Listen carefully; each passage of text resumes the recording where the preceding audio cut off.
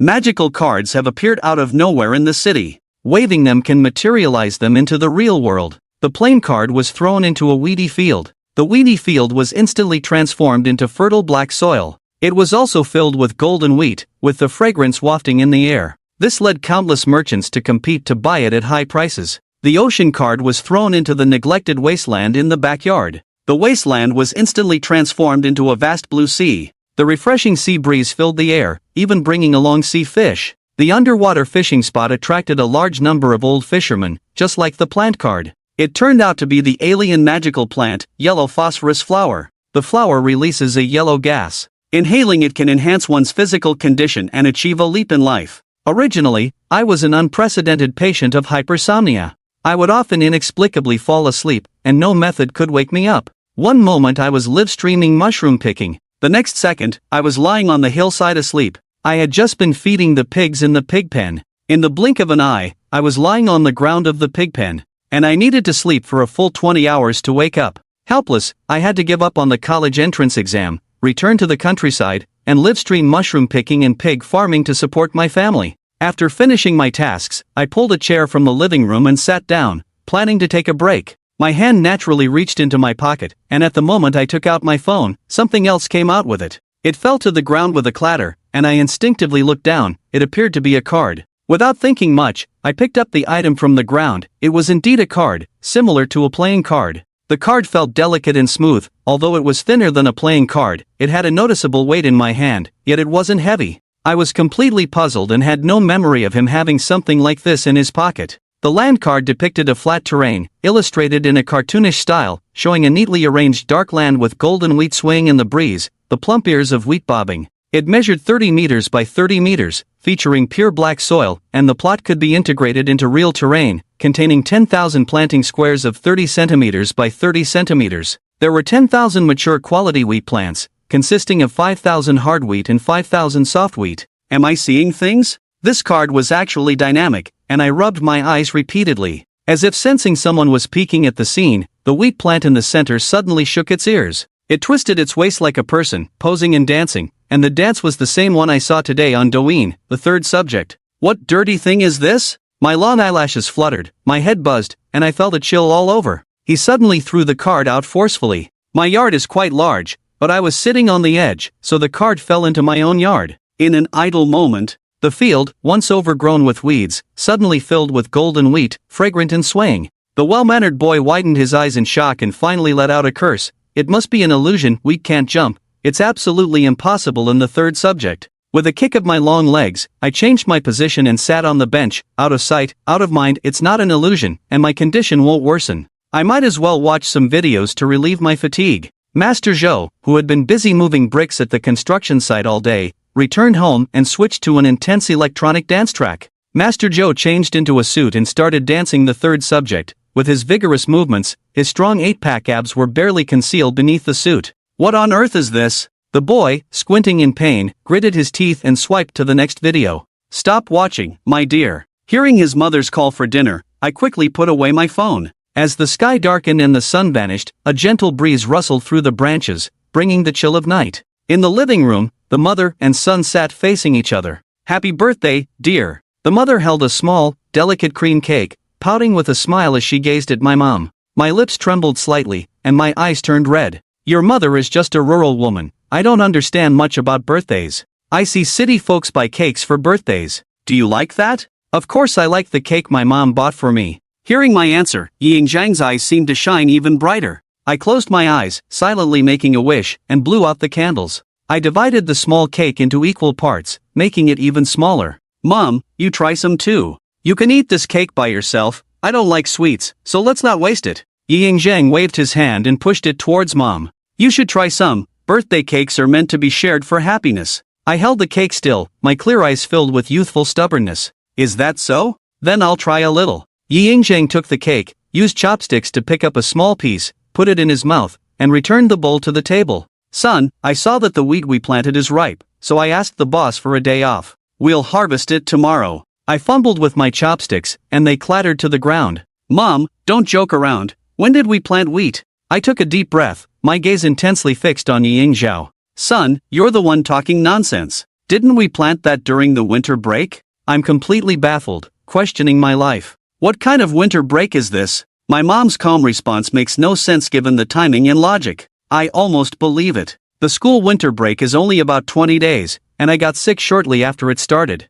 Altogether, I've barely had a month. Even though I don't farm, I know basic life facts. Which family's wheat can mature in just a month? Son, for your illness, maybe we should go to the provincial city for another checkup. Don't worry about the money, Mom will figure it out, Yi Yingzhang suggested. Mom, I'm fine. The doctor said I should rest at home. I'll be okay. Why go to the provincial city? It's a waste of money, I retorted. I don't understand that either, so I'll just listen to the doctor. Rest at home, and you can study once you're better. The mother and son quietly finished their meal, and I was gathering the dishes, about to head to the kitchen. My phone rang, and at 12:55, she said, "Don't bother helping with the dishes. Hurry upstairs and go to bed." Without waiting for my response, Yi Yingzhang snatched the dishes from my hands. I nodded helplessly. Growing up, my mom has always managed everything alone. Now that I'm becoming an adult, I want to help out. But the situation got worse. I only have about 4 hours of wakefulness each day due to my illness. I lay half reclined in bed, feeling useless and carefree, thinking it couldn't possibly get any worse. What if the wheat is real? That large plot of wheat should be quite profitable. It's time to sleep. Since he only has 4 hours of wakefulness, the boy closed his eyes, and his breathing slowed down instantly as his body relaxed. He was clearly already fast asleep. This is the first time I've woken up naturally without setting an alarm, and my phone screen shows 4 p.m. Alright, now it's time to test if my idea is correct, the boy smiled. Not far from the yard, Yi Yingzhan was already harvesting wheat in the field. Sweat dripped from his forehead to his chin, rolling down alone into the muddy ground. Half of the originally neat golden wheat field remained, still standing in the wind, swaying with the wheat ears. Mom, take a sip of water and rest for a bit, I'll take over. I brought a glass of cool boiled water to the field. You're awake, my dear. You're so thoughtful, knowing to bring me water. Yi Yingzhang smiled as he took the bowl of water and gulped it down. Alright, stop standing around here. The wheat won't harvest itself. Go back to the yard and check your phone. Yi Yingzhang shoved the bowl back into his son's hands and prepared to continue harvesting the wheat. Mom, hand me the sickle. You've been working for so long, go take a break. Yi Yingzhang smiled first. What do you know? I'm not tired at all. I just took a day off, and we definitely need to finish harvesting the wheat in our field. Who knows if it will rain tomorrow? Mom, if I can cut pig feed, I can certainly harvest wheat. You don't want the villagers to think I'm useless, do you? Yi Yingzhang, who had turned around, stiffened for a moment. You make a good point, so give it a try. Mom, can you help me with the live stream? I took the sickle and handed over the phone that was already set up for streaming. What's live streaming? I don't understand, son. Yi Yingzhang's rough hands clutched the phone her son had given her, holding it like a hot potato, feeling flustered and uneasy. It's fine, Mom. Just sit on the stool and point the camera at me. Alright, I can do that. Yi Yingzhang picked up the phone and aimed it at her son. After starting the stream, old fans flooded into the live room. Hey, why did you start streaming at 4 today? Don't you usually end at 4? Where's the host? All I see is a patch of withered yellow grass. That's not grass, it's wheat. Today, we're live streaming the wheat harvest. I diligently cut the wheat, my hands moving swiftly with the sickle. Golden wheat fell to the ground in bunches. Is it just me, or does the host's hand speed leave after images? Wow, this host is incredible. This hand speed must have taken 30 years of being single to master. You should know that the sickle is very sharp. With a little carelessness, you could easily cut your hand. But look at the host, he doesn't even pause to lift his left hand to gather the wheat. It's just amazing. After hearing your words, I feel even more impressed by the host. Isn't this just the embodiment of a natural wheat cutting master? I quickly finished cutting the last ear of wheat. The mother and son worked together to carry the harvested wheat back to the yard. Finally done moving. I took a sip of water, picked up my phone, and saw that it was 5:05 p.m. It's been over an hour, and I didn't suddenly fall asleep. It seems my guess is most likely correct. I opened my live streaming account again and received dozens of messages, ready to reply to my fans. Ice Disc Streamer, can I ask if your wheat is hard wheat or soft wheat? Although I don't know much about wheat, the card clearly stated to answer. Without thinking much, I replied, both hard and soft. Why do you ask? Meanwhile, in the office, a well-dressed, 30-something elite professional heard the special alert sound. She hurriedly picked up her phone. Gao Dai finished reading the message, and her once bloodshot, tired eyes suddenly sparkled with hope. There's a way out. Gao Dai quickly typed a reply, Ice Disc Streamer, if possible, could you tell me your current location? Don't misunderstand, I'm just looking to buy the wheat you have. I looked at the message, deep in thought. Someone noticed my family's wheat because of a live stream and wanted to make an offer. This is actually a good thing. After all, my illness restricts me to staying in my hometown, and if my mom sells the wheat alone, it would just be sold at a low price. I'm in Yi Family Village in the West Market. Just follow the road, and you'll reach my home, Ice Disc. Okay, streamer, give me a phone number. I'll head over right now, and we can discuss the wheat in person. Bing Dai, I have to go to sleep by 8 o'clock. Are you sure you can make it? I sent this message, and after a few seconds, Bing Dai, I will arrive on time before 7 o'clock. Since the other party was so straightforward, I didn't say anything more, quickly edited my phone number, sent it, and closed the chat window. Perhaps this wheat could bring us a significant income. I don't want to be a parasite living off my mom. Life as a child doesn't mean I can't live splendidly. Everything will gradually get better. At 6:56 p.m., at the entrance of Yi Family Village, with a low rumble from the engine and dust flying, a gem-red sports car abruptly appeared at the village entrance. At 6:58, Yi Yingzhang, who was gathering wheat, heard a loud bang, startled and shivered, dropping the wheat he was holding all over the ground. What was that sound, son? Mom, don't be afraid, it's someone here to buy our wheat. Boss, I'll explain to you later. I smiled as I explained, and the sports car had already parked on the road, arriving right on time before 7 o'clock. Cao Dai was still wearing that suit. Her features were well-defined and delicate, her demeanor appropriate, exuding a unique charm of a professional woman, though one must overlook the prominent dark circles under her eyes. Host, I am Bing Dai, my real name is Gao Dai. Time waits for no one, so let's take a look at the wheat first. I nodded. There's no way around it, I have to sleep by 8 o'clock. You can take a look yourself, the wheat is all here. Gao Dai bent down, crushed a wheat ear in her hand, took a sniff, her pupils widened, and a smile appeared on her face. He was right, he hadn't been mistaken. The rich aroma of wheat was something he hadn't smelled in years. This was definitely the finest quality wheat. Host, you said you have both hard and soft wheat. So, is the wheat in this field hard or soft? My family has a patch of wheat, and both hard and soft varieties are here. You say everything is mixed together. How can you tell them apart with so much wheat? Gao Dai's face visibly darkened, and the grains in her palm fell to the ground. Hard wheat has a high protein content and is commonly known as strong flour after milling, making it suitable for bread, while soft wheat is better for cakes. But now, the two different types of wheat are mixed together, making it difficult to distinguish them. It's not feasible to grind each plant into flour and then test the protein content. He felt a surge of frustration in his chest, his blood pressure rising, but he didn't blame others for their ignorance, he only blamed his own misfortune. Sister Gao, I can tell them apart, they are different, as the boy said. It was like a clear spring flowing into Gao Di's heart. You really can tell them apart? It's not difficult at all, my mom and I have already sorted them out. The courtyard slate was covered with wheat, but a space of about a palm's width was intentionally left in the center. This gap is very narrow, you really wouldn't notice it if you don't look closely. Great job, host. You've really helped me a lot, and Gao Dai's look of despair vanished in an instant. Just as I was about to ask something, the other person stood up and, with a clatter,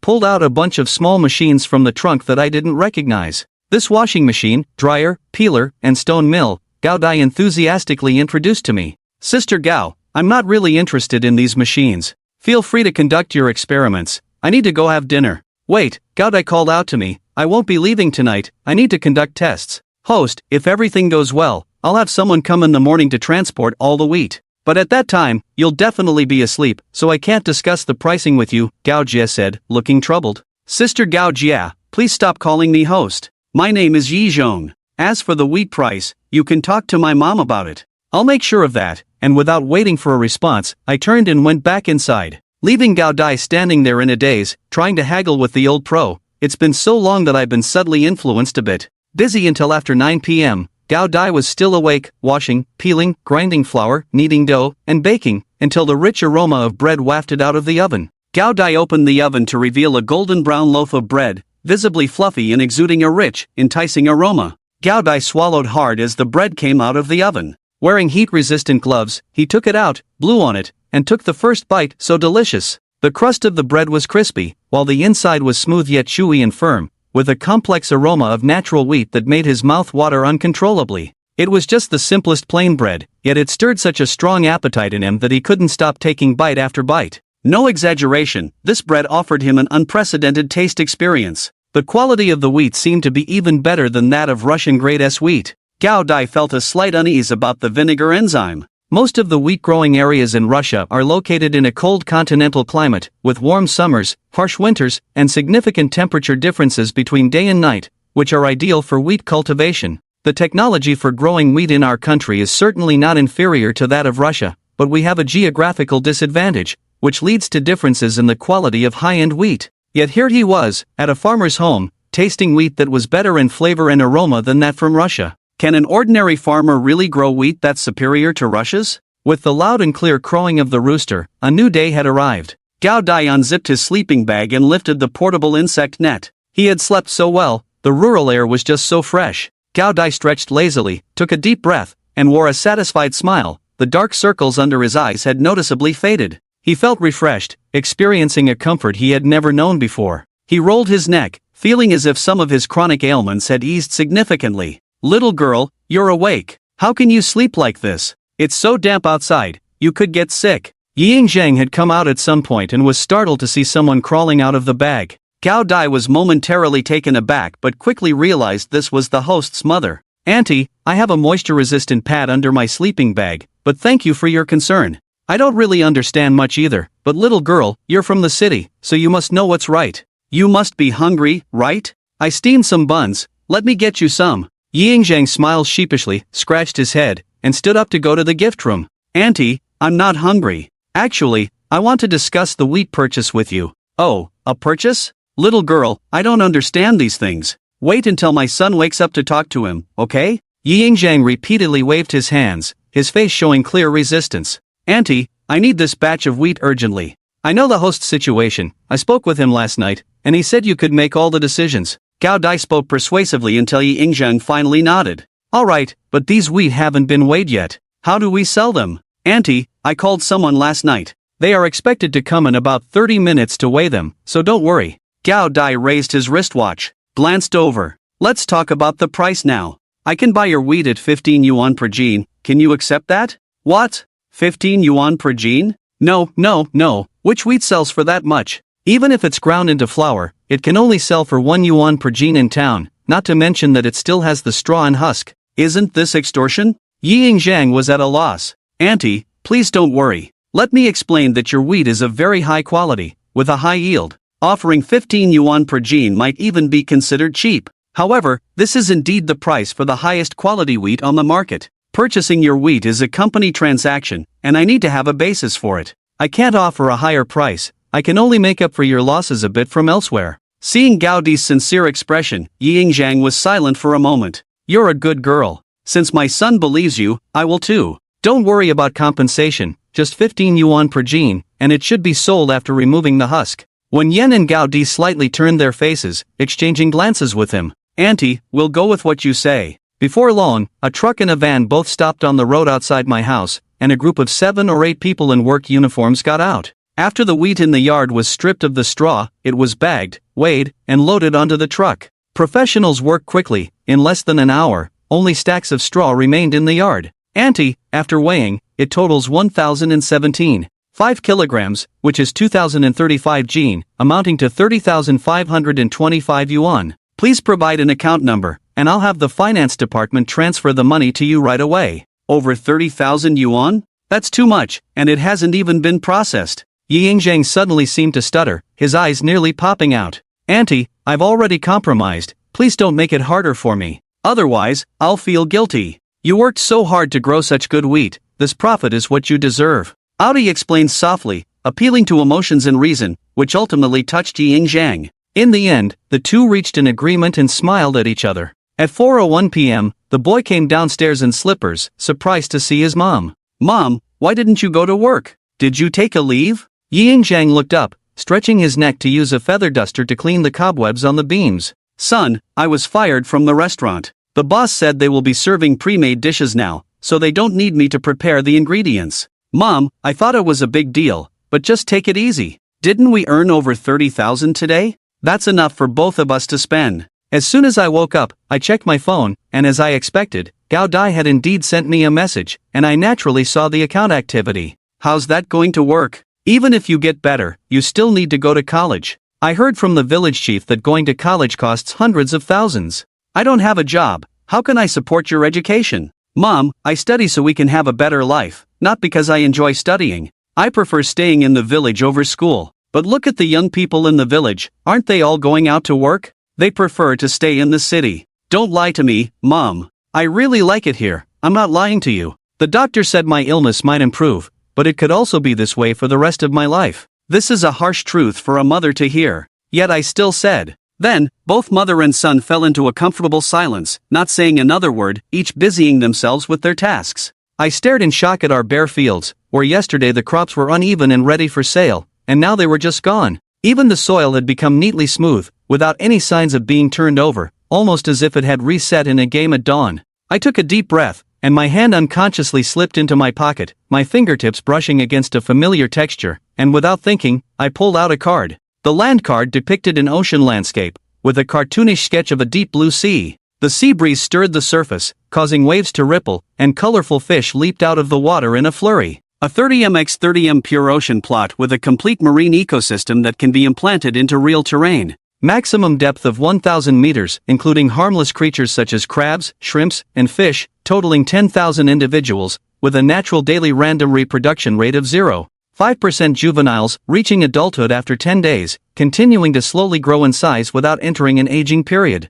The ocean terrain comes with marine fish and shrimp? Yi Chen's hand trembled slightly as he held the card, his eyes burning with excitement. The scene of wheat appearing out of thin air after the card was dropped before still vivid in his mind. The appearance of this card already meant that he owned a piece of the ocean. His mind was in a whirl. In his view, the potential value of the ocean far exceeded that of the plains. 10 years ago, despite the criticism, the country had been discharging nuclear wastewater for over a decade, which turned the ocean completely black 5 years ago. Fish and shrimp caught by fishermen in coastal cities worldwide were found to contain excessive levels of radioactive elements. Consequently, the country directly issued a ban on the ocean, including but not limited to activities such as fishing and going out to sea. But how could he maximize the benefits from this card? Without an answer, he decided not to implant the ocean into reality for the time being and put the card back into his pocket. Meanwhile, in the meeting room of the Dim Sweet Food Limited Company in Shaoyuan City, a half-eaten golden bread lay on a plate on the long table. CEO, the new flour I purchased, both in taste and texture, is conservatively estimated to be at least 20% better than our peak period, and this is just my work. If we were to use our professional pastry chefs in the stores. Gao Dai stood straight, her eyes filled with excitement, her voice gaining momentum, her whole body energized. However, the man referred to as the CEO by Gao Dai remained expressionless, completely unaffected by her emotions. Most importantly, with such high-quality flour, I managed to secure it at the highest domestic price, ensuring our costs, so we don't need to implement that plan. Gao Dai's eyes were full of smiles, her gaze filled with anticipation, shining brightly. I'm sorry, Manager Gao, I cannot approve your plan. Gao Dai froze in place, her smile solidifying at that moment. Why? Haven't you tasted the bread? Gao Dai asked incredulously. Manager Gao, I have tasted your bread, it is indeed delicious, but it does not contribute to the company's development. The man's expression remained cold, his hands crossed steadily on the table. CEO, we are a cake chain company that puts customer experience first. How can such a high-quality product, even with unprecedented high-quality flour, not contribute to the company's development? Gao Dai's chest rose and fell rapidly, but her tone remained unchanged. Gao Dai, even if you overlook operations and performance, you know that the company's profits have been declining over the years, right? I know, it's precisely because I know that Gao Dai's words were cut off. Gao Dai, I understand your efforts, but pre-made cakes are the right path for the company. Our competing companies have already transitioned 2 years ago and are now reaping the rewards. Our persistence over the past 2 years is seen as a joke in the industry. It's time for a change. This is not just my opinion but also that of the board. A self-deprecating smile tugged at the man's lips. So, does my position no longer hold any meaning? Gao Dai's gaze fell on the half-eaten bread. Manager Gao, you are a valuable employee to the company. I will request a department transfer for you, with no change in position or salary. This optimization reform will not cause you any losses. I understand, CEO. Then I won't disturb you. Gao Dai laughed. She left the meeting room with the same smile she had when she entered, her head bowed. As soon as she stepped out, curious gazes shot her way. She avoided the crowd's eyes and headed straight to her office. To her surprise, there was a figure standing outside her office. Gao Jie, how did it go? Did the president agree to your proposal? Assistant Zhang Shi was excited, mirroring Gao Dai's previous demeanor. Gao Dai opened her mouth but found herself unable to speak, her throat uncontrollable. Her eyes welled up in an instant. Yi Chen logged into the internet service provider's app, placed an order online, paying 1,888 yuan per year for internet fees and 50 yuan for installation. Since she decided to stay in her hometown, she thought it best to sort out the internet first. Using excessive data was no different from cutting flesh. About 30 minutes after payment, the installation guy arrived on a small electric scooter. The installer was a man in his 30s. As soon as the man entered, Yi Yinzhang stared at him intently.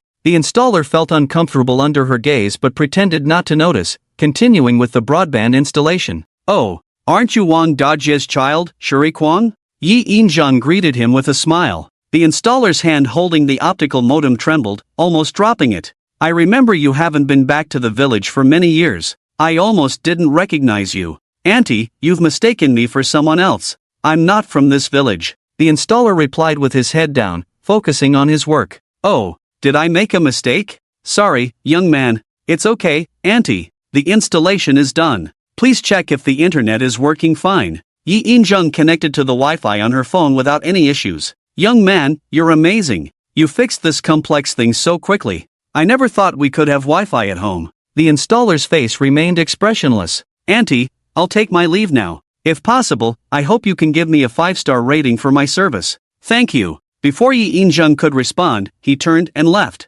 She watched the installer's retreating figure in confusion. How strange. I distinctly remember he's Wang Dajie's child. Why did he say he's not from the village? Yi Yinzhang scratched her neck, feeling puzzled. The sound of slippers echoed on the stairs. In an instant, her son stood before her. Mom, is the piece of land behind our house ours? Yi Chen had just finished researching, and now he seemed unusually determined. The backyard with the fence is ours, but beyond that belongs to the village collective. However, if we cultivate it, there shouldn't be any issues since we're doing it ourselves. After pondering, Yi Yinzhang asked, are you planning to cultivate that land and grow wheat? No, we're not planting wheat. How about turning it into an ocean? Yi Yinzhang blinked, trembling all over. Son, are you running a fever? Yi Yinzhang reached out to touch Yi Chen's forehead. Mom, I'm not talking nonsense. Come with me, and you'll see. Yi Chen finished speaking and headed towards the back door. During this time, he had figured out how to maximize the use of the ocean.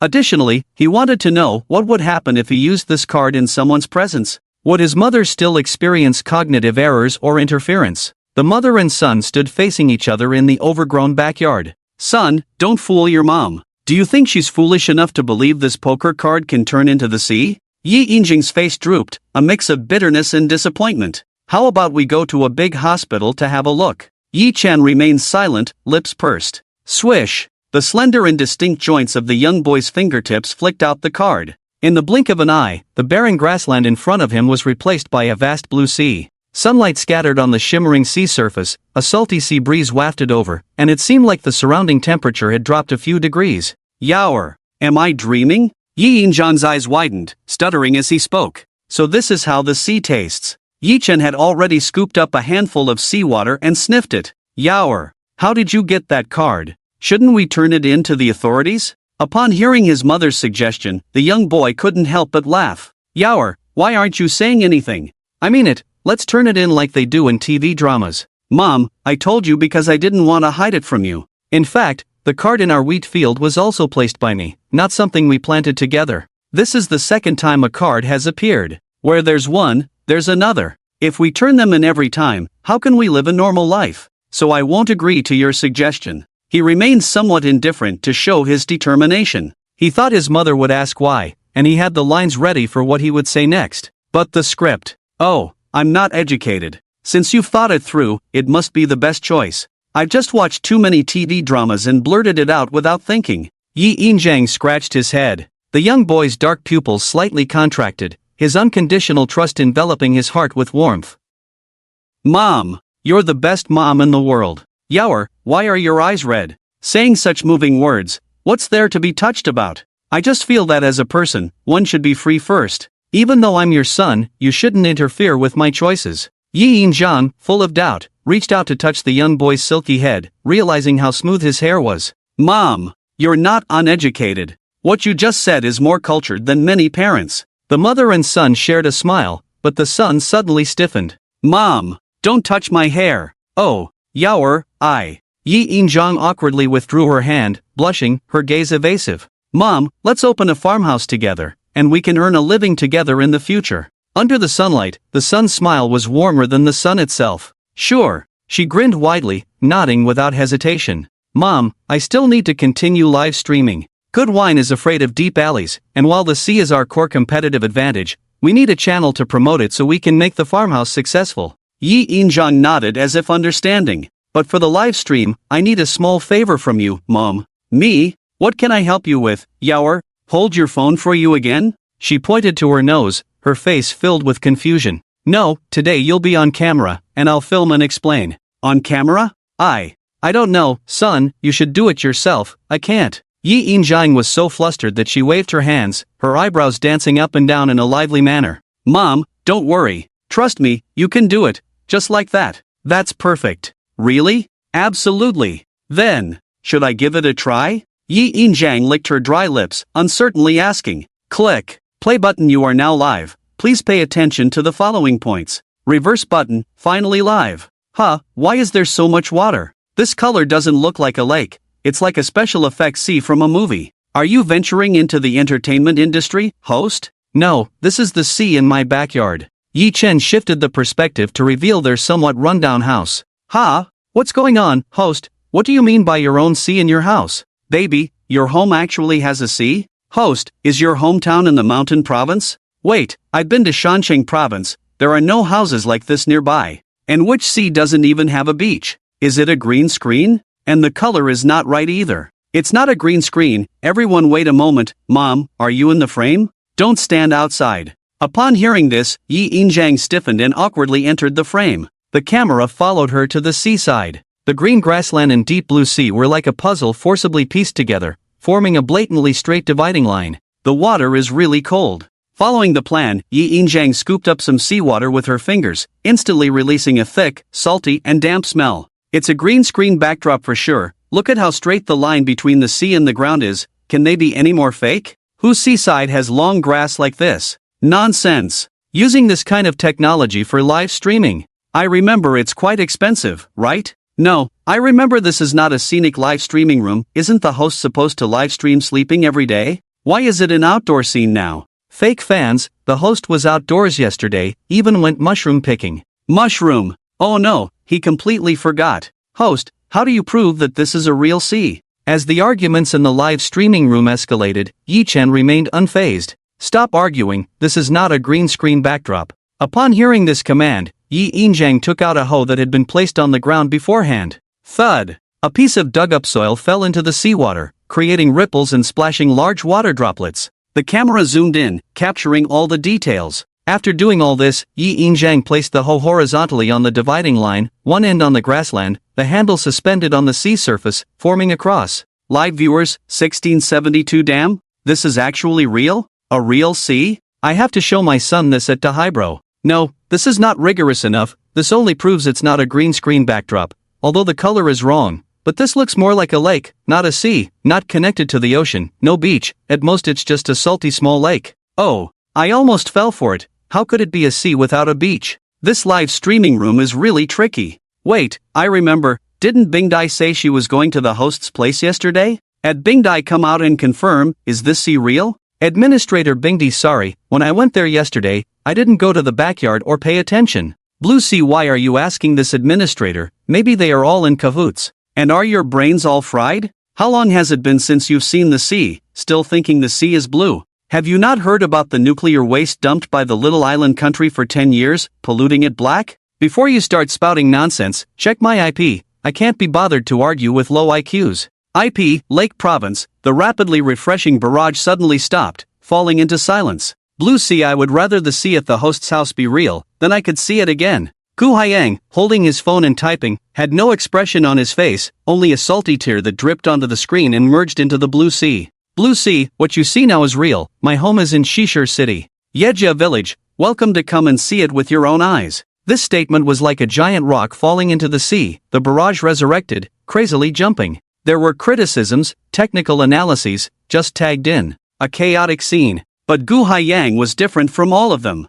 I want to take a look, whether it's a hoax or not, I have to take a look, or else I won't be content. He grew up by the seaside, but ever since the ocean was polluted 10 years ago, he never swam in the sea again, never crossed the sea. Live viewers, 3,876 anchor, are you really telling the truth? How are you going to prove it? We won't believe just your words. Exactly. My home is also by the coast, and now the sea is no longer blue. Why do I need to prove it? It's the sea, no need for proof. The young man remained calm and unruffled, a smile playing on his lips. His time was precious, he wouldn't engage in self-proving loops. Just then, the calm sea surface suddenly stirred. Splashes of water emerged. Splash! Whoosh! Colorful sea fish leaped over the sea surface, sunlight reflecting in the mist, a wide and brilliant rainbow appearing out of nowhere. Time seemed to slow down at that moment, as the fish flapped their fins and swam up the rainbow bridge, a scene that seemed like a dream unfolding in reality. In front of the camera, the fish leaped like carp crossing the dragon gate, each one jumping to the perfect spot, leaving behind close-ups. Oh my! What did I just see? It's a flying fish, a mandarin fish, and, isn't this too beautiful? Wow, that fish looks familiar, like I've seen it somewhere. Yellow and white, with black outlines, it looks like a cartoon fish, strangely beautiful and fake. The head is pink, the back half is yellow, it's like a child's play, this is so fake. This one is blue on top, yellow on the bottom, real or fake? Fake? How can this be fake? There's no flaw. Tell me which tech company can create such realistic models? Arguing for the sake of arguing, how is the anchor different from burning money? For what? To gain a few more followers. Capybara on the branch baby. I can finally speak, there are too many skeptics, I knew you couldn't lie, these fish are so beautiful. I've seen a few of them in the aquarium, but they are even more beautiful than the ones in the aquarium. Play button capybara on the branch sends the anchor 10 random gifts, summoning more viewers. Reverse button the number of viewers in the live stream rapidly increases. 5,796 Miss Capybara, stop sending gifts. Capybara on the branch, it's okay, baby, this is just to attract more viewers, didn't cost much, hee. Yi Chen felt strange being called baby by someone. A faint blush tinted his fair face. Anyway, feel free to send free gifts, be cautious with paid gifts, I don't rely on live stream gifts to make money. Capybara on the branch, okay baby, I'll listen to you, there are enough people now, no more gifts, but if not gifts, how does baby make money? I want to open a farmhouse, my family's sea can be open for sightseeing for free, swimming can be paid on Mondays, Wednesdays, Fridays, and Sundays, fishing can be paid on Tuesdays, Thursdays, and Saturdays, that's all I can think of for now.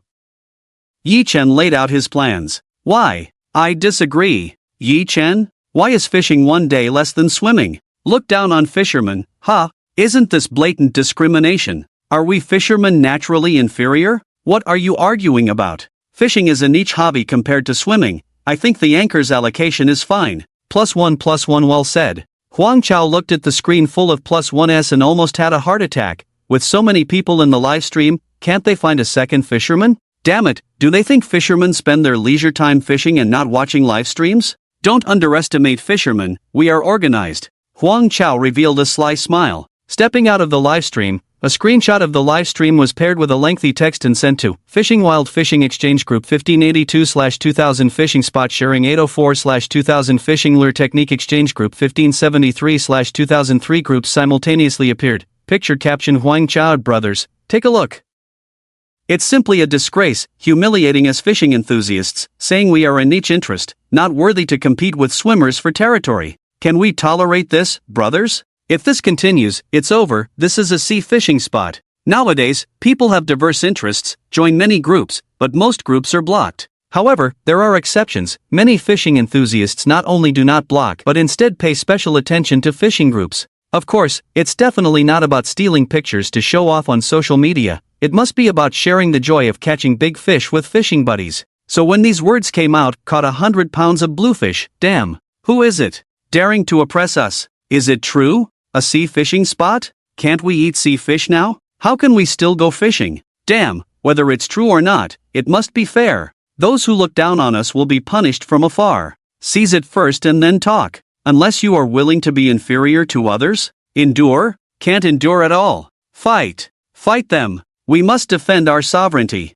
Some fishing buddies rushed into the live stream directly. Some others forwarded this information to other groups with exaggeration. Why aren't the fish jumping? Where are the fish? Host, you're home. Who the hell said we fishing enthusiasts can only fish 2 days a week? Come out. Yes, and they curse us with Air Force every day. Fishing enthusiasts will dig up your ancestors' graves. You dead scumbag. Who said that setting up nests for fishing is a tough job? It has polluted many water sources, the sea is polluted. Fishing enthusiasts also have to take responsibility, even an avalanche, not a single snowflake is innocent. Damn it, come out. Watch me turn you into snowflakes. Instantly, the barrage of fishing enthusiasts flooded the screen, densely packed, making it impossible to read. What the hell is this? Who? The original audience in the live stream was also confused. Acting. Where's the act? Isn't that what you said, right? We really didn't. Huang Chao watched this farce. He was also confused. He never said these things, and there was no mention of them in the screenshots he took?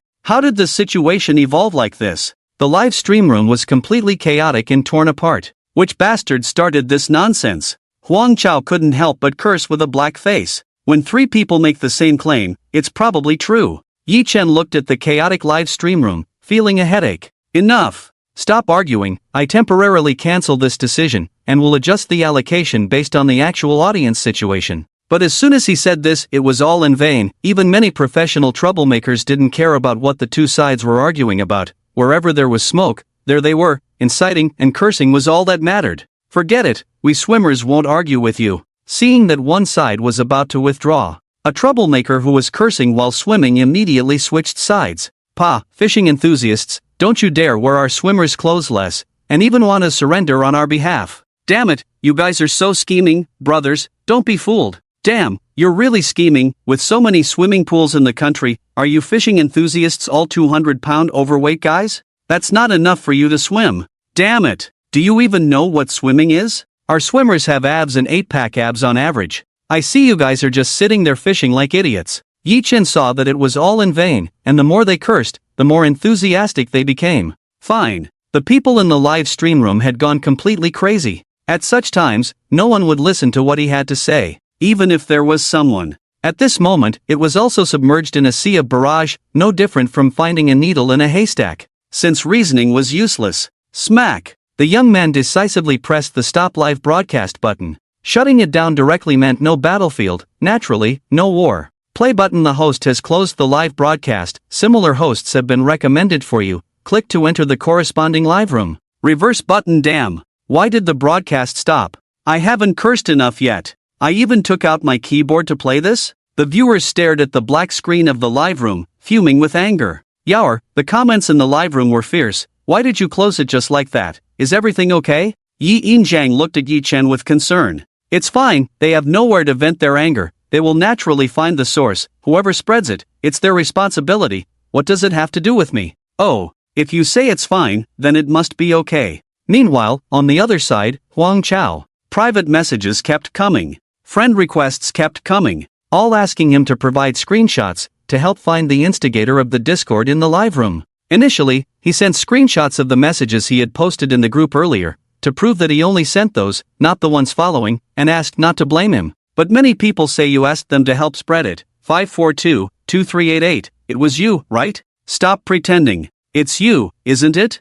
You can't provide screenshots, are you spreading rumors? Different people gave similar responses, not believing his explanation at all. Damn. Beasts. Who is messing with me? Huang Chao was drenched in sweat, beads of sweat dripping down, more exaggerated than being in a sauna. Trembling, he first rejected friend requests, then closed the private messages. Ring ring. A strange call. Huang Chao immediately hung up. He never answered unfamiliar calls on weekends. Ring ring. Just as he hung up, a new number called. Damn. Will this ever end? He hung up again. Ring ring. This time he didn't hang up. The ringtone echoed faintly in the room. Huang Chao looked as if he had seen a ghost. Even his feet knew what was going on. Damn. These bastards. Are they really doxing me? It's past 5, Yaor, I'll go cook. What do you want to eat? The young man didn't reply, his gaze fixed on the deep blue sea, 850 meters below the sea. A king crab, using its large pincers to pick at fish eggs for dinner, suddenly stopped and swam upstream. Yaor, look, something is crawling up. I saw it, Mom, that's a king crab. Let's add it to our dinner tonight. The young man smiled. I don't know how to cook this thing. It's so big, how do I handle it? I already set up the recipe for you, just search for steaming method. Okay, I'll give it a try. Yi Injiang tentatively approached the red thing his son called a king crab. The creature lay quietly on the grass, not moving at all, not even struggling when Yi Injiang grabbed its two large pincers. It's really heavy, at least 20 catties. How did it crawl up by itself? Yi Injiang lifted the heavy crab, weighing it. Probably didn't want to live anymore, volunteered to be our dinner tonight. Yi Chen said thoughtfully. Ha, Yaoer, your joke isn't funny at all. Maybe it did volunteer, but I've never eaten such a big crab before, it must be delicious. Yi Injiang kept laughing heartily. I'll go steam it now. After carefully cleaning it, Yi Injiang put it in a large pot. White smoke rose slowly, the fragrant scent of wood and seafood intertwined, drifting out gradually. Meanwhile, on the other side, Yi Chen rode his bike to the only grocery store in the village. Uncle Zhong, I want to buy some seeds. Oh, it's Xiao Zhou. You're buying seeds? They're all 2 yuan per pack at the stall, pick what you like. The owner of the grocery store was an elderly man with white hair, named Zhong Manhwa, known as Boss Zhong in the village. Yi Chen was a senior high school student who had never worked in agriculture before and naturally knew nothing about seeds. Chinese cabbage, cauliflower, carrots, cabbage. The young man muttered the names on the packaging bags and started filling the bag. Wait, Xiao Zhou, didn't your mother tell you what vegetable seeds to buy? Boss Zhong rubbed his temple, his white eyebrows furrowed tightly. Grandpa Zhong, I'm buying seeds to plant, not my mother. The young man shook his head, stopped muttering, and started picking different seeds. Are you really not studying anymore? Planning to farm at home? Grandpa Zhong, I indeed stopped studying, but I don't plan to fully devote myself to farming. My time is precious, I'm just buying these seeds to try planting. The young man smiled innocently, full of vitality. Xiao Zhou, I've underestimated you, thought you would have a hard time overcoming this hurdle. But I didn't expect you, at such a young age, to have such a clear mind. A hint of dimness flashed in Zhou Mangua's hazy eyes, but quickly turned into a smile. Grandpa Zhong, I don't see this as a hurdle. I love our village, this is my home. Zhou Mangua pursed his lips, his gaze unfocused. Grandpa Zhong, there are 12 packs in total, I'll pay you 24 yuan. Yi Chen raised the bag. You little rascal, you're the buyer, you shouldn't be doing the math yourself. Boss Zhong was amused by the little guy talking to himself, unable to control his laughter. He scanned the payment code and paid. On his way home, Yi Chen could already smell the woody scent of firewood from afar. He parked the car in the yard. How do I plant these? Looking at the dark soil, Yi Chen held the seeds in one hand and the hoe in the other, feeling lost. He went to the grocery store thinking of planting some vegetables for agritainment, for both personal use and allowing visitors to pay for picking. But the problem was, he didn't know how to farm. How deep should he dig the soil? How much seed should he sow? These were all questions with answers in encyclopedias. But hands were not rulers, they needed experience. It wasn't just about knowing in the mind, the hands needed to learn too. Oh well, the beginning is always difficult. I have to try before I know. The young man, carrying seeds and a hoe, stepped onto the soil. What's this? The world in his eyes changed drastically. The 30m x 30m block of soil suddenly formed a dense grid emitting a white light. Is this a planting grid? The young man quickly counted the number of grids, 100 horizontally and vertically, exactly 10,000. Perhaps farming was much simpler for him than he had imagined. Yi Chen grabbed a bag of tomato seeds from the packaging, gently tearing open a small hole. The encyclopedia said the soil depth for seeds should be 2 to 3 times their size. In that case, if I pour out some seeds, I'll probably know how deep to dig. Yi Chen muttered to himself. True to his words, he opened his left hand and carefully shook the seed bag with his right hand. Whoosh! Yi Chen's clear eyes widened. He was left dumbfounded as not a single seed fell out. Surely he hadn't shaken it hard enough. Rattle! He shook it with more force. Another disappointment. Yi Chen, refusing to believe it, leaned closer to the opening of the bag, only to see the seeds were densely stuck to the inner wall, measuring 2 to 3 millimeters in size. Yi Chen expressionlessly turned the bag upside down, letting gravity do its job. Yet still, not a single seed wanted to cooperate. This is quite interesting. Has physics ceased to exist? The young man thoughtfully picked up the hoe and casually dug into the grid beneath his feet. Just right, a standard and neat 1 centimeter deep soil pit appeared right in the middle of the grid, and the grid transitioned from white light to yellow light. Ha! Yi Chen chuckled with interest, shaking the seed in his other hand and casually pouring it towards the grid. Whoosh! A round seed slid out of the opening, spinning and twirling in the air. Just like that, it fit perfectly into the 1 centimeter deep soil pit like a well-behaved baby. At the same time, the glowing grid turned light green. Yi Chen casually kicked with his leg, kicking the soil back to the edge of the pit, neatly covering the little baby in the pit with a blanket. This time, the glowing grid turned deep green. Yi-Chen lifted the bag again, attempting to shake it, but no seeds came out. A hint of understanding flashed in the young man's eyes. As a tester, he no longer needed to continue testing here. It was time to change. But not now. Time was precious, it was meaningless.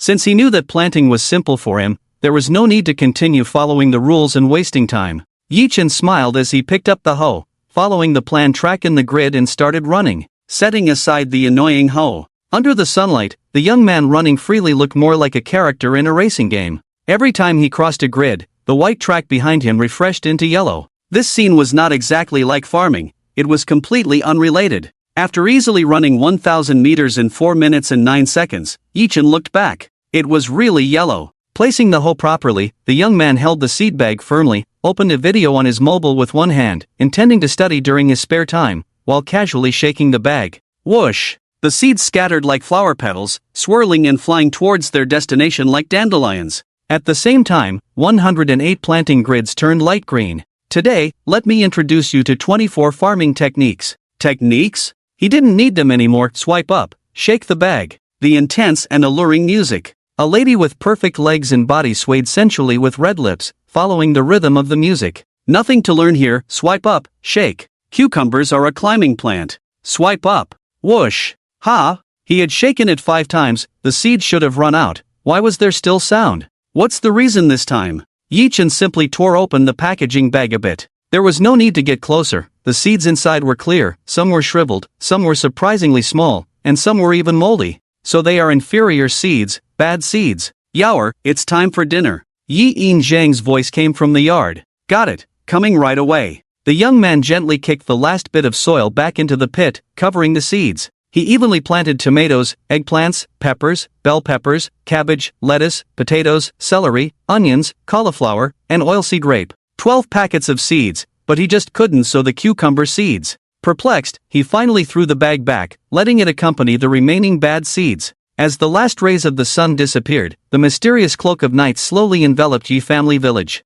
The mountain village was particularly quiet, except for the occasional chirping of insects unable to bear the loneliness. Boom! A bright red racing car roared and broke the silence once again. Bang! Gao Dai closed the car door casually. Auntie! Xiaozhou! Speaking of which, Gao Dai called a few times outside the yard but no one came out. Seeing the yard was open, she walked in. What's that smell? It smells so good. Sniff. Gao Dai inexplicably followed the scent trail. A scene she had only seen in movies unfolded before her eyes. The boy and his mother, each holding a bright red oversized crab claw, the chopsticks gently picking out the glistening and plump crab meat. The enticing aroma of seafood filled the air and slipped into her stomach through her nostrils. Who knows how many years it had been since she last ate this, tears almost flowing from her mouth. Yaoer, this crab from the sea is so delicious, tender, chewy, and so much meat. Yi Zhang looked satisfied, unable to stop eating. I'll go get some vinegar, it should taste even better. As she got up, she immediately noticed Gao Dai.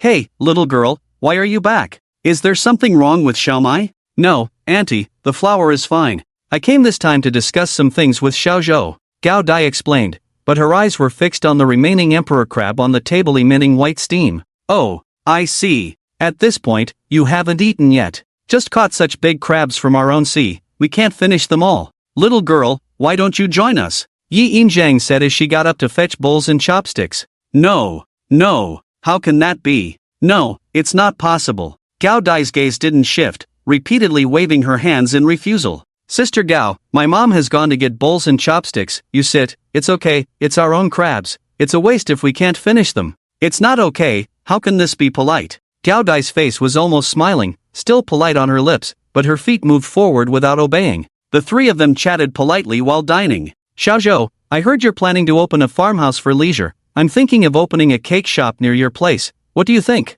Ah, Sister Gao, I remember you said you were from a cake chain company. Why do you want to open a cake shop near my place? Gao Dai sucked on a crab leg, replenishing herself with a bite of blood, then answered softly, due to some reasons, I'm planning to resign. I have confidence in you, so I plan to open a cake shop. I see. Actually, you shouldn't ask me about this, you should ask the village chief. Building a house is a big deal, you can't build it privately. I know this, I plan to leverage the flow of people from your farmhouse, so I definitely need to ask for your opinion first. If you disagree, I can't proceed to the next step. Well, I have no objection. Sister Gao, if you can open a cake shop in the village, then I can always have delicious cakes, which is great. Yi Chen nodded with a smile, but his eyes glanced at Yi Yinjiang, who was enjoying the crab roe. Okay, I will definitely pick up my cake-making skills again. Gao Dai received a response, and her head couldn't be lifted anymore, not even picking up the chopsticks, just using both hands. The crabs were just too delicious. Sister Gao! Sister Gao!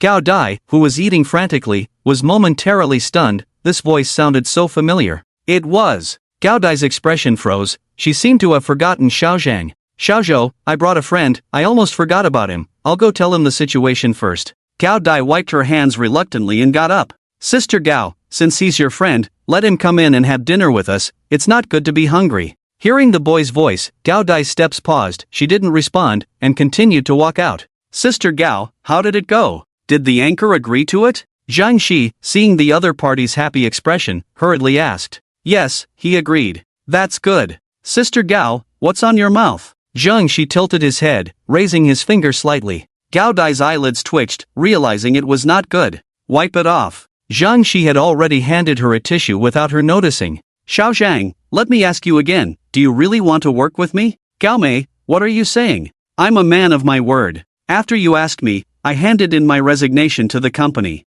What? Gao Dai was shocked. She hadn't even. Gao Mei, I trust you. No matter what happens, I'll be with you. Zhang Shi was tall but plain-looking, a sincere smile lighting up his face, making him seem less ordinary. Alright, from now on, this family will be our home. Let me introduce you. Gao Dai took Zhang Shi's arm and led him inside. Let me tell you, the anchor is called Yi Chen, you can. Gao Dai walked inside with her assistant, giving him a heads up. Zhang Shi, being pulled by Gao Dai, paused as his gaze lingered on her hand holding his, then quickly averted his eyes, smiling as he said, I got it, Gao Mei. Okay, let's go in. Gao Dai withdrew her hand. Yi Yinjiang saw Gao Dai bringing a friend in and returning. I've got the chopsticks and bowls ready, come sit down. Zhang Shi nodded without saying a word, sitting down with Gao Dai. The four of them chatted and laughed over the meal, enjoying themselves and growing closer. Yi Jia, don't compete with me. We're having dinner together, let my friend do the dishes. Gao Mei, let Xiaozhang do the dishes, you're all guests.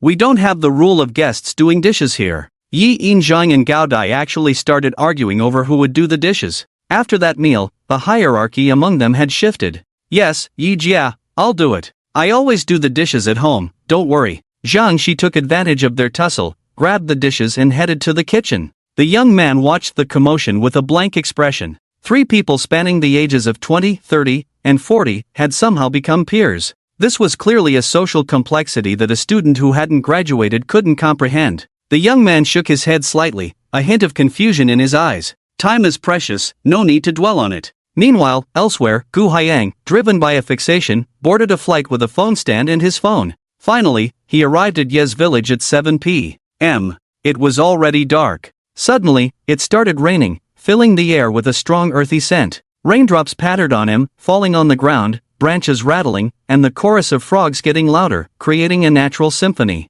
But Gu Haiyang had no interest in listening. He was soaked, his pants sticking uncomfortably to his backside, shivering in the cold wind. Damn it! I'm such an idiot, coming to this godforsaken place to look at the sea for no reason. Despite his complaints, he had chosen this path. And he had to finish it, even if it meant crying. Gu Haiyang had to trudge forward, holding his phone flashlight, at least it was waterproof. The rain and frog sounds surrounded him, walking alone on a deserted muddy road, the flashlight useless in the rain, leaving him practically blind. His vision blocked in a rural area, the darkness adding to the eerie atmosphere. Something seemed to move in the blurry bushes. What's that? Why is it moving? Gu Haiyang's throat was dry, his hands trembling, unable to hold the phone steady. He felt like something was watching him. In a daze, he thought he heard something behind him, a chill running up his spine straight to his brain. At that moment, Sam 100, Gu Haiyang lost his sanity in a buzz. He bolted, limbs flailing in a frantic escape. Ah! His scream echoed with the splatter of mud.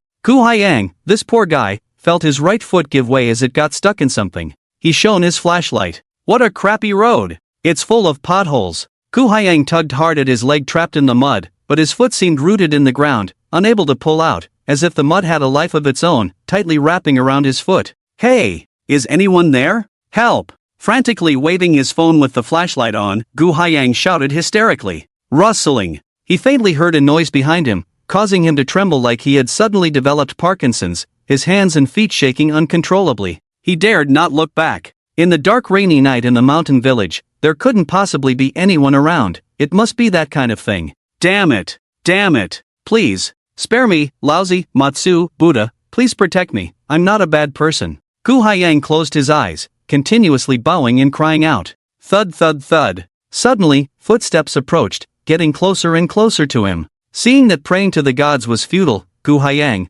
wrapped up like a quail, immediately begged for mercy. Ghost brother, ghost sister.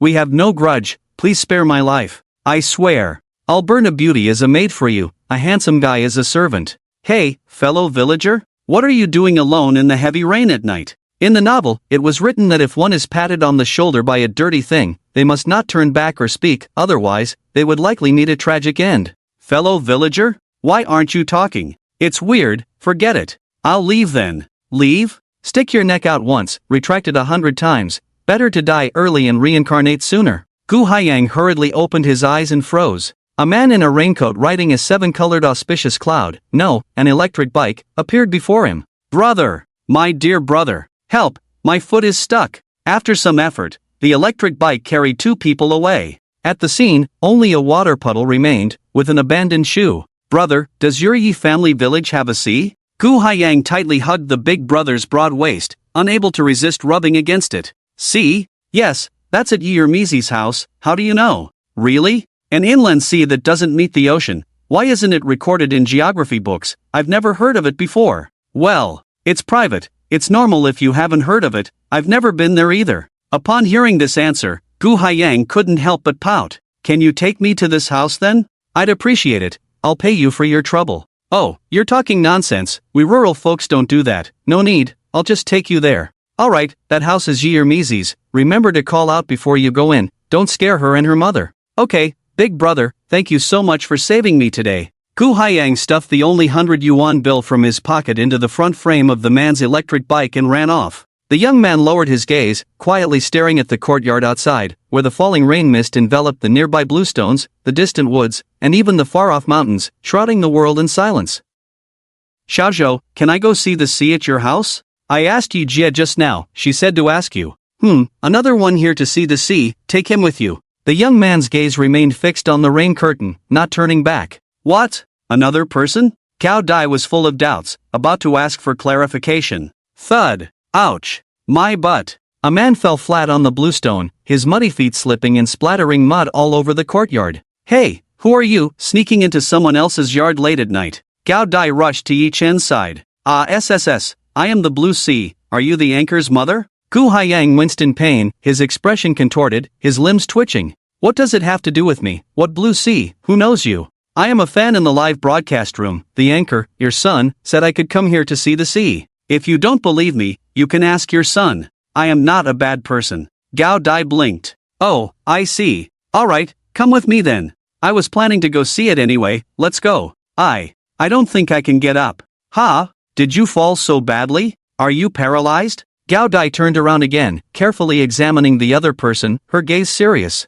No, I think I twisted my foot. It hurts so much I can't exert any force. I can't get up by myself. Gu Haiyang explained with a pale face. The rain is too heavy. I didn't hear clearly. Speak louder and repeat what you just said. Gao Dai naturally slipped her right hand into her pocket. I said I'm fine. Gu Haiyang struggled to repeat himself. Okay, Xiao Zhang, come out and do some work. Gao Dai took her hand out of her pocket, smiling contentedly. With Zhang Shi's help, Gu Haiyang, feeling like he had run out of luck for 8 lifetimes, was finally supported under the eaves, no longer getting drenched in the rain. Relieved, Yi Yinjiang lent 2 guest rooms on the first floor to Zhang Shi and Gu Haiyang for temporary stay. Xiao Zhang, could you help me go see the sea? Gu Haiyang lay on the bed in pain, unable to control himself, grimacing constantly. Come on, you're all swollen like a pig's trotter. It's better to rest in the guest room for a day and go see the sea tomorrow, okay? SSS, no, I must see it today, and I can hear the rain has lessened. I'll be fine. Why are you so stubborn?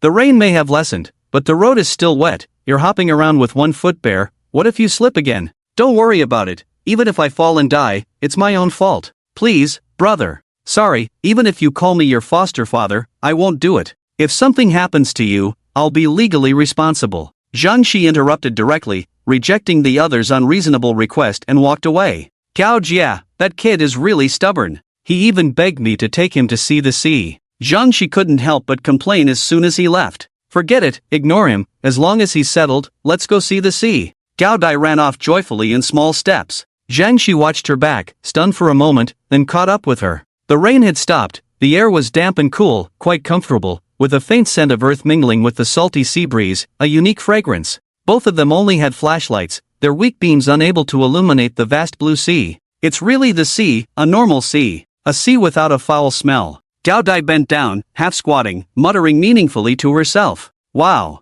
it's so salty. The seawater is actually salty. Zhang Shi grimaced, licking his lips. Ha ha, what are you doing? You can tell it's the sea just by the smell, are you silly? Gao Dai covered her mouth and laughed. Gao Jia, don't make fun of me, I'm sorry, I haven't seen much. Zhang Shi looked embarrassed, quickly retracting his finger. Alright, I won't tease you anymore. Tomorrow, let's go talk to the village chief about transferring the land use rights and get our cake shop up and running early. At 5 a.m. The sky in Yejia village was just beginning to lighten. It had rained last night, puddles everywhere, a gray-white SUV raced by on the muddy road, splashing mud as it went. Unfortunately, it splashed into the mouth of a middle-aged woman cutting grass early in the morning. Pa, what's going on? Didn't you see someone on the side of the road? Are you driving or chopping heads with a backswing? Auntie spat out the foul-smelling mud from her mouth and cursed. Gifua, did you get splashed too? Wang Gifua heard a familiar voice and turned around. Ha ha, Sun Lan, your whole face is covered in mud, almost dried up.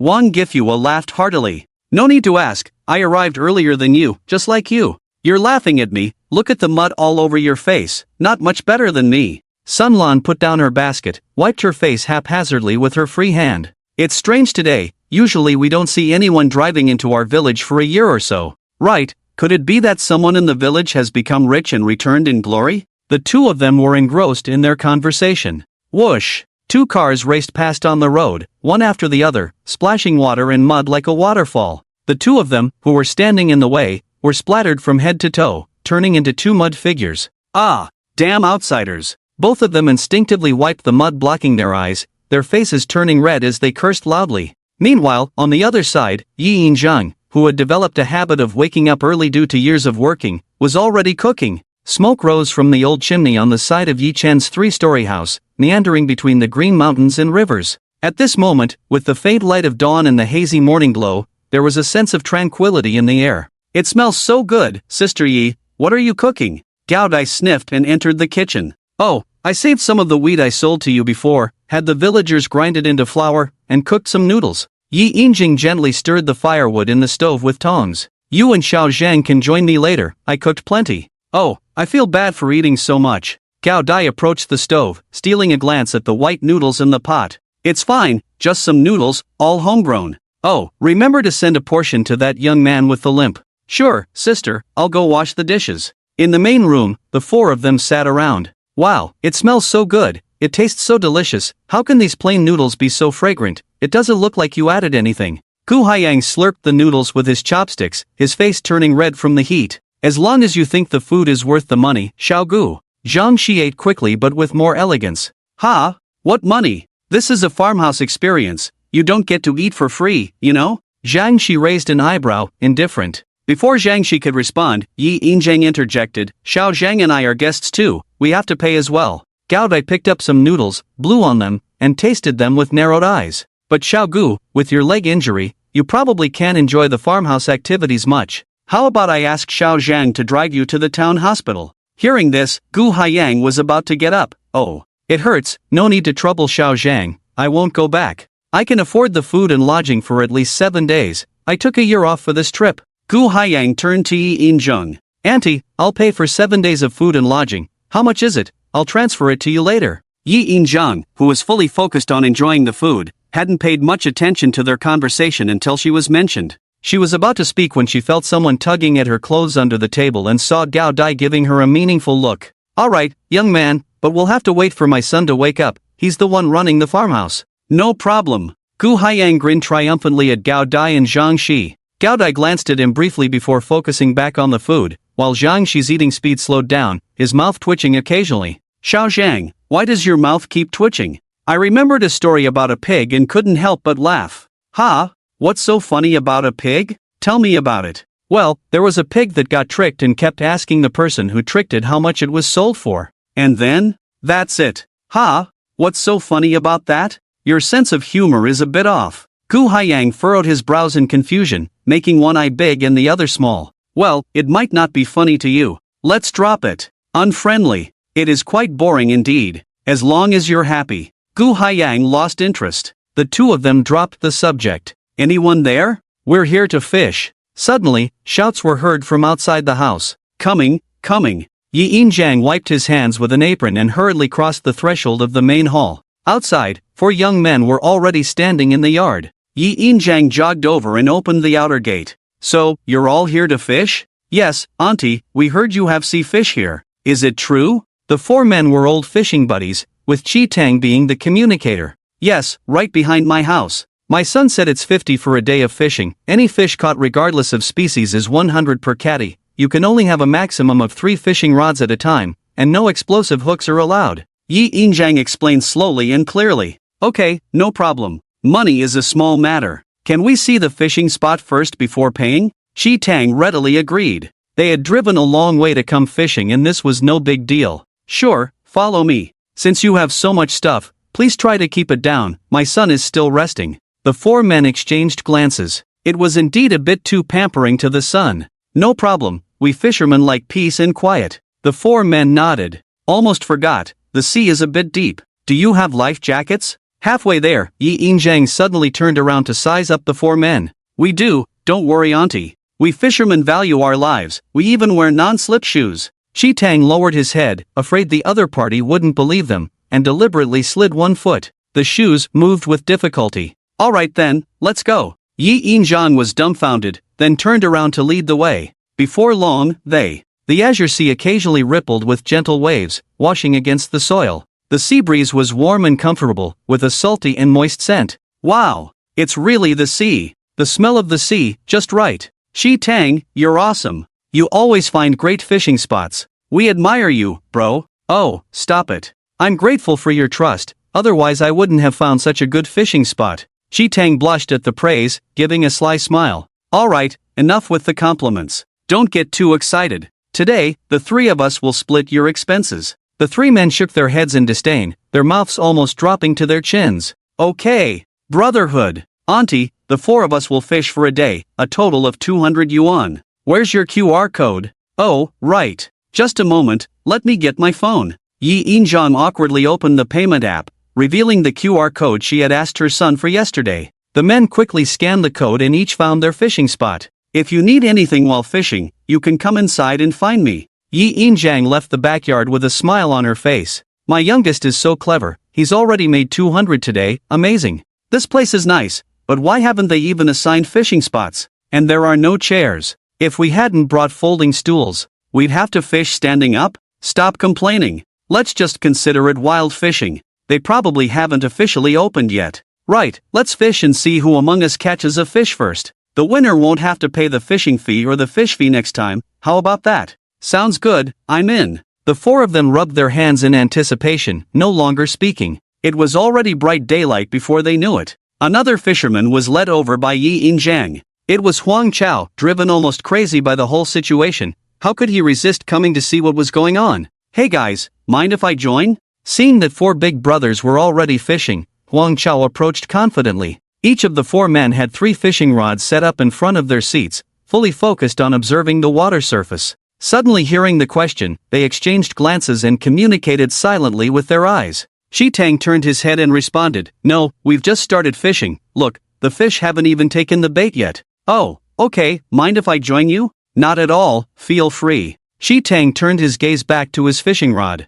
Huang Chao cheerfully carried his gear and chose a spot nearby. He took out a folding chair, inserted it into the ground from his backpack, along with the fishing rod and bait. The breeze feels so nice, the air is fresh. I have a feeling, today I will definitely catch a big fish. Huang Chao sat on the folding chair, holding the fishing rod with a smile. As time passed, the shadows of the 5 men grew longer, but none of the 13 rods had caught anything. Yet, they remained fixated on their fishing rods, not willing to move an inch. Suddenly, one of the fishing rods with a small bell attached shook vigorously, ring, ring, making a sound. It's here, it's here. Huang Chao's fishing rod was slightly bent, the fishing line making a whirring sound as it was pulled. The other 4 men, drawn by the sound, turned their gaze towards him. Huang Chao's eyes sparkled as he turned the fishing reel handle, alternating between reeling in and controlling the fish, engaging in a tug-of-war. Finally, the water splashed open with a loud noise. An exhausted fish was pulled out of the water. Ha, sea fish are truly strong.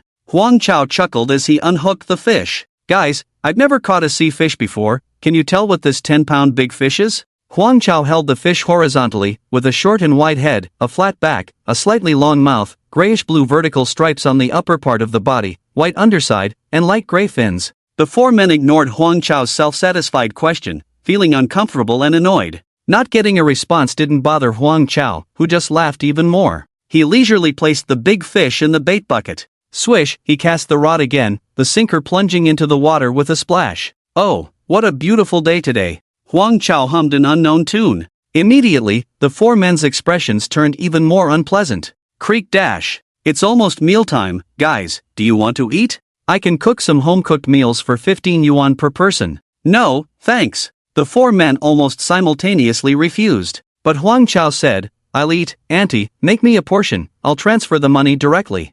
Huang Chao took out his phone. Sure, I'll get it ready, come to the dining room in 30 minutes, I won't come to call you. Yi Yinjiang nodded with a smile and left. Huang Chao glanced at the lively fish in the bait bucket and then left. As soon as he was gone, the 4 men became lively. Damn it! He actually let the new guy steal the limelight. Yeah, that jerk was deliberately trying to annoy us. That face of his, I almost went over to punch him just now. Don't get so worked up, aren't we calm and composed? Aren't we fishing to cultivate our character? Shi Tang quickly tried to smooth things over. Temperament cultivation? Can you handle it? Damn, we didn't catch a single fish with our 12 fishing rods, and he made all 4 of us brothers lie down with just 1 rod. Where should we place the reputation of our 4 fishing masters?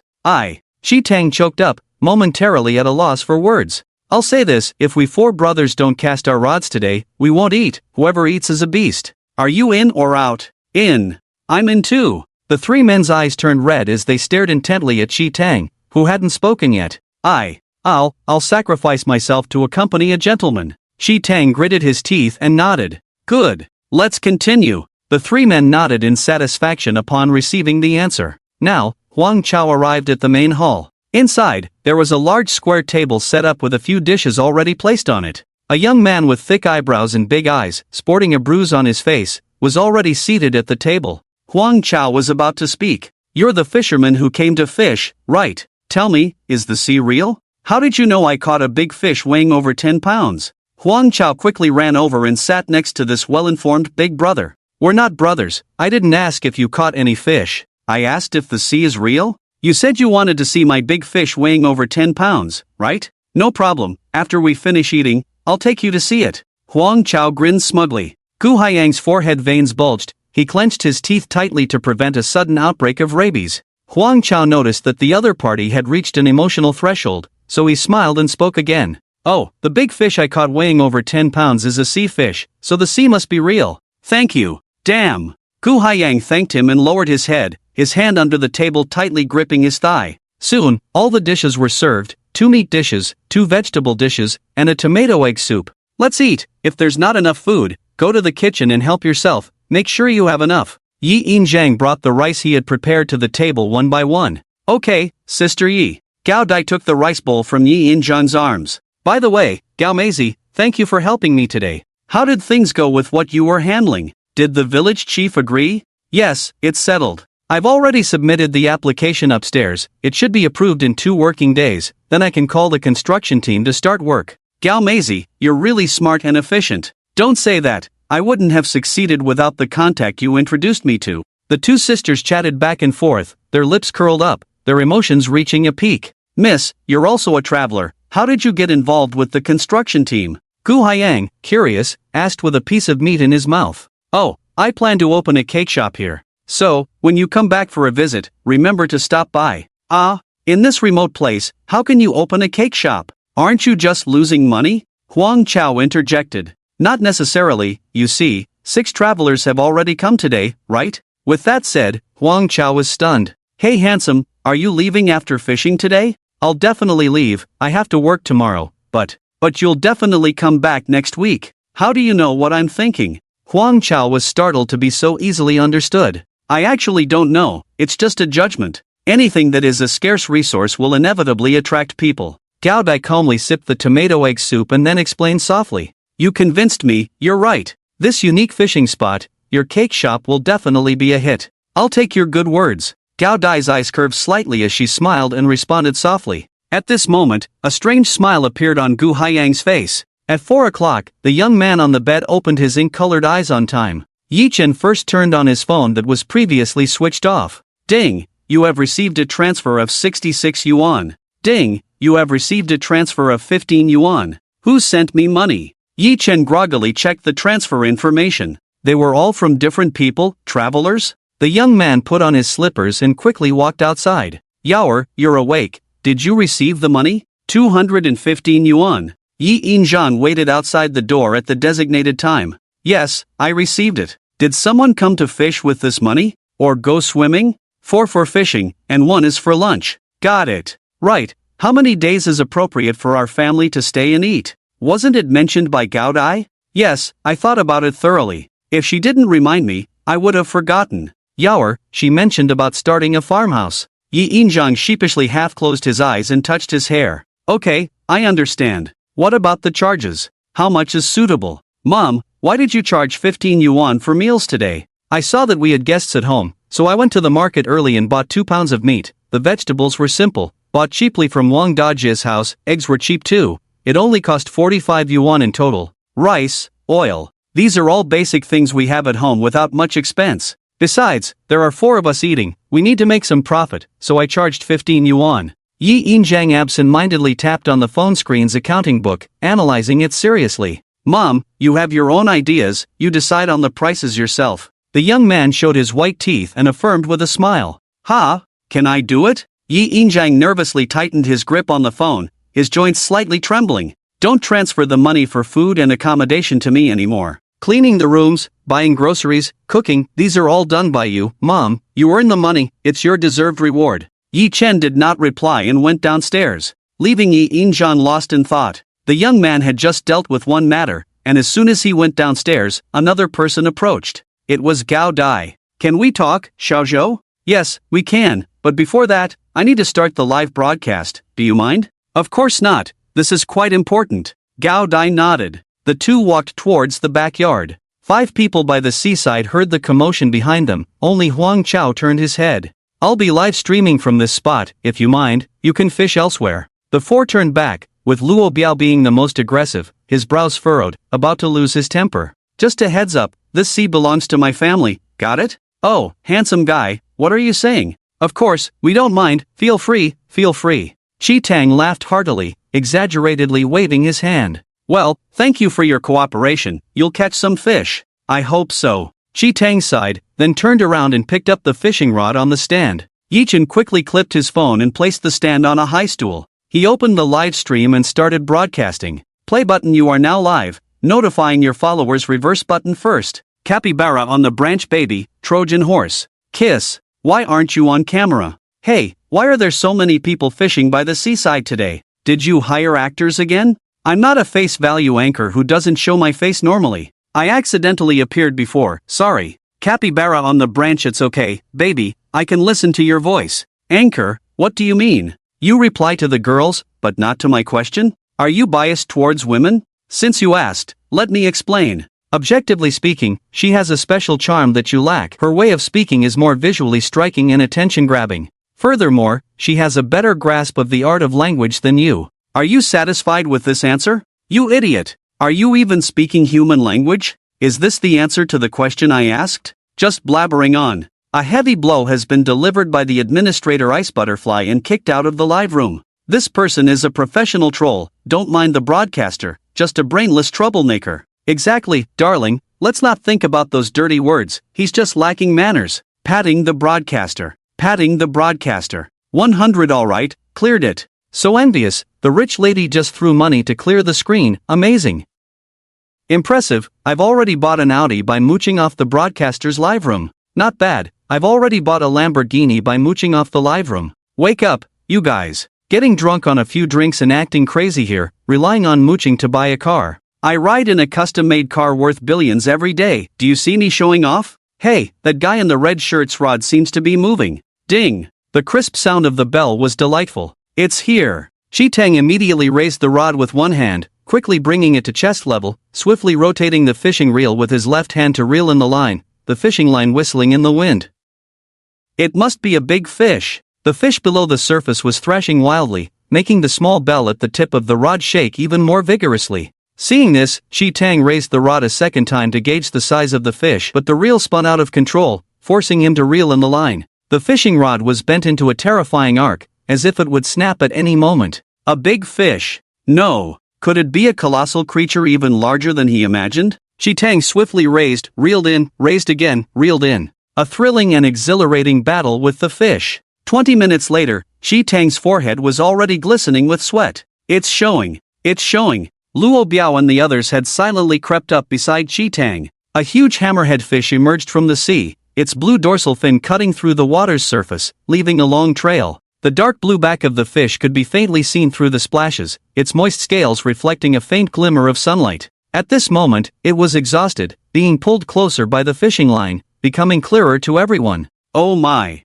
With a head this big, how massive must it be? Can the fish tackle hold it? No, Chi-Tang, you probably can't lift this giant creature on your own. The live room was buzzing with excitement. Holy cow! Is this the legendary giant creature? Bullshit, how can such a small rod pull up such a huge fish? The fishing rod is bending so much and not breaking. This is not scientific. Too fake. Ignorant people should stop blabbering. This is the X-brand advanced deep-sea fishing rod. As long as the angler handles it properly, theoretically, it can handle a 500-pound fish without any issues. Mysterious. But if you really catch a 500-pound fish, what happens when you bring it to shore? How do you take it away? Hilarious. Who knows, and besides, who can catch a 500-pound fish while fishing at sea? They're usually caught with nets.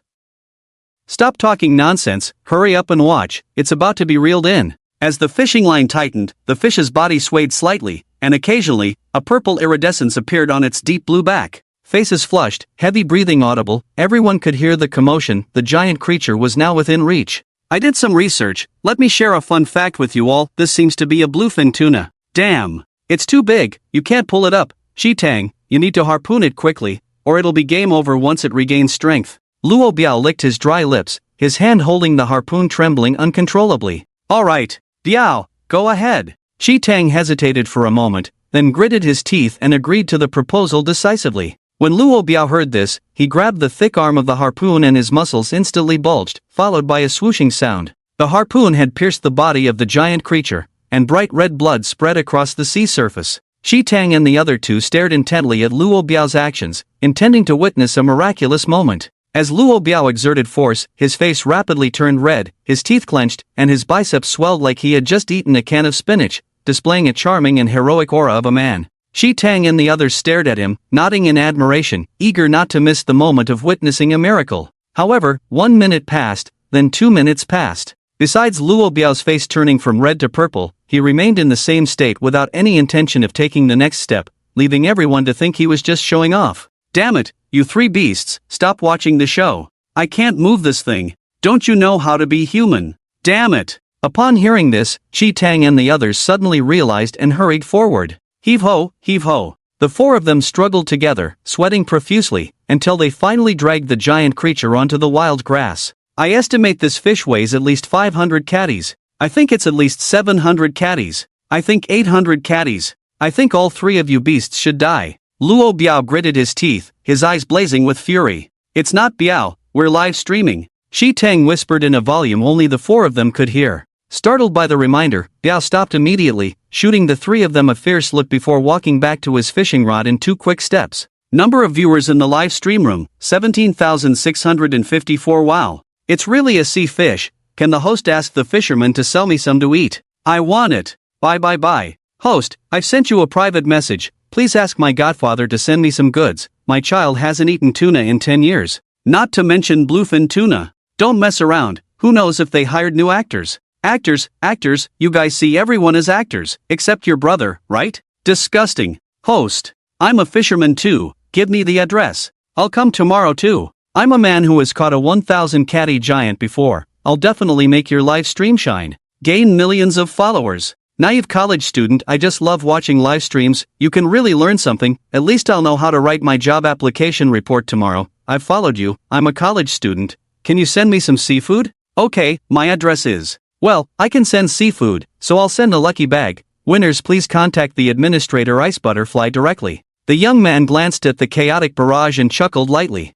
Naive college student host. But his message quickly disappeared among the massive barrage. Follow for seafood. Winners contact Ice Butterfly 1110,086. Alright, I won't assist in broadcasting anymore. Please enjoy watching on your own. The live stream may be interrupted at any time before 8 o'clock. With that, the young man turned around. Let's go. Okay. In front of the stone table in the front yard, Yi Chen and another person sat facing each other. Xiaozhou, about the location for the cake shop, I want to rent your land. I will definitely take full responsibility for the current process. If you and Sister Yi agree, just sign and it will be done. The young man's eyelids drooped slightly. The farmland in their village was divided per capita, with a total of 6 mu of land for the mother and son together. These lands were scattered in front of their house. As for the barren land and mountains behind the yard, they belonged to the village collective. Yes, that sea area did not belong to their family until the land allocation card was issued. Well, which piece of land in my family have you set your eyes on?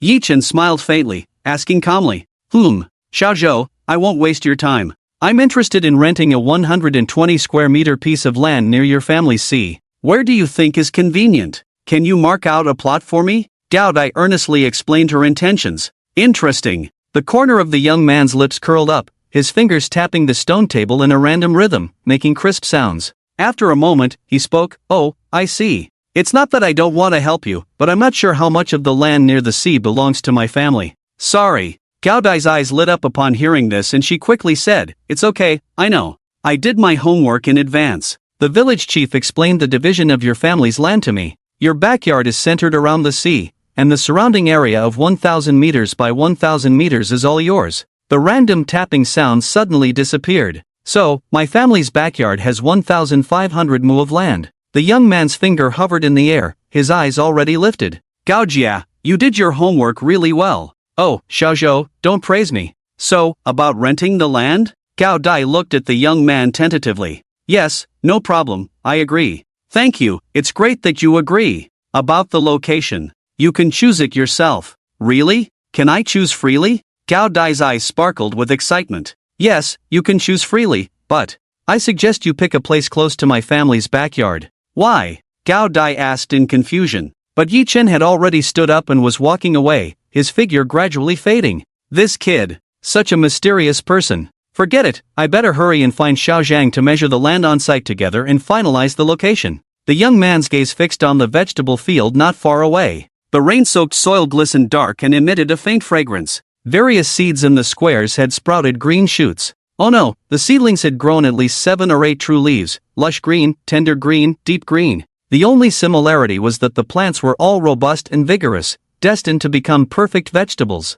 Different shades of green merged into a vibrant scene. At this rate, they'll be on the dining table in a few days. Yi Chen slowly withdrew his fingers from the tender green leaves. Meanwhile, the 4 young men from the fishing circle lifted a huge catch onto the ground. Bro, can you help us take a photo with your phone? Ha? Me? Huang Chao pointed to himself uncertainly. Yes, please help us take a group photo. We'll give you a share of the fish later, deal? After hesitating for 0.5 seconds, Huang Chao said, How can this be considered helping? We are all fishing enthusiasts, is this really helping? This is called a favor. Huang Chao quickly put down his fishing rod, his face beaming brighter than autumn chrysanthemums. Come on, let's pose for the photo. I'll take 7 shots for you. You'll have a different one for each day of the week in your social circle. Wow, the 4 men were immediately enlightened. Bro, it has to be you, not only are you skilled, but you're also smart. Originally, the 4 men wanted to pose with the fish, but they gave up after trying once, mainly because they couldn't lift it. 1, 2, 3.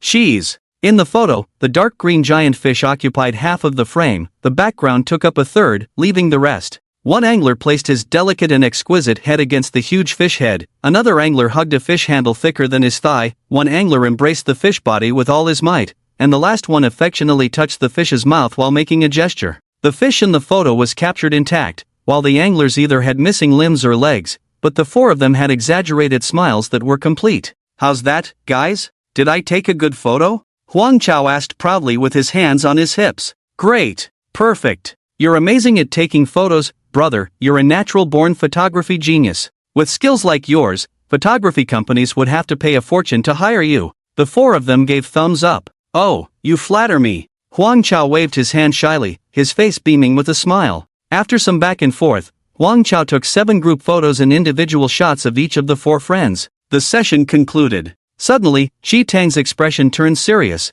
How do we weigh this fish? I remember the boss saying that regardless of the species, it's 100 yuan per catty. How do we weigh such a heavy fish? What are you worried about? If it's a fish from the sea, wouldn't you know how heavy the biggest ones can get? Biao Ge retorted nonchalantly. They must have prepared a large scale. You're right, I'm overthinking it. I'll go call the boss now. Shi Tang blushed. We'll go with you. After catching such a big fish, we're getting a bit hungry. Yes, let's go together. As the 4 friends walked away, Huang Chao's smiling face suddenly fell. When will I ever catch such a big fish? Boss, we need to weigh the fish we caught. Where's your scale? Wait a moment, I'll go get it. Yi Yinzhang hurried upstairs and returned to the hall with the scale. Let's go weigh the fish. Boss, how much weight can this scale handle? Shi Tang eyed Yi Yinzhang suspiciously, looking at the handmade scale with weights attached. This scale can handle up to 50 catties, it's accurate. You can trust it, Yi Yinzhang assured them. It's not about trust, forget it, just go see for yourself in the yard. This time, the 4 friends led Yi Yinzhang to the backyard. Oh my goodness, how did you catch such a big fish? This. Yi Yinzhang's eyes widened, panting heavily. The 4 friends couldn't help but laugh at the boss's naive reaction. The boss was quite a character, pretending not to know the size of his own fish. The emotional value was off the charts. It's all thanks to your good feng shui that we could catch such a big fish. Ha ha. You guys are joking. Wait here, I'll go borrow a scale. Mom, where are you going? Young one, I'm going to borrow a scale from Butcher Yi to weigh the fish. Tell those boys to bring the fish to the yard. With that, Yi Yinzhang rushed out on his electric tricycle. In no time, Yi Yinzhang returned, followed by a small open truck. Oh my goodness, you weren't kidding, there really is such a big fish. A middle-aged man got off the truck. Butcher Yi, can your scale handle this? Don't joke around, my scale can weigh a 1,000 catties of pork. This fish, although big, definitely isn't a 1,000 catties.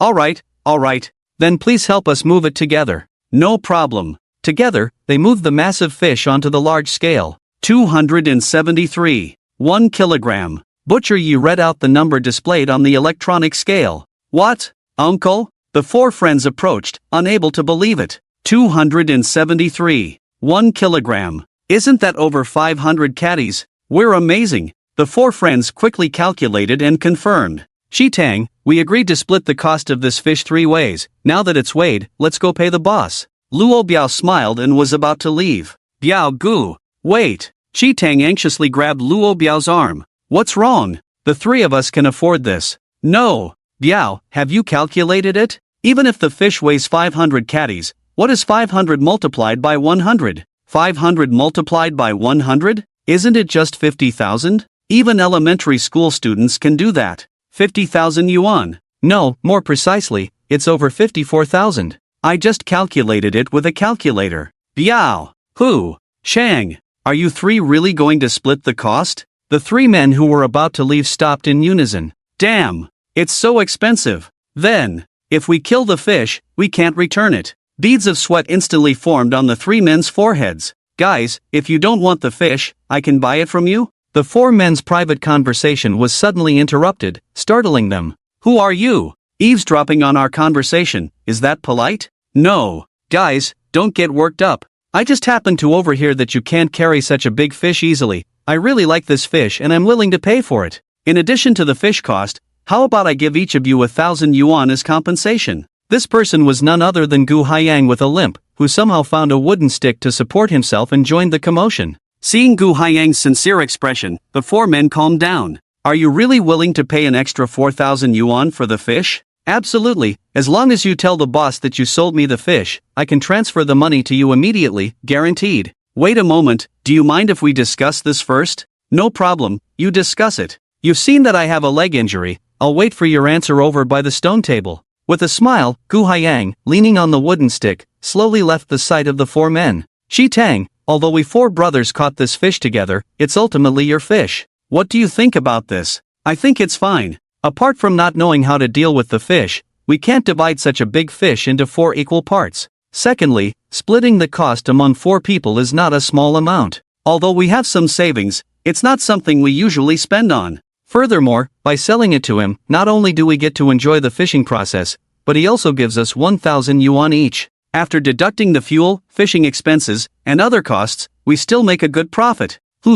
Yes, that's right. The 4 men reached a consensus. Brothers, the fish is sold to you, let's go together to make the payment. Alright, thanks to all of you for giving me this opportunity. After Gu Haiyang made the payment, he immediately transferred 1,000 yuan to each of the 4 men. The 5 men looked at each other and instantly bonded like brothers. Gu, you're such a good person, giving money to your brothers, we can't thank you enough. Oh, come on, I didn't give any money. Gu Haiyang's eyes wandered as he rubbed his hands. No, Gu, don't lie to us. With the extra 4,000 you gave us, it's almost 60,000 in total, you're simply amazing. Gu Haiyang was almost overwhelmed by the praise from the 4 men. Fortunately, the 4 men had to go to work the next day, so they had a simple meal of leftovers. Not long after, they bid farewell to Gu Haiyang and drove away. Seeing the car disappear, Gu Haiyang wiped the sweat off his forehead and sighed, phew, they're finally gone. Yower. The fish was sold for 54,000. Are we breaking the law?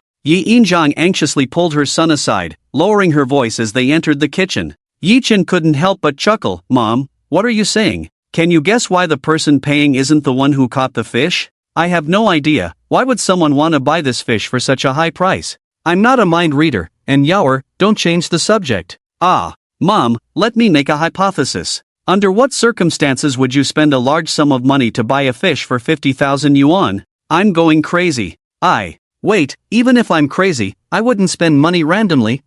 Yi Yinjiang scratched her head, desperately trying to think, then suddenly she shivered. I only buy fish in one situation when I know this fish is worth more than 50,000. No, it's much more expensive. I only buy fish in this kind of situation. Yi Yinjiang was radiant at this moment, glowing with a new light, as if she had transformed into a different person. The young man nodded and timely praised, Mom, look, you are really smart, much smarter than a fish seller. Where did you learn to flatter like this, my child? You're making me blush. But, I guess I am quite smart. Yi Yinjiang's wheat-colored face blushed slightly, then her expression changed again. Wait, if this fish is worth more than 50,000, then selling it at this price would mean a loss, right? Mom, we are running a farm stay, as long as the fish is sold, we will never lose. 50,000 is just the surface value, the real value inside will bring greater profits. My child, I don't quite understand. Yi Yinjiang was puzzled by these words. Mom, just consider the money lost as an investment. Sometimes investments are made for better returns, like how you need to spend money on fertilizer for good crops.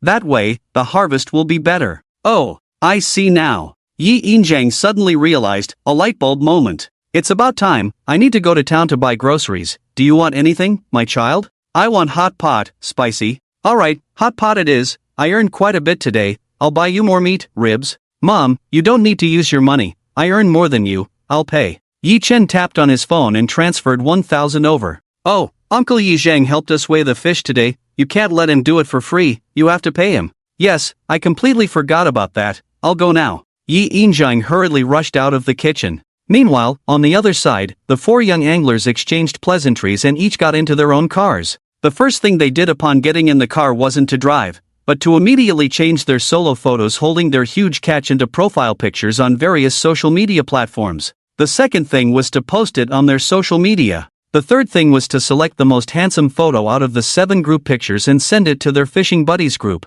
Lastly, they admired their handsome faces in the rearview mirror, ran their fingers through their hair. I'm so damn handsome. The revving of the engine, combined with the buzzing notifications in the group chat, made the handsome men enjoy the moment, firmly gripping the steering wheel, as real men should not be swayed by such vulgar praise. The cars drove off. And at this moment, in various groups, it was like dropping a smoking pan into water. Directly boom, chaos erupted. Person A, this is photoshopped, right? Who would believe such a big fish? At you Biao person B, looking at this picture, I looked at the 1-pound grass carp I just caught and got so mad I threw it back into the water. Picture, person C, this must be AI face swapping. I'm going to find the original picture right now, damn it. Be back in 3 minutes. Person D, no, I watched the live stream, it's real, they really caught a 500-pound sea fish. Person E, live stream? Now they're scamming people for views, they've even reached the fishing group. Share the link, if I find out it's fake, you'll see me reporting you. Livestream viewers, 18,541. Wow, such a big fish, must be worth a fortune. Does anyone in the livestream know the price? Enlighten us. The current price is unclear, but 10 years ago, depending on quality and size, it ranged from 200 to 600 per pound. As for now, with severe ocean pollution, all I can say is that it's valuable but hard to sell. Damn, what are you bragging about upstairs? We all saw the weighing just now. That fish weighs over 500 catties. Even at the lowest price you mentioned, it would still sell for over 100,000 yuan. Who would believe that? Who cares if you believe it or not? Go check it on Wikipedia yourself. Luckily I checked Wikipedia before spouting off. I'm repentant, please spare me. Are fish really that expensive? The boss sells it for 100 yuan per catty. He could easily sell it for 200 yuan per catty. The fisherman who caught the fish is making a killing. At least 50,000 yuan. Damn, why isn't it me? Wake up, do you even know how to fish? You're just daydreaming. It's just fishing. I've loved fishing since I was a child. As a celebrity once said, as long as you're willing to work hard, it's never too late. I'm going to order fishing equipment now. Goodbye, everyone. My ancestors were fishermen. I feel like my genes are awakening. No one can compete with my suppressed genes. Give up. Edgy. By the way, does anyone remember this is a Sleep Aid live broadcast room? Hey! The Yi family's courtyard. A large round table was set up, with a hot pot steaming on it, accompanied by plates of beef slices, tripe, lamb slices, duck intestines, potato slices, lotus root slices, baby bok choy. 2 large plates of each. Wow, we're having hot pot tonight, this is so lavish. Gu Haiyang, leaning on a cane, slurped up the drool about to escape his mouth. Yes, all the condiments are on that bench, sesame oil, chile, minced garlic, salt. It's all there, you can adjust the flavor to your liking. I, as the host, won't interfere. Yi Yinjiang casually picked up skewers and placed them in Yi Chen's bowl. Yi Chen stared at the bowl piled high with ribs, a blush creeping onto his fair face. Luckily the steam rising from the pot covered it up, unnoticed by anyone. The taste is good, just the beef is a bit tough. Be content, this is already much tender than the beef I eat at work. I miss the pork ribs I had as a child, now that was fragrant. To stew it with some ginger and garlic, sprinkle some salt when serving, that was heavenly. Yi Jia, I remember we also raised a pig at home, are we going to slaughter it for the new year? Called upon, Yi Yinjiang deftly picked up a piece of tender beef tenderloin and dropped it into her son's bowl. Oh, you mean that pig? We were planning to sell it after the new year. But now that we've opened a farmhouse, we won't sell it. I'll get a big freezer, cook for you guys, or make some sausages. Impressive, Yi Jia. Cheers. Gao Dai raised her glass of water. Cheers. With a cool and comfortable evening breeze blowing, the group chatted and laughed, eating until their mouths were oily, feeling relaxed and content. Only the young man remained expressionless, playing superior to everyone, calling his mother Yi Jia. So what was he? Mom, I'm full, I'm going upstairs. Yaoer, you're full already? Full. Without waiting for Yi Yinjiang's response, the young man turned towards the main hall, his hands clenched into fists in the darkness. As the sky darkened, although there were lights in the backyard, they couldn't illuminate the vast sea. Everyone, that's it for today's live broadcast. I'm going to sign off now. With that, without looking at the live chat, the broadcast was closed. 6:30 p.m. Let's try going to bed earlier today, for comparison. Yi Chen turned off his phone, lay down on the bed, his breathing quickly calming down, falling asleep and entering a deep slumber. Inside the rental house, Huang Chao, who had just carefully put on his slippers, was sneaking inside. Huang Chao, where have you been all day? Why couldn't I reach you on the phone? Don't you remember you promised our daughter that you would take her to the amusement park today? Huang Chao shuddered, slowly raising his head. His wife, Sun Xiaoman, with a face like dark clouds, was already close by, seemingly out of nowhere. Wife, I had an accident, Huang Chao explained nervously. Alright, speak up. If you can't give me a reasonable explanation today, you'll have to kneel and apologize with durian tonight. Sun Xiaoman glared at him and sat abruptly on the sofa. Wife, I did forget about the agreement with our daughter, that was my mistake. But you went fishing, and you always told me how you loved eating sea fish since you were a child. Why can't you have it now? Huang Chao excitedly shook the bucket of live fish in his hand.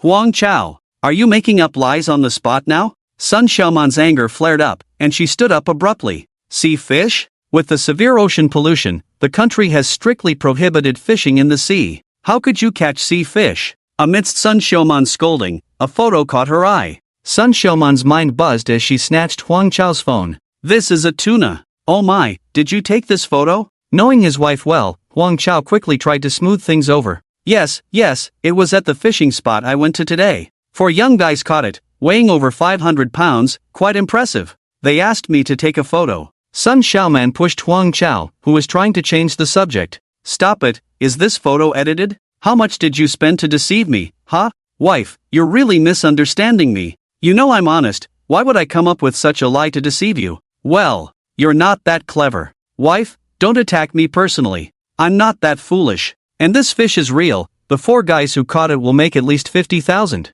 Huang Chao took his wife's slender arm, acting like a spoiled child. Lao Huang, is what you're saying true? Can sea fish really be caught? Yes, it's as real as pearls. I caught one too, but mine is only 13 pounds, and I don't know the species. Huang Chao released his wife's arm and carefully opened the lid of the live fish bucket. Look, it's still alive. Wife, you grew up by the sea, can you recognize the species and its value? The fish tank had an oxygen pump, and the fish looked lively in the water. Husband, this seems to be a mackerel. Sun Xiaoman squatted down, turned on her phone's flashlight, and carefully examined the fish before giving her conclusion. So, how much would this fish be worth? Huang Chao stared at the bucket eagerly, licking his dry lips. Probably around 20 yuan per pound. Sun Xiaoman pondered, stroking her chin. 20 yuan per pound, then I'm at a big loss. Huang Chao's heart skipped a beat, his face turning pale. What do you mean by a big loss? Huang Chao, are you saying you bought this fish? Only then did Huang Chao realize he had slipped up, his eyes darkening. In the end, he chose to tell the truth. He didn't want to lie to his wife. Wife, please don't be angry. It's like this. So you spent over 1,000 on this fish? Yes, wife, please don't be angry. I won't ask for pocket money next month or the month after. Consider this fish as a treat for my dear wife and daughter. Huang Chao gritted his teeth, determination returning to his face. Ha ha, Lao Huang, how can I scold you? I've told you to study more in your free time, but you never listen. Do you know the value of rarity? Sun Xiaoman, covering her mouth, smiled brightly. Huang Chao was stunned, as if frozen in place. Since the new addition to the family, he hadn't seen his wife smile so beautifully in a long time. Wife, you're so beautiful. Huang Chao couldn't help but murmur, his voice tinged with horse affection. Sun Xiaoman's delicate face blushed visibly with shyness as she coquettishly said, You rascal, keep your voice down, our child is still inside doing homework. What's there to be afraid of? Our child has seen us being affectionate before. Huang Chao embraced his lovely wife tightly, holding her in his arms, feeling the warmth and softness, truly a sight to behold. Honey, listen to me, the grouper that costs 20 yuan per catty isn't actually that big. It's just that I haven't eaten one this size before. It doesn't mean its value is solely based on that. This time, Sun Xiaoman didn't resist, instead leaning against her husband with half-closed eyes. Moreover, based on what you said, if 2 sea fish were caught today, then the price of this fish would be much higher than 1,000 yuan. So, you mean I made a big profit? Huang Chao beamed, planting a kiss on his wife's cheek. You rascal! Don't kiss me! Can't you understand my point? What I mean is that we... Sun Xiaoman blushed, feeling flustered as she gently pushed him away. What do you mean by we? Huang Chao, full of confusion, stopped his actions and asked. Thankfully, they weren't face to face, or Sun Xiaoman would have wanted to disappear into the ground at that moment. She actually. Let's sell this fish while it's still alive. We can surely get a good price for it. Shaking off the romantic thoughts, Sun Xiaoman turned her head. Ha! Why? I brought it back specifically for you and our daughter to enjoy. A friend offered 2,000 for it, but I didn't agree. Huang Chao scratched his head, puzzled. You're being considerate, but don't let the money slip away from us. Huang Chao paused for a second, then realized, damn, I considered him a friend, and he wanted to take advantage of me. Next time I see him, I'll give him a piece of my mind. Alright, let's not argue about it now. Don't go picking fights, we're doing this for our livelihood. Well, let's see. I'll decide later, let's drop the subject for now. Honey, let's not sell the fish, we'll keep it for ourselves. Ha! He offered 2,000, so we could sell it for at least 3,000. Stop kidding, we can't finish such a big fish ourselves. Money? Is there ever enough money in the world? We should prioritize our happiness as a family, it's not necessary. Besides, I helped those guys take photos today, and they sold the fish in the end, giving me an extra 100 yuan. Excluding this fish, I still made a small profit of 50 yuan, hee hee. Suddenly, Huang Chao's eyes widened. Damn! Those guys better not sell the fish to that guy. Are you saying the big fish in the photo was sold? Yeah, damn, that guy is cunning, He could make at least 50,000 from it. Why didn't I think of that? He tricked me out of 50,000. Huang Chao started to pound his chest and stamp his feet. Seeing her husband exaggerate more and more, Sun Xiaoman couldn't help but roll her eyes. Huang, that's enough. Creak. Mom, Dad, what are you doing? Your voices are so loud, I could hear you from inside. Huang Sisi tilted her head cutely and asked in a childish voice. Huang Chao's face turned red. Sweetie, Dad and Mom were just discussing how to cook the fish for you. Fish? What fish? Huang Chao pointed to the big fish in the bucket. Wow, Dad, it's so big. Are we really going to eat it? It looks so pitiful, but it smells so good. For all. Huang Sisi's chubby cheeks glistened with liquid. Then go do your homework, and you'll get to eat the delicious fish later. Huang Sisi nodded cutely, shuffling back to her room with her little legs. Honey, you promised our daughter so quickly. Fish sells well. If we're short of one person, the price will definitely drop a lot. As the head of the family, listen to me. We'll keep this fish for ourselves, not sell it. Besides, we can't finish this fish at home. It's only 13 pounds, we are a family of 3, my parents make it 5, plus my father-in-law, mother-in-law, brother, and sister-in-law's family, that's just 10 people, right? Hearing this, Sun Xiaoman quickly turned her head and only spoke after a moment. Fine, you're the head of the family, I'll listen to you, who can resist you, I'll go deal with the fish now. Good, thank you, dear wife. Seeing his wife carrying the fish into the kitchen, Huang Chao's face revealed a mischievous smile. Yejia Village Fishing Discussion Group, 5 people. Lao Huang. Hey guys, good evening, I envy you, you're so lucky, earning 10,000 yuan each in a day. I work my butt off for a month just to barely match what you earn in a day. Biao Gu? Hu Gu? Chang Gu? At Pond? At what am I doing? Lao Huang, just today, I sold my 13-pound fish for 2,000 yuan. Your huge catch, I heard on the live stream it's a bluefin tuna, selling for at least 200 yuan per pound. Doesn't that mean each of you earns 10,000 yuan? Biao Gu, damn. Hu Gu? Chang Gu? Seeing this, Huang Chao closed the chat interface contentedly. Today, ordinary people are really happy. It turns out that happiness can really be built on the suffering of others. Now he feels refreshed and happy. Beautiful. Comfortable. The next day, as dawn broke, the front yard of Yejia was already crowded with people of all ages, from toddlers to octogenarians, at least 30 to 40 people. The crowd was like sardines, jostling around. Stop pushing. Can't you line up one by one? No, young man, I'm 89 this year, can't you let me go first? Sir, look at your biceps, you're much stronger than me, don't morally blackmail me, okay? Who touched my butt? Damn, it's a man. Damn. No, grandma, don't push. How old are you? This isn't a market, we're not giving out free eggs, can you fish? Are you just here to join the fun? Pa, young man, watch your mouth, look how pretty I am. I came with my sisters to take photos by the seaside. Understand? Everyone wanted to be at the front of the line, no one wanted to give way to anyone else. Yi Yinjiang heard the commotion. He went downstairs, saw the chaos, his heart pounding, almost passing out from shock. Oh my goodness. Is something wrong? Yijia, don't be afraid, they should be tourists, I've got it under control. Xiao Zhang, go maintain the queue, don't wake up our little boss. Zhang Shi met the other person's eyes and nodded quickly. The noisy crowd heard movement inside the courtyard and turned their attention. Young man, you're in charge, right? Hurry up and open the door, I've been waiting here for 10 minutes. Yes.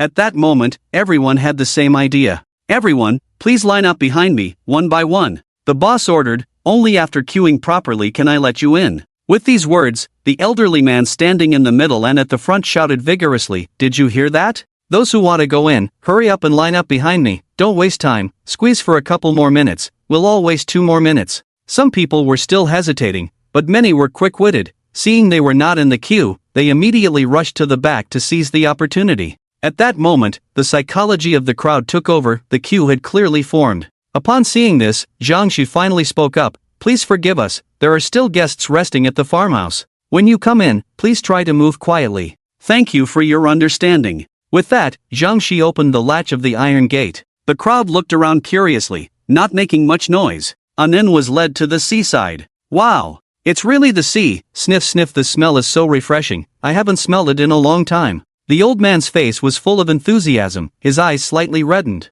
It's just like being in the area where you might catch a 500-pound bluefin tuna, it can't possibly be a saltwater lake, right? The old man's perception was being greatly challenged at this moment. The aunties waved their colorful scarves and ran towards the sea, starting a photo shoot. For those who want to fish, swim, young men, young ladies, uncles, and aunties, please pay the fishing fee here. At some point, Gao Dai had set up a small long table and even made a sign on cardboard indicating where to pay the fees. The bewildered fishermen finally reacted. They lined up in front of the table. Miss, we paid the fee, how do we fish? There are no designated fishing spots. The first fisherman in line pointed to the lush grassy shore in confusion. Yeah, and I just counted, we have over 20 fishermen. According to regulations, each fishing spot should be at least 2 meters wide, but this sea doesn't look that wide. And what about the guests who want to swim, isn't this area too small? Gao Dai was momentarily stunned, then replied calmly, this is a sea fishing spot, the standards are definitely not the same as a fish pond.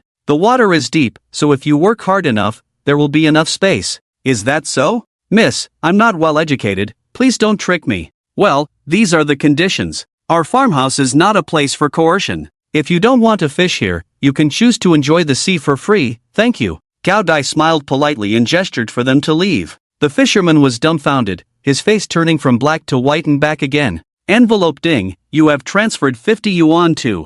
I've paid. Here, this is your fishing permit. To avoid misunderstandings, please wear it around your neck at all times, no replacements if lost, dear. Gao Dai handed over a permit with a beaming smile. The fisherman took the permit and examined it. What kind of permit was this? Was he blind? Clearly, it was just a playing card with a hole punched through it, strung with a thin blue thread to pass as a permit? Could it be any more crudely made? His hand holding the card went numb, his fist clenched. He couldn't take it anymore. What's wrong? Hesitating for so long, don't want to fish anymore. You can get a refund, dear. No, miss, I am amazed by the perfect texture of this permit. The fisherman's face darkened at the words. Swift as lightning, the playing card was hung on him. As the saying goes, love is precious, but freedom is even more valuable. If it comes to choosing between love and fishing, both can be discarded. You made such a good thing into a permit, but used a thin thread to restrain it. There might be unscrupulous people taking advantage of it. So, my suggestion is to replace this thread with my XX fishing line,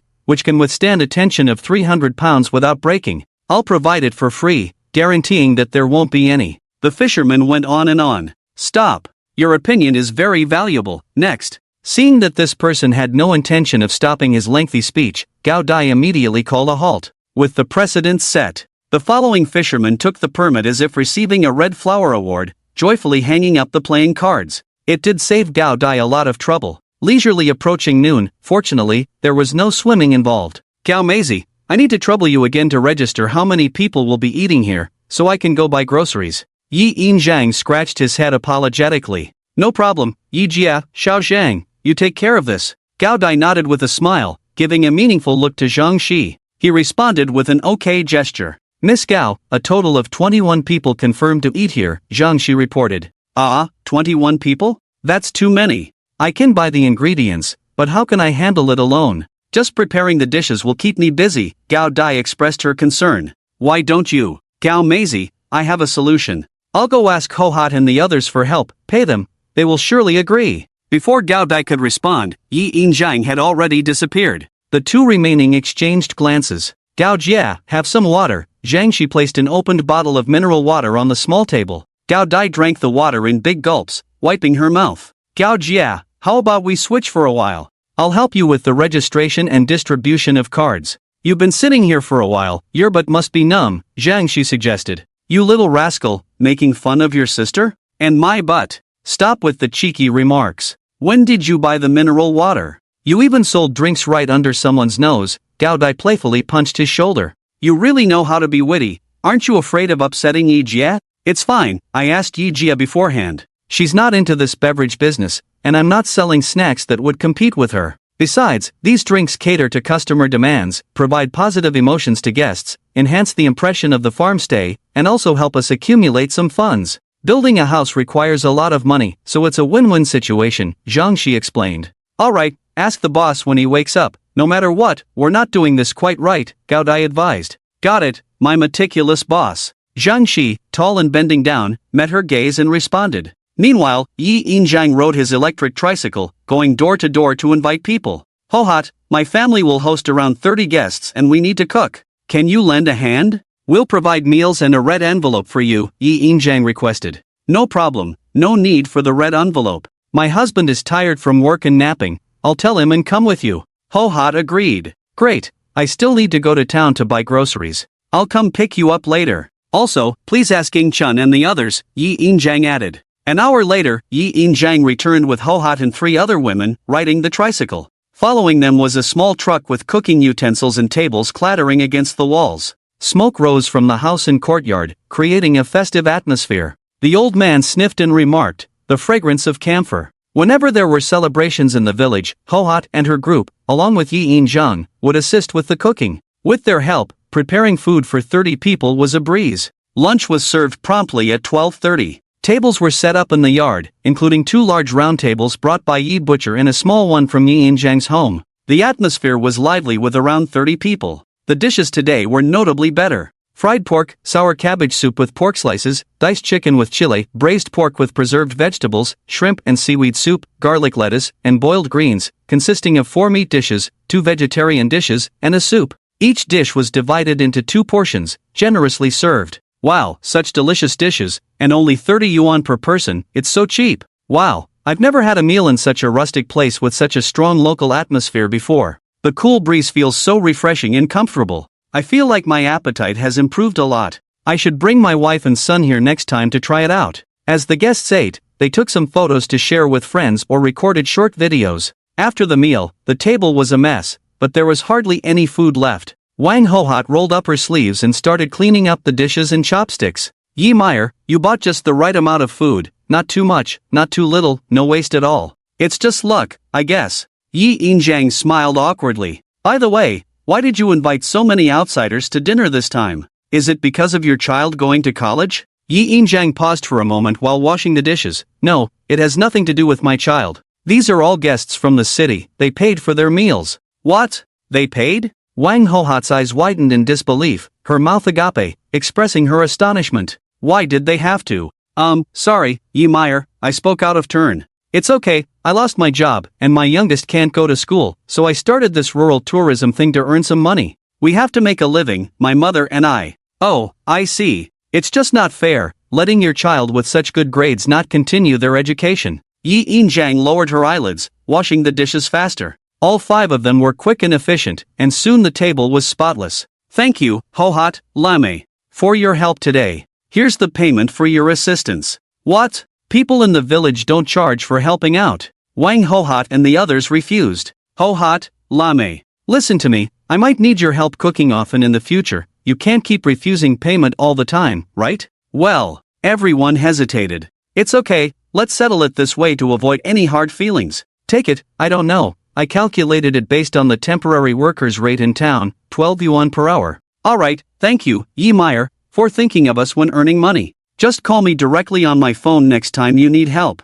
Okay. They all got into Yi Tufu's car, Lame's husband. The big round table, stove, and other things were left behind. A small truck could easily accommodate a few people. In the back of the small truck, no one spoke. Wang Ho-Hot clenched the not-so-thick money tightly in her pocket. 12 yuan. They could earn that much in less than an hour. While working hard in the fields all year, they could only make 6,000 yuan at most. It would be great if they could come back again at night. Apart from costs and labor fees, I earned. Yi In-jung clumsily tapped on the calculator. 323. Indeed, my youngest was right, I'm not stupid. Her eyes curved, feeling comfortable and light, more than ever before. She didn't understand why she felt this way, couldn't describe this emotion, a wonderful feeling that was hard to put into words. What Yi In-jung didn't know was that this emotion was satisfaction, stemming from self-realization and self-acceptance. In the afternoon, at 1 o'clock, there was another visitor at the Gaodai toll station. I want to swim, how much is it per hour?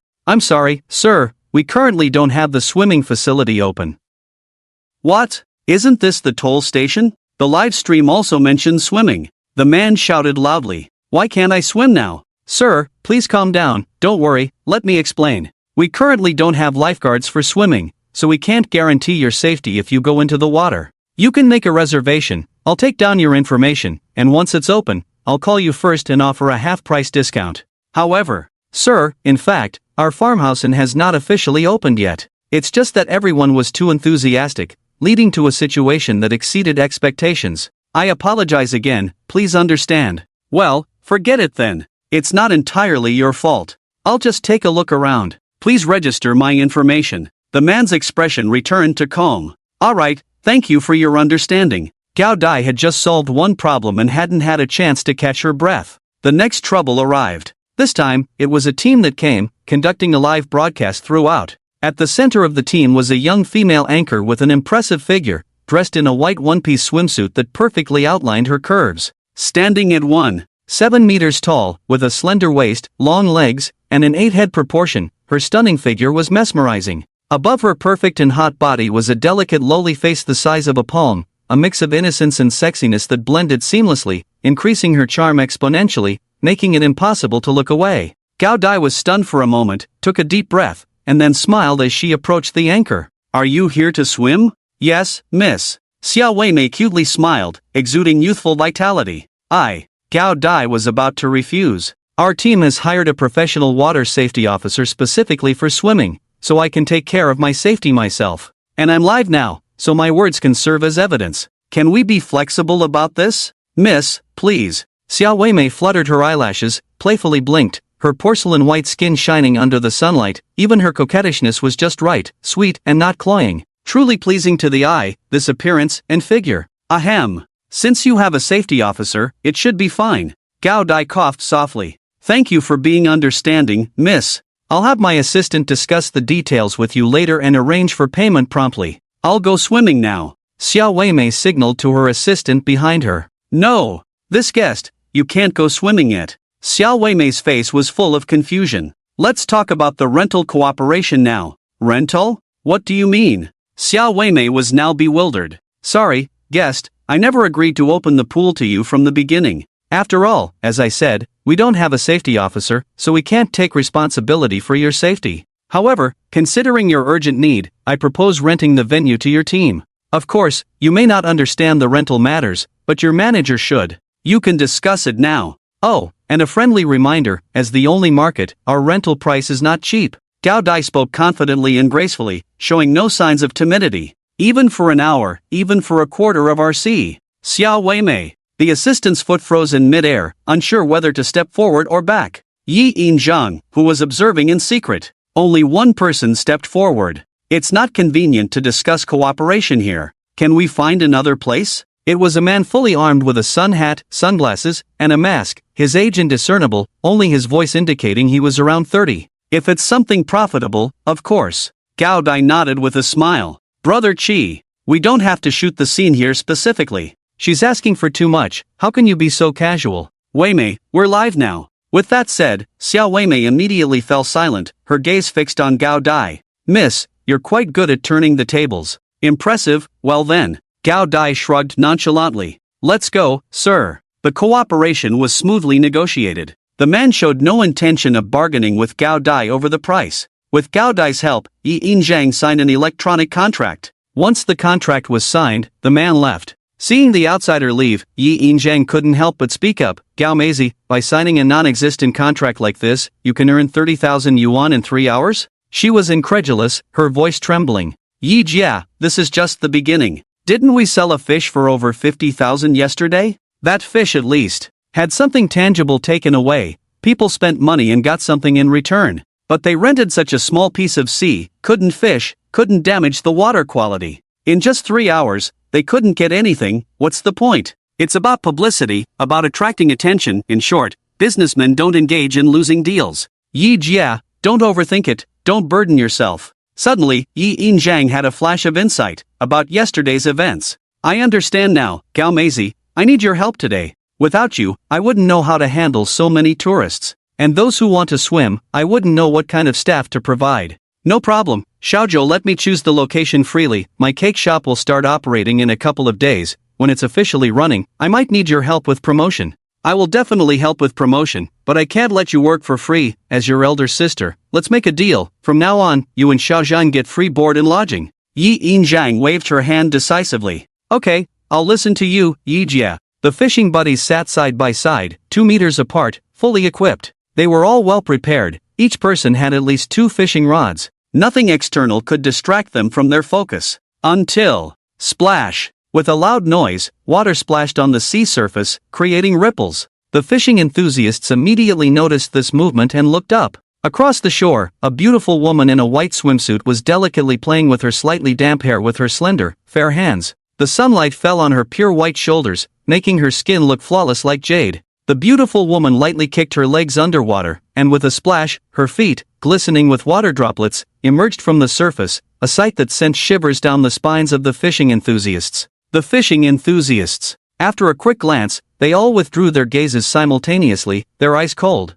Whoever looks at a woman for 1 second longer than others, loses 1 second, and vice versa, the woman does the same.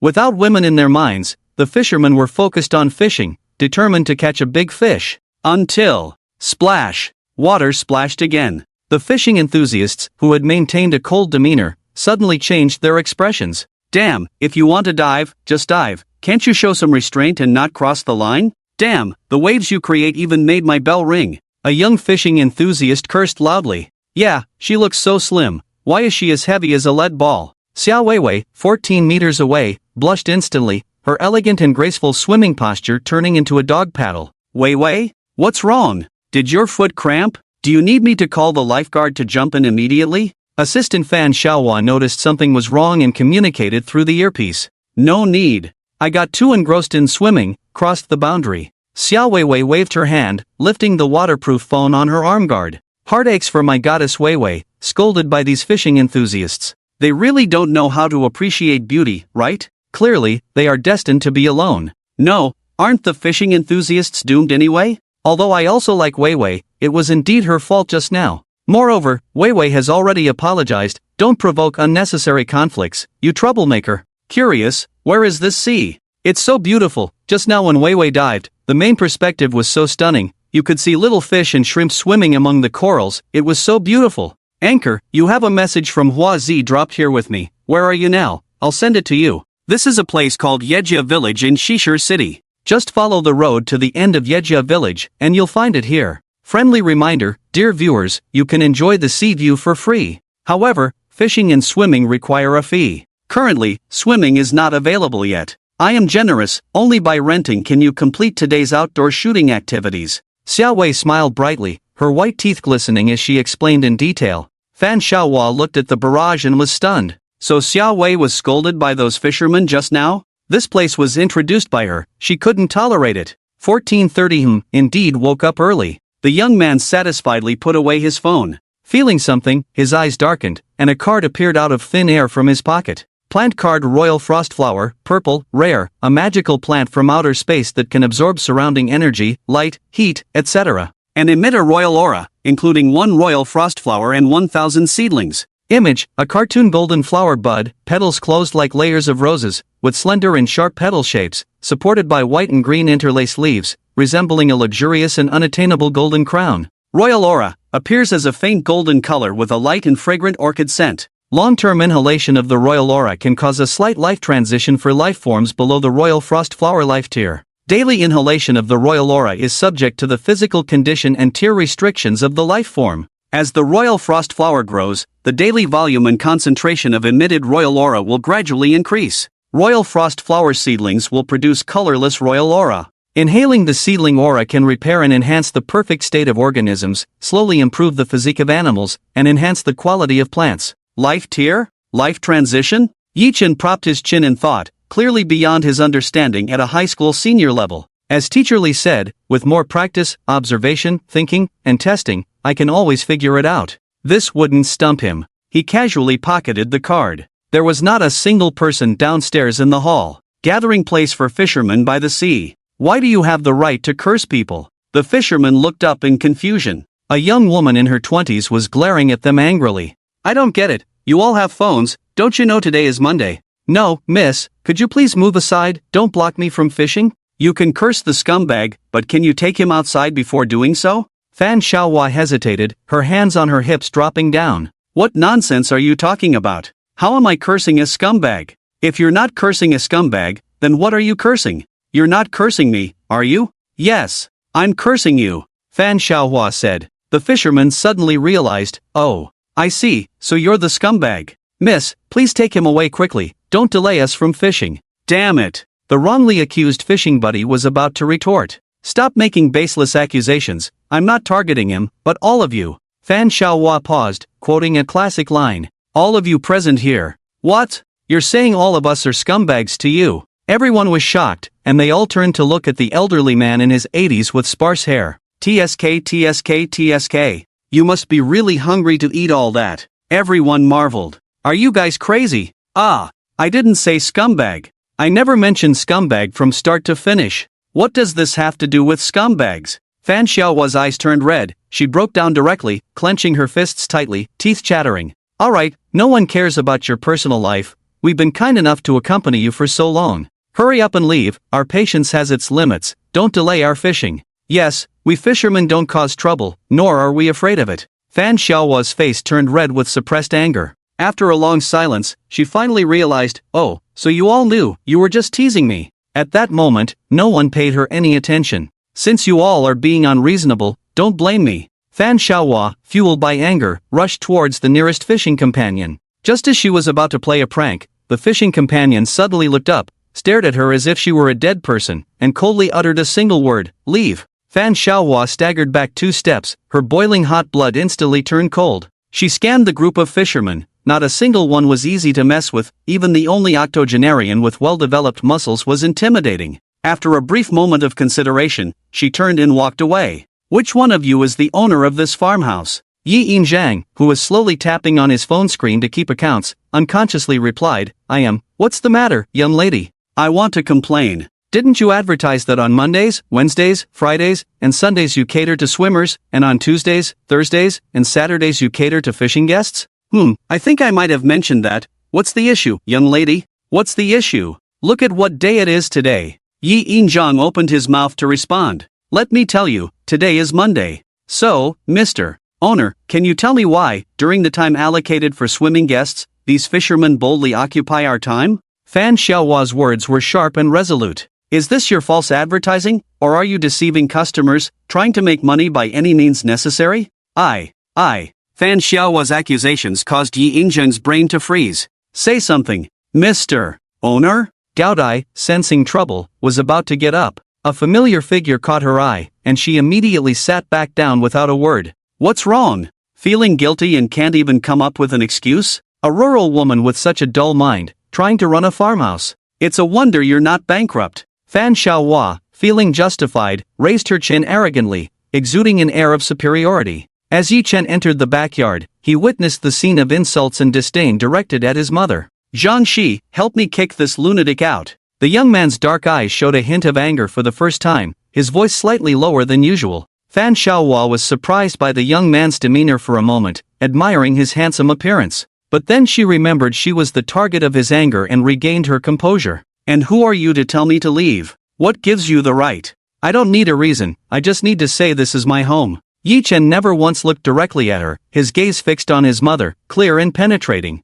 Mom, teacher Lee said that intelligence is innate, but wisdom isn't, and there's no standard for it. Someone who lacks both intelligence and wisdom, there's no need to pay attention to their nonsense, don't take it seriously. Mom, I know. Yi Yinjiang felt a warm, reassuring hand grasp her cold one, her nose tingling, tears welling up in her eyes. With so many people around, how could this be good? Zhang Shi had silently moved behind Fan Xiaohua. With a swift motion, he effortlessly lifted the petite Fan Xiaohua less than 6 feet tall and carried her outside. Rogue! Let me go! Help! This is a scam! Let me go! Don't touch me, don't grab me! Stop! The nearby fisherman glanced back, thinking she deserved it, and then turned away. Fan Xiaohua, realizing that no one was coming to her rescue despite her cries, felt utterly bewildered. By the time she regained her senses, she had already been carried outside the courtyard gate. Bang! The iron gate was heartlessly shut by the man. Fan Xiaohua couldn't hold back anymore and burst out. Are you guys crazy?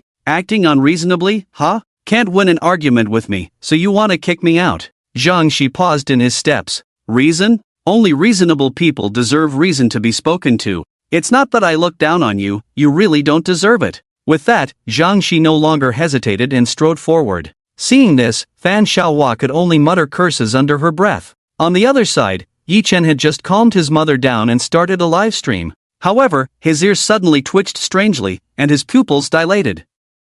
He heard. So infuriating. I, Yi Bianzhou, was kind enough to support you, bringing such a big order to your farm, letting you make money, and now you're biting the hand that feeds you. The voice sounded somewhat familiar. Was it a hallucination? Fine, since you're treating me like this. Don't blame me for reporting your malicious business practices. It was her voice. In that moment of cognitive anchoring, Yi Chen's pupils turned a light green, and everything in his line of sight seemed to blur. He saw. Fan Xiaohua angrily took out her phone to make the report call. Crack! A dark figure swept past, turning Fan Xiaohua's world upside down as she was knocked to the ground. Ah! Fan Xiaohua let out a sharp scream, covering her burning half-face, subconsciously looking up, her eyes widened in shock.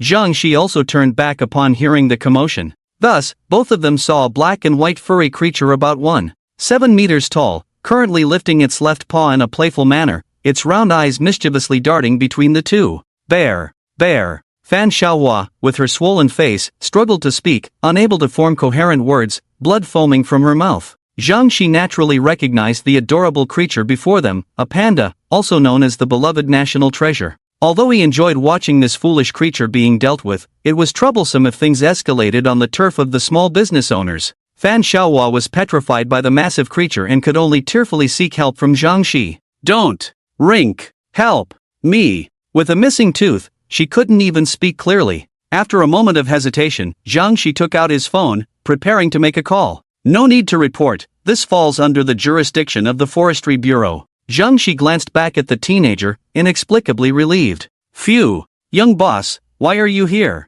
I happen to hear some commotion, but there are no wild pandas in our village area, and we don't know where this one came from. Besides, pandas generally don't attack people. Right, I've read about it too. Pandas usually avoid humans. She must have done something to provoke it first before the panda slapped her. She deserved it. Yeah, look up the Forestry Bureau's number and inform them. Got it. During their conversation, Fan Xiaohua sobbed with her swollen face. She really hadn't done anything to the panda. She wanted to plead her innocence, feeling more wrong than Doi, but she dared not speak or move under the bear's gaze. Zhang Shi quickly dialed the Forestry Bureau's number. Hello, is this? I'm at Yi Family Village in Shicheng. Yes, a wild giant panda has come here. It injured someone. Please send someone to handle it. The operator was a middle-aged man. Young man, although giant pandas fall under our jurisdiction, you can't just make things up. I just checked, the monitored wild pandas are all well behaved, and there are no missing pandas at the panda base. What? No, I'm not lying,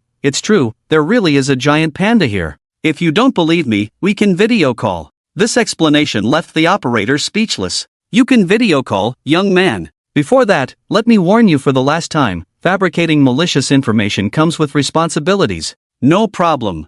Beep. The video call connected. The operator, who was confident before, was dumbfounded the moment he saw the video. It's really a giant panda. What in the world? Lao Yan, the wild giant panda has injured someone, prepare to dispatch, location. The operator shifted his gaze back, no longer lazy. Young man, please stay where you are. Is the injured person in critical condition? She was just slapped, her face is swollen, not severe. Zhang Shi turned the camera to Fan Xiaohua. Has the wild panda stopped attacking? How is its emotional state? Any signs of anger? Yes, it looks relaxed, no signs of anger. I will end the video call now. Someone responsible will call you back. Keep the line open when they connect, do not hang up, report any situation immediately. Okay, I got it. After ending the call, Zhang Shi breathed a sigh of relief and spoke up. Boss, isn't it strange? With our powerful national big data system and various monitoring systems, there's still a wild giant panda that hasn't been registered. It's quite a coincidence that this lone panda found its way here.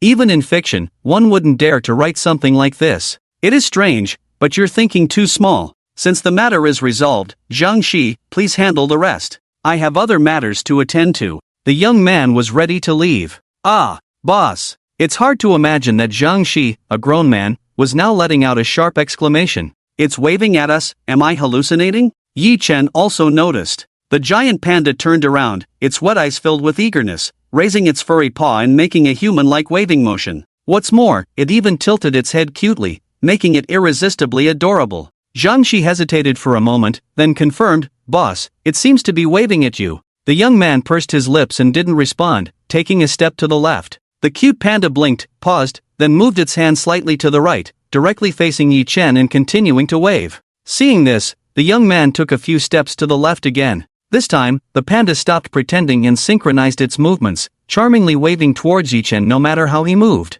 Impressive. This panda is quite clever. It has actually locked onto you. After the test, Yi Chen stopped adjusting his position and walked forward confidently. The giant panda, seeing him getting closer, made a joyful meh sound. A giant panda making sheep noises left Yi-chan puzzled as he looked at the towering and adorable creature in front of him. Do you have something to tell me? Hearing this, the panda turned around. Holding a small, peeled bamboo shoot in its furry paw, the panda presented it to the young man as if offering a treasure, its pinkish claws hidden among the fur.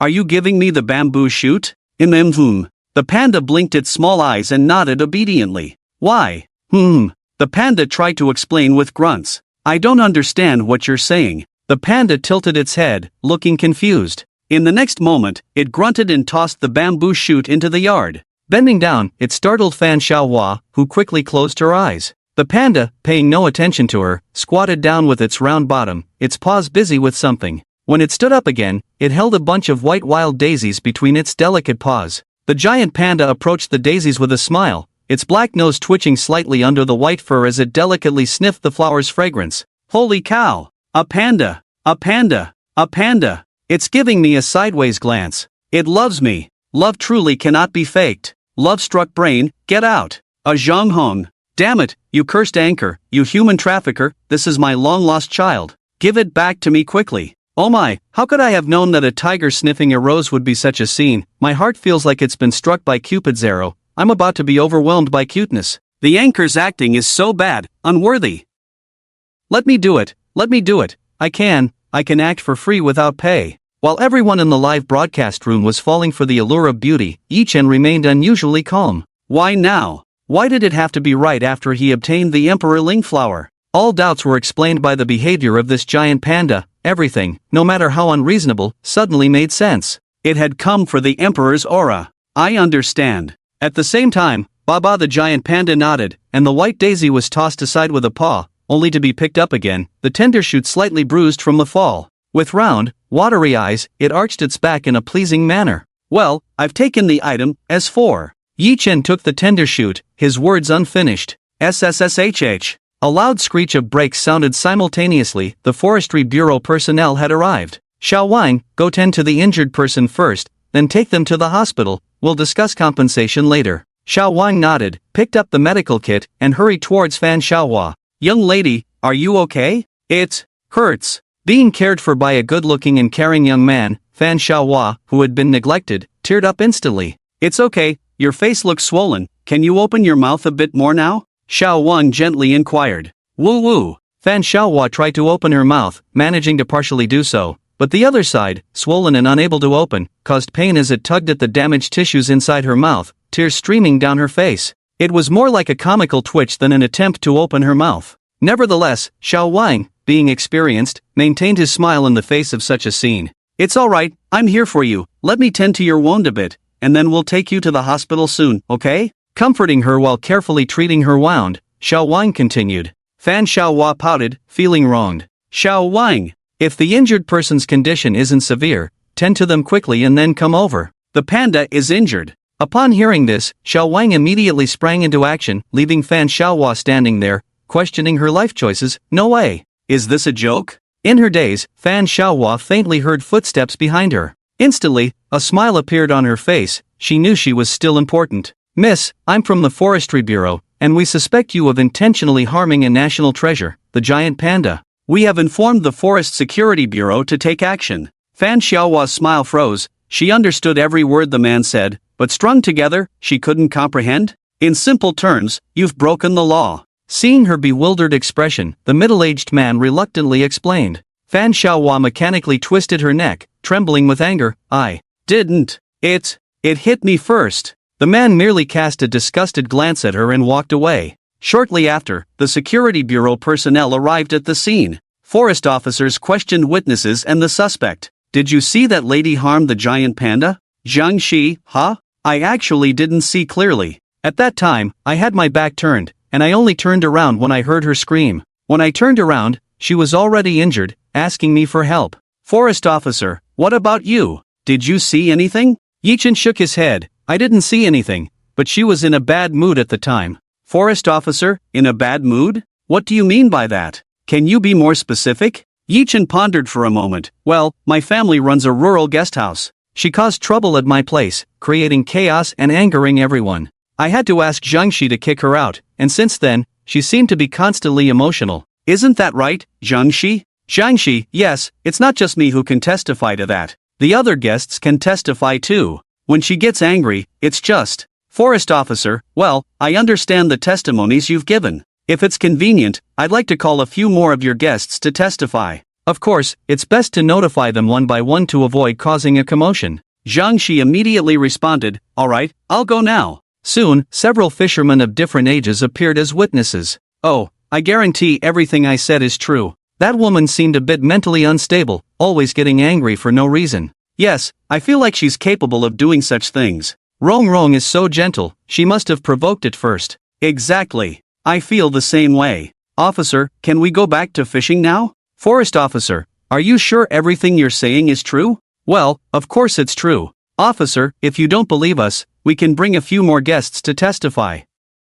The forest officer looked at the man in front of him, who was clearly a generation older, and with a wry smile, said, that won't be necessary. Thank you for your cooperation. You may leave. No problem, it's our duty. If you need anything, just let us know. Ha ha ha. The fisherman chuckled, swiftly disappeared, leaving no trace. MS. Fan, based on the current evidence, you are suspected of harming endangered animals. Please come with us to the station. Of course, before that, the station will arrange for a doctor to treat your injuries first. Let go. Why are you arresting me? This is a mistake. Fan Xiaohua struggled as the officers dragged her away, spitting blood in her desperation. Fan Xiaohua was no match for the well-trained officers. She was taken away in no time. Of course, Yi Chen definitely didn't dare to livestream all this. Before the Forestry Bureau mentioned filing a case, he had already shut down the live broadcast. Joking aside, if he really did that, he would have been taken away in no time. Play button, you are now live. Reverse button, fans immediately flooded back into the live stream.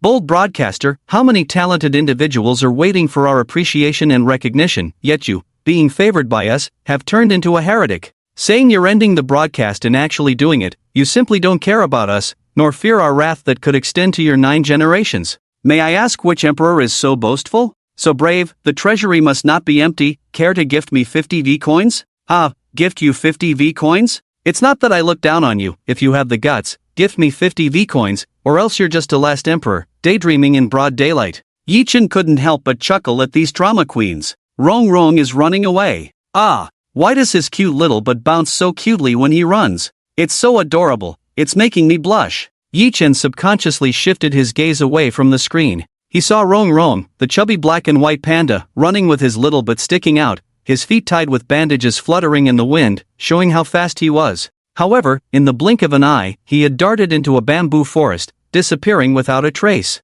Little Wang, what did you do? Did you scare it? Why did you run away? Little Wang looked aggrieved, pitifully saying, Leader, I really didn't do anything wrong. I had just finished bandaging its wound and was about to give it a sedative injection when it suddenly got up. Oh, you really are something. Pandas are sensitive creatures. You must not have reassured it beforehand and scared it by suddenly pulling out the sedative needle. It's such a good baby, being scared but still managing not to harm you and escaping is already good enough. With its size, it could have given you a bite, considering your small stature. Old leader, I'm not that weak. I've been working out too. Little Wang weakly resisted with his head down. The old leader glanced at Little Wang without a trace, remained silent for a moment, and sighed. Ah, it's not easy to come across a panda that hasn't been integrated into the system yet and has such a good temperament. I was planning to find a mate for Nyo Nyo. Little Wang secretly pinched his biceps, feeling quite firm. Seeing the situation resolved, Yi Chen was about to attend to his own matters. Kid, don't leave. Do you need something, Grandpa? The old leader stroked his beard, wrinkles gathering as he smiled and said, Well, you see, if this panda shows up around your place again, could you please call me first? Grandpa, how can you be sure it will come back? Well, it's just based on their daily habits. Could you do this favor for this old man? Yes, I will. Yi Chen nodded, and the two exchanged contact information readily. The Forestry Bureau personnel then left. Boss, today's events were truly bizarre. A panda, and even forest officers showed up. I mean, I never knew that officers were in charge of the forest, quite an eye-opener. Jiangxi finally vented out his frustration. Did you take pictures for Sister Gao? The young man asked casually. Of course, not just pictures, I also recorded a video of the panda. Such a cute little one, she will surely like it. As Zhang Shi spoke, his excited expression slowly stiffened. Boss, what do you mean? Nothing, just that you and Sister Gao are close. The young man smirked and walked away. Completely ignoring the teased Zhang Shi, his heart was in turmoil at the moment. Of course, not because Zhang Shi had called Gao Di Mom yesterday. Just as Yi Chen entered the backyard, Yi Yinjiang anxiously approached him. Yaoer, is everything resolved? Will she come back to cause trouble for us? Yes, perfectly resolved, Mom, you can rest assured,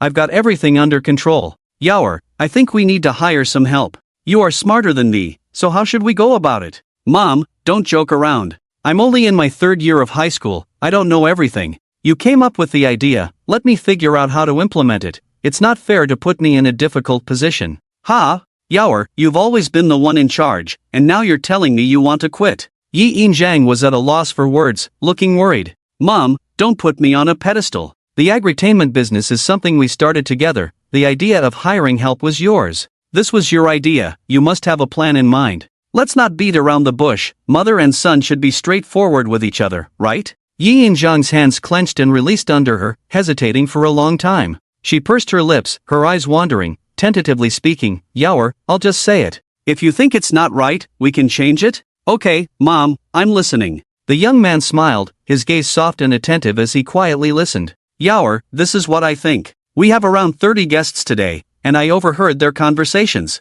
Most of them are considering coming back, some even want to bring their wives, children, and parents. Yi Yinjiang explained as he paced back and forth. Our farmhouse will definitely not lack guests in the future. You don't know how busy I was today. He continued. I couldn't even finish cooking at noon. It was only when I remembered to ask Hohat and the others for help that things started running smoothly. Mom, you're really smart. I couldn't have thought of asking them for help, Yaoer praised.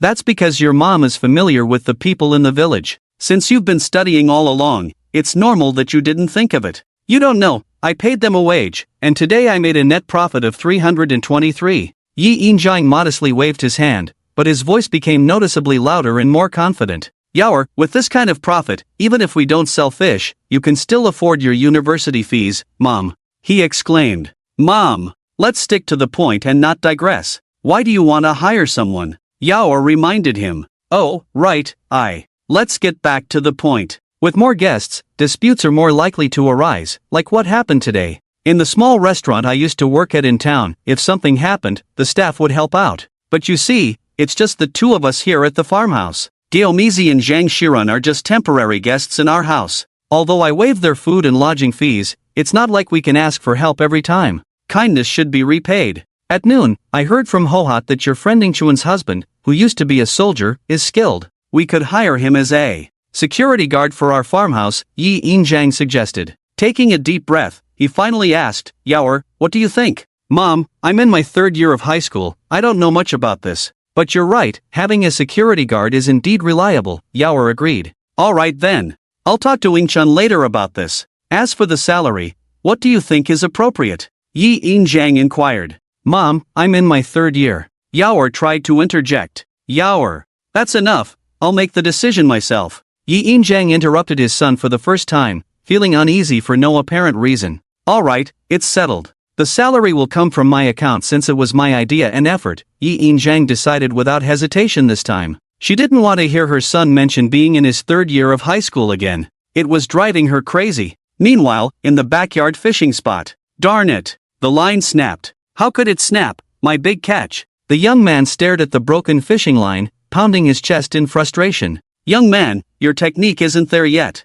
The line wasn't broken by the fish, it was worn out, the 80-year-old man, Pei Yuqing, pointed out. What? Sir, I followed the instructions of a professional fishing anchor. Professionals who catch over 100 pounds of fish must be skilled, so why is my technique lacking? The young man asked in confusion. Pei Yuqing sighed deeply. Why are you sighing, sir? Since you've spoken up, please give me some guidance. I finally got a bite, and now I can't reel it in. I regret it so much. The young man, gripping the broken fishing rod, looked extremely frustrated. I regret that you wasted this opportunity. I don't know the level of the so-called professional you mentioned. I only know that your posture and timing were wrong, causing the line to break on the reef below, Pei Yuqing explained. Young man, fishing requires patience. The more anxious you are, the calmer you must be. Fishing is. It's actually a game between you and the fish. When it's strong, if you just try to reel it in forcefully, both sides will exert power, and the fish will most likely break free directly. Do you think this approach is effective besides being laborious? But when should I reel in then? When you feel it's struggling hard, instead of reeling in, you should timely release some line to prevent it from breaking free. Wait until it's exhausted, then reel in. Repeating this process is what we call playing the fish. You need to learn to control the rhythm and not just use brute force. Oh, I understand now, sir. You are right. I get it. That video blogger is causing harm. It should be you explaining these principles. I immediately see the light. The young man had a sudden realization, theory combined with practice, making him exceptionally strong at this moment. Buzz Ring Pei Yueching's eyes changed, the tip of the fishing rod he held trembled, the clear sound of the small bell mixed with the wind was delightful. He gently shook the rod, allowing the fish to bite deeper, then lifted the rod quickly, tightened the line reel, and judged the size of the fish. The rapidly tightening line intertwined with the wind, emitting a hissing sound, stirring up ripples on the calm water surface, creating waves in the deep blue water. Sir, this fish of yours is making quite a commotion. The young man, originally a bystander, was now as anxious as if he were the one fishing, breathing rapidly. Pei Yueching paid no attention. At this moment, his ears and eyes were solely focused on his opponent. His gray-white t-shirt was clearly stretched by his chest muscles, and in the blink of an eye, the fishing rod was lifted, the fishing line tightened, and the water surface suddenly became turbulent, as if boiling. The prey under the fishing line was at its peak strength, its fins flapping wildly in struggle. The fishing rod instantly bent like a full moon. The delicate tip seemed like it would break at any moment. In the blink of an eye, Pei Yueching pressed the rod against his chest, loosening the line at this moment. The fish, losing balance underwater, struggled to escape, and the fishing line tightened again. Throughout the process, Pei Yueching never reeled in the line, but instead deliberately let out a small section of it. Splashes of water flew around, the tension in the fishing line noticeably decreased. Once again, he bent the fishing rod, quickly pressed the rod to take advantage and reel in the line.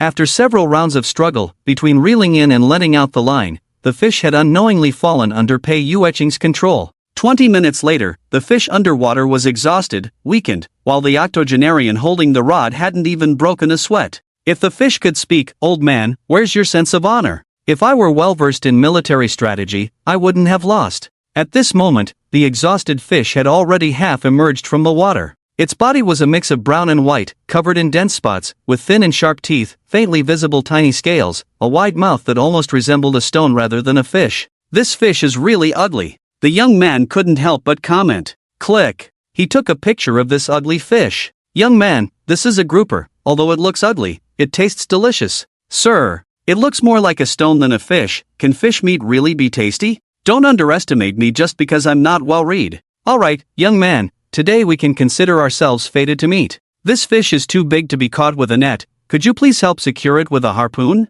Sure. The young man smiled and agreed. Feeling like half an apprentice at least, he would definitely help. Together, the two of them struggled to pull the large fish onto the shore, but the fish was so big that they couldn't move it for a moment. Seeing this, another young man nearby, without a word, decisively stepped forward to help. Finally, the three of them managed to move the giant grouper onto the shore. Phew, sir, this fish is really huge. I think it's not much smaller than the 500-pound one we caught before. The two young men were sweating profusely, panting, their lips turning pale, faces as red as a monkey's bottom.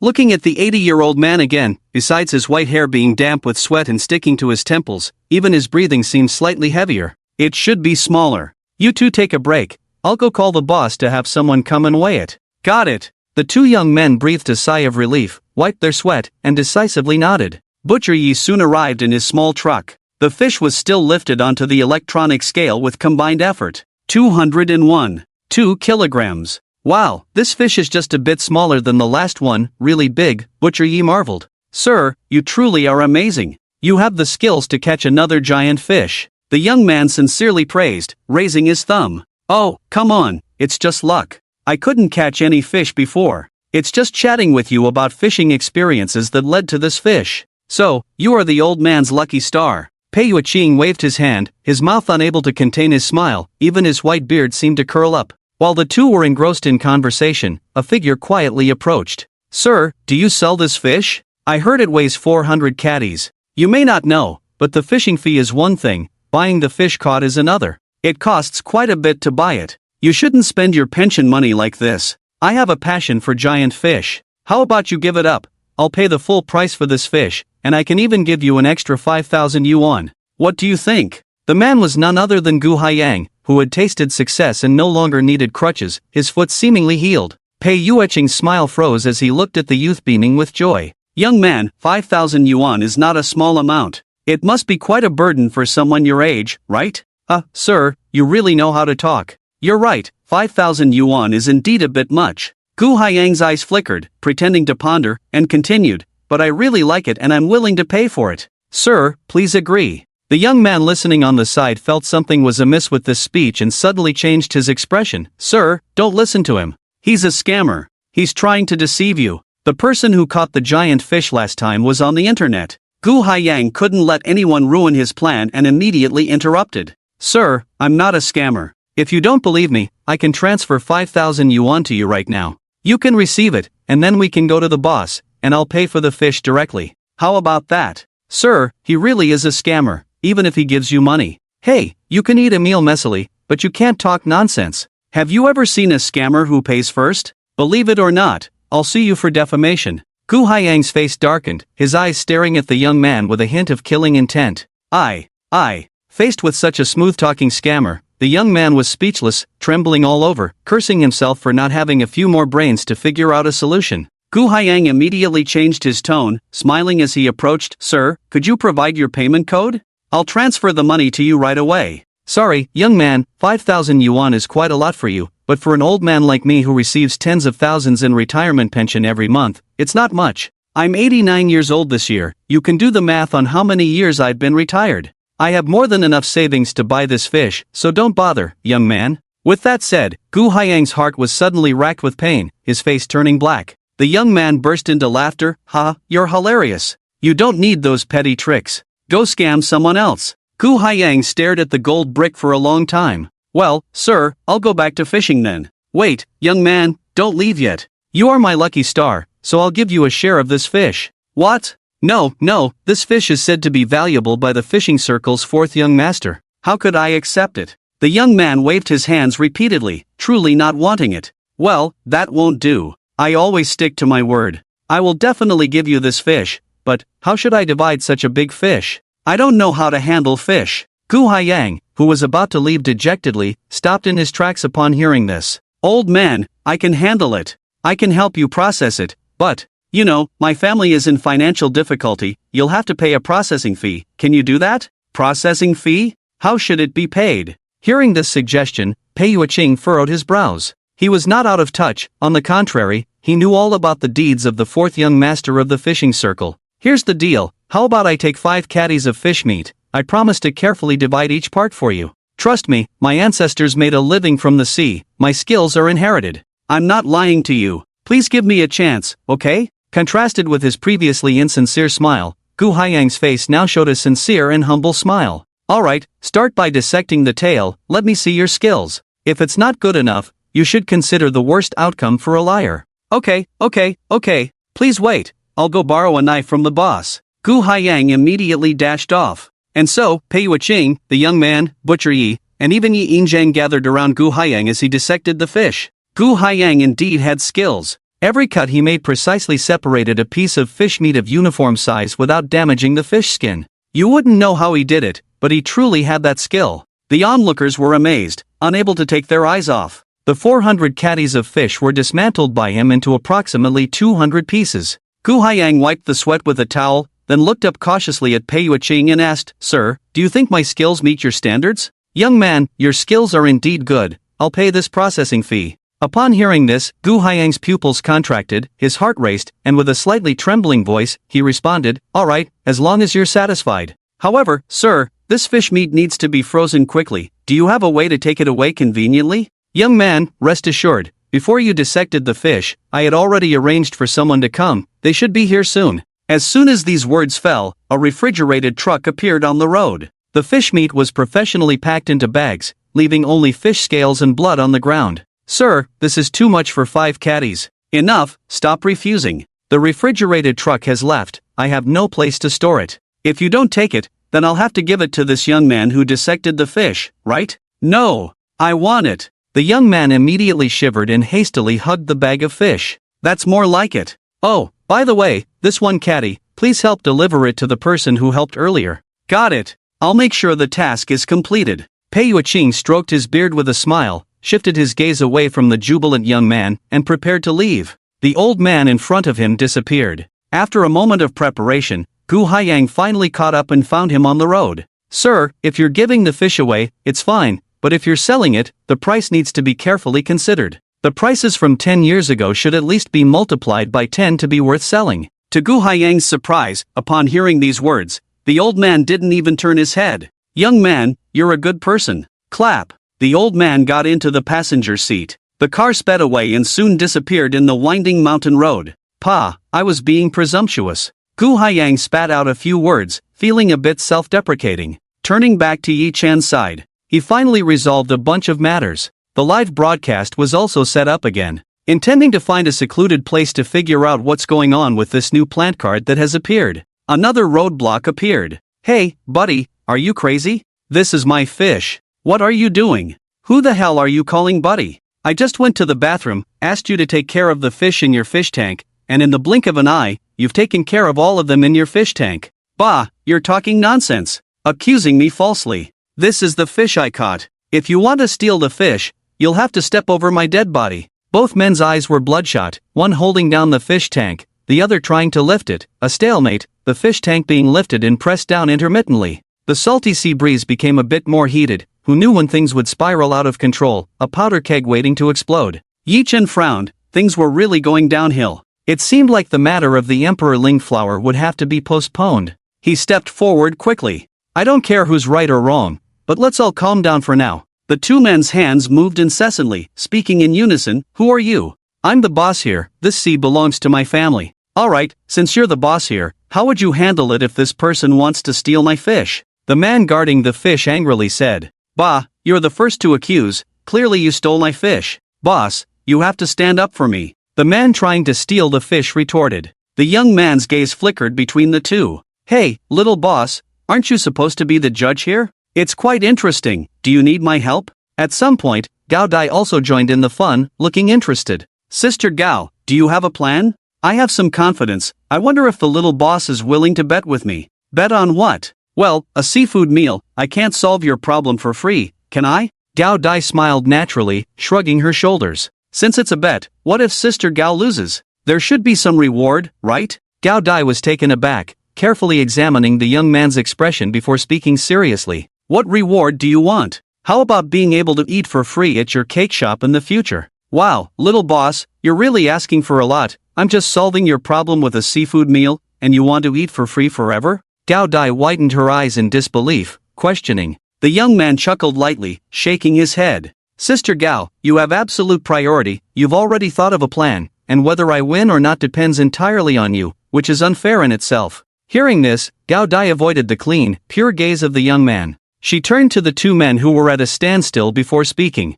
Alright, I'll bet with you. Then I'll wait for your good news, Sister Gao. I'll take my leave first. Alright, I'll handle it quickly. Gao Dai waved her hand confidently. Seeing this, the young man turned and left. In this bet, he wouldn't lose no matter what. Time was precious. He ran a little way, found a hill, and stopped, making sure there was no one around. With a flick of his wrist, the card at his fingertips swiftly. And then nothing happened, it just stood there blankly, stuck in the ground. Yi Chen looked puzzled. Wasn't it always like this before? Why wasn't the card playing by the rules this time? The card didn't disappear, and the plant didn't appear out of thin air? While the young man was still in a daze, the card suddenly vibrated, as if coming to life, shaking off dirt particles. Swish! It flew back to the young man's slender fingertips as if being summoned back. The golden Emperor Ling flower on the card, the previously upright petals were now slightly drooping, the crown askew, as if greatly wronged. Xiaohua, if you truly understand what I'm saying, you should know that it was unintentional.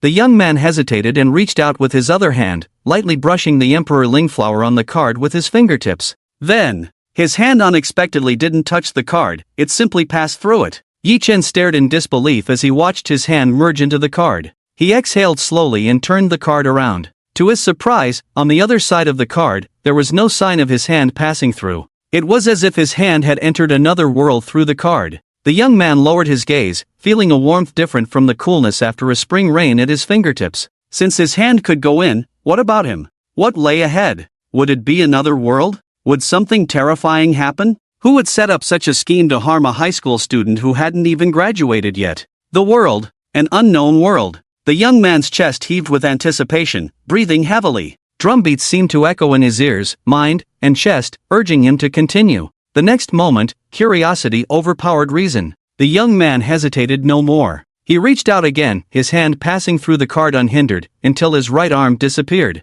In an instant, his arm pulled Yi Chen's entire body into the card, along with the suspended card in midair. They vanished together from reality. Blinking, Yi Chen found himself in a vast white world. It felt warm and comfortable, with a subtle fragrance of orchids in the air. On the pure white ground not far away, clusters of flowers surrounded a magnificent golden flower like stars around the moon. The pale golden gas swirling around the flower's stamen seemed both real and illusory, like a dream. Emperor Ling flower. Recognizing it at a glance, Yi Chen hurried towards the giant flower. Just a step away from the flower, tangible gas enveloped the Emperor Ling flower. Were these pale golden gases the Emperor's aura? He took a deep breath, trying to inhale the aura. A large amount of aura entered Yi Chen's nostrils and stayed there. Refusing to give up, he took another deep breath, but alas, one cannot enter a house through the window. He stared at his nose. His eyes were blurry, and the aura outside his nose remained still, no matter how hard he tried to inhale it. It just wouldn't go in.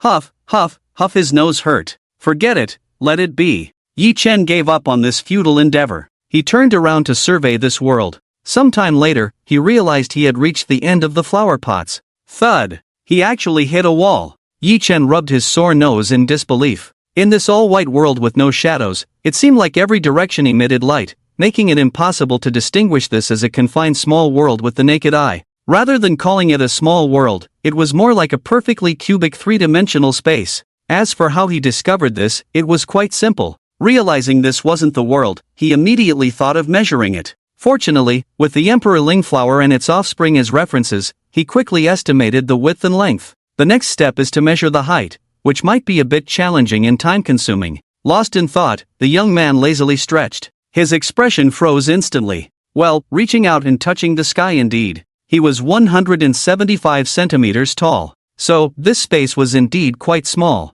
A small space of approximately 10 meters by 10 meters by 2 meters high, totaling 200 cubic meters. The only consolation was that the space had enough oxygen, was temperature controlled, and felt comfortable at around 26 degrees. He also noticed a mirror on his side, which surprisingly provided real-time observation of the outside world he had entered. Even the sounds of insects and birds could be clearly heard. He didn't understand the principle at all. However, a clever person doesn't need to understand the principle of a tool. Knowing its purpose and how to use it is enough. This small space turned out to be much more useful than he had imagined. As for the only downside, as long as he didn't dwell on it, the benefits brought to him by this card might not be lower than the ocean card. Passing through the mirror once again, the youth returned to the real world, gazing at the card suspended in midair, with one hand cradling several pink seedlings and the other reaching out to retrieve the card. Swish! The card flashed and once again voluntarily returned to the gap between his fingertips. It was so convenient, almost unbelievably so.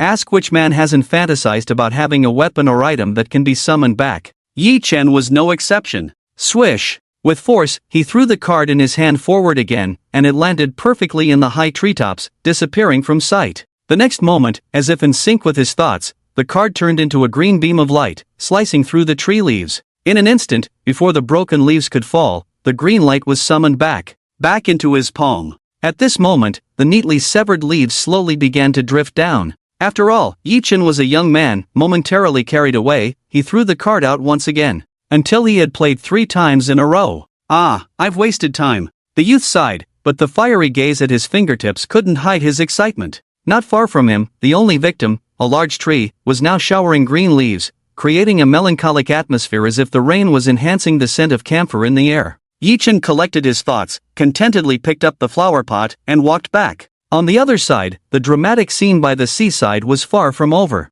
The scene was extremely lively. Onlookers surrounded the two individuals arguing vehemently, and Gao Dai was in the middle of it all. I think the one accusing others of stealing fish is lying. Just look at his shifty eyes and sneaky appearance. Young man, looks can be deceiving. Don't be too quick to judge. I find that young man quite sincere. A middle-aged woman couldn't stand by and quickly retorted. Ma'am, everything should be based on reason. That liar is in the wrong. You can't just believe he's lying because he seems emotional, can you? The middle-aged woman was at a loss for words and had to close her mouth. Gao Dai ran her hand through her hair, completely unaware of how difficult it was to uncover who was lying. She thought with so many people fishing, there must be witnesses, but the result was, there were indeed witnesses. The fish was caught by this young man in red. I was sitting next to him, so I definitely know what happened. The fisherman on the left, guarding the fish, provided his testimony. No, why are you talking nonsense? I clearly saw the young man in white catch the fish. He was sitting next to me, can I lie? The fisherman on the right, trying to steal the fish, provided his testimony. Both had witnesses. Gao Dai rubbed her forehead, sweating profusely. She had to find out who was lying, and now 2 more witnesses had emerged to prove that both were telling the truth. Most importantly, after providing their testimonies, both men quickly returned to fishing, showing no signs of being false witnesses. Modern surveillance is truly a great thing. Since this approach was wrong, it was time to change direction. Gao Dai questioned some fishing friends. You all claim the fish is yours, so what kind of fish hook did you use? Different fish hooks leave different wounds on the fish's mouth. Wow, this girl is really smart. To think of using this method to identify the culprit. I think we're getting close this time. A middle-aged woman praised. Yes, the truth will definitely come to light this time. The crowd echoed. Both of them showed a look of joy. Liar, in the face of absolute facts, I don't believe you can still lie. Administrator, I'm using. You're saying exactly what I wanted to say, I'm using.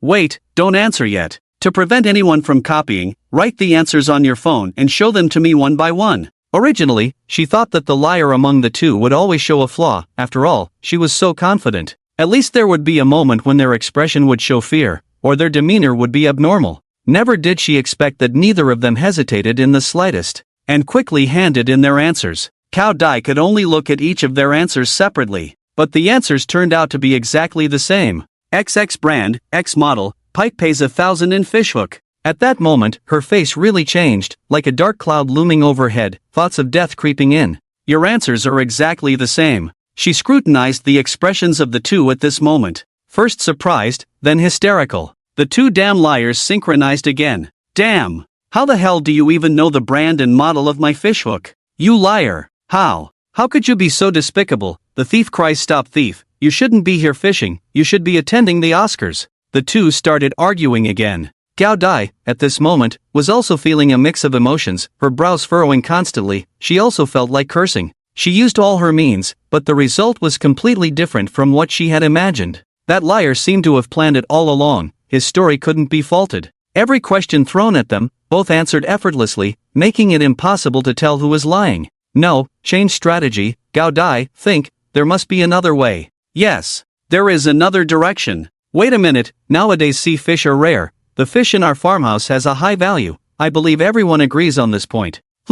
Everyone nodded. You two must be liars. Since the liar wants this batch of fish, they must want to sell it, but both of you claim not to be liars. If I assert who the liar is, the result will ultimately leave one person empty-handed. This 50-50 outcome is unfair to the one who didn't lie. How about this? I'll decide. You each take half, regardless of the truth. At least neither of you will lose. Is this acceptable? This time, both of them fell silent. The onlookers also looked at each other, speechless. After a long time, the guy who tried to steal the fish spoke first. I can accept this result. I came here specifically to fish and bring some home for my family to eat. I only wanted to sell the rest. Yes, when faced with a 50% chance of sunk cost, most people would choose to compromise. That's human nature. Phew. Gao Dai, physically and mentally exhausted, let out a sigh of relief, finally able to peacefully resolve this issue. Since you both don't object. Unexpectedly, something happened. The guy protecting the fish suddenly changed his expression drastically. Joke.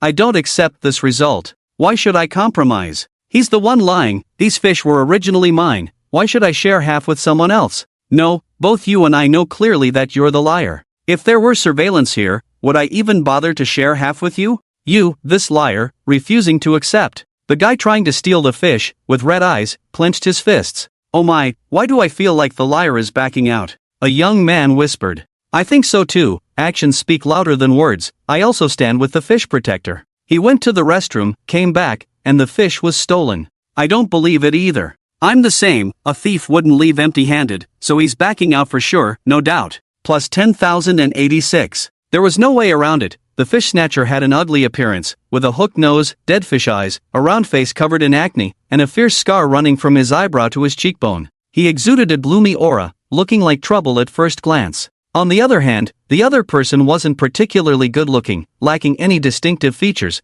but the comparison with the former made them much more pleasing to the eye. "Young man, it's okay to make mistakes, just admit them," said the elder woman. "He's a fraudster, his heart is black. You can't expect him to confess," retorted another. The fish snatcher listened to these harsh and mocking voices, trembling with his head lowered. Too many people, buzzing in his ears, the sound of cicadas. In a daze, he opened his eyes to see blurry faces around him. The foul-smelling rag returned to his mouth, and he found himself back in the dark and terrifying classroom of his childhood. "Li Gue, evil spirit, it was you who stole the things. Why don't you admit it? We found the things in your desk. You look like a ghost, and you say you're not Li Gue. Your parents gave you that name, suits you well." "I'm not Li Gue, I'm Li Gue, the treasure." Li Gue, who had been curled up in self-defense, suddenly released his arms, spat out the rag, revealing a face covered in tears and snot, bruised and swollen. "Disgusting, Li Gue, didn't I tell you to protect your damn face? It's sickening, I almost threw up."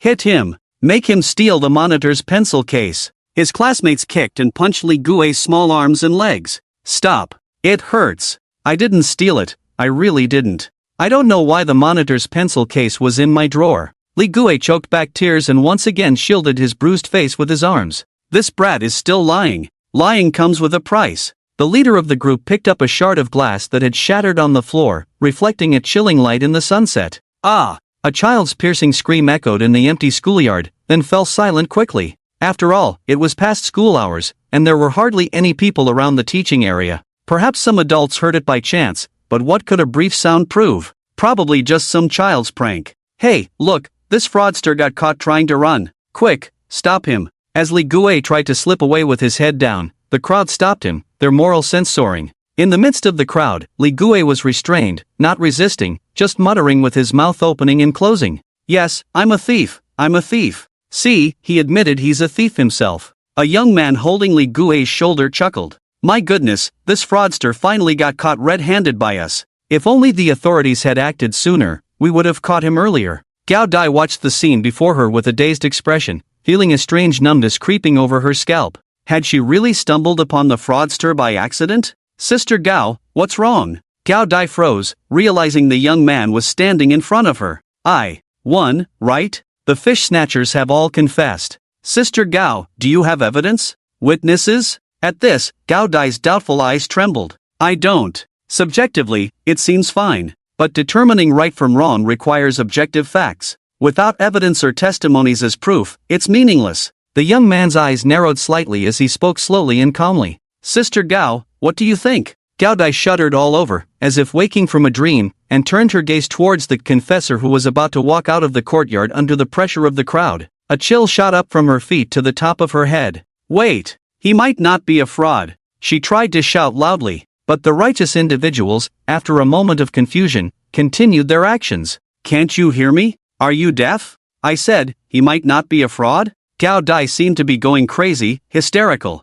This time, no one looked back. In confusion, Gao Dai heard mocking remarks directed at her, but she was the one clearly mistaken, yet someone else was facing judgment? "Can't you understand human speech?" I said, "Let him go." This time, Gao Dai didn't hesitate anymore. She rushed forward and grabbed Li Gue's arm. "No, manager, what do you mean? He has confessed, why are you playing tricks? There's no evidence, you can't convict him based solely on his subjective testimony, otherwise what's the point of the law? We are civilized people, we can't use verbal punishment to extract confessions. Are you out of your mind? What do you mean by extracting confessions? What law are you talking about? His own admission, what are you trying to imply with your actions?" The man felt more and more that the woman in front of him was deliberately causing trouble. "No, you folks at the farmhouse, stop messing around. Is it because the event that brought you traffic is about to end, so you're trying to catch the tail?" As soon as this was said, some fence-sitters immediately realized, some remained indifferent, watching coldly,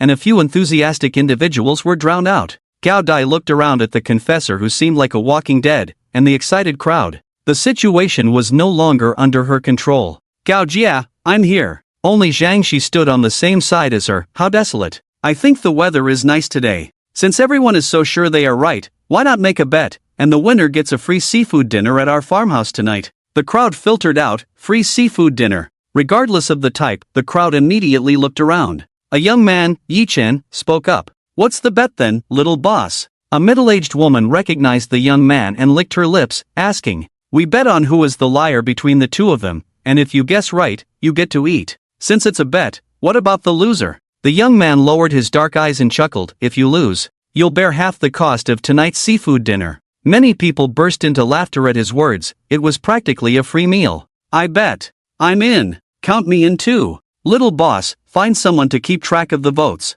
Zhang Shi, I'll have to trouble you again. Yi Chen called out apologetically. Zhang Shi sighed quietly, then said, Gao Jia, don't worry too much. It's not your fault, and the little boss has taken over. Okay, I'm fine, you go help out first. Zhang Shi carefully observed the other person before leaving. I'm Zhang San, I support Liang Ming. I support Liang Ming.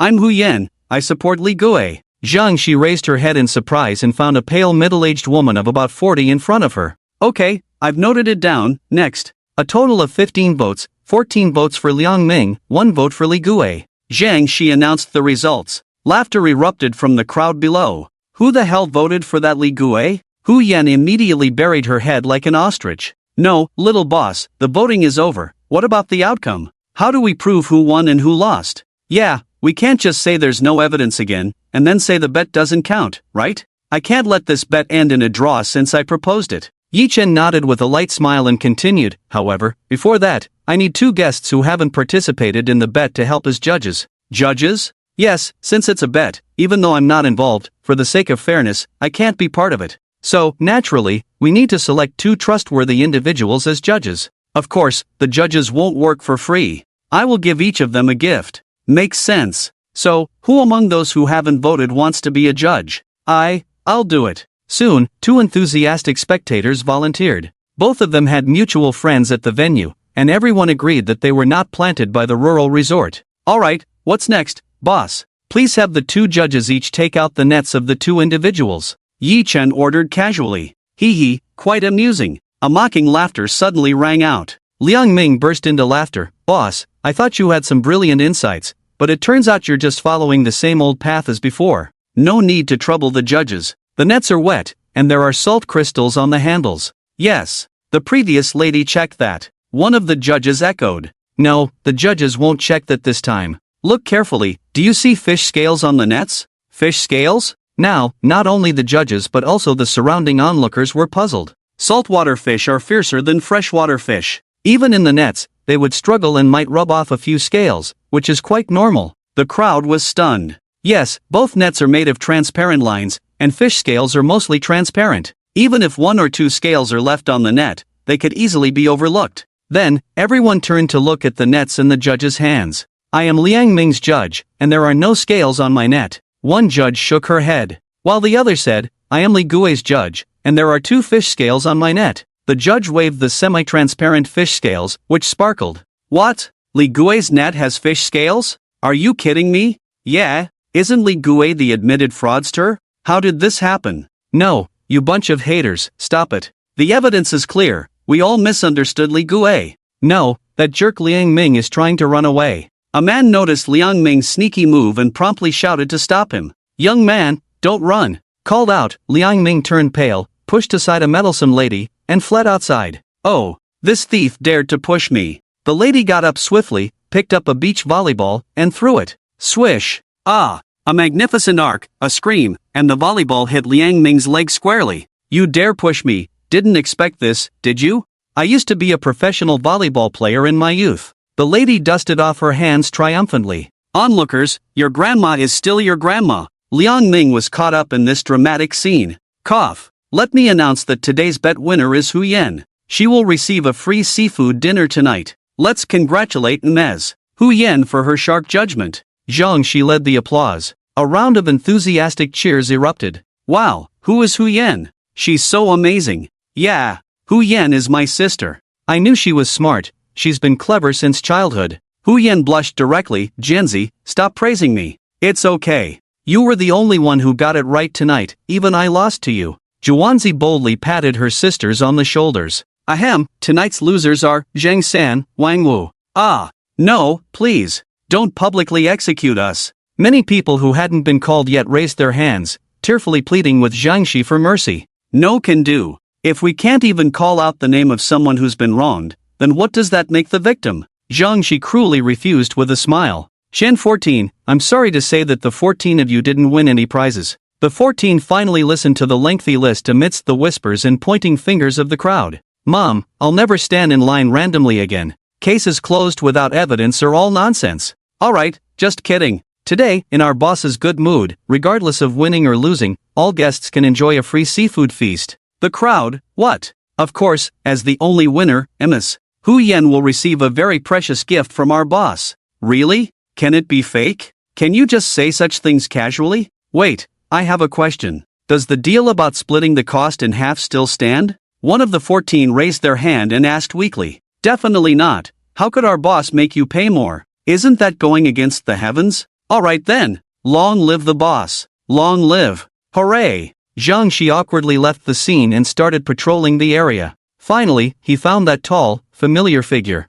At the first moment of getting the results, the bewildered Gao Dai immediately turned around. When he found him, Li Gui stood alone against the wall, eyes vacant as if he had lost his soul. Li Gui, it's my arrogance, my self-righteousness that caused you to be accused by so many. But the other party showed no reaction at all. I'm sorry, Li Gui. I'm sorry. Gao Dai finally cried out, tears falling like beads off a broken string. This belated I'm sorry was the key that easily opened the rusted door of his heart. The scattered pupils slowly focused. Li Gui seemed to suddenly be infused with a soul, tears welling up in his lifeless eyes. Thank you, this is the first time someone has apologized to me. In a daze, the Gao Dai in front of him suddenly overlapped with the blurry class monitor in his memory. Yes, the class monitor was too young. Li Gui smiled through tears, finding solace in that smile, as nightmares and sorrows could no longer torment him. Jiangxi had just run over. He saw Gao Dai not only standing so close to Li Gui but also comforting him. Gao Dai,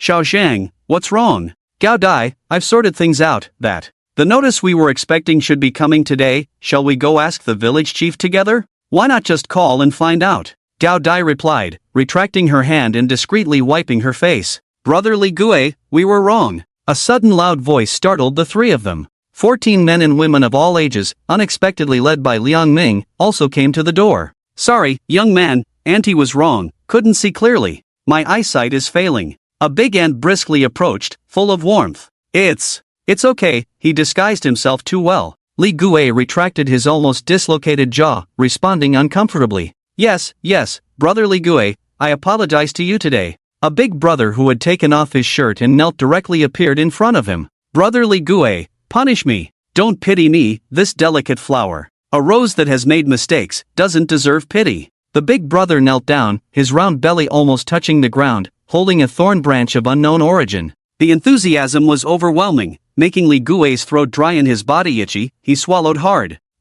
Brother, don't be like this. My sexual orientation is normal, I'm scared. The rest burst into laughter immediately. Ha ha, this guy is a talent, even offering to be punished. Ha, are you young people playing like this nowadays? Ha ha no, ha why does my stomach ache so much? Twitching and convulsing, am I dying? I am Hua Tuo reincarnated. With one glance I can diagnose, you're laughing too hard, no terminal illness. Men aren't that sensitive. The big brother being teased didn't mind. Thanks for the support, Li Gui, you can laugh, I'm straight too. In order to quickly end this bizarre apology meeting, Li Gui had to grit his teeth again and meet the gaze of this provocative big brother. Unexpectedly, the big brother blushed. Wait, you're a straight guy, why are you blushing like a teapot? Li Gui realized for the first time how terrifying visual pollution could be. Alright, auntie, brother, I accept your apologies, let's forget about the whipping. Seeing this, the other 12 people were eager to act. Li Gui decisively said, stop. I forgive the rest of you too. Don't cause any more trouble. The others immediately looked embarrassed, their plans foiled. What about this liar? How should we deal with him? Li Gui, he wanted to steal your fish, should we report him? We can testify for you. Your fish is worth more than 5,000, it could be a criminal case, let him spend some time behind bars. Ah, can we do that? I don't really understand these things, but if it's possible, I'll. Li Gui scratched his head. No. You're talking nonsense, it's not a criminal case, the fish wasn't his until he paid for it, it belongs to the fish farm owner. Liang Ming interrupted with a grim expression. Besides, the fish is still in the fish tank, he asked me to look after it. I didn't steal anything. No one expected Liang Ming to be so shameless. Bah, you look decent but have no integrity, you're shameless. He asked you to look after it, and you really looked after it in your own fish tank. It's none of your business, even if you call the police. Liang Ming shrugged fearlessly. Damn it. Don't stop me, I have to beat him up today. Go ahead. Show some backbone and hit him. You'll be the one behind bars. Liang Ming was fearless, even flaunting his arrogance, hoping someone would hit him. You. Shameless. The crowd was furious, stomping their feet. Let go of me, don't hold me back. I'll just spend a few days in jail. A bunch of idiots. Assaulting someone is a crime, and group fighting is even worse. A shadow flashed by, Liang Ming's smug face suddenly twisted, his cheek flesh bouncing back and turning red at a visible speed. May 1. 7-meter black and white cute creature innocently blinked its wet eyes, making cute sounds. Roll. Damn, am I seeing things? The man rubbed his eyes. I saw it too, that idiot got slapped by Roll, serves him right, arrogant jerk. The people who were holding Liang Ming went to pull someone else. So, without realizing it, Liang Ming distanced himself from the others. Naturally, he witnessed this scene. It's clear who the idiot is. No one dares to hit you. What now, animal? Does Roll slap taste sweet to you? In the eyes of the crowd, disdain was hard to conceal. Even Auntie couldn't help but roll her eyes. This panda must be sick. Since it hit me, who knows if it will hit you guys? Liang Ming covered his burning face, gritting his teeth. Restrained by the bear's might, he didn't dare to turn and run. Oh, people are so humane. I'd been hosting a live broadcast room all along. Not long ago, I punished a little white lotus, and now I'm punishing you, scum. Really? By the way you speak, isn't our national treasure the present-day scum judge? It has to be you. The title of scum judge sounds impressive, marvelous. Don't be hypocritical. Pfft. Before Liang Ming could finish his words, he spat out a mouthful of old blood. He broke through the defense. Kid, his physical resistance is broken, now his magical resistance is broken too. The scum's moral integrity is broken. It's time to kick him while he's down. Spit. Liang Ming spat out another mouthful of blood, his vision immediately darkened, the world spun around him, and he collapsed. Thud. Fainted. Seeing this, the cute creature's eyes widened, its furry and thick body agilely turned around. In the blink of an eye, it disappeared into the distant woods. Tisk, that's it, nothing special. I'll leave first. I took a picture of Roll. I need to show it to my girlfriend quickly. Everyone nodded and dispersed. But, should we just leave him like this? Why bother about him? If he gets so angry that he dies, it's his own lack of tolerance, it's none of our business. The law doesn't blame the public, understand? Master. In an instant, the crowd scattered, leaving only Gao Dai and two others. Gao Jia, how should we deal with this person? Zhang Shi glanced helplessly at the scum lying unconscious on the ground. It's easy, with witnesses and evidence. He stole the property of the agritainment. Report it, find an old acquaintance of mine, she should be interested. Can we do that? Li Gui chimed in with interest. Yes, we can, as long as there is evidence. The law is equal for everyone. Li Gui breathed a sigh of relief. Thank you, miss. Enough, don't say more. I'm an external employee of the agritainment. I've been absent from work for too long. Li Gui nodded, the tears in her crocodile eyes never fell. Zhang, you report the case here and wait for the police. I'll go busy myself first. Okay. With that, the three also went their separate ways. Meanwhile, Yi Chen, who had caught the six-eared macaque, hurriedly pulled his mother's hand upstairs. Mom, what's wrong? Why are you in such a hurry? Yi Zhan was completely puzzled. But the young man didn't respond. A green light flashed, summoning the card back. Right in front of his mother, he stared blankly as he merged into the world of the card, disappearing from sight. Yi Chen observed the real world through the mirror. Where's Yi Yin? Didn't he pull me here? Why is he gone? Yi Yin Zhang furrowed her brows, turning in place. Yi Yin? The eyes of the Yi Chen in the space grew even deeper. Indeed, his cognition was being interfered with again. As long as he didn't have the intention of being perceived by the target, he would be interfered with, even disappearing directly in front of the other person. The other person's cognition would also be restored. Last time, when he threw the ocean card, he didn't think so much. Yi Chen returned to the real world once again. Mom, I'm here.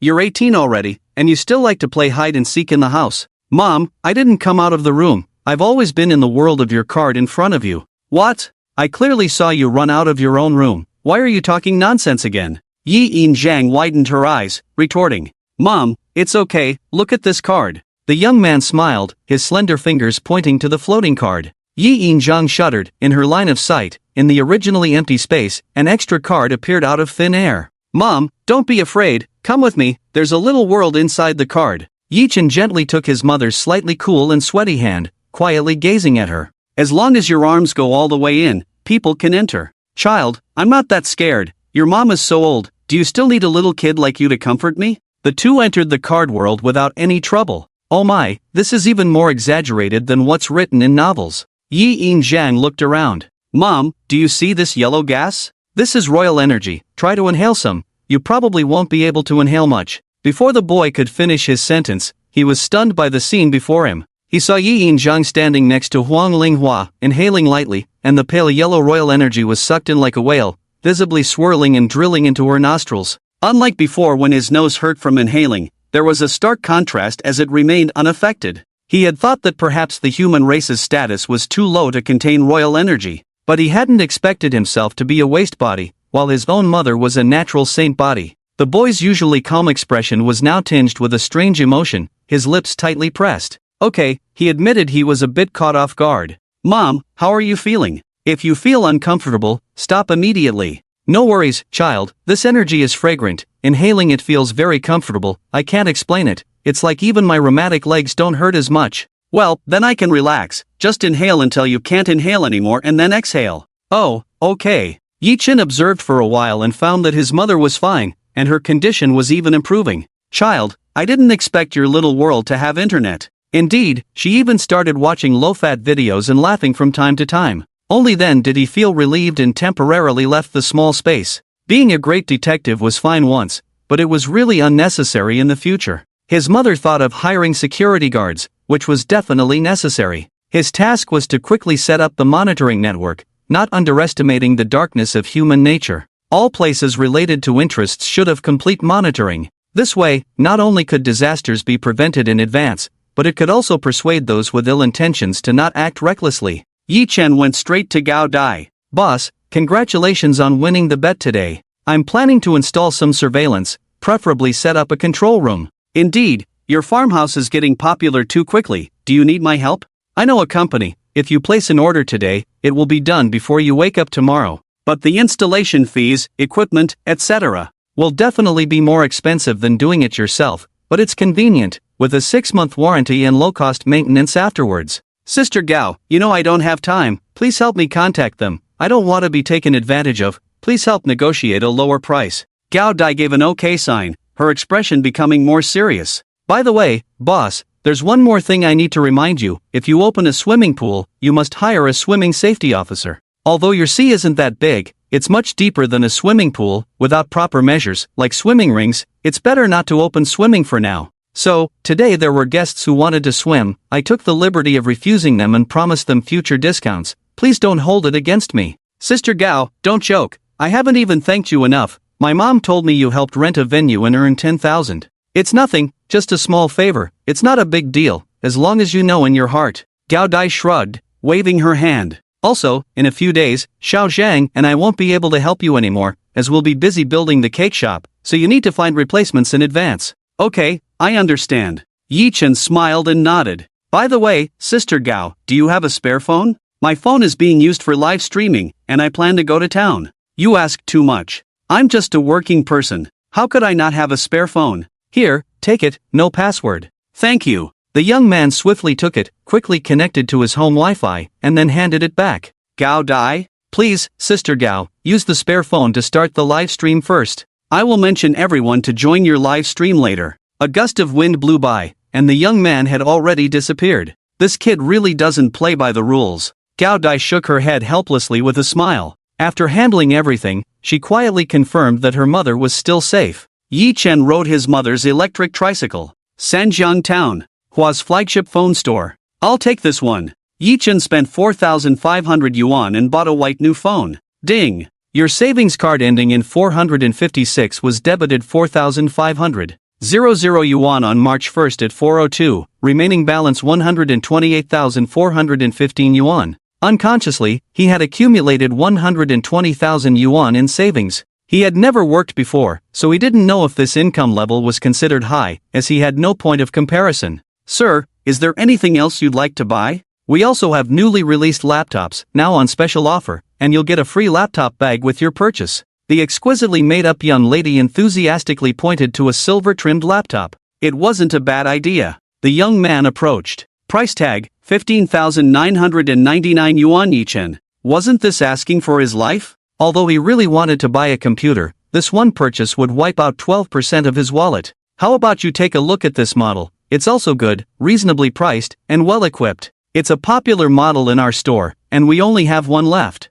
Yichen glanced at a black and red laptop. Price tag, 8,999 yuan. Are you interested in this laptop, handsome? If you buy it today, you'll get headphones, a USB drive, and more at a super affordable price. A discount of 7,000 yuan wasn't that hard to accept, and he had been planning to buy a computer anyway. Okay, I'll take it. Great. Handsome, come this way. The salesgirl's radiant smile became even brighter as she gently guided him. The young man rode his tricycle home satisfied. At the operating store. Wow, Lon, you're amazing, you managed to sell 2 items. You're really good, your commission for this month is guaranteed. Colleagues kept praising her. Oh, it's just luck. Sanjiang town has a small population and low consumption level. Maybe these 2 big sales today will be all I get this month. That's true. Ah, that's how it is in a small town. Colleagues nodded sincerely, looking tired. Ding. Play button. Someone has applied to your job posting. Please communicate with them as soon as possible, boss. Reverse button. So soon? He had just posted the job offer a minute ago. Yichen opened the job recruitment app. Job position, rural and receptionist. Boss, is it true that your salary is 3,000/month? Are there bonuses for good performance? Yichen, yes, but you need to work a trial day first before becoming a regular employee. The trial day's pay is only 50 yuan. As for bonuses, yes, but they are based on good performance. We can discuss the details later. Okay boss, please provide the interview location. I want to start the job as soon as possible. Yichen envelope, working hours 9:0012:00, 1:006:00, including 3 meals. Address, Yi Family Village. He put away his phone. It was time to get to work. The young man openly first moved a pot of pink emperor ling flowers to the pigsty. As soon as the flower pot was placed, the lazy pig that was eating suddenly stood up. With a big head held high, squinted eyes, and a pig's nose with large nostrils constantly moving, smacking its lips, it looked like it was in a state of blissful enjoyment. I remember a pig farming expert once said that when pigs are in a good mood, their meat becomes more delicate and tasty. Coupled with the royal aura, the taste and nutrition will definitely be better after the new year. Yichen indulgently stared at this increasingly captivating little thing. After a moment, he finally tore his gaze away. He was actually quite curious whether marine creatures would also be affected by the royal aura. However, Yichen retracted his gaze, holding a blooming pink royal lingsy flower pot in his arms. It looked like a potted plant, not a species that could survive in water, right? Practice is the only means to test the truth. Splash! The flower pot sank into the sea. Young boss, why did you throw such a beautiful flower into the sea like that? A middle-aged woman taking photos by the seaside witnessed the scene. I have opened a new door for it, it might appreciate me for it. The young man tied the rope to a wooden stake he had prepared beforehand. Royal lingsy flower, feeling tied up. The middle-aged woman was speechless. Is this kid a bit lacking in the head? The underwater setup was complete. Yichen then began arranging the coastline. A few minutes later, a pink and extremely beautiful potted plant appeared on each of the 4 sides of the private sea. At first, the fishermen paid no attention. After all, external objects were just that. Beauties couldn't distract them from fishing, and beautiful objects were no different. But, before long, something unexpected happened. Of course, that wasn't important. Yichen had just finished dealing with 6 pots of flowers when his foot had barely touched the stairs. Ding ding clang clang. The sound of knocking came from upstairs. It was coming from the 2nd floor. Could it be his mother coming out? He followed the sound up the stairs. He found the sound coming from his own room. As he was about to open the door, creak, he bumped into a person. Oh, you're Xiaozhou, you're quite handsome. I'm your uncle, Yishu, I run a furniture and home decor store in town, remember? The middle-aged man squinted his eyes for a moment, then suddenly widened them. I don't quite remember. Uncle Yi, how did you get into my room? Yi-chan remained calm. Oh, look at my memory, don't get me wrong, it's your mother who asked me to soundproof your room. Yishu's face turned anxious, his lips trembling, sweat beading on his forehead. My mother? Yes, your mother paid me to come, and she also asked me to install an extra security door for you guys. Yi Shu pointed to the nearby corridor. Their rooms were on the left side of the staircase. Well, then, thank you, Uncle Yi. By the way, how much will this cost? The young man asked with a smile. Oh, not much, I've already discussed it with your mother. We're all from the same village, so rest assured, the work I do for your family will be top-notch. Yi Shu waved his hand, revealing a warm smile on his dark face. Things were different in the countryside, where everyone knew each other. If you did something wrong, the whole village would know by the end of the day. Yi Chen didn't ask any more questions. Thank you, Uncle Yi, please continue with your work. Sure, I just received a call from the missus, saying the security door has arrived, I'm off to pick it up. They nodded at each other and went their separate ways. The young man turned back and retrieved a card, then swiftly entered a small space. Mom, you're back again? I don't have any problems, you don't need to worry. Yi Yinjiang immediately noticed. Mom, I'm not worried about that. Did you spend a lot of money asking Uncle Yi to do the renovations? I'll transfer it to you. It wasn't a lot of money, what's wrong, did you run into him? Knowing she wouldn't get any answers, Yi Chen promptly transferred the money. Your account has received a transfer of 20,000 yuan. Hearing the commotion, Yi Yinjiang immediately got up from her folding chair. What are you doing? Transferring so much money to me? You're my mother, can't I show filial piety to you? The boy gave her a stern look. Haha, youngest, you even look cute when you're angry. Mom, I'm a boy, being cute has nothing to do with it, don't make me into a beauty. Nonsense, it's not just me saying it, in this whole area, I haven't seen a kid more handsome than my youngest. The conversation was getting off track. Mom, enough. I think you've talked too much, let's get back to the point. Tell me about the effect of this royal aura on you. Yi Yinjiang smiled, but quickly composed herself. I don't know if I'm dreaming, but I just feel comfortable all over. And, my knees used to ache from rheumatism, it was really bad, but now it doesn't hurt anymore, and also, look at my hands. Yi Yinjiang extended her hand, palm facing up. Her hands were yellowish, rough, with some peeling skin, nails neatly trimmed, no dirt in the crevices. Mom, I don't see any changes after looking at them. It was an allergy, my hands were covered in small blisters before I came in, very itchy, couldn't scratch them, scratching made it even itchier. As Yi Yinjiang explained, she unconsciously started scratching her hand. Mom, stop scratching, I believe you. Youngest, I'm not scratching on purpose, it's true, this thing. Suddenly, 2 red marks appeared on Yi Yinjiang's face. You say this royal aura can cure illnesses. Yes, I know, from now on, whenever you have free time, remember to come in.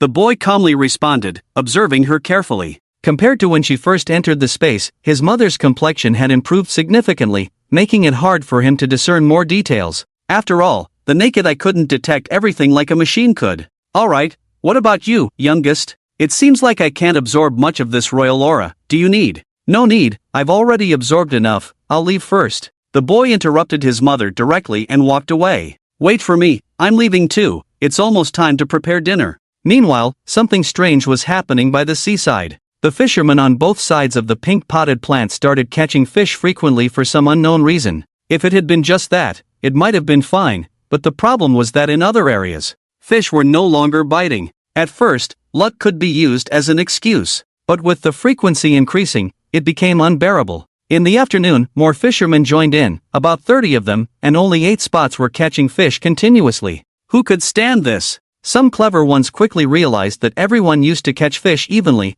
with no discernible pattern. But since the young boss placed the flour, the rules had changed. Unbelievable. The rules must be changed. My fate is in my hands. Although it sounded unrelated, in matters of metaphysics, it was better to believe it. So, a handsome young man targeted 2 flower-wielding individuals not far from him who were immersed in their enjoyment. As he stared intently, both of them started catching fish at the same time. The young man smirked and licked his lips, a flaw. It was time to make a move. He slyly approached the 2, fixated on the flower pot within reach, and they were completely unaware, still focused on their fishing game. Seriously, he thought to himself. He wiped his sweaty hands on his clothes a few times before stealthily grabbing the flower pot. Once successful, his expression changed abruptly, and he quietly returned to his fishing spot. Isn't it strange? As soon as he brought the flower over and placed it, a minute passed. Ring ring ring. The clear sound of a small bell danced gracefully on the tip of the handsome young man's fishing rod. Damn! It's a catch! The young man was ecstatic, his hand holding the fishing rod trembling uncontrollably, his mouth twitching with excitement. Hold it in, don't laugh, don't let others notice. Silently make a fortune. However, things didn't go as planned after a satisfying round of fishing. The agile fish, splashing water droplets, leaped out of the sea, spun around, and slipped off the hook. In just a breath, the fish got away. Ah, why is this sea fish so strong? If you're not careful, it'll slip away while you're washing its gills. The handsome young man sighed deeply, helplessly reeling in the slack fishing line. But he didn't dwell on it for long. The corners of his mouth began twitching uncontrollably again. Blessed by the flower god, he had caught a fish. Ha! The handsome young man bent the fishing rod, ready to reel in the fish, determined this time. 2.5 minutes, the sound of the line tearing abruptly stopped. Under the azure sky, the semi-transparent fishing line sadly sank slowly into the sea. Damn, it even snapped the line? The handsome young man gritted his teeth in frustration. No worries, opportunities are for the prepared. Missing a fish is not scary, what's scary is not catching any. As long as he had the flower god's blessing, what couldn't he achieve? Humph. The confident young man cast his rod again, waiting for the next destined fish. But 1 minute, 5 minutes. The young man couldn't sit still any longer, jumping to his feet. It shouldn't be like this, he had just caught a fish shortly before, why now? He sniffed, where was the scent of orchids? He turned his head. Instantly, his eyes widened in disbelief. Where he had placed his treasure, there was no trace of any flowers. Damn! Who the hell stole my flower god? My fish-catching artifact? What? What flower god? The handsome young man was dumbfounded, his head buzzing, he was in trouble. Many fishermen's eyes darkened. The salty sea breeze seemed to mix with the smell of gunpowder. A tug-of-war born from fishing was about to erupt. On the other side, Yi Injang had just come downstairs, preparing to call her sister Hohat for help. A burly man unexpectedly lunged towards her. Boss, your son is so unfair. Putting out 4 pots of flowers, allowing 8 people to benefit. What about the rest of us fishermen? Clown? Ah! Yi Injang was startled, her lips quivering, taking a step back. The man realized, sorry, boss, come with me and you'll understand. After a moment of hesitation, Yi Injang followed. Everything before her completely exceeded her understanding. The fishermen who were peacefully fishing had all gone haywire, forming small alliances to protect the flowers. Those with flowers and those without split into 2 major alliances. They even started fighting directly. Damn, put down the flower pot, who fishes with a flower pot like you, shameless. The young man reached out to grab another man's flower pot. The man rolled his eyes, sarcastic, I'm shameless? Who's the real shameless one? The flower was clearly placed next to me by the little boss. Meanwhile, in another corner, aware that fighting and hurting others was illegal, so one man was pulling another man's hair, straightening out the character on his forehead, making it smooth. Who the hell fights and pulls hair like a woman? Are you a sissy? Let go. The man holding the flower pot didn't dare move, joking, one struggle and his hair would crackle. The pain aside, the main concern was how many strands were being pulled out. Men's hair is dignity these days, he didn't want to end up with a bald spot before reaching middle age. Sissy? Doesn't matter, hand over the flower, or I'll make sure your reputation is ruined. The sissy man threatened, pulling harshly again. Damn, can't you speak properly? Can't you use words correctly? Unexpectedly, the other party didn't respond at all, raising his eyebrows. Damn, take it, can't you? Stop pulling. The man handed over the flower pot with a mournful face. The sissy man immediately snatched it, releasing his hold on the man. As his hand opened, a bunch of lifeless hair strands shimmered in the light, falling onto the grass. Buddy, I got it, let's go fishing quickly. The sissy guy succeeded and didn't forget to inform his allies. On the other side, an ally was hugging the enemy tightly, preventing them from rescuing their ally. Upon hearing this, the sissy guy quickly joined in. Here I am, buddy, your tactical allocation is excellent. No, it's your immense strength, brother, that's so effective in restraining them. The atmosphere with this sissy guy alliance was completely different. The 2 losers had already started arguing and blaming each other, initiating a blame game. Damn, can't you handle it? You're so tall, yet you can't even control this guy who's barely 5 feet 4? No, why blame me? Wasn't it you who got your hair pulled? I asked for your help, why didn't you come to support me? Damn, that muscle guy was holding me tightly, even touched my butt. Damn, I almost lost my dignity, how could I support you? Exciting. What a way to describe it. Yi Injao swallowed hard, his eyes almost popping out, and turned to ask, it's strange, they're all going crazy, why are you the only one who's still normal and even came to find me? The man was caught off guard, his eyes wandering. Boss, I'm an upright person, how can I associate with these scoundrels? This is like being sober when everyone else is drunk. Yi Injao couldn't bear to listen to this verbose speech. Alright, I understand, this situation is indeed not good, I'll handle it right away. Thank you, boss. Yi Yinjiao hurried off. What was this kid doing? If you want to put flowers, put more. Why only put a few pots of mediocre ones? It would be strange if nothing went wrong. In the end, the situation was resolved. No, boss. Don't take away the flower god. The flower clan cried out in heart-wrenching sorrow, tears streaming down their faces. The non-flower clan laughed heartily, their mouths crooked and eyes askew. This flower was cultivated by my kid rare treasure. If you damage it, you can't afford to compensate. An expert has offered this amount to buy one. My kid hasn't agreed. Yi Yinjiao fabricated while raising a forefinger as if it were a serious matter. The kid had said that one's identity abroad was self-assigned. So, the value of this flower was not a big deal to her. Unexpectedly, with this gesture, everyone was shocked. What? Just a small target? More or less. Yi Yinjiao dared not show any weakness, hesitantly nodding. Everything went smoothly thereafter, no one cried or begged, and she successfully retrieved the 4 pots of pink emperor ling flowers. Shortly after, Yi Butcher's small truck arrived with Hohat and others. Little Yi, what are you cooking today? Wang Hohat quickly tied her apron. Today is mainly seafood. My kid wants to treat the guests to a free meal, so I'll just make some simple home-cooked dishes. What? Don't joke around, seafood is expensive. How can you afford to invite these outsiders for free? Hohat, the fish is my kid's, he has the final say. I don't care. Anyway, I'll definitely pay you the same wages tonight. Yi Yinjiao placed the cleaned rice in a large steaming basket. Upon hearing this, Wang Hohat stopped arguing and went to pick vegetables with a smile. Bang! Another layer was added to the steaming basket by Yi Yinjiao. With the guests invited, there were nearly 60 people dining tonight. Fortunately, Hohat had 3 large steaming baskets to steam the rice, otherwise, they wouldn't know what to do.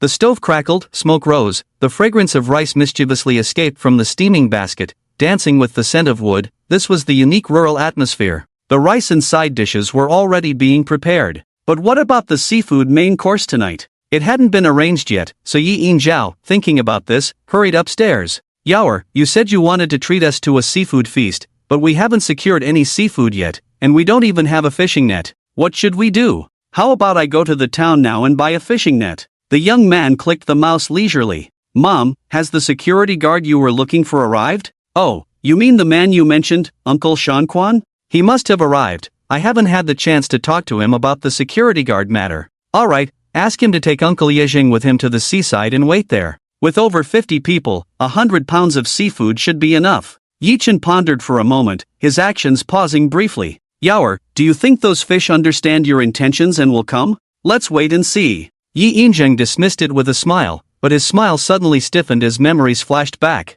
Wasn't that over 20-pound crab the one he caught himself? I understand, I'll go now. Yi Yinjiang swiftly moved. Soon, Yi Zhang and Yi Shanquan were sent to the seaside to pick a secluded spot. The 2 men looked at each other, but since the employer had spoken, they naturally didn't question it. They obediently approached the shore with a basket, feeling uneasy. Just as they arrived, a breathtaking scene unfolded. Countless fish of various sizes leaped out of the water, lined up as if determined, and jumped into the baskets without hesitation. In the astonished gazes of Yi Zhang and Shanquan, it didn't take long. Both baskets were filled with fish and shrimp. Brother, am I seeing things? Did the fish just jump into our baskets by themselves? Yi Zhang licked his dry, cracked lips. I saw it too. Let's get to work. The kitchen is waiting. Shanquan appeared much calmer, muscles bulging as he effortlessly lifted the heavy baskets off the ground. Seeing this, Yi Zhang didn't ask any further questions. The bustling kitchen, which was originally busy, came to a halt as the 2 baskets of seafood arrived.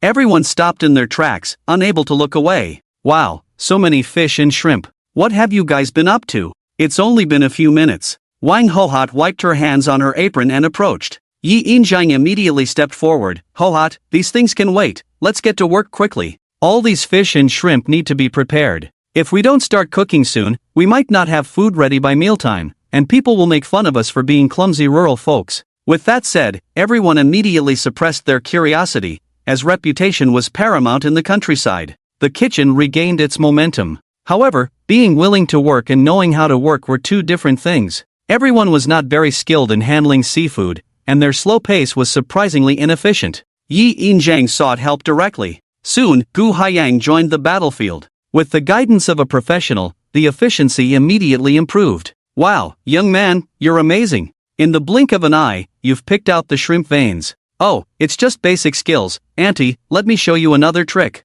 Gu Haiyang remained composed and serious. 4 bowls of exquisite seafood dishes were casually placed in a corner. The seafood feast began promptly at 6 p.m. Tourists taking photos and live streaming had already taken their seats early. It wasn't until the table was filled with various fragrant seafood dishes that the 31 fishermen arrived punctually. Meat and vegetarian dishes were served separately, with the rest being various seafood dishes: crispy backed prawns coated in bright golden salted egg yolk, steamed prawns sprinkled with fragrant minced garlic, and braised prawns drizzled with soy sauce, vinegar, and a hint of chile. The same 3 cooking methods were applied to all fish varieties. Despite the similar cooking methods, the fish and shrimp served on the 5 tables were completely different. Why does the fish on the table across from us look completely different from ours? This boss really can't get things right, a man muttered under his breath, looking around cautiously. Shut up, do you think this is the farmed fish you usually eat at restaurants? They may look similar in size and species, but this is wild sea fish. If you don't understand, stop embarrassing yourself here. Another young man nearby happened to overhear and blurted out a curse word. The man immediately turned red with embarrassment, lost his argument, and became as quiet as a quail. Wow! How can this shrimp meat be so tender? It comes out of the shell with a slight pull. The taste is sweet and chewy, so delicious. The texture of this fish meat is so delicious. What about those wild pufferfish I used to eat before? Were they just accidental kills? A fisherman chewed on the delicate fish meat, stimulating his taste buds with tears in his eyes. Delicious, oh, the handsome young man hissed as he bit his tongue. Bro, you really can't handle it, biting your tongue while eating. The handsome young man couldn't help but glare at the other person, turning his frustration into appetite. Damn, he really lowered his guard. While the foolish ones were still praising the delicious food, the smart ones had already rolled up their sleeves and started eating. After the seafood feast, shrimp shells scattered across the table, and plates stripped bare of fish. Burp! That was amazing. No wonder they say mountain and sea delicacies. This seafood is truly exceptional. Even the 5-star Michelin restaurants I've been to don't compare. Stop bragging, you with your Michelin. I bet it's more like a rice patty. Everyone ate until their bellies were round. As night fell, most of the guests left the farmhouse. Boss, do you rent out rooms in your house? A woman in her 40s approached Yi Injiang. Yes, we have rooms in our farmhouse. Do you need accommodation? Yes, my sister and I want to rent separate rooms, preferably on a higher floor with windows overlooking the sea. Is that possible? The woman beside her was none other than Hu Yan, who had won a bet. Juan, let's just rent one room together. Why waste money on 2 rooms? Tisk, sharing a bed with 2 people is uncomfortable. I've said it before, this time I'm paying for the trip. Listen to me, what do you care about? Xianwan waved her hand decisively. Don't worry, the rooms on the 3rd floor all have windows with a sea view. Yi Injiang replied with a smile, having specially cleaned the 3rd floor today and had Jishu set up beds and amenities in all the rooms. Boss, how much for a day? I'll take 2 rooms. 100 a day, check out by 12 o'clock noon tomorrow. Okay, I'll pay now. Xianwan waved her hand and the money was settled. Here are the keys, 3 to 1, 3 to 2, don't mix them up.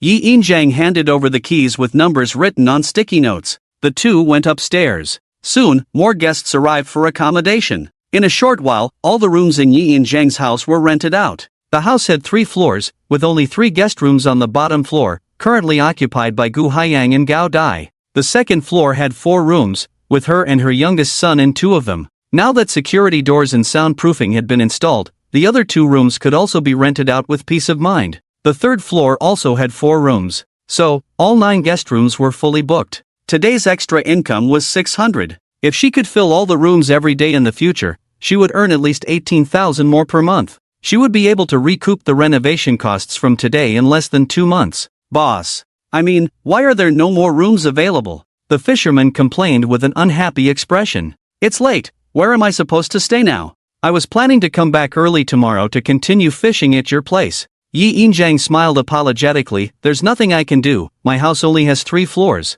And the space is limited, all the rooms are rented out. Several fishermen sighed simultaneously. Suddenly, the handsome young man had a bright idea. No, this is the countryside, the conditions are not that bad. We don't have to stay at a farmhouse or anything like that. That's right. The others suddenly understood, and Radar took the lead. Auntie! Wang Hohat was startled by the enthusiastic voice. She swallowed nervously, looked around suspiciously, and only then turned back to respond. What's the matter, young man? Well, the guest rooms at the farmhouse are full. Do you have any spare rooms at your place that we could rent?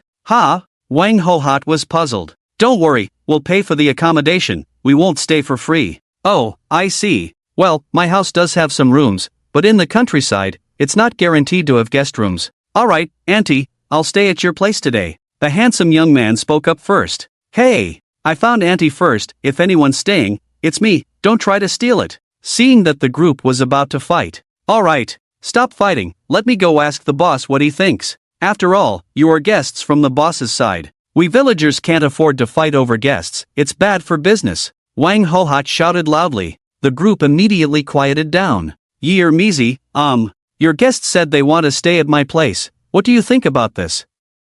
Wang Hohat gathered her courage and approached Yi Injiang. Oh, it's not a big deal, Hohat sister, we're all from the same village. It's not easy to make money now. If it weren't for my youngest opening this farmhouse, I would have been unemployed. My house is already full, since they want to stay at your place, let them go. It's not easy to make money, there's no reason to refuse. Wang Hohat's simple and dark face froze, her eyes visibly reddened. Yeer Mizi, you are so generous. Not only do you pay us to work, but you also send money-making opportunities my way. There's never enough money to be made, you can't be greedy. Don't laugh at me, Hohat sister, when my youngest handed over the farmhouse accommodation to me, I was really scared. Wang Hohat wiped her eyes casually and burst into laughter. What are you afraid of? You're already like a boss now. I bet those bosses in town don't make as much money in a month as you do in a day. Oh, no, not at all. But Hohat sister, let me remind you, if you're renting out rooms to guests, you must make sure to clean the rooms well. Otherwise, it will ruin the village's reputation and no one will come knocking.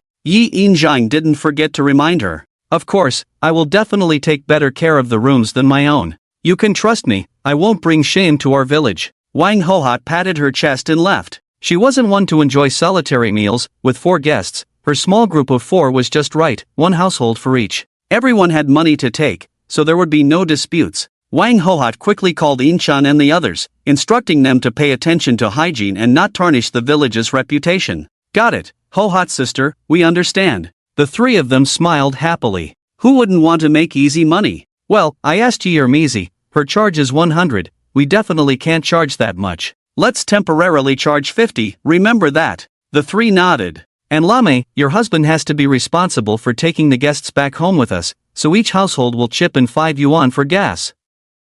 As soon as she said this, no, that won't do. We're all villagers, doing business together, why should we charge each other? Don't say I disagree, even my husband won't agree. Jiang Lame shook her head in disagreement. He's earning money because of us working women. What he says doesn't count. Listen to me, if he doesn't agree, you tell him, if we don't earn this money together, then we won't earn at all. If we want to earn, we must listen to me. Wang Hohat's words were firm and resolute. Jiang Lame pursed her lips, clearly having no intention of arguing. Several people sat in an open-top truck, their bodies bouncing along with the vehicle, facing the cold mountain wind, gazing at the gradually darkening mountain village as the sun set. Compared to the dim surroundings, Wang Hohat and the others' eyes were bright, filled with a sense of hope. The other 4 fishermen were feeling quite uncomfortable. Words occasionally escaped their mouths. Damn! Only to be quickly swallowed back by the wind. Enduring the dust from the open truck was one thing, but what was more crucial was the occasional jolts that nearly shook the dust-filled lungs out of them.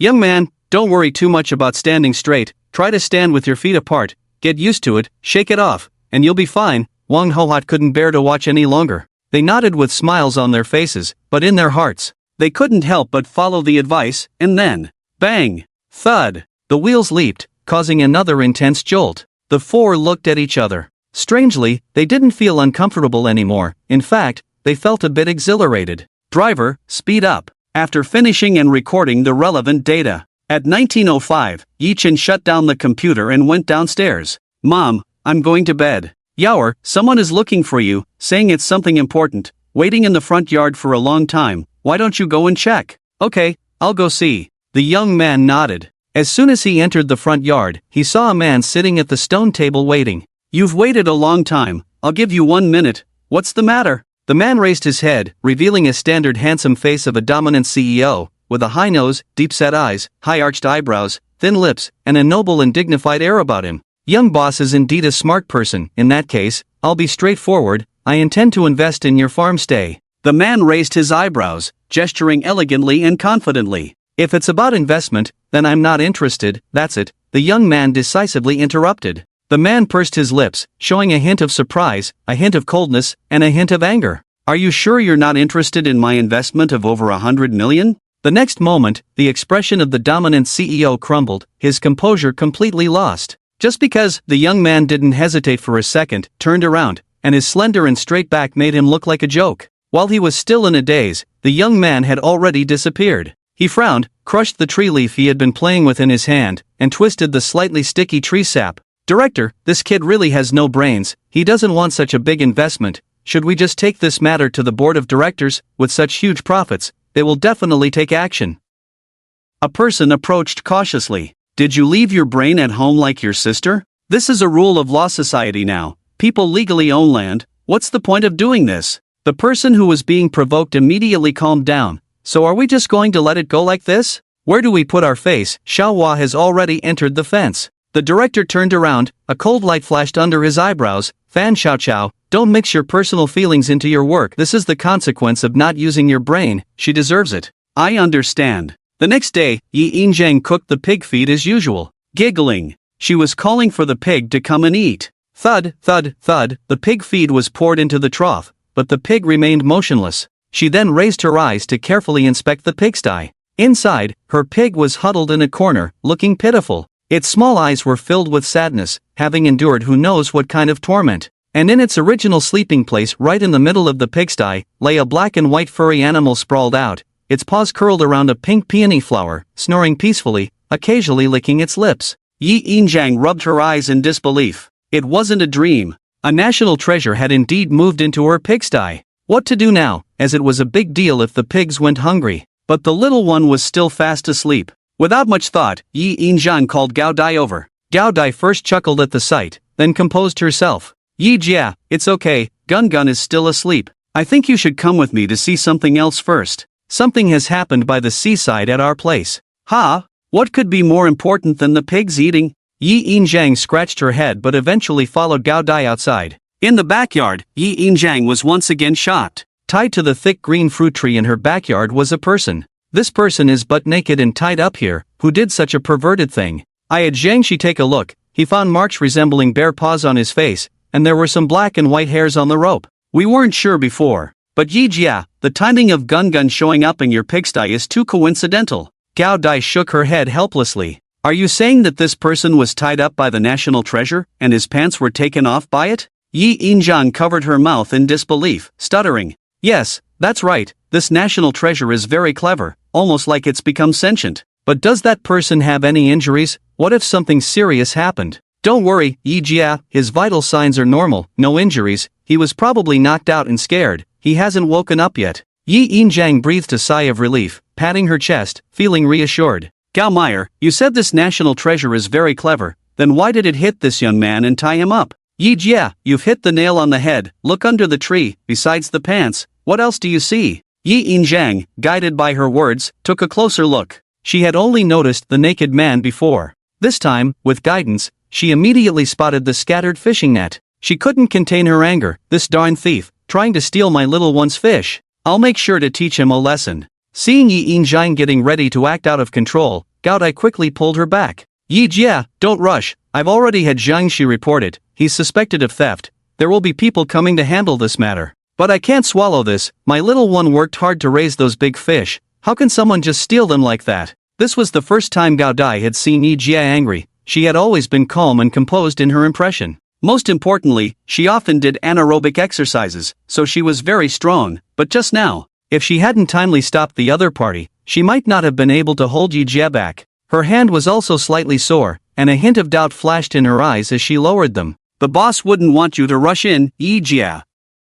With these words, the inflated arrogance visibly deflated. Right, I almost lost my head there, causing trouble for my little one. Luckily, Gao Meyer, you stopped me. Yi Yinjiang angrily tapped her forehead with her fist. Yi Jia, isn't it? Why did the spots on your face disappear? Gao Dai had noticed that Yi Jia was different, but hadn't figured it out until now. It was only when she tapped her own forehead just now that she shifted her focus. She suddenly realized something and found a clue. Ha? What spots? I don't know. The melasma, the uneven yellow-brown spots, were so close now. I won't beat around the bush. Those yellowish uneven spots, see, you had them on your face yesterday. Gao Dai leaned in closer, carefully examining her skin up close. There's really nothing left, and my skin looks much better now. Sister Yi, you didn't secretly take me for some beauty treatment, did you? With this explanation, Yi Yinjiang immediately understood. Being a rural person, she didn't care much about these things and couldn't remember when those spots appeared. But since they were on her face, she was aware of them.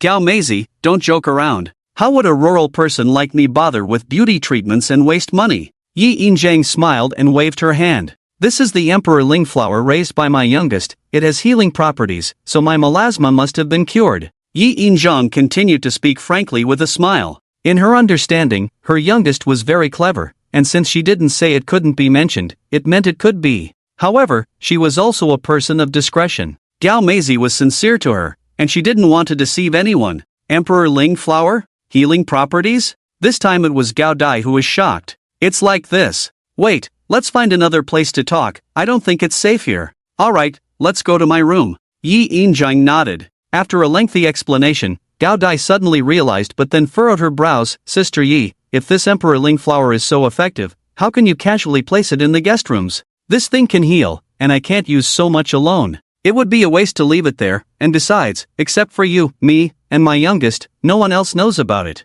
Gao Dai listened and found the reasoning sound. There was no need to argue. After all, she was also benefiting from it, as a pot of Emperor Ling flower was placed in her room too. No wonder she slept so comfortably last night. Come to think of it, her cervical spondylosis seemed to have improved a lot. This thing was probably as effective as Sister Yi said, truly healing. Well, I need to have the construction team install surveillance cameras at all the guest room entrances and corridors. This flower is valuable, and it would be troublesome if it got stolen. Gao Dai took out her phone and immediately called the construction team to explain the situation. They readily agreed. After all, making money was their priority. Isn't that a bit too much, Gao Meizi? Prevention is better than cure, but, Sister Yi, I have a shameless request. Gao Dai blinked inexplicably, her voice getting softer. Gao Meizi, I've always been helped by you as an older sister, and I haven't done much for you. Consider that pot of flowers in your room as a gift from me. Gao Dai felt awkwardly stiff. She never expected that without even finishing her sentence, the sister would truly give her the flower. She had intended to buy it. Gao Dai's heart was filled with mixed feelings, unable to express them. Faced with such sincerity, all the pretentious words were unworthy. Only sincerity. She smiled and uttered the simplest thank you. Well, thank you, sister. Oh, why thank me? I don't have a real younger sister. Since you call me sister, what's a pot of flowers? At that moment, the relationship between the two women was elevated once again. Meanwhile, many fishermen had obediently entered with their permits. Damn! It's an eyesore. In broad daylight, someone is doing performance art. A bit audacious, to expose oneself like this. It's a man. Walk well. Zhang Shi quietly handed out the playing cards. Finally, an hour later. After a thorough investigation, the naked man who had been awakened suddenly noticed that the officer's gazes kept glancing at his lower body. The damn carefree and rebellious attitude made him immediately realize, and he let out a shout while haphazardly covering his face. The rest was too simple. The suspect confessed to the theft, the evidence was conclusive, and after being covered with a modesty cloth by the male officers, he was quickly decently taken away. Impressive, our scumbag judge is at it again. Our big panda has become clever, understanding our men's weaknesses, stripping off the pants for that mushroom. It's like extreme social death. Let me, a tourist boasted extravagantly. Let you what? Are you going to practice the sunflower manual directly? His companion rolled his eyes. Nonsense, I have the means, you know? Humph. His friend spat. Meanwhile, in another group in the pigsty. Professor, are we just going to watch it sleep like this? The assistant, wearing a mask, fanned the air in disgust, unable to stand the foul-smelling place, wondering how the national treasure could endure it. If you can't stand it, you can leave first. I'm working on the observation report. The professor remained composed, his experienced eyes fixed on the giant panda, occasionally taking notes. This won't do, you're here. Since you're willing to stay, stop talking so much and disturbing me. All right, professor. The assistant nodded reluctantly. After waiting for a while, the professor finally stood up from his chair. Professor, should I call Captain Yang and the others from the institute? The assistant's eyes lit up. No need, its physical development and constitution are surprisingly good. Even wild giant pandas rarely have such a physique. Nature is its best habitat. Okay. Xiao Wu, please ask the owner here to open the pigsty. I want to collect a sample of the giant panda's feces. Professor, considering it's a wild giant panda, it's dangerous. I think it's safer to have Captain Yang and the others tranquilize it before collecting the sample. No, I understand it better than you. This giant panda is not resistant to humans, but it's cautious.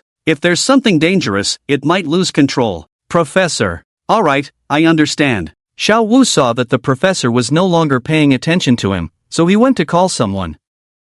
Yi Yinjiang opened the pigsty door, holding a pair of boots in her hand. The pigsty hasn't been cleaned today, it's a bit dirty. Please put on these boots, sir, so you don't dirty your pants. Thank you, madam. The professor nodded and accepted the boots. He changed his shoes calmly and walked inside. Yi Yinjiang followed. Professor, it's awake, Xiao Wu suddenly exclaimed. The two turned their heads at the sound, and indeed, the giant panda, who had been sleeping soundly hugging a flower pot, had opened its eyes at some point and was now curiously observing the two intruders in its territory. Good baby, we are not bad people, I won't harm you. The professor's face showed a loving smile, his voice as gentle as a spring breeze. As he spoke, the panda moved its paws, hugging the flower pot even tighter. The professor looked puzzled. Yi Yinjiang, however, understood clearly that the national treasure was afraid they would take its emperor Ling flower. National treasure, don't be afraid, we don't want your flower. Besides, this flower originally belongs to my family. Yi Yinjiang bent down, explaining carefully. Outside the pigsty, Xiao Wu couldn't help but sneer. Auntie, pandas are smart, but that doesn't mean they can understand human language. But before he finished speaking, the black and white bear in the center of the pigsty moved, facing Yi Yinjiang. Its moist nose twitched, and its big, watery eyes brightened noticeably. It shifted its body slightly, revealing a pile of bamboo shoots with the skin peeled off, pointing at the bamboo shoots first and then at the flower in its arms. Meow meow. After humming for a while, it hugged the tiny potted plant tightly again. With this sequence of gestures that had a clear connection, not only the professor and Yi Yinjiang but even Xiao Wu understood. Professor, this panda can really understand human language. It seems like it wants to exchange these bamboo shoots for this potted flower. It's so clever. Xiao Wu gulped down his saliva. National treasure, it's not that I don't want to, but this flower isn't mine, it belongs to my youngest son. Even if you want to exchange, you have to wait for his approval. Yi Yinjiang shook his head decisively and refused the deal. Upon hearing this, the once smiling and playful Rong Rong immediately let out a pitiful whimper, and his bare face drooped. The old professor had been observing all along. At this moment, he was almost certain that this giant panda could really understand human speech. In fact, trained captive giant pandas can understand many commands. However, there is a vast difference between understanding commands and understanding human speech. Madam, how much is this flower? Perhaps I can pay for it on its behalf since it seems to have a special fondness for it. The old professor pretended to discuss with Yi Yinjiang, but his attention was on the giant panda. Sure enough, as soon as he spoke, the giant panda's drooping ears perked up. Old man, it's really not about the money. Mainly, I can't make the decision. If you don't mind waiting until the afternoon, you can discuss it with my youngest son then. All right. The old professor nodded, then turned back to the giant panda, using the same tactics he used to coax his granddaughter. Good baby, don't be upset, wait a little longer, and grandpa will definitely buy it for you later. Baba the giant panda started bleeding again, but soon quieted down. Suddenly, its long eyelashes stopped fluttering, and its large moist eyes seemed to flicker with a hint of fire. However, this subtle detail went unnoticed by everyone. Yi Yinjiang watched the national treasure with admiration, feeling even more sorry for her own pig. Hey, national treasure, I won't snatch your flower. Please come out first, don't occupy the pigsty. You scared my pig, it hasn't eaten yet. As soon as she said this, both the old professor and Xiao Wu were stunned. What happened next was even more unbelievable. After nodding, the giant panda actually stretched, picked up the little flower pot, stood up, and leisurely swayed its furry bare bottom. Under the gaze of the three people, it walked out. The mountain king Rong Rong, who had taken over the pigsty, left. The next moment, a piglet in the corner, looking forlorn and dejected, immediately rushed to the trough. Pat pat. Its ears swayed up and down in contentment, making loud munching sounds. Yi Yinjiang squinted as she saw her pig enjoying its food again, then turned and left. Xiao Wu, who was slow to react, panicked and shouted, "Professor! It's gone! Oh my goodness! Let's quickly call Captain Yang." Xiao Wu, can you please calm down and stop shouting? The continuous sharp and noisy cries were giving the old professor a headache. Professor, why shouldn't I be anxious? It ran away. Xiao Wu was spinning around in a panic, as if the sky was falling. Enough, Xiao Wu. You, a rural person not involved in scientific research, are more flustered than anyone. If you can't control your emotions, you can go back to the office by yourself. The old professor said coldly, his patience wearing thin. Xiao Wu pouted in frustration, unable to come up with a retort. Just as Yi Yinjiang stepped out of the threshold, she bumped into the black and white national treasure, looking foolishly honest, standing at the door holding the little flower pot like a security guard. She glanced at it and walked past without a word. She had finished feeding the pig and had plenty of other things to do. As eye-catching as the national treasure was, one look was enough. She couldn't afford to delay her work. She needed to cook breakfast for herself, and perhaps the guests staying over would have needs too. It's always better to be prepared in advance. Carrying her bucket, Yi Yinjiang passed by the giant panda and left. The neglected national treasure looked confused, tilting its head and scratching it with a paw. In the kitchen, thud thud thud, Yi Yinjiang wielded two knives, chopping the freshly cut red meat strips. As the blades flashed, the meat filling was ready. She scooped the meat filling into a porcelain bowl. It was time to prepare the scallion in ginger water. Luckily she had ginger and garlic at home. Can't make dumplings without scallions. Yi Yinjiang muttered to herself, then her eyes suddenly lit up. It seemed like the green onions Yao planted were ready to be picked. As she turned around, she froze. Guobao, what are you doing here? Crunch, munch, munch, the chubby giant panda sat in the middle of bamboo shoots, continuously nibbling on them. Its massive body blocked the kitchen door, and since there was no back door, she couldn't even get out. Yi Yinjiang sighed. Guobao, I need to go out, can you move your butt a bit? Munch, munch, the panda nodded and shifted its position. Yi Yinjiang breathed a sigh of relief, thankful that the panda understood her. She walked out of the threshold. Little did she know that understanding didn't mean obedience. She heard movement behind her but didn't turn back. The panda had taken a liking to her. She didn't dare to drive it away, after all, it was Guobao. Even when she went to the vegetable garden to pick some green onions, the panda followed her eagerly. She even suspected that the panda mistook her for its mother. The vegetables in the garden were thriving, with tomatoes bearing large fruits. She casually picked a handful of green onions. Together, she and the panda returned to the kitchen. Yi Yinjiang chopped the garlic, ginger, and green onions, prepared the ginger water, then cracked 2 eggs into a porcelain basin, beating them in one direction. She added salt, monosodium glutamate, continued beating until the meat mixture released water and turned translucent, then poured in the ginger water. She spread out the dumpling wrappers, placed the meat filling, moistened the edges with water, folded the wrappers, creating pleats. A round dumpling filled with pork was neatly wrapped. Crunch, munch, munch, the panda sat cross-legged, blocking the door, happily eating bamboo shoots. Phew! Finally done! Yi Yinjiang placed the last dumpling on a sieve lined with white cloth. She removed the steamer cover, releasing a fragrant steam, mixing with the bamboo shoot aroma.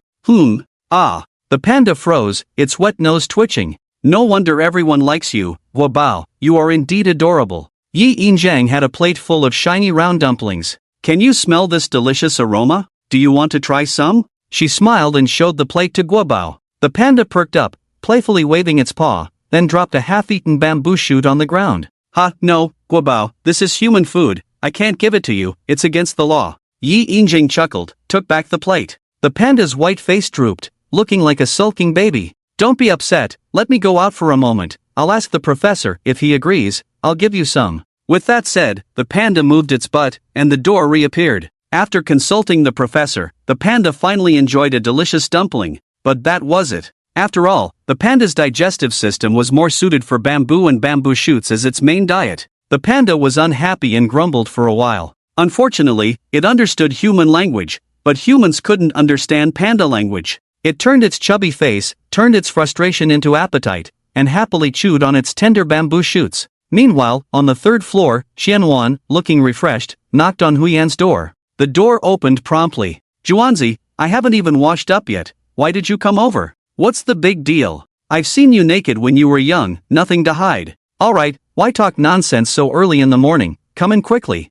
Huyan's pale face blushed as she hurriedly pulled the other's arm.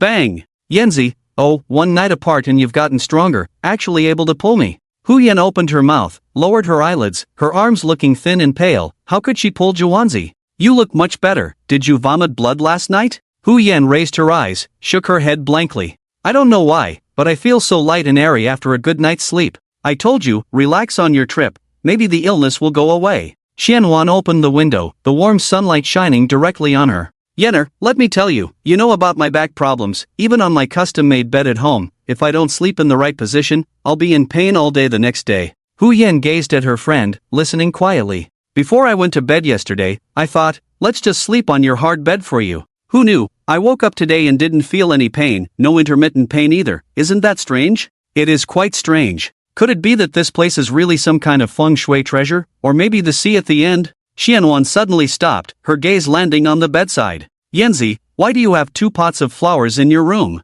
Hu Yan followed her friend's gaze and immediately understood her question. Juanzi, these flowers you mentioned, 1 pot was originally in the room, and this pot was a reward from yesterday. The little boss specially had the boss send it to me. Hu Yan pointed to the pot on the bedside table. This is a precious prize? Xianwan picked up the flower pot curiously. Something's not right, this fragrance. She closed her eyes. As she breathed in and out, the air slowly slid into her heart and lungs through the trachea, all through the blood vessels, up to the brain, circulating throughout her body. After a breath cycle, she slowly opened her eyes. Feeling refreshed all over, her mind felt cleansed, such a strange feeling. Juanzi. She suddenly found her friend almost face to face with her. What's wrong? Xianwan blinked in confusion. You suddenly closed your eyes for so long. I just called you. You didn't respond. I thought something happened to you. Ha? Sorry, I got too focused just now. It's okay, but why have you been holding on to this flower all this time? Xianwan furrowed her brows slightly, hesitating. If you insist, I can't explain it clearly, but this flower is probably very useful. The explanation is quite convoluted. You can try it. Close your eyes and do a 1-minute breathing cycle. Ha? Juanzi, what breathing cycle? I don't know. You're already 45. Don't you take care of yourself usually? Forget it. I'll teach you. Close your eyes. The two closed their eyes again, following Xianwan's instructions. They both experienced the soulful tremor of rising spirits through their bodies. They both opened their eyes at the same time. The haze in their eyes diminished. Did you feel it, Yanzi? Hu Yan nodded. This flower is indeed precious, Yanzi. You might have come across some extraordinary treasure. Your illness might have a cure. Really? Hu Yan's eyes inexplicably welled up, her nose tingling, speaking softly. Why cry? It's a good thing. No matter what happens, I'll be with you. What are you afraid of? If anything happens, your sister will take care of your remains. Xianwan patted her friend's shoulder, pulling out a tissue from her pocket and handing it over. Take care of your remains. Is that something a normal person says to comfort someone? Hu Yan laughed through her tears, gently pushing her friend. Laughing to death. With your strength, you don't look like someone about to die. You, this stubborn girl, will have to live to 100. Take care of me in my old age. Xianwan was pushed back half a step. Who's going to take care of you in your old age? The two good friends, now middle-aged, bantered like children. Having strength is good. Having a vibrant life is good. As the sun rose,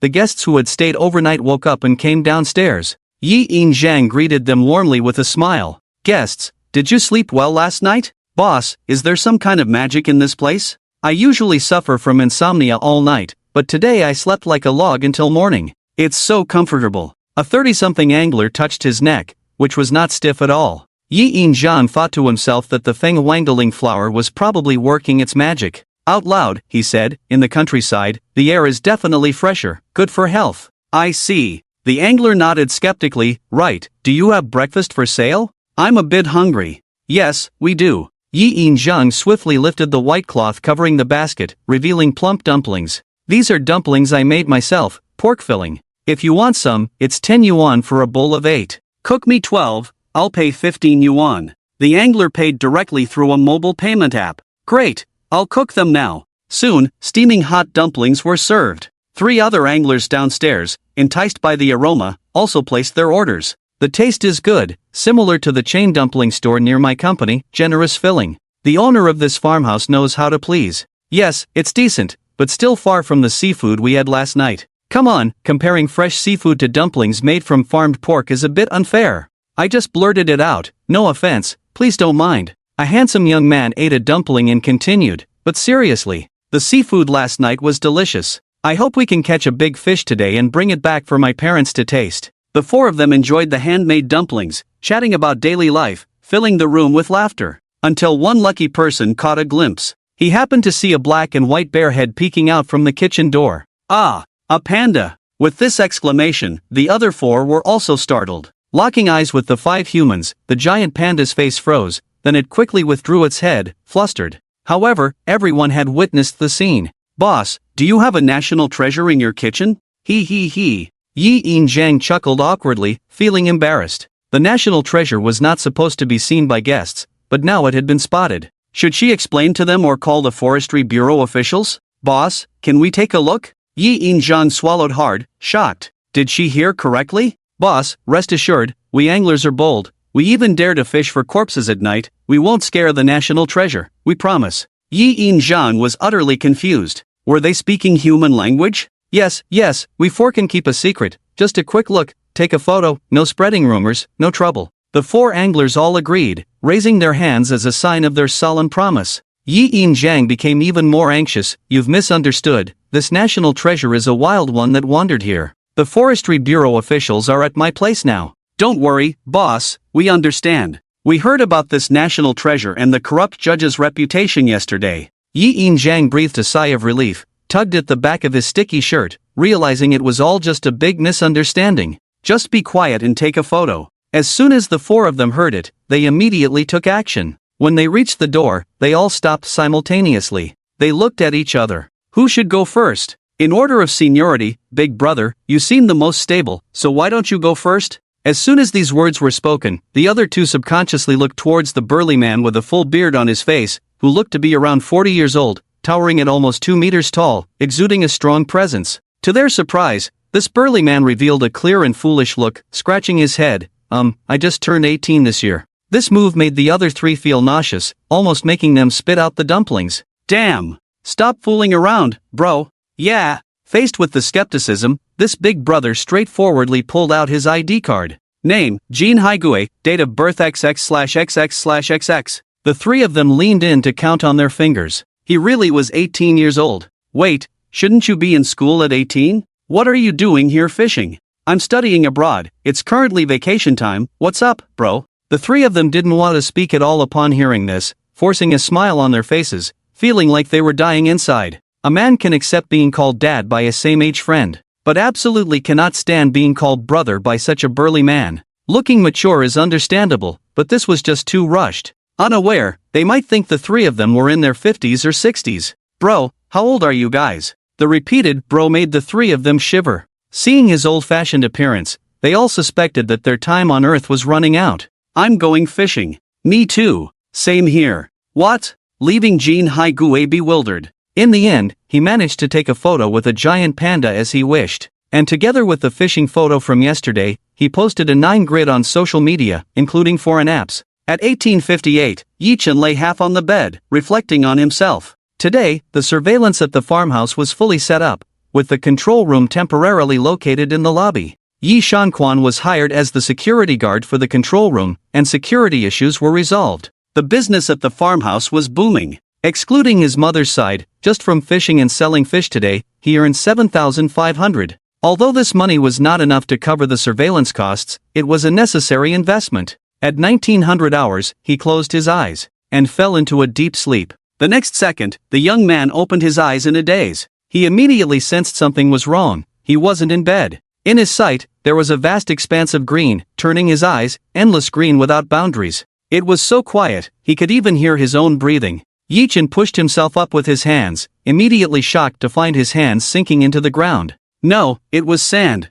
Pink sand. Although the sand was loose, it still provided support. He half raised his body, finally changing his perspective. Looking around, he found himself on a pink sandy beach. Not far away were a few low coconut trees. "I remember falling asleep, so was this a dream?" He stood up, his bare feet stepping on the soft pink sand. With each step, a little pink sand would float onto his instep. "But I never dream." Actually, saying that wasn't entirely accurate. It was possible that he was unconscious when he dreamed. But was this really his dream? Could dreams be this real? He lowered his head and wiggled his toes, stirring up the pink sand. The fine, slightly dry pink sand buried his feet, very comfortable, like sinking into soft cotton candy. He raised his head again, turning his body 360 degrees. Another deep breath. On the horizon with no reference point, there stood a gigantic white pillar of immeasurable size, piercing the green sky as if it were the very support of the heavens. It was an indescribable visual shock. Previously lying down, constrained by the upward gaze, completely unaware,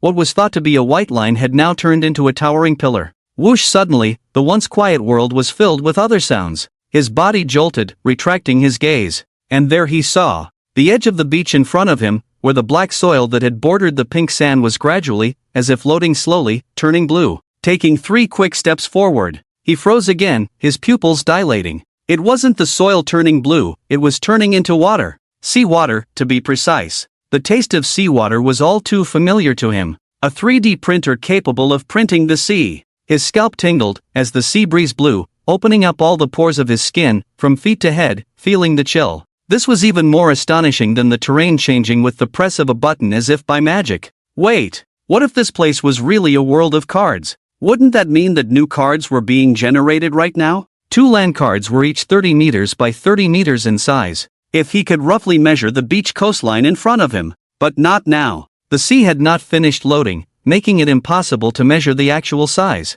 Let's do something else. This world was completely different from the blue planet he was on. Absurdly flat, except for 5 coconut trees on the beach, there were no mountains, no trees, not even a blade of grass in sight. Just black soil slightly tinged with a pale golden color, resembling a game modeling world. With no timer, he had no concept of time. He only knew he had been walking for a long time, with no reference point other than the disappearing coconut trees in his field of vision, and the white pillar showed no signs of change, leaving him clueless about how far he was. He didn't dare go too far and had to turn back. He returned to the beach once again. After roughly measuring the beach, it was about 30 meters long and 15 meters wide, with the sea being the same length as the beach. Standing to the side once more, visually comparing the width of the beach to the sea. The next day, Gao Dai received an early phone call. Village chief, did the procedures go through? Alright, I got it. Thank you for calling me to inform me. She quickly put on a coat and hurried outside. Bang bang bang. The door opened. It was Zhang Shi. Sister Gao, from the look on your face, I guess all the procedures are done, right? Yes, I can't hide it from you, Huichong. Let's go get the land lease certificate from the village chief's house first. The village chief lived at the entrance of the village, the first house on the main road. The village chief was named Li Shouzheng, around 60 years old, slightly limping and leaning on a cane. Here is the land lease certificate, young lady. You've been working hard during this time, village chief. This is a token of appreciation, please accept it. Gao Dai smiled as she received and placed the prepared fruit basket in front of him. However, Li Shouzheng waved his hand. I am a village official, I don't accept gifts. I can't take it. Gao Dai gave Zhang Shi a look, who immediately understood. Village chief, you are an elder in the village, receiving gifts is not just a formality for us. How can we not understand the rules? Zhang Shi explained with a smile, reasoning with him. Well, we are planning to build a house in the village. We have the architectural plans, but the construction team has not been arranged yet. Do you happen to know a reliable construction team? This struck a chord with Li Shouzheng. Young man, my son works in construction in town, he is a master builder. He built the 3-story building in our house. If you trust me, let my son handle this matter. Zhang Shi glanced at Gao Dai, seeing no objection from her. Source text, not at all, village chief, thank you so much for your help. Can we finally accept these fruits? I'll leave with the boss now. He handed over the fruit basket once again. This time, Li Shouzheng did not refuse and accepted it. Don't worry, I'll call my son back. You guys go ahead and get busy. Gao Dai nodded, and they left. Li Shouzheng joyfully dialed his son's number. Hello, Jiangwo, it's Dad. What's up? Dad, I'm busy right now, is it because you're out of money? Li Jiangwo's voice on the phone sounded a bit anxious. No, it's like this, 2 outsiders came to the village looking to build a big house. They need a construction team, it's a good job, are you interested? Really? Where are they building? They're building at the entrance of our village, for sure. Old man, are you being deceived? Just because outsiders are mentioned, doesn't mean we can build houses randomly in our village. Li Jiangwo's voice raised several decibels. Son, what are you saying? Your dad is a village official, it's impossible for me to not understand such matters. They have gone through the proper investigation by the town government and can build houses. Questioned by his son in such a way, Li Shouzheng also became a bit angry. Forget it, since you're busy, I'll ask Chenhuazi from the neighboring village to do it. He also has a construction team, I'll hang up. No, don't hang up. Dad, what's with your attitude? I'm your youngest son, why are you letting outsiders earn money instead of me? What's wrong? I, as an old man, can't consider your situation? You're busy every day, what's wrong with this one job? With that said, the other end of the phone fell silent. If you're not going to talk, I'll hang up. Wait, Old man, to be honest, I haven't had much work recently, several workers are looking for other jobs. Li Shouzheng's cloudy eyes were full of heartache, feeling both angry and uncomfortable inside, but he didn't hold back. You, this child, can't speak a single honest word. You're so difficult, and you still take money from me every month. I'm just a farmer, I can't afford to starve. Dad, enough, stop with your tricks. The boss is in a hurry, you bring the construction team back immediately. I'm hanging up. With that, Li Shouzheng hung up the phone directly. He sighed wearily, his small, stooped body expressing exhaustion. Ah, wife, if you were here, our son wouldn't be like this now. I don't have the ability, I can't even make him speak honestly. With a car, Gao Dai and the others quickly returned to the farmhouse. Sis, Xiao Zhang and I are going to build a house, so we won't be selling drinks anymore. Zhang Shi's face changed in panic. Gao Dai, you. Gao Dai shook her head. As she had said, Zhang Shi was like a thorn in her side, knowing that it was hard to change her mind. She said in a desolate tone, I understand. Seeing this scene, Yi Yinzhan wanted to say something too. Sis, you take full control, I'll make sure to give you half of the money I earned during this time.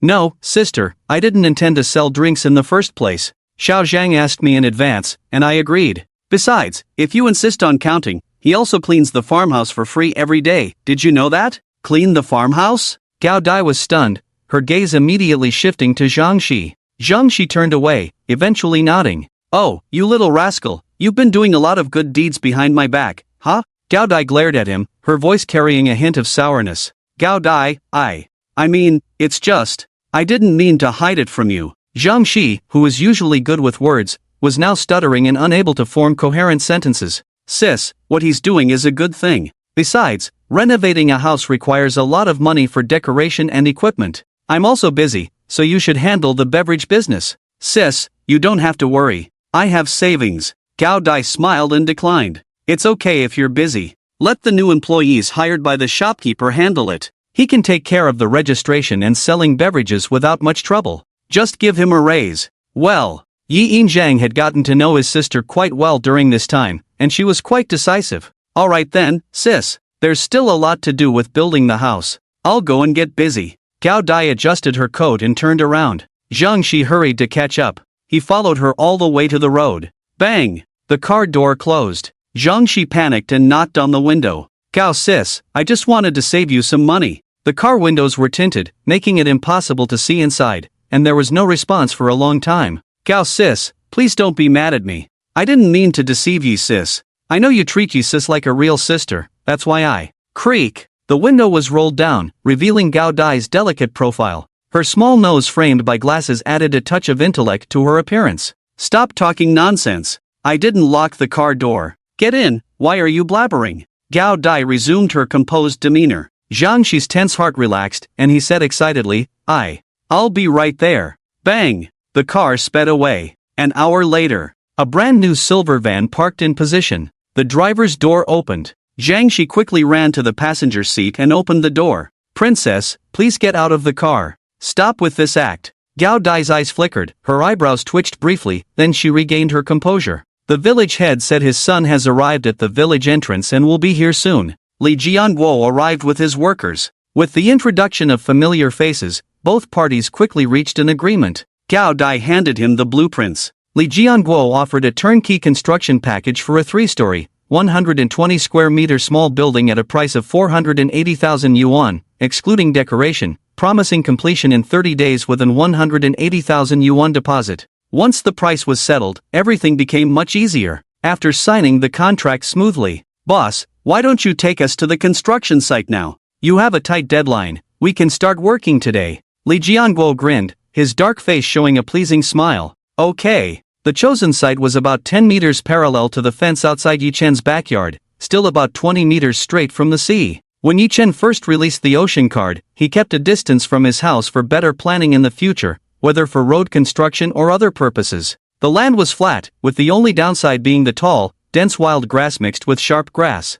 Li Jianguo and his workers had no complaints and were even smiling. No problem, boss. We're all rural folks, cutting some grass is nothing, we'll get it done in no time. Li Jianguo scratched his waist, guaranteeing. All right. Gao Dai nodded, then turned to the side. Xiao Zhang, you keep an eye on this side. I have an appointment with the designer to discuss the decoration design. Okay, I'll be here. Drive carefully, Gao sis, it's a new car after all. Got it. Gao Dai waved casually. 3:01 p.m. The teenager came downstairs wearing slippers on time. Why are you waiting for me here again? I told you, I can't give you anything. Yi Chen sighed helplessly. The black and white big baby sat cross-legged in the hallway, still wearing its flowers on its chest, finally free from the constant need to guard them. As soon as De Bao Bao saw people approaching, it planted its paws on the ground, its round belly bounced, and it stood up straight. It gently scratched the flower pot with its paws, causing the necklace of the flower pot to sway back and forth on its chest. It raised its head, smiled at the young man, and its chubby bare face looked quite pleased. Poochie, alright, I know, it must be my mom's handiwork. Yi Chen couldn't help but laugh at the amusing sight. Baba De Bao Bao nodded its bare head like pounding garlic, looking incredibly cute. Stop. This is not right. A man cannot indulge in pleasure, career comes first. The young man's expression turned cold, and he walked away in his slippers. De Bao Bao tilted its head in doubt, scratched the ground with its paws, and its round buttocks wiggled along. Just as Yi Chen expected. This was indeed from Yi Yin Zhang's masterpiece. It all stemmed from Yi Chen rejecting the national treasure yesterday. He had only given two choices at the time: A. Steal the flower, B. Give up and leave. Guilty of harboring stolen goods, either choice would not be a loss for him.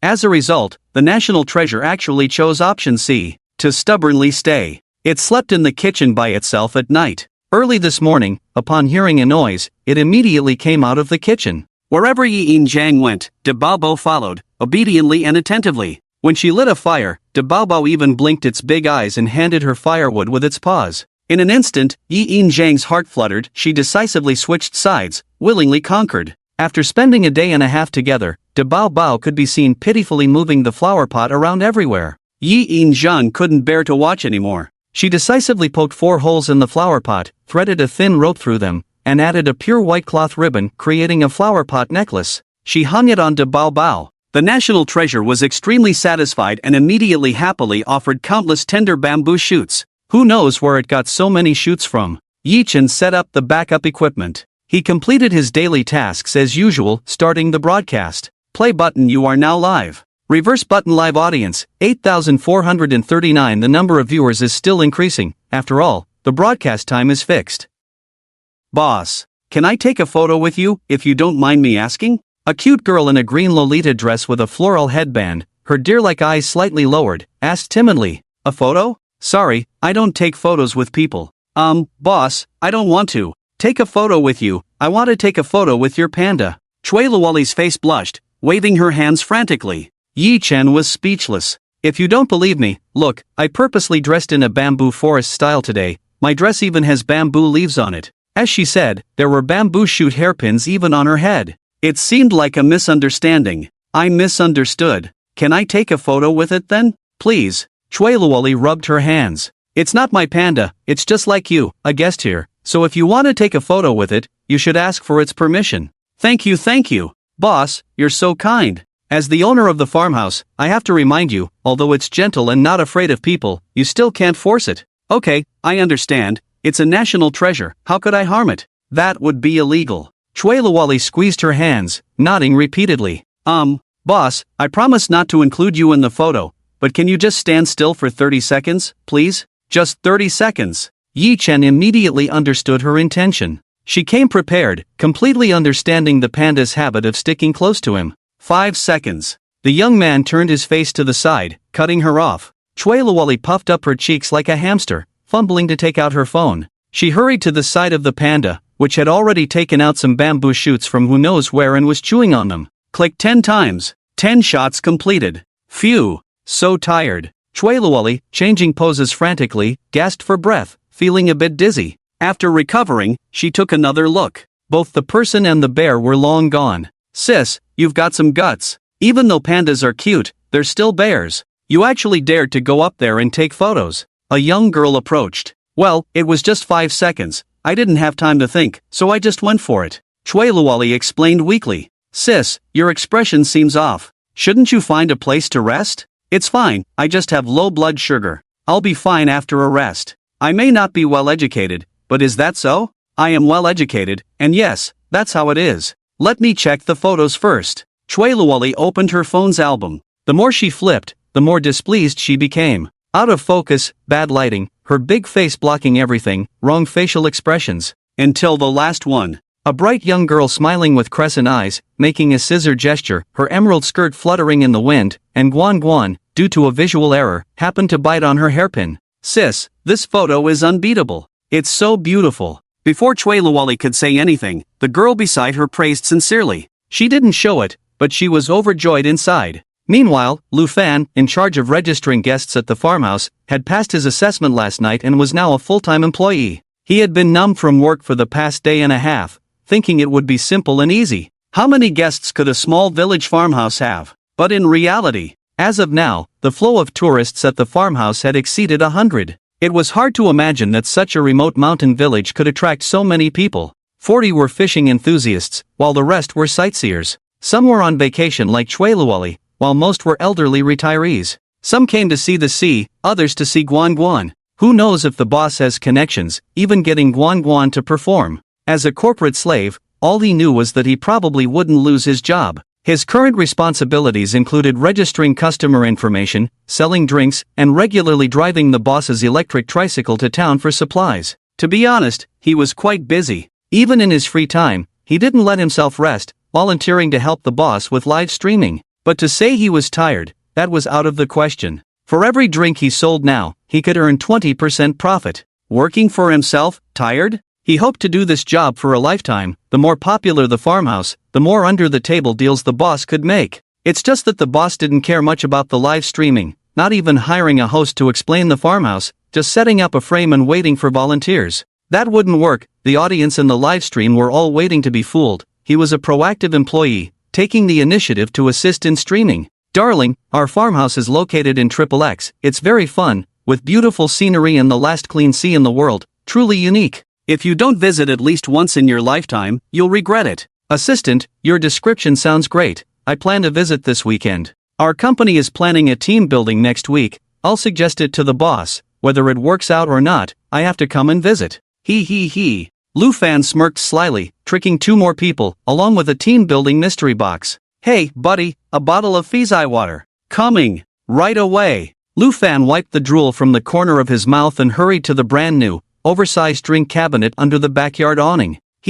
More money to be made. In the city of Xiayun, the 5-star Xiayun International Hotel, well-dressed hostesses led guests to their private rooms. As one hostess left, another in high heels promptly took her place, ensuring a consistent level of service for guests arriving at the hotel at all times. The guests were escorted to room 13, named Blossoming Together. Mr. Zhang, are you here early to host an event in advance? Would you like us to start preparing your dishes now? The hostess inquired with a slight bow and a smile. Stop with the formalities. I'm here to order a meal for my boss. We're all just working folks here, no need for pleasantries, Mr. Zhang impatiently interrupted. All right, then how can I assist you, Mr. Zhang? The hostess asked politely. I reserved the VIP room, right? Mr. Zhang confirmed. Yes, that's correct, the hostess nodded with a smile. But I just received a call from your hotel saying that the bluefin tuna sashimi I ordered is no longer available. Mr. Zhang exclaimed, his face turning red with anger.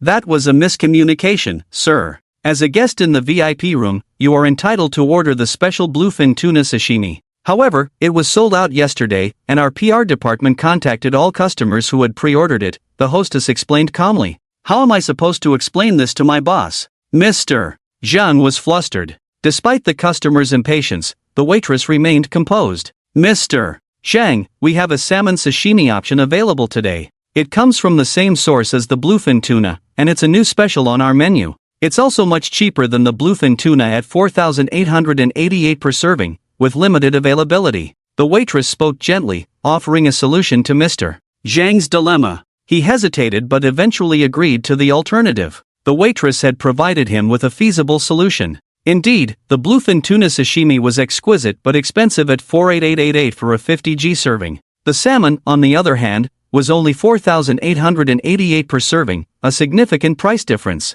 Equally precious, serving the salmon as the main dish would not be a disappointment, and the cost savings might even earn him praise from his boss. Thank you so much. Please go ahead and order it for me. Make sure it's available this time. Mr. Zhang's expression softened. Of course, I'll go to the kitchen and place the order for you. Could you please confirm that the serving time you booked remains unchanged, Mr. Zhang? The waitress asked. Yes, go ahead. No changes, Mr. Zhang confirmed. With clear instructions, the waitress excused herself from the room. Mr. Zhang immediately called his boss. Meanwhile, in the hotel's VIP room 1, Guatai Minin, despite its grandeur, only 4 guests and the hotel owner, Chen Jia, were enjoying their meal. The 4 men were not flashy in their attire, but rather refined, exuding an air of sophistication in their every move. Lao Chen, I didn't expect not to reserve your spot, yet you invited us as guests. One slightly older man in a Zhongshan suit chuckled. Oh, it's nothing. Over the years, it's all thanks to your support that my small restaurant can thrive. How could I not invite you, my esteemed brothers, to enjoy the good things I have? Chen Jia politely replied with clasped hands. Chen, you're being too modest. If your place is considered a small restaurant, what does that make the other restaurants in Yun City? The other 3 men chuckled at the remark and continued savoring the delicacies. Ahem. Chen Jia chuckled awkwardly and turned to the staff inside. Could you go check if Chef Laksa has arrived? Yes, Chairman. About a minute later, a blue-eyed foreigner in chef's attire entered the private room with his team. Chen Jia stepped forward immediately. Allow me to introduce you all. This is Chef Laksa from the United States. I've invited him to prepare today's bluefin tuna. The accompanying translator promptly translated. The group engaged in polite conversation. The fresh bluefin tuna belly with skin intact was placed on the cutting board by the staff, emitting a chill that seemed to cool the air. Chef Laksa began his work. He carefully examined the tuna, exchanged a few words with his team, and skillfully wielded his knife. With furrowed brows and a focused expression, Chef Laksa's knife danced in the air, slicing the meat with a hiss. A coin-thick, translucent pink slice of tuna, with marbled fat melding into the flesh, was delicately placed on a plate. The meat was rich and succulent, with a texture akin to frost patterns, exuding a vibrant red hue and irresistible flavor. The 4 esteemed guests had risen from their seats long ago, observing this rare and exquisite culinary artistry with awe in their hearts, maintaining a polite and composed demeanor despite the internal waves of amazement. The sound of Chef Laksa's knife cutting through the meat echoed crisply in the quiet private room, capturing everyone's attention. Before long, beside Chef Laksa, a pink fish-shaped creation on a porcelain plate held by an assistant resembled a piece of art. Gentlemen, please taste it. I've kept everything at low temperatures for freshness, the host Chen Jia spoke up. The 4 men nodded and picked up their chopsticks. As they savored a piece of the succulent pink tuna, a wave of astonishment broke through their composed facades, causing them to squint in enjoyment almost simultaneously. The moment the tuna touched their tongues, a fragrant oiliness filled their mouths. The texture was delicate and refreshing, melting on the palate without being greasy, instead offering a sweet and tender taste. The exquisite meat, tender yet firm, juicy and flavorful, left an indescribable sensation that lingered even after it was swallowed. They continued to eat in silence, one piece after another, unable to utter a word. However, in a matter of moments, all 4 pairs of chopsticks simultaneously reached for the plate, and the fish creation was gone. Ding! Only the clear sound of chopsticks hitting empty porcelain plates could be heard. Chen Jia, seeing this, smiled warmly. No worries, gentlemen. Chef Laksa is still preparing more. The next dish will be ready shortly. Another plate of fresh tuna slices was served. After attending to the guests, Chen Jia excused himself, claiming he had other matters to attend to and left the room. Manager Jiang, why hasn't the refrigerated truck arrived today? The kitchen just informed me that we're running out of supplies. Chairman, the supplier said they didn't receive the goods today. Chen Jia's face darkened immediately. Is he trying to raise prices? No, it doesn't seem to be the case. I subtly probed, and it appears he's not dissatisfied with the prices. It seems there's a genuine shortage of supply, and he's quite anxious about it himself. Forget it. I'll contact him myself. You go back to your duties. Does this mean our inventory is insufficient now? Should we still accept reservations? Let's pause for a moment, Chen Jia responded, walking quickly towards the office. The phone was answered promptly. Uncle, why are you calling me personally? Didn't you say that if you were busy, I should contact the purchasing manager directly? A hearty voice of Gu Haiyang came from the other end of the phone. Haiyang, here's the thing. I heard from the purchasing manager that you didn't receive the goods today. What's going on? Is there any difficulty? Tell me about it. I have some connections and might be able to help, Chen Jia said. Gu Haiyang hesitated for a moment before responding, Uncle, it's complicated. Who doesn't want to make money? It's hard to explain. This is not something connections can solve. You have to tell me, otherwise how would I know what difficulties you are facing? Chen Jia said, frowning. I bought too much fish. Everyone knows the value of fish now, so they won't sell to me, Gu Haiyang explained. Chen Jie's brows furrowed, and his eyelids twitched. Haiyang, one must not be too greedy. Have you tried offering a higher price? I don't want to be a middleman, Gu Haiyang replied. Chen Jie's heart sank. With the recent boost from the tuna, his business was thriving. He couldn't give up now. How much did they raise the price? We can negotiate. With the relationship between me and your father since childhood, and you being his son, no matter what, I won't let you lose. Trust me, Chen Jie assured. It's not about the money. I want to open a processing workshop like my father, but I won't charge money, only processing fees for the fish. Remember the 5 kilograms of well-prepared giant grouper meat from yesterday? That's how I'll earn. Uncle, I hope you won't look down on me for asking so little, Gu Haiyang explained.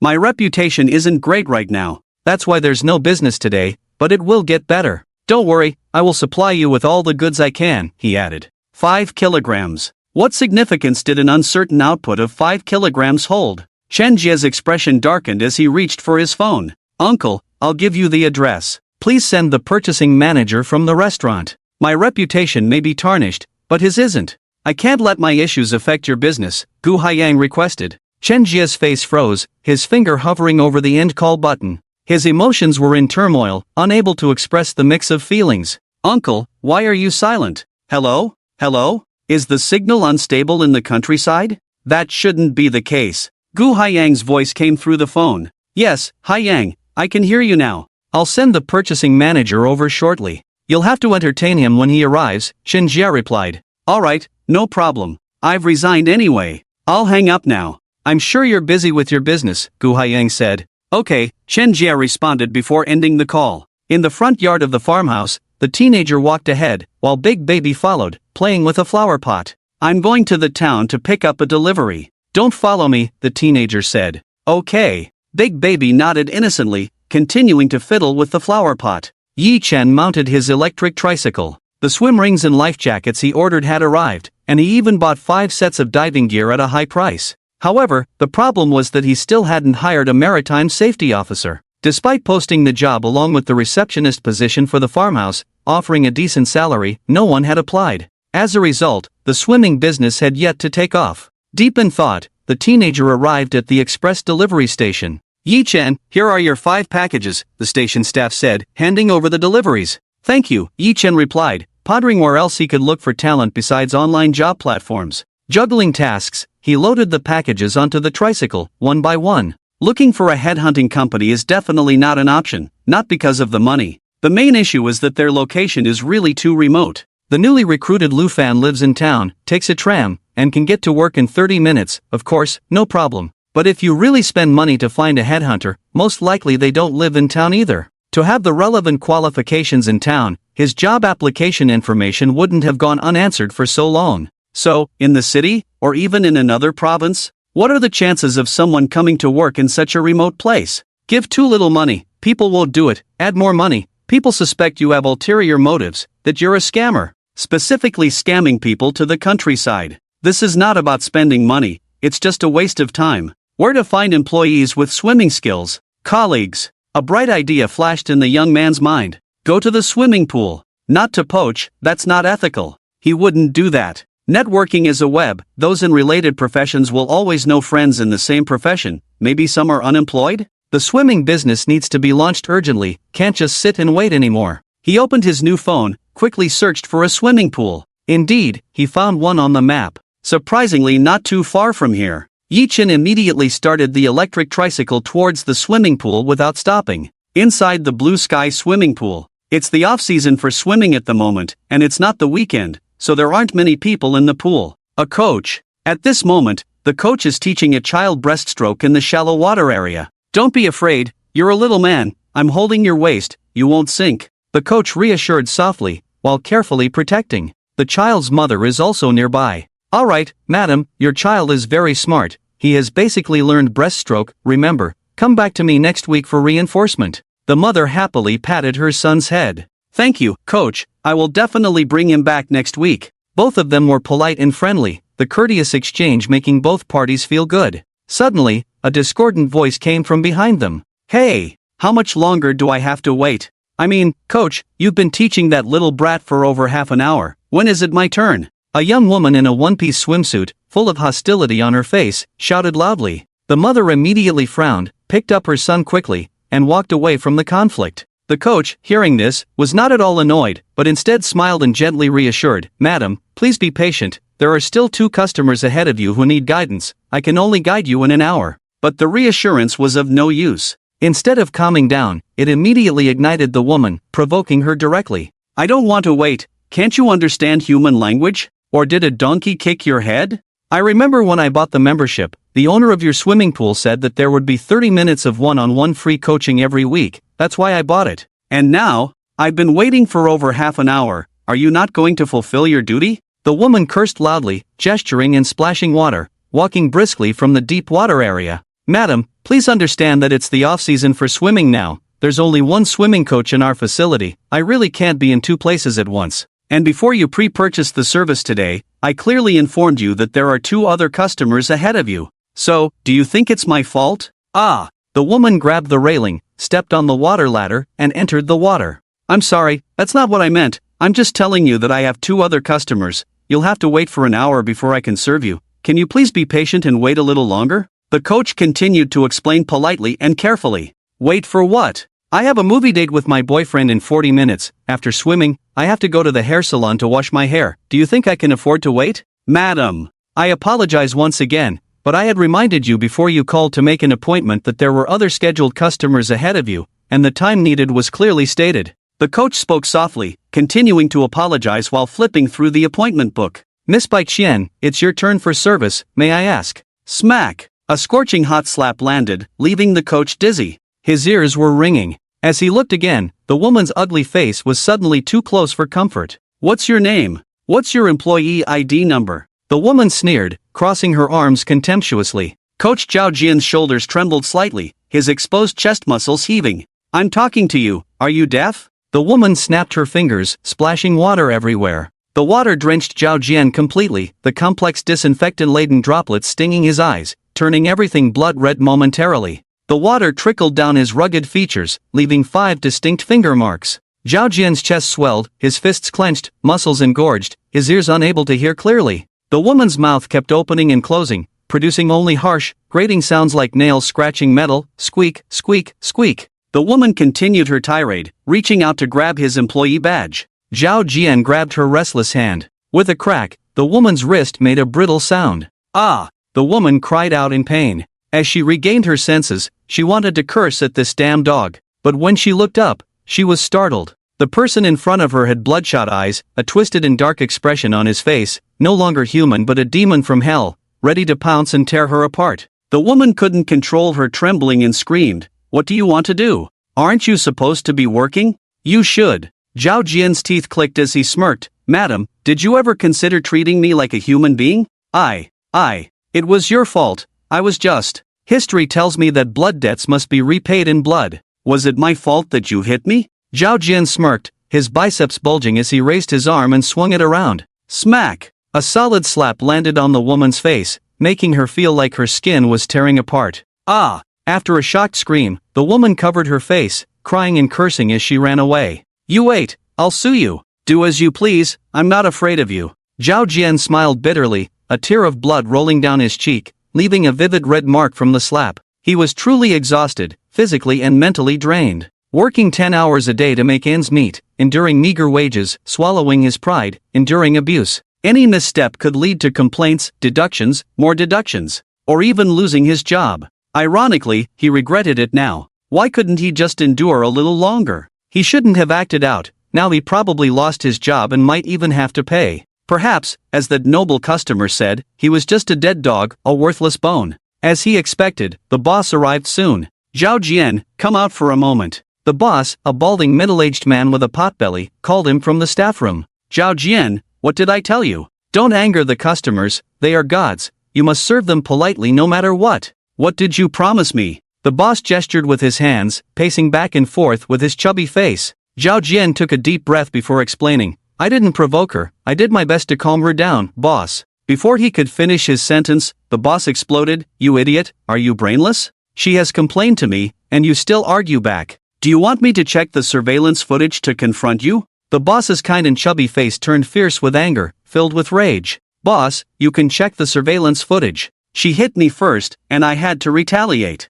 As a man, you should understand my situation. She was trampling on my dignity." Zhao Jian was interrupted again before he could finish his words. "Enough! Zhao Jian, it's not that I look down on you, but what's the value of your dignity compared to hers? She is like a god. In any case, hitting someone is wrong. I will deduct 1,000 from your salary this month, and you must sincerely apologize to that lady until she is satisfied. Do you hear me?" Zhao Jian's shoulders trembled, he clenched his teeth, and almost pleadingly said, "Boss, I can accept the deduction, but can we?" Unexpectedly, the boss became furious. "Zhao Jian, who do you think you are? Some renowned coach in the labor market? Ridiculous." The boss spat directly on Zhao Jian's nose. He had been wanting to do that for a long time. "You are just a street rat, a ghost who takes advantage of professors and students. Your reputation in the circle has long been tarnished. I'll give you a chance. You might be scavenging in a bridge tunnel right now. You've made a mistake, and now you act all high and mighty. I'll give you two choices, apologize or leave." The boss arrogantly lifted his thick triple chin. Zhao Jian lowered his head, shadows covering his expression, only his trembling shoulders revealing the turmoil in his heart. He knew how to swim, but now he felt helpless, he was drowning. "Fine, I apologize." Zhao Jian tasted rust in his mouth, his fists clenched at his sides, veins bulging on his handbacks, finally managing to utter a few fragmented words. "Ha, Zhao Jian, I can't hear you clearly." The boss uninterestedly cleaned his ears. "Boss, how much do you pay your employees? By treating them like this, aren't you afraid they'll leave?" A sudden third voice startled the boss. When he focused and saw who it was, he breathed a sigh of relief. "Where did this brat come from? Causing trouble in my territory, get out." "Boss, you teach your employees certain standards, but you forget them in an instant. You disrespect me like this. Your swimming pool is a business, and I'm a customer when I come here." The young voice carried a hint of mockery. "In other words, you should treat me like a god, or else I'll complain about you." "You." This sarcastic remark immediately infuriated the boss. Accustomed to an easy life, he couldn't stand being disrespected. Turning around, he ordered, "Zhao Jian, are you blind? Get this troublemaker out of here." Zhao Jian hesitated, frowning. "Boss, he's just a kid. You can't understand what I'm saying, can you? I said, get him out." The boss was hysterical, his layers of fat wriggling like worms. "Big brother, how much do you pay him?" "I'll pay double. I happen to need a marine safety officer. Work with me in the future, and we won't endure his nonsense anymore." Yi Chen smiled innocently, gazing earnestly at Zhao Jian. This remark further fueled the fire. The boss was now even more furious. "You want to steal my employee? Fine, I'll pay him 5,000 a month." Yi Chen didn't bother to look at the boss, losing interest, and turned directly to Zhao Jian. "He offered you 5,000, to make you work like a slave, why don't you run?" "Yes, can you be bought for a mere 5,000, to work like an animal?" Zhao Jian, in a daze, seemed to see his younger self drowning, throwing out a lifeline.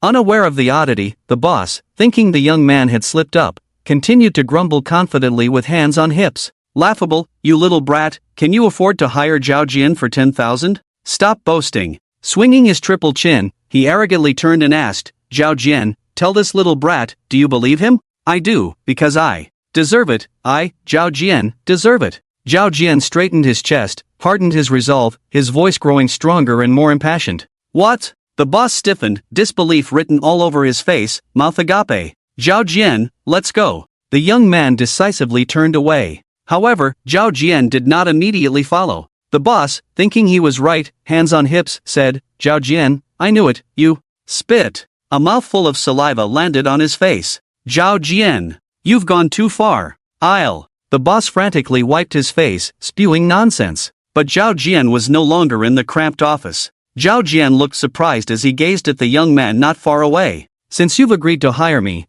I am your new boss, Yi Chen. Monthly salary of 10,000, excluding bonuses, 1-day trial period, daily wage of 200, start work at 8 a.m. tomorrow at the farmhouse at the end of Yejia Village Road." "Young man, are you serious?" Faced with the clear-headed young man, Zhao Jian hesitated, even doubting himself. "Trust me, my time is far more valuable than you imagine. I don't have time to waste with you." Yi Chen calmly said, "Do you have a diving certificate? Can you work as a diving instructor?" "Yes, I have. I have worked as a diving instructor at the largest underwater diving club in Xiayun City, with 1 year of experience, over 200 dives, and I hold a national 2-star scuba diving instructor certificate. Zhao Jian was captivated, a grown man completely led by a young boy. He revealed everything. Well, in simple terms, I have undergone extensive professional assessments, holding certificates including diving first aid, qualifying me to teach diving students. Do you have a place to stay in town? Yes, I have a rented house in town.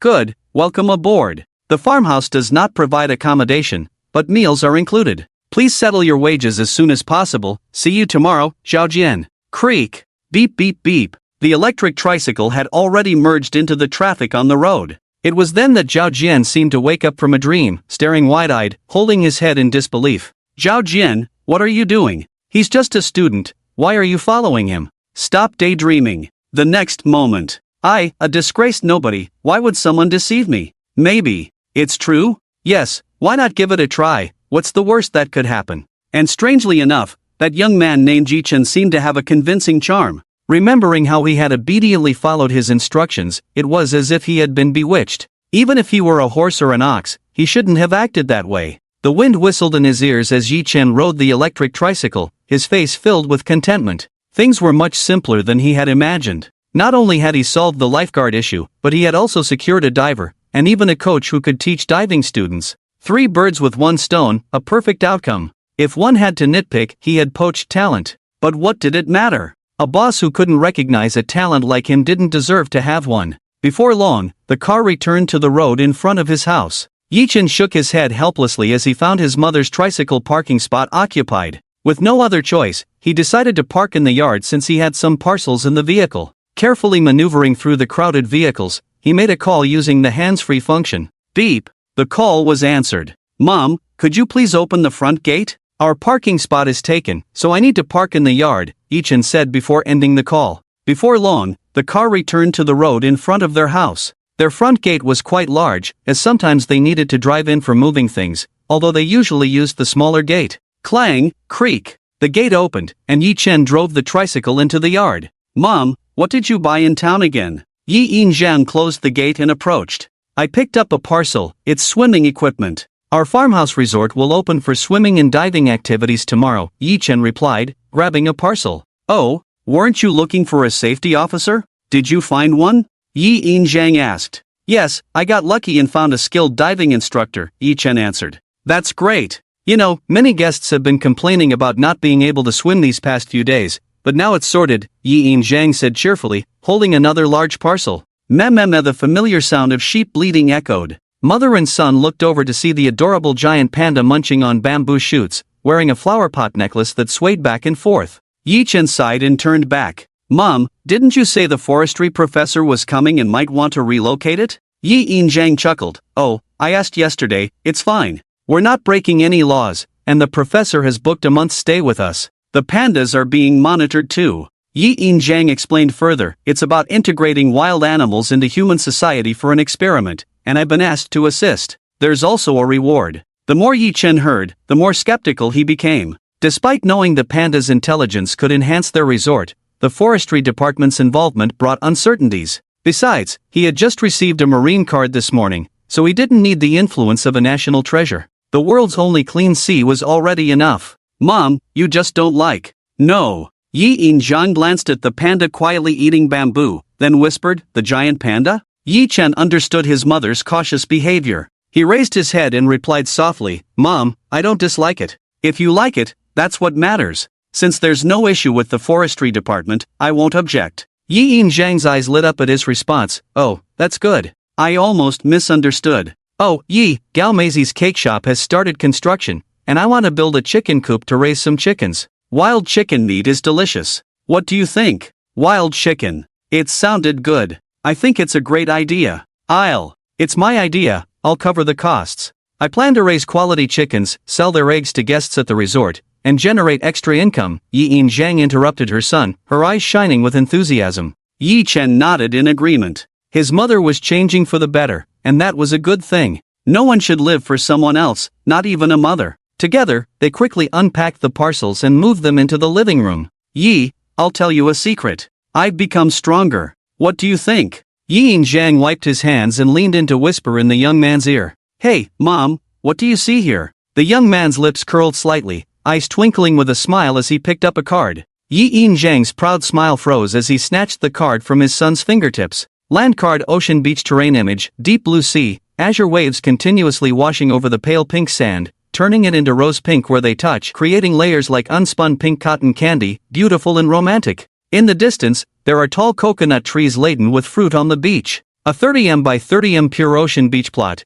divided into ocean and beach sections of 30m by 15m, with a complete marine ecosystem that can be integrated into real terrain. The ocean reaches a maximum depth of 200 meters, housing harmless creatures like crabs, shrimps, and fish, totaling 5,000, with a daily natural random reproduction rate of 0.5% juveniles, reaching adulthood in 10 days, continuing slow growth without aging. Pink beach sand layer includes various shellfish, conchas, small shrimps, small crabs, totaling 5,000. Brief description. Also, 5 dwarf coconut trees, 2 meters tall, with 30 fruits, which will ripen again 10 days after picking, growth locked. Note, the formation of pink beaches is mainly attributed to a microorganism called foraminifera, which leaves behind red or bright pink remains upon death, mixing with sand grains and coral powder to create pink sand. Pink beach, 5 coconut trees. Yes, this card is exactly like the one printed in his dream. Oh my goodness, Yaoer, you got another card. Yi Zhang exaggeratedly covered her mouth, gasping. Yi Chen smiled, yes. Ha, why can't I get in? Yi Zhang repeatedly reached out her hand, trying to imagine entering the world of the card, but to no avail. She hit a wall every time. Yaoer, what's going on? Yi Chen couldn't help but chuckle. Mom, I've tried before, this card won't let you in. Yi Zhang still didn't give up, poking at it with her finger. Well, it seems like this can only be planted in our home. Yi Chen's eyes widened, then he realized, Mom, take a day off tomorrow. Ha! Yi Zhang looked back in surprise. Yaoer, our farmhouse is so busy, I don't have time to rest. Then just rest for half a day. The young man gently retorted, Mom, other moms can come to our farmhouse for vacation, why can't my mom, Yi Chen? This heartwarming remark warmed Yi Zhang's heart. Yaoer, you've really grown up. Alright, then I'll rest for half a day. She smiled, her eyes squinting. When you wake up tomorrow afternoon, we'll rest together for half a day. What else could Yi Chen do but agree? Yaoer, keep the card safe, don't lose it. Yi Zhang held the card carefully in her hands. Mom, this time the card is for you to use, try this feeling. He shook his head. Yi Zhang hesitated, feeling the weight of the card increase. I'll take it, but this is yours. We're mother and son, there's no yours or mine. Pushing his mother's hand away, Yi Chen continued, when I was young, you always gave me the best things, it's the same now, you keep it. Without further refusal, Yi Zhang held the sweaty card. Let's put the card out tonight, I'll keep it for now. The two parted ways. One went to the backyard. The other went to the kitchen. Just as Yi Chen crossed the fence, he immediately sensed someone watching him. In fact, he had noticed before. He just hadn't thought in that direction. Now, according to his mother, these people were most likely from the Forestry Bureau. Anyway, the national treasure that caught Mom's attention was destined to stay at the farmhouse. The Forestry Bureau staff ended up acting as free security guards for his family's farmhouse. The young man looked at the 4 of them with increasingly gentle eyes. The 3 Forestry Bureau staff pretending to be tourists shivered involuntarily. Captain Yang, why do I feel like the little boss of the farmhouse is watching us? Team member A shrank his neck, saying ominously, don't be paranoid, we're not in work attire, with so many tourists around, he can't possibly be watching us. Stop being so suspicious all the time. Captain Yang rewarded team member A with a chestnut. I know I was wrong, maybe I'm just being overly suspicious. Team member A looked mournful. A, stop making a fuss. You scared away all the fish. Team member B looked angry, holding a shiny fishing rod. The team of 3 fell silent, including Captain Yang. No, my deputy Captain Du, we are on a mission, not really fishing. Seeing Captain Yang's face darken, clever team member A immediately whispered. Unexpectedly, Du remained indifferent. You guys are confused. No undercover agent would sabotage themselves. Look at yourselves, you look like tourists, TSK TSK. The other 3 were stunned, realizing the rough words made sense. Only Captain Yang caught on, coldly surveying the pile of equipment around Du. So, is that why you used public funds to buy a fishing kit? Oh, I don't like fishing. If it weren't for the mission, I couldn't sit still for a moment. You know, I'm impatient. Exposed, Du remained calm, smiling.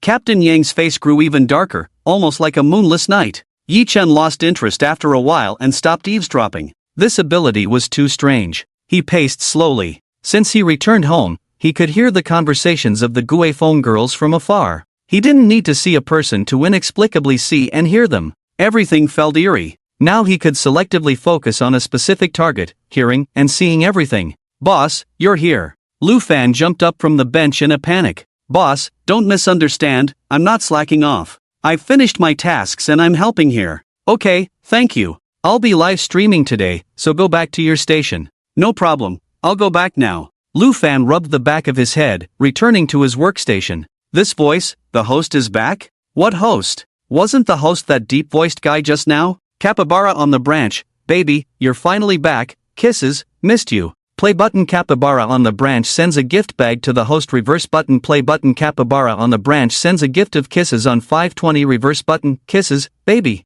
On 520, no, the rich lady is throwing money again, I got a hamma. Thank you, Miss Capybara, for your continuous support. Please DM me if you can, I'd like to send you a gift. Wow, the host finally impressed the rich lady. Is he turning over a new leaf? Sub, why don't I have any rich ladies watching me when I go live? Is it because I'm not good looking enough? I can get plastic surgery. I want to freeload too. Yu Xingxing lowered her eyes, the barrage on the tablet constantly calling her a rich lady and complimenting her. She didn't care at all. The only thing she cared about was that clear and melodious voice of the young man, promising to send her a gift. Without hesitation, she went straight to the DMs. Play button you have a new follower, from streamer One Leaf Boat. Reverse button she picked up the tablet, her small fingers continuously tapping on the virtual keyboard. After sending the address, she placed the tablet back on the table. I wonder what he will send me. Will it be a pretty little fish, or something else? Yu Xingxing's bright eyes, like her name, sparkled with tiny stars, their dazzling innocence shining brightly. But not for long. Those starry eyes dimmed. If only I could see the sea with my own eyes. Unconsciously fidgeting with her wheelchair, she gazed bitterly at her reflection in the mirror. In the mirror, she wore a gorgeous golden princess gown with multiple layers, her long, pale golden hair half tied up with white silk, looking like a noble princess straight out of a fairy tale. Yet this princess was born with a disability. She suffered from a congenital genetic disease, her legs deformed, rendering her unable to walk. She was destined never to see the sea in person. Nor did she want to see those pitying or inquisitive looks. Ding play button the streamer you follow has replied to you. Reverse button Yu Xingxing's fair, delicate face immediately regained its liveliness. Envelope One Leaf Boat, I will send you the gift before today ends, hoping you can personally receive it and not pass it on to others. Envelope Capybara on the branch, baby, I cannot pass on the gift you sent me, thank you. After this message, Yu Xingxing waited a long time but received no further messages. She closed the private message interface and returned to the live stream. I have a new announcement for everyone today. Starting tomorrow, the farm will officially open swimming and diving activities. What? Both swimming and diving are open. Since both are open, will we still swim on odd-numbered days and fish on even-numbered days like before? Yi-chan carefully selected a few important bullet comments to respond to. Dividing by date isn't very fair, considering that tourists have varying free time. So, I've decided to divide by region. This way, no matter when you want to come, you can, and as for the quantity, it will depend on the daily flow of visitors, and we will try to allocate the space reasonably. Hooray! Hooray! The beautiful underwater world. Honestly, I'm a diving enthusiast, but unfortunately, in recent years, the sea pollution has been severe, and diving is prohibited. There is a large diving club in the city where I work, but compared to diving in the sea, it's just not the same. I'm also a diving enthusiast. The feeling of diving in the sea? Let's talk about it. The beautiful underwater world. Firstly, the charm of nature is incomparable to man-made landscapes. Can you imagine being surrounded by various colorful fish and shrimp underwater, feeling the sea blend with you as you glide with fins, strolling through the beautiful and colorful coral reefs?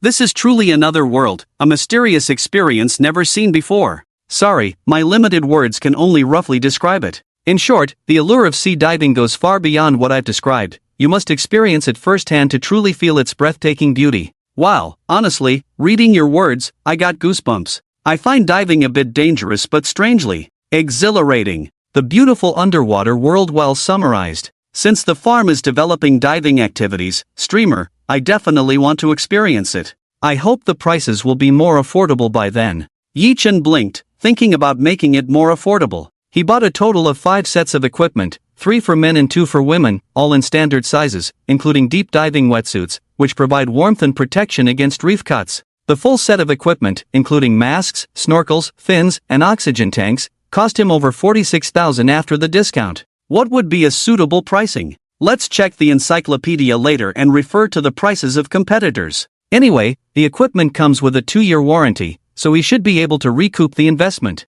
As for the swimming ring, the cost of life jackets can be completely ignored. I will carefully consider the price, and I won't bother you all anymore. No, don't go, host. Don't leave. Every day it's either fishing or watching the aunties take photos. We can't eat the fish, we can't touch the sea, and the photos aren't of us. We, the old fans, are tired of it. I dare to watch fishing, whether you like it or not. Get lost. Haters. Rabbits don't eat grass. I'm not a hater, really, I'm not. Host, can you also do live broadcasts with 2 cameras like outdoor hosts, and show your daily life like before? I want to see, pretty please. Yi Chen recalled and had some impression of this idea. Indeed, this was one of his old fans. Do you really want to see my daily life? It might be quite boring. Capybara on the branch, baby. I want to see. I have spare live broadcasting equipment. Can I send it to you, baby? Me. Hands up. Me too, hands up. With the screen filled with support, the young man looked stunned. He just said it casually. Unexpectedly, he hesitated for a moment. Capybara on the branch, baby. I've already had someone deliver the equipment to your place. You can sign for it later. Since it's come to this, he lightly tapped the screen with his finger, a faint smile appearing at the corner of Yi Chen's lips. Alright, I'll broadcast my daily life, but my free time isn't long, as my old fans know. Capybara on the branch, okay, baby, I'll be there no matter how long you broadcast. Play button Capybara on the branch sends a gift bag to the host. Reverse button play button Capybara on the branch sends a gift of love to the host. 1314 reverse button. The live broadcast room was filled with fireworks of gifts, densely packed. The wool pulling party was lured in one by one, and once they saw the sea, they couldn't move their legs anymore. Number of people in the live broadcast room, 55961. It's hard to imagine. He had registered his account for less than 2 weeks, yet he had such a high traffic volume. He left his phone. Getting ready to go upstairs, a well-dressed man in his 40s stopped him. You're the young boss they mentioned, right? The young man looked up slightly puzzled. Oh, this is my business card. I'm Zhai Gongli, the purchasing manager of the International Hotel in Xiayun City. Is there something you need? He politely took the business card. Well, I'd like to make an offer to purchase the sea fish from your precious land. If it's convenient, could we find a place to discuss cooperation? I'm sorry, I don't directly sell fish. My farmhouse only provides fishing services. He decisively refused. Young boss, don't rush to refuse. Do you know that selling your fish for 100 per caddy is a loss? I know. What? Zhai Gongli was stunned, his face instantly fell. Manager Zhai, I have something else to attend to, so I'll leave first. Wait, why do you want to do something so thankless? Selling your fish directly to our hotel would save time and effort, make more money, and you wouldn't have to spend time managing it. Zhai Gongli frowned. This time, the young man didn't even look back. There's no reason, I'm living well, just following my heart, giving others a chance to make money. The young man's words were light but resonated deeply. Click. Something was suddenly pierced. Zhai Gongli felt hot and numb all over, a rush of heat spreading chaotically from his heart to his brain, making his whole body burn. Leaving a word, he went upstairs. He took out a basin of powder emperor ling flowers and booked a courier service. Since there was no courier station in the village, he had to pay for door-to-door service, 10 yuan, not expensive. He promptly made the payment. 1 hour later, the delivery man had just dropped off his package when someone called out to him. Hey, handsome, excuse me, is this the Yi family village farmhouse? The question came from a young man in his mid-20s, dressed in a black and white work uniform. Yes, this is it. Thanks. Hey, could you help me find a person named Yi Bianzhou? I have a package here that needs his signature. A package? Yi Chen's lips curled slightly, a strange glint passing through his eyes. He had just picked up a package in town. He hadn't even placed an order. Suddenly, he spoke again. Who's the sender? Without hesitation, the young man replied, Capybara on the tree branch. Yi Chen smiled, I am Yi Bianzhou. Where's the package? The young man looked puzzled for a moment before responding, it's in the car. I'll go get it for you. Can I drive the car into the farmhouse? Yes, you can drive the car through the main gate. Could you please open the gate for me, handsome? As he spoke, the young man hurried outside. The dark pupils of the young man's eyes flashed a faint green light, locking onto his target. The vehicles in his line of sight blurred as he ran towards an SUV. Delivering packages without a delivery van? Yi Chen mused with half-closed eyes, his pupils returning to their dark color in an instant. He led the young man into the courtyard and closed the gate behind them. "Hey, handsome, all the items are in the trunk. Please wait while I unload them." The young man piled up various well-packaged boxes on the ground. Yi-chan quickly scanned the packaging information. A 15-inch live-streaming laptop, sound card, super Bluetooth microphone, head-mounted sports live camera, handheld stabilizing sports camera, portable Wi-Fi, 10 2000 mAh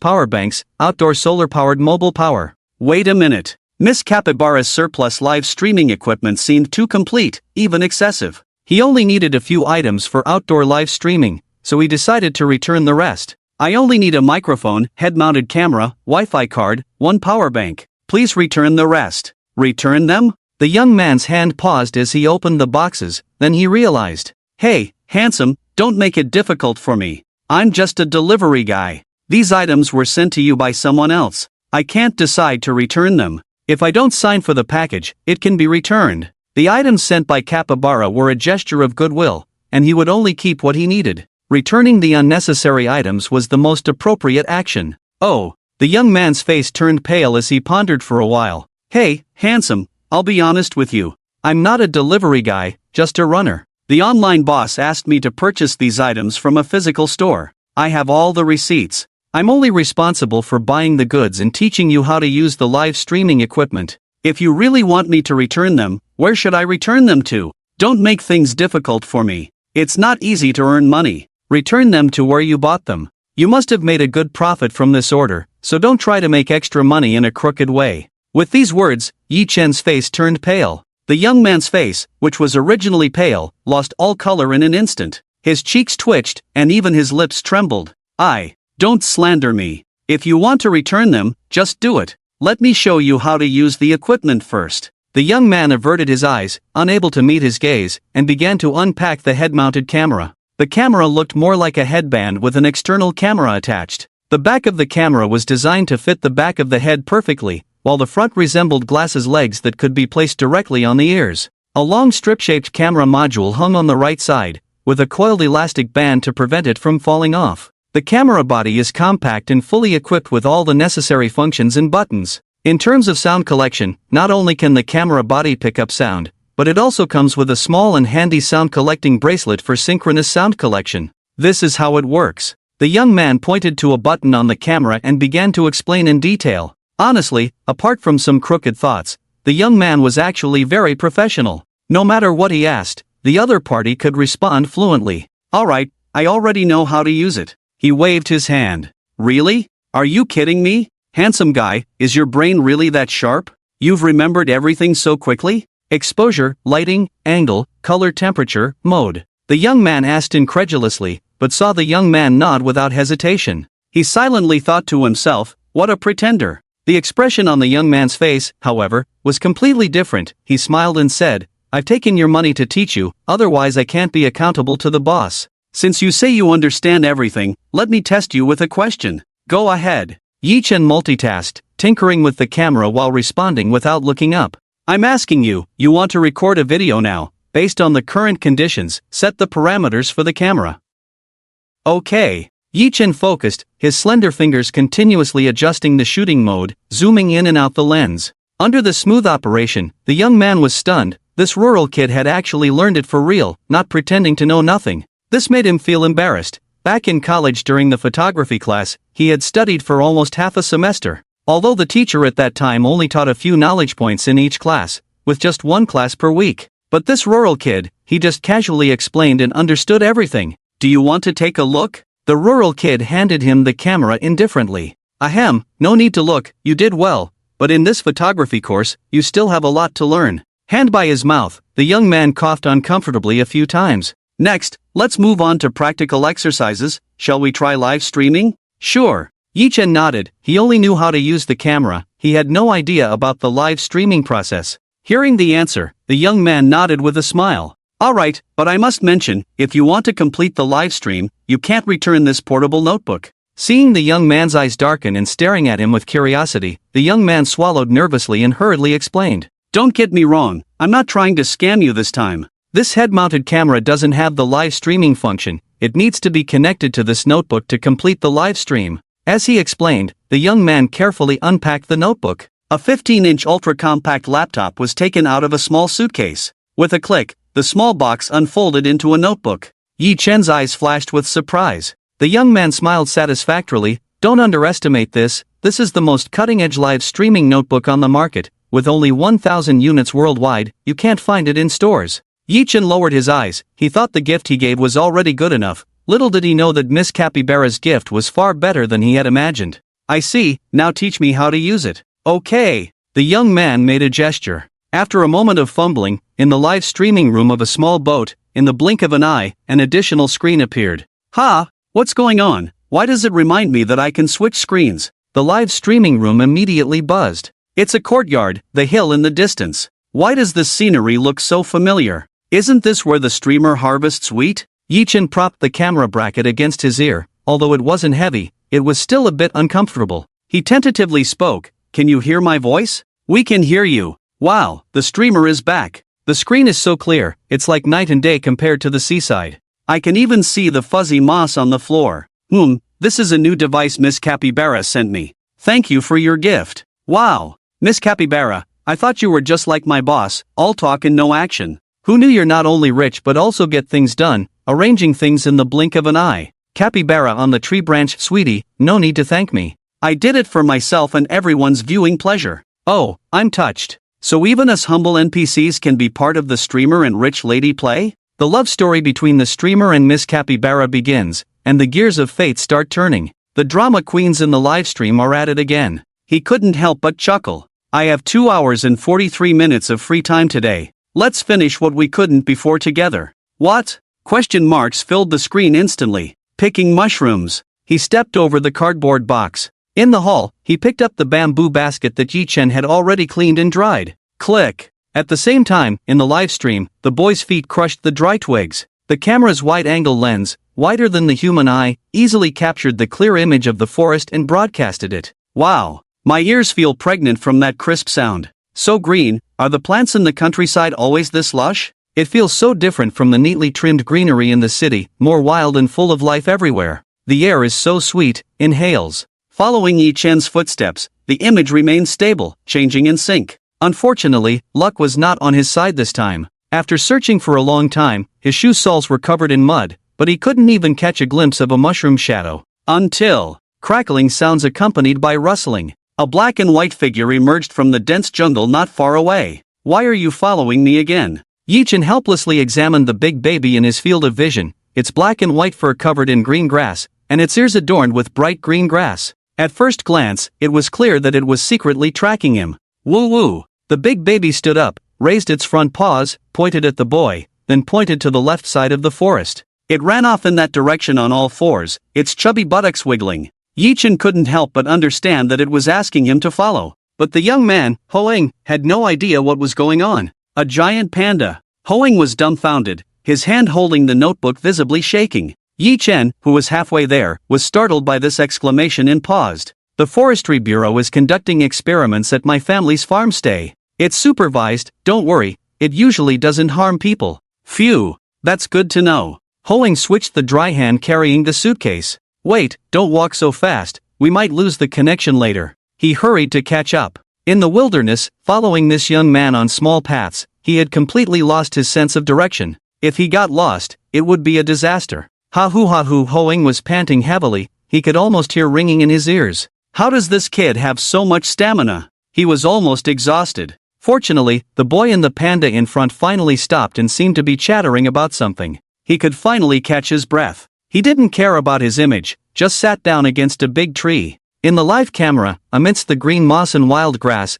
a large patch of pale yellow-brown mushrooms grew, with oval caps covered in uneven honeycomb-like pits and stems as white as jade. Yi Chen half bent down, carefully observing. To be honest, he didn't recognize this mushroom. But it wasn't a big deal. The audience in the live broadcast room was knowledgeable. Wow, it's a morel mushroom. Gun is so smart, actually finding so many for the host. I went up the mountain with my grandma for a whole day a few days ago and only found 5. Admiration. Host, this mushroom is poisonous. I suggest handling it without harm, send it to me, I'll pay for shipping, I specialize in handling hazardous waste. That abacus sound, I even heard it in Ryukyu. Look at Gungun's smiling lips, is it trying to show off to the host? Since he knew this mushroom was fine, then there was no problem. gently pushing aside the soil and leaves around the mushroom, accompanied by a crisp sound. A complete morel mushroom lay in the basket. This sound is so spiritual, it's really amazing. Headphone users benefit. No, how does such a small sound get transmitted to our ears through a head-mounted camera? It's a sound-capturing bracelet. Plucking another mushroom and placing it in the basket, he raised his right wrist. As his fingers moved down, a silver bracelet with a flowing light was securely fastened on his wrist. Wow, it's truly unbelievable. There's such high-tech stuff now. Amazing. Miss Capybara, please, help a little one out with precision poverty alleviation. I'm skilled in various tricks. Sigh. The host's hand, it's killing me. Stop it, no inappropriate content. With each crisp sound, more morel mushrooms were picked. The basket was unexpectedly filled to the brim. He probably weighed it, but still didn't know how heavy it was. The young man pursed his lips, turning his gaze towards the big baby. Their eyes met, and the big baby immediately stopped chewing on bamboo shoots. It excitedly wanted to run deeper into the woods. A hand, however, grabbed its back. It raised its head in confusion, only to see a human hand holding it, its ears folded into triangular shapes, wondering which two-legged sheep it was. As it looked up, its ears quickly returned to their original state. It grinned in a pleasing manner, the corners of its mouth almost connecting with the dark circles on its bare face. Enough mushrooms, let's go home, stop running around. Yi Chen had already let his soft hair down and was walking back. The big baby bleated in place for a while before playfully trotting after him. Meanwhile, Hoing was watching short videos, taking a break. Not seeing the man and the bear nearby, and with the sky noticeably darkening, he was immediately frightened, breaking out in a cold sweat.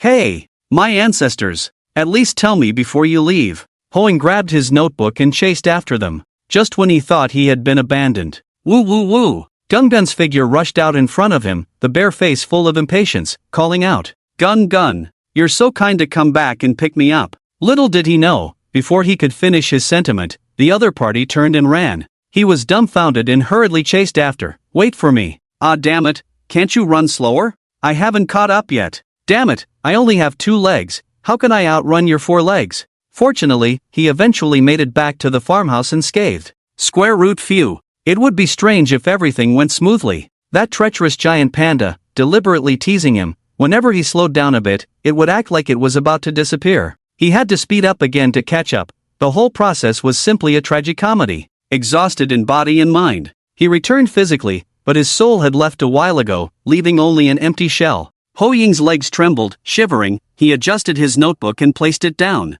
Thud! He slumped against his car like a pile of mud, his eyes lifeless. I see you're skilled in photography, so I assume you must also be proficient in editing. Interested in a part-time job? Hoing turned his face away, sneering at the audacity of this shady character trying to recruit him for work. No way, no how, not a chance. Sorry, 3 hours a day, dinner included, $30 per hour. No problem, boss, I'm in, boss. Which specific 3 hours? Ho Ying's expression changed faster than flipping a page, immediately adjusting his attitude and putting on a standard smile. From 4 p.m. to 7 p.m. Hearing this, Ho Ying remained composed on the outside but was elated inside. He was a recent graduate from a top university, yet had been unemployed since graduation. It had been almost 2.5 years, and he couldn't find a stable job. Either the pay was too low, or the company treated him like a workhorse, or the pay was decent, but the work hours were supposed to be 10, yet he was often asked to work voluntarily until late at night. And to top it off, they could call you in the middle of the night to come out of the employee dormitory and make you do reports. That wasn't treating you like a workhorse, that was using you as a perpetual motion machine. His hair was falling out in clumps. Could he endure it? After a year, he decisively quit. He decided to freelance. Seeing short video creators flaunting their high incomes per person, he jumped in and started writing novels, only to realize after a few failed attempts that it wasn't his thing and gave up. He then tried being a live streamer, thinking his background in directing and producing would surely help. But then he humbled himself and became a delivery driver, drove taxis, and occasionally ran errands. Basically, he did whatever he heard could make good money. The result? He had never seen that kind of money. Through his own experiences, he debunked those so-called high-paying jobs one by one. After deducting rent and regular expenses each month, he could save $2,000 to $3,000. And today, he finally landed a big contract. Now he had a part-time job at $30 per hour, including dinner. There was no better job than this. It was like going from bitter to sweet. His lips trembled, moved by his own emotions. I'm in, boss, I'll do it. But, Ho Ying's smile faded a bit. Boss, let's make it clear, I don't work overtime for free. When it's time, I'll leave. Overtime? Don't worry, I won't make you work overtime. Yi Chen explained lightly. Ho Ying, wanting to say more but hesitating, stared at his new boss's back. But he didn't have the courage to speak up. As the person disappeared from sight, he muttered to himself, Boss, what I mean is, you have to pay extra. Not that I won't work overtime. Ugh, can't people let others finish talking?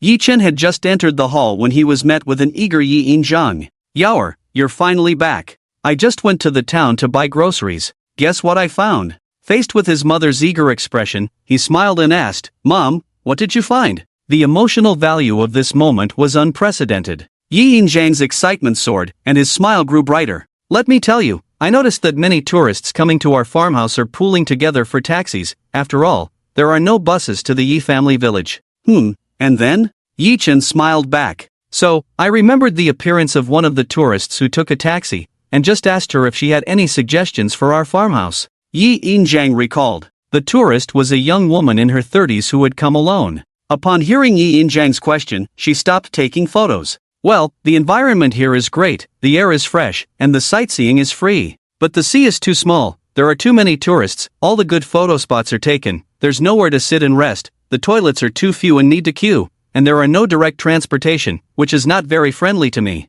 The woman rattled off a list of shortcomings about the farmhouse. Yi Inzhang remained calm and chose to ignore some issues, saying, No worries, the sea will be vast tomorrow. As for the car, we will find a solution at our farmhouse. Thank you. With the outcome in hand, she turned and walked away. The woman stood there dumbfounded, questioning life. Can the sea really get bigger? It must be a misunderstanding. Mom, what do you plan to do then? Yaoer, during lunch, I heard from your friends that several people from the village who worked in town recently lost their jobs, including your Uncle Zhang who used to drive a taxi. How about we buy a better second-hand car, hire Uncle Zhang as a driver, improve the reputation of our farmhouse, help Uncle Zhang keep his job, earn more money for the farmhouse? It's a win-win situation. Yi Chen patiently listened to his mother and then spoke softly, Mom, operating without a road permit and charging money is illegal. What? Illegal? Yi Inzhang was startled, waving her hands, then let's not do it.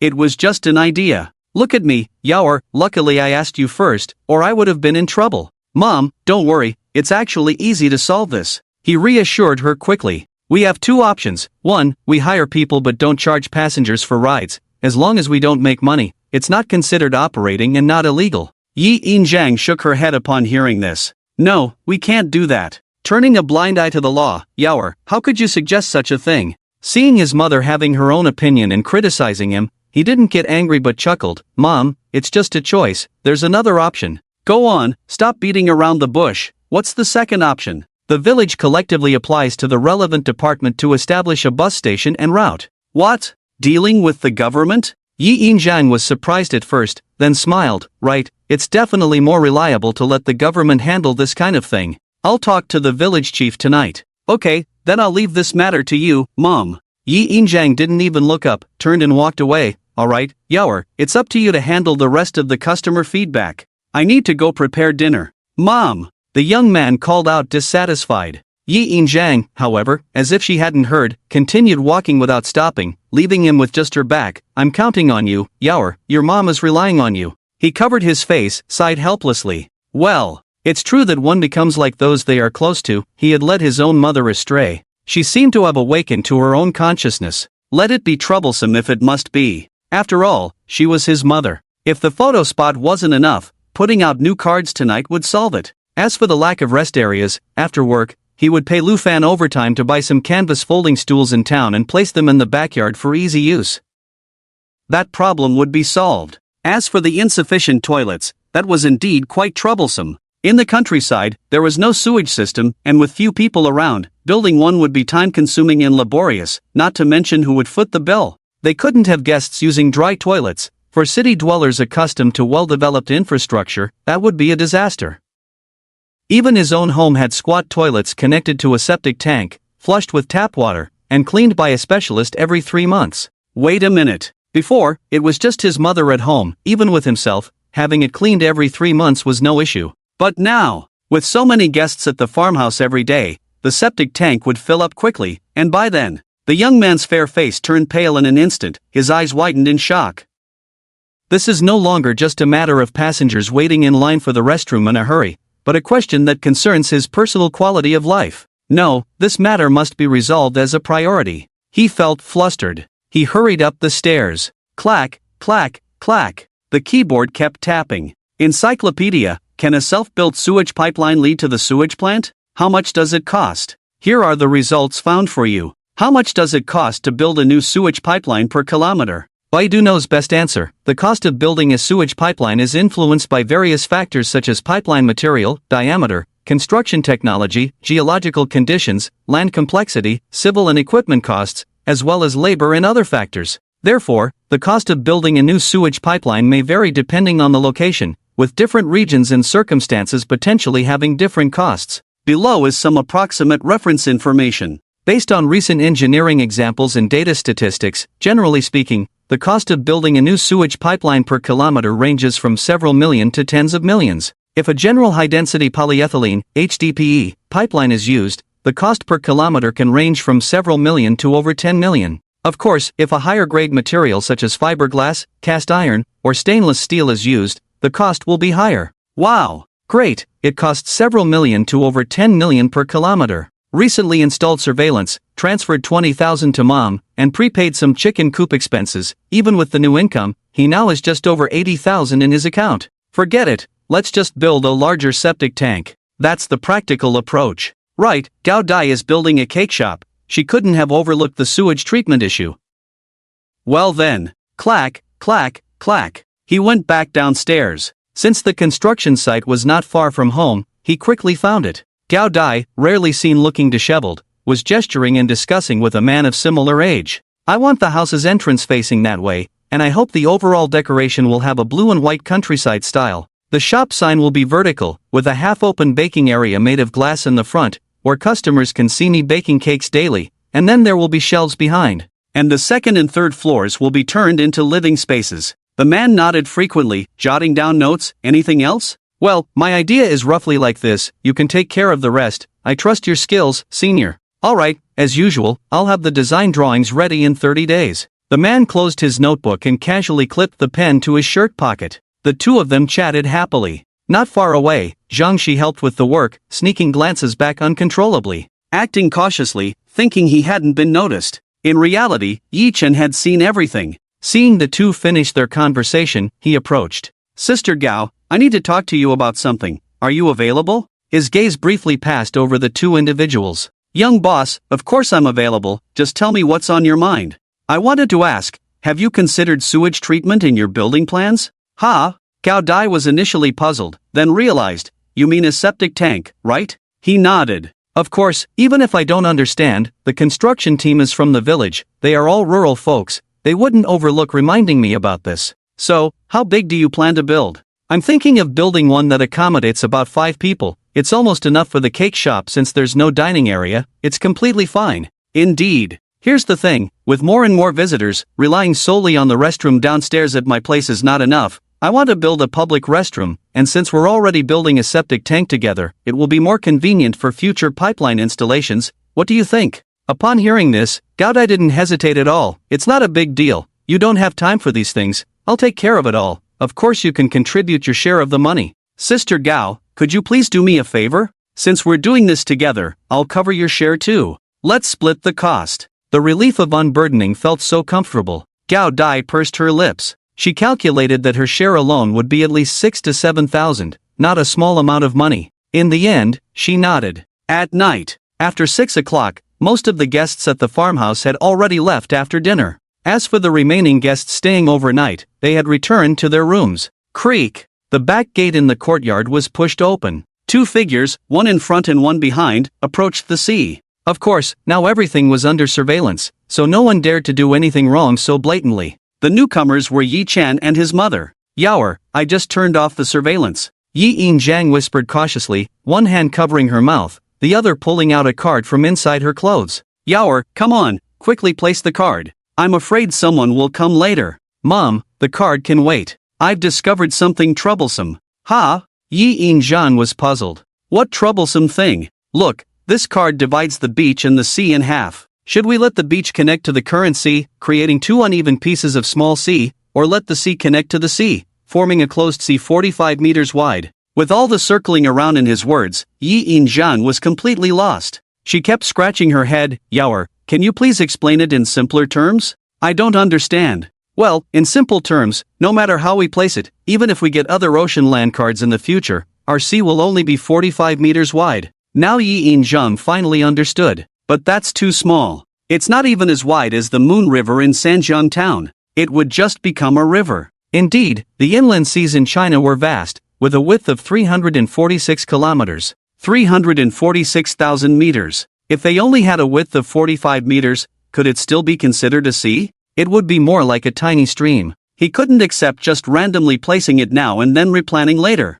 He had OCD. A vast sea, with a small square sea added to the edge, just the thought made him feel uneasy and itchy. No, but if they didn't use this card, it would just remain idle. He couldn't wait that long. Who knew what the next card would be? Yi Yinjiang, seeing her son's frequent changes in expression for the first time, was puzzled by his dilemma. Yaoer, if our sea is on a card, can we put it down and pick it up again? This question seemed like a key, unlocking another possibility. Yes, why not give it a try? Unexpectedly, with just a thought, the sea turned into a green light and rushed towards him, disappearing. Feeling a sudden chill on his fingertips, he looked down. The card had voluntarily returned to his fingertips. The ground in front of them reverted to its original state, covered with uneven wild grass. Yi Yinjiang stared in astonishment, stuttering, Yaoer, I just mentioned it, and the sea really can be retrieved. This is too. She struggled to find the right words after hesitating for a long time. Too unbelievable. She had learned this phrase from her online friends and was now using it appropriately. Seeing his mother's expression, the young man didn't respond but calmly handed out the beach card again. With a glance, Yi Yinjiang understood her son's intention and was about to refuse. Mom, help me out. I'm conducting an experiment to see if others besides me can also use this card. With that, Yi Yinjiang quickly took the card. She had no experience, got stuck, but anyway, her son could pick it up again. She muttered softly, the beach faces the courtyard, the sea faces outside. The card was just thrown out by her, the next second. Whoosh! The card actually returned to Yi Chen's hand on its own. Yaoer, it seems only you can play this card. Yi Yinjiang helplessly shrugged. The young man fell silent for a moment, then flicked his wrist back, making a whooshing sound as two cards were thrown out together. In an instant, the familiar sound of the waves, the salty sea breeze mixed back into reality. A 15-meter wide beach, a 45-meter wide sea area, each 30 meters long, manifested before them. Just a stone's throw away was a pink beach. This was the first time Yi Yinjiang had seen a beach in reality, let alone a pink one. She curiously shone her flashlight, like a child with a new toy, abruptly jumping on the beach, kicking the sand. Yaoer, this sand is so soft, stepping on it feels so comfortable. She even took off her shoes and kicked the sand on the beach. Meanwhile, Yi Chen raised his phone, acting as Mrs. Yes flashlight. They didn't know how long they played. Yaoer, you should go to sleep, it's quite late, or else you might collapse later, and that wouldn't be good. He raised his left hand, the watch lit up, it was time to sleep, 10 minutes left. Mom, to cut to the chase, around 9 o'clock tomorrow morning, a diving instructor will come to work, you can take him to get the equipment. For swimming, it's 50 a day as before, no fishing allowed, you must enter the water on this side of the beach where it's shallow. As for diving, I'm not very sure, you can ask the instructor for an approximate price, then you can decide on the fee, maybe a bit cheaper, say it's a first-time discount, I'll decide on the official price when I wake up in the afternoon. Yi Yinjiang pointed at the phone screen, got it. I've recorded everything, you should go to sleep now. Recording? Yi Chen pondered slightly, raising his head, Mom, who taught you that? Why can't it be someone else who taught me? Why can't it be my own clever idea? Yi Yinjiang's voice weakened as she explained, feeling embarrassed, okay, it was Gao Meizi who taught me, she said when encountering trouble, you can record it, I'm just afraid I might forget tomorrow. She scratched her head, explaining. Yi Chen hesitated slightly. It seemed that Gao Dai had indeed taught Mom many sensible things. Well, I'll go to sleep, Mom, see you tomorrow. Fell asleep again. He lost consciousness and sank into a deep sleep. The cold dark sky over Yi family village gradually turned pale. Everything went smoothly. Around 9 o'clock, a young man claiming to be a diving instructor approached Yi Yinjiang. My Yaoer mentioned you, follow me. Yi Yinjiang nodded and led Zhao Jian to the storage room. The diving equipment is all here, check it out, if there's no problem with the equipment, you can start anytime. Zhao Jian was stunned, it was that simple. According to the normal procedure, Shouldn't they discuss how performance must meet certain standards, or else face deductions? And that service must be customer-centric throughout? Complaints received would result in deductions. What's wrong, Coach Zhao Jian? Do you have any questions? Yi Yinjiang asked in confusion when she saw no response. Oh, nothing, boss. Is there a changing room in the farmhouse? I'll go change into my diving suit. Zhao Jian waved his hand repeatedly, taking off the large backpack from his back. This question caught Yi Yinjiang off guard. There was no changing room at home. They didn't sell clothes, but it wasn't quite appropriate to change clothes in broad daylight. Follow me. Yi Yinjiang simply led him to her own room. The two of them entered a cozy room with warm orange-yellow tones, about 30 square meters in size. The first thing that caught the eye was the slightly old-fashioned carved classical bed. What was supposed to be a changing room had turned into a private room. Zhao Jian had never encountered such a situation before, and his gaze towards the new female boss changed instantly. Could it be that he couldn't escape being taken advantage of? The next moment, Coach Zhao Jian, remember to lock the door when changing clothes. I'll go out to entertain the guests first. After you're done changing, come find me downstairs. Bang! The door closed. Zhao Jian was dumbfounded. He had misunderstood the situation, as the person had no such intentions towards him. A hint of embarrassment appeared on his tanned face. Zhao Jian, you really have a pig's brain. With the door locked, he entered the bathroom and quickly changed into his own diving suit. Honestly, since being dismissed, he had kept this equipment at the bottom of his drawer for a long time, as swimming pool coaches didn't need diving gear. Compared to being a swimming coach, diving was his true passion. It allowed him to earn money while doing what he loved. Before coming, he had already searched for information about Yejia village and discovered that the young man from yesterday was not a fraud. He picked up his bag and went downstairs. Boss, I'm ready. Could you please take me to the workplace? Yi Yinjiang nodded. The two of them walked to the backyard. Outside the fence, a new world unfolded before Zhao Jian. A romantic pink beach, the sea breeze blowing, the sound of crashing waves, coconut trees rustling with their long leaves, hiding large brown coconuts that made some tourists drool. Some tourists walked on the soft sand, playing and laughing, while others squatted down to draw on the beach or focused on building crooked sandcastles. What a lively and heartwarming coastal scene. He had only seen such a scene in past ocean documentaries. Coach Zhao Jian, why aren't you moving? Oh, sorry, boss, I was a bit distracted. Zhao Jian quickly caught up. In fact, from the moment Yi Yinjiang and Zhao Jian entered, many tourists discreetly cast their eyes on Zhao Jian in his dark blue wetsuit. Coach Zhao Jian, this is Lu Fan, our farmhouse receptionist. Yi Yinjiang briefly introduced the two employees to each other. Got it, boss. By the way, boss, we have ID cards for fishing, but what about swimming? If some freeloaders sneak in. Lu Fan's words made Yi Yinjiang fall into contemplation. Ring ring ring. Her phone vibrated. Hello, where are you? Okay, I'll come get it now. Hanging up the phone, she smiled brightly. No worries, it's a waterproof identification card ordered by my youngest. Let me go pick it up. Wait here for a moment, I'll go get it. Shortly after, Yi Yinjiang returned carrying a large cardboard box. Lu Fan and Zhao Jian hurried forward to help. No need, it's just a box of cards, quite light. She placed the large box on the grass. Bang! The noise startled not only Lu Fan and Zhao Jian but also the tourists. Boss, you call this light? Yi Yinjiang scratched her head in confusion. I thought it was pretty light. The two remained silent, not dwelling on it too much. After all, she was the boss, so they assumed she had super strength. Lu Fan rummaged through the box, her eyes lit up as she pulled out a well-crafted card. Boss, it seems the little boss was well prepared. The card bore 6 embossed golden characters of Yejia village farmhouse and a relief fishing scene on the back,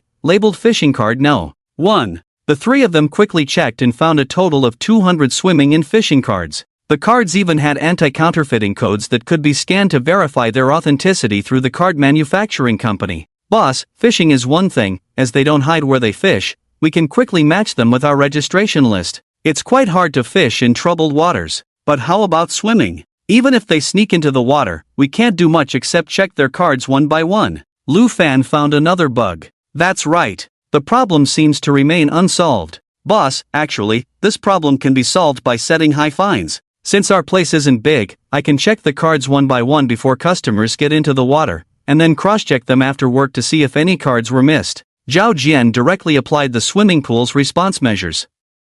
However, Yi Yinjiang shook her head. Forget it, Coach Zhao Jian, this would be too much work for you. Yi Yinjiang straightforwardly rejected the proposal. Moreover, with these identification cards, even if someone has bad intentions, they would think twice. I believe not many people would try to evade payment. Zhao Jian's expression froze. Did he mishear? How could a boss find it too much work for an employee? Aren't they usually worried that employees would take the money and slack off? Lu Fan was about to say something. Alright, I'm the boss, and my word is final. Let's do it this way. Yi Yinjiang decisively settled it, unknowingly making a decision as a boss. As some of the travelers saw the three had finished their discussion, they quickly approached. Boss, can we swim now? The young boss said in the live stream yesterday that we could swim today. Yes, look, I've already changed into my swimming trunks early, just waiting to hit the water. A traveler opened his jacket. The enthusiasm of the travelers made Yi Yinjiang somewhat overwhelmed. Especially since it was the first time she encountered a big man who opened his clothes so casually, revealing his white belly. She immediately averted her eyes to avoid staring. Well, you can swim now. First, pay and register with Xiaolu over there, then enter the water from the beach on that side, where it's shallow. Okay. Everyone nodded eagerly, forming a line. There weren't many, just 7 people, 5 men and 2 women. After all, it was spring, and swimming in the sea required courage. After paying and receiving their identification cards, Zhao Jian led the group to the sandy beach by the sea. Swoosh, the sea water washed over the beach, dyeing it a deep pink. Can all of you swim? Without hesitation, everyone nodded. Don't worry, coach, we can all swim. Can we go in now? A young man, eager to try, extended his foot, feeling the slightly cool sea water splashing on his instep, refreshing. Wait a moment, before you go in, each of you must carry a swimming ring. It doesn't have to be worn, but you must have one. After all, this is the sea, not a swimming pool. Zhao Jian distributed the swimming rings. Got it. Everyone smiled and agreed with Zhao Jian, but none of them looked at him.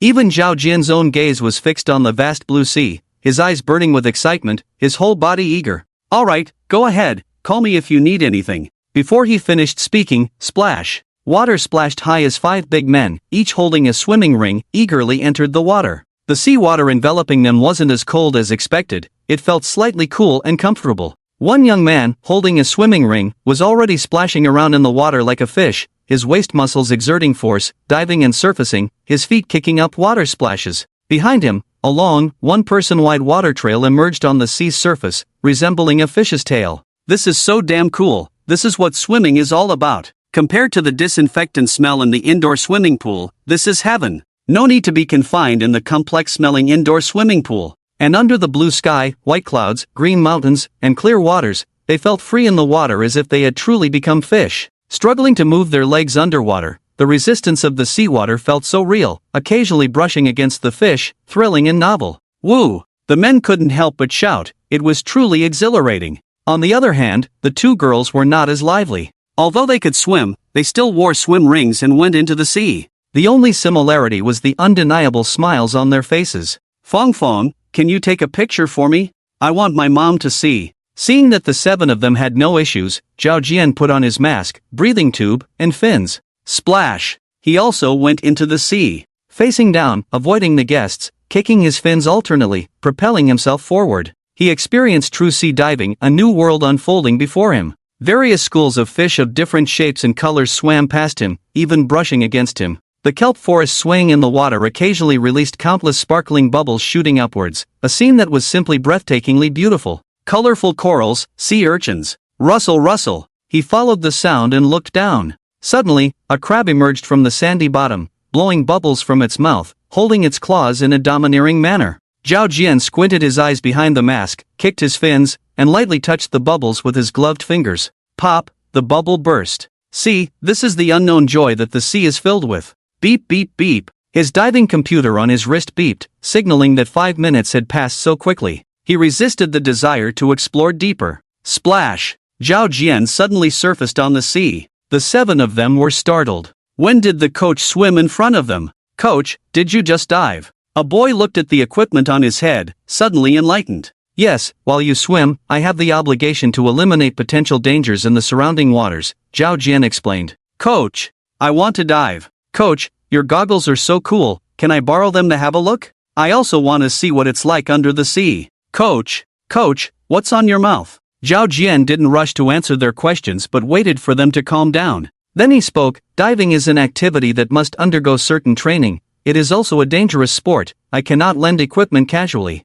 Ah, the 7 of them looked disappointed. However, our farmhouse offers assisted sea diving projects. After a brief training, I can take 2 students to experience sea diving. The 7 of them lit up. Their emotions fluctuated greatly at this moment. Under the Socratic effect, the customer's psychology was completely controlled. Coach, I want to try it. I want to try too. How much? The boss said there's a half-price special today, $150 per person, 1 hour, with 2 photos included. Half price. I want to be the first to try. I want to try it. The customers were like hearing that bubble tea was half price. They immediately placed their orders without thinking. All 7 of them placed their orders. Zhao Jian led the customers back to the registration area. Xiaolu, all these customers here want to experience the diving service, half price at $150 per person, give them number cards. Lu Fan looked puzzled. This colleague was really good at attracting business, 7 swimmers, and they were willing to pay for an hour of diving, impressive. Okay, line up to pay,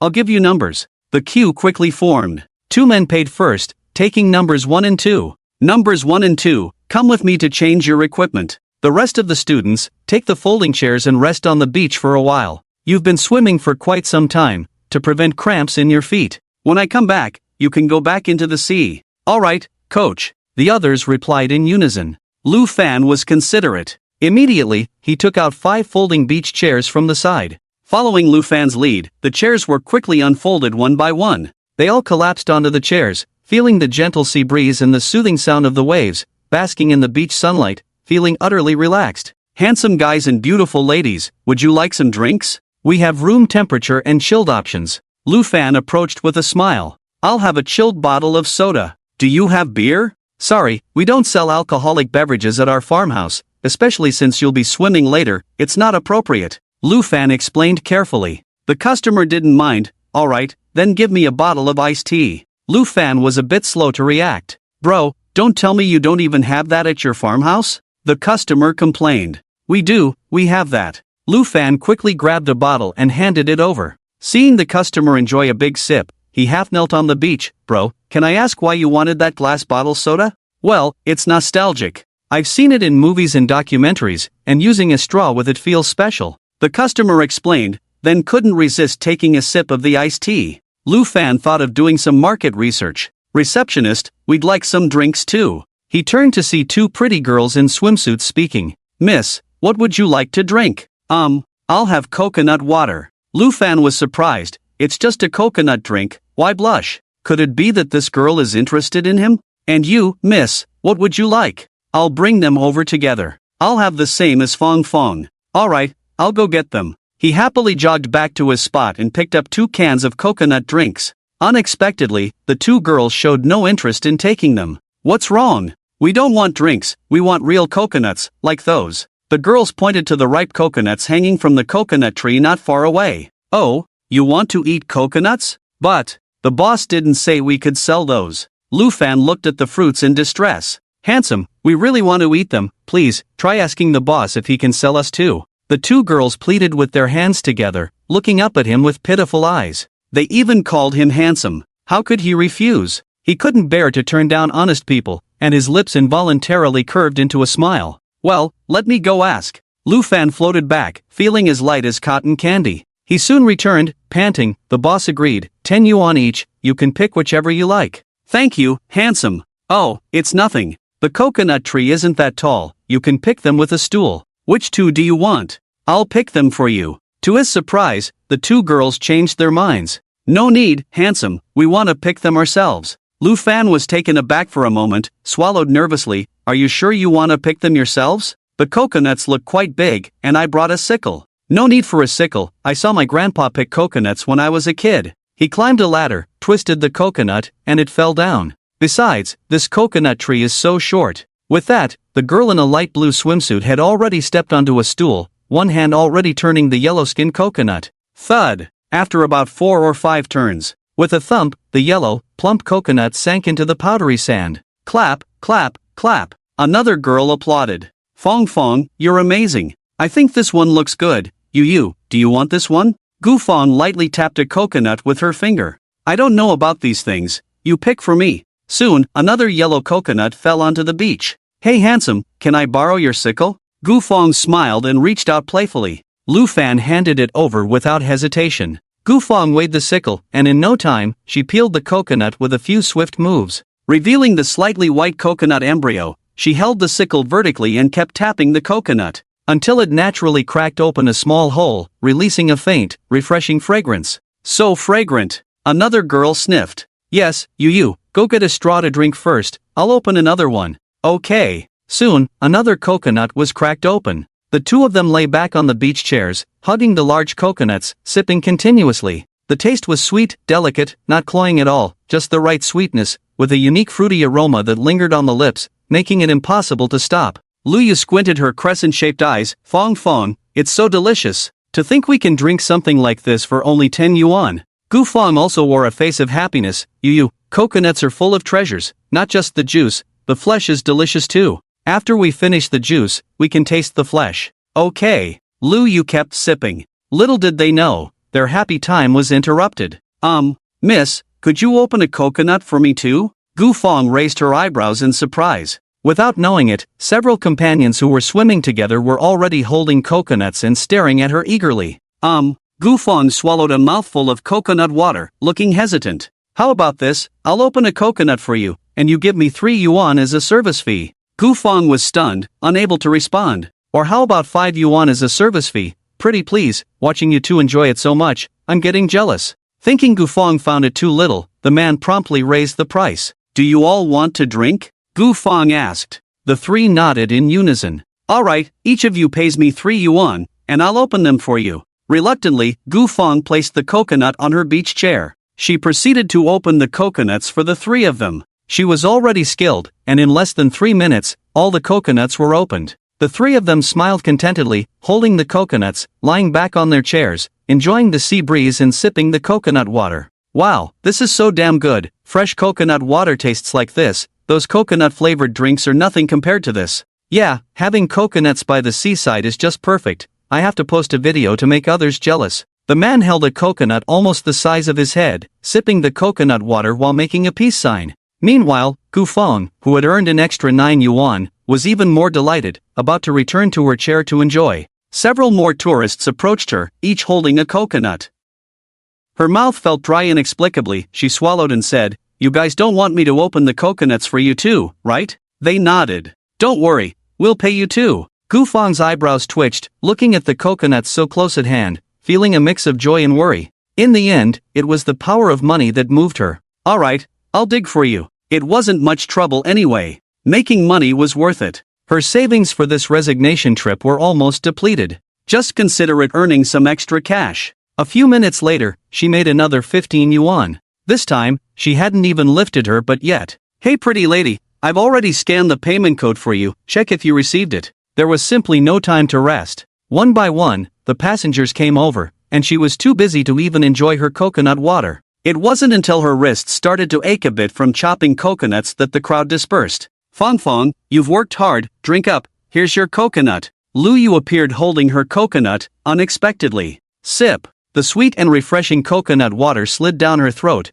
taking away most of the heat and fatigue. Surprisingly, after such intense activity, the coconut water seemed even more delicious. Soon, she finished the last sip. Refreshing. In half an hour, she had earned another 90 yuan. "Yeah, our scuba diving session isn't until later, let's go for a swim." "But you've been busy for so long, won't you be exhausted?" "It's fine, I used my hands just now. Swimming mainly relies on the legs." Holding hands, they walked on the soft pink sand, heading towards the sea together. Splash! The splashing water under the sunlight created a rainbow. Seeing this beautiful scene, Lu Fan suddenly froze, realizing he could lure a few more big spenders to the farmhouse for entertainment. Oops, I forgot to start the live broadcast. He hurriedly took out the spare phone the boss had given him yesterday. Yes, starting the broadcast was his responsibility. Play button. You have started the broadcast, notifying your fans. Reverse button. Number of viewers in the live stream 16591, huh? Why did the broadcast start in the morning today?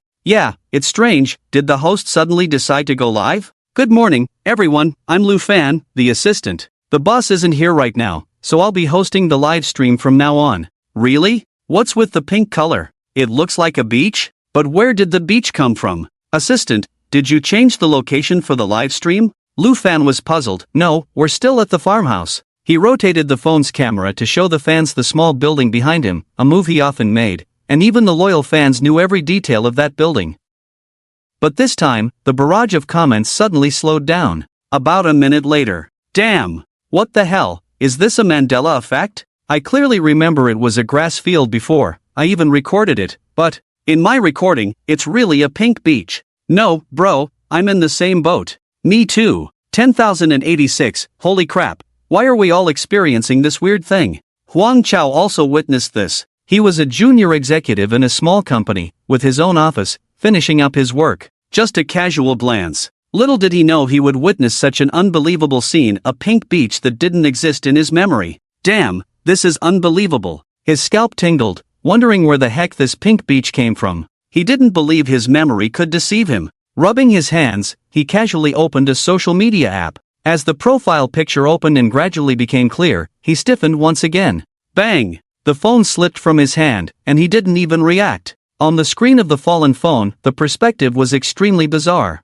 Huang Chao was holding a fish, with no change in his actions from his memory, but the background had changed. Originally, the background of the distant mountains has turned into a 3-story farmhouse, and the beach is no longer visible, all blocked by the huge fish body. But when Huang Chao took the photo, he was clearly standing with his back to the farmhouse. In a daze, he felt goosebumps all over his body, sweating profusely. It was as if he had suddenly been transported to the icy polar regions, bone-chilling cold. Damn, which one is real after all? Huang Chao gripped his arm tightly, his nails piercing the skin, the pain so vivid. For the first time, he understood that when the sense of reality in a movie character becomes confused, madness inexplicably sets in. Now he was starting to doubt his own sanity a bit. Plus 10086, I don't remember there being this pink beach before. So many people were talking about it as if it were true. Lu Fan scratched his head, also starting to doubt life a bit. He didn't dare to speak recklessly. He simply searched for the keywords of the farmhouse on his phone. He found many previously posted videos and photos. Confirming that all of them contained evidence of the existence of the pink beach, he felt relieved. Rolling his eyes playfully, mouth pouting, he muttered softly, "Geez, that really startled me. All this fuss, I knew it, I clearly saw the pink beach on my first day of work." Ahem. He cleared his throat and explained loudly, "Folks, don't get carried away, Blackie is definitely leading the way. We've always had a pink beach at our farmhouse, search for related terms, look for videos, they're all there." In fact, Lu Fan wasn't the only one doing this. Most livestream viewers whose memories conflicted with reality made the same choice. The results naturally turned out the same, a large amount of evidence was right there. Memories can be mistaken, they are not stored all at once but fragmented in the brain, arranged in memory by time and space. Sometimes, even unexpected events from yesterday can make you doubt if you remembered correctly. If it really happened. For example, someone you secretly admire suddenly holds your hand for no reason. For example, you win 5 million in the lottery and go claim the prize. Could it be my memories are messed up? Even Huang Chao was gradually leaning towards one side of the scale. Oh well, who cares, I still have work to finish today, there's a weekly meeting in the afternoon. He decided not to dwell on it. The questioning voices in the live stream disappeared, and many new fans joined, returning to normal. Wow, such a beautiful pink beach, she loves pink the most, she must be watching too. Pink brain cells activated. Folks, look, this is the new swimming project we've launched at our farmhouse, see how freely the young ladies are swimming. Lu Fan zoomed in on the screen. On the azure sea surface, Gu Feng and Lu Yu were wearing white and blue swimsuits. Holding hands tightly, they kicked and pulled their rounded calves, their long legs resembling mermaid tails, gracefully splashing water, swaying in the water with smooth lines. Wow, this scene is so relaxing. Clicked, assistant, stop tempting me, I've only been to the swimming pool twice since getting the annual pass. TSK, is the swimming pool experience comparable to our farmhouse? Lu Fan boasted for a moment. Administrator Ice Butterfly, compared to the swimming pool, there are still many shortcomings at the farmhouse, such as being far from the city, requiring more time, and the surrounding facilities not keeping up. It can only be said that each has its own advantages and disadvantages. Lu Fan's eyelids twitched, realizing he had misspoken.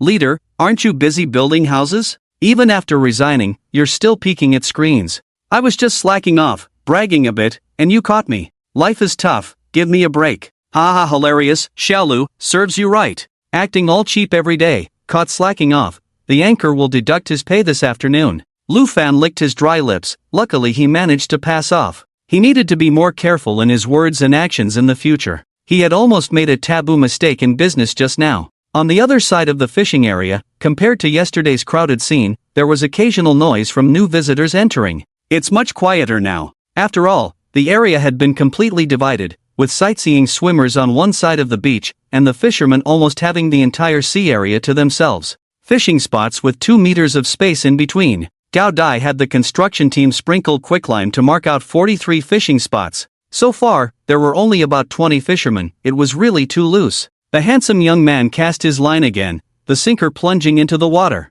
Plunk! The sound echoed clearly in the quiet environment. The handsome young man turned in surprise. Bro, why do I feel like today is too quiet? Something's not right. The brother beside him didn't even lift his eyes. Oh, isn't it always like this? You hillbilly, don't make trouble, just fish, that's all. What? Bro, can you speak normally? The handsome young man was puzzled by this half-mixed dialect. He only understood half of it. But it seemed like the brother didn't hear him at all, completely ignoring him. Ring ring ring. The crisp and pleasant little bell rang again. Those who heard it looked at their fishing rods.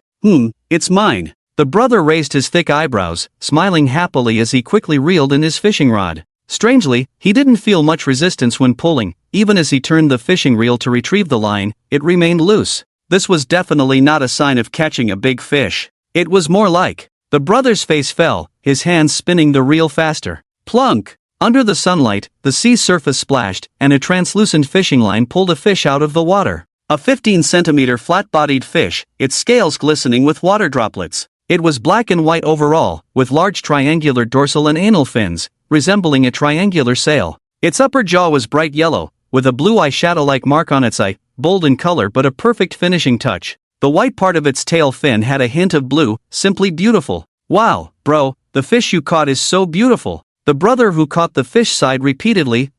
What's the use of being beautiful? Is this fish even 2 pounds? Without the fins, the fish bones probably weigh only a few ounces, not much meat. The handsome young man was stunned. I really like this fish. How about we trade? I'll give you the 10-pound flounder I just caught. What? The brother's expression turned serious as he waved his hand. I'm an honest person. I can't do this kind of swindling. Bro, don't rush to refuse me. Let me take a photo. I'll check what kind of fish this is. The handsome young man quickly took a beautiful photo of the fish. Direct intelligent recognition. The results came out quickly. Bro, this seems to be a celestial fish, a type of ornamental fish. I checked the price. Adult ones can sell for $700 to $1,500 each on the market, while my flounder sells for $25 per pound. If we calculate it, you're actually at a loss. But both of these fish are currently in short supply on the market. I love raising and fishing for fish, so how about you trade with me? I can compensate you with some money. The handsome young man spoke convincingly,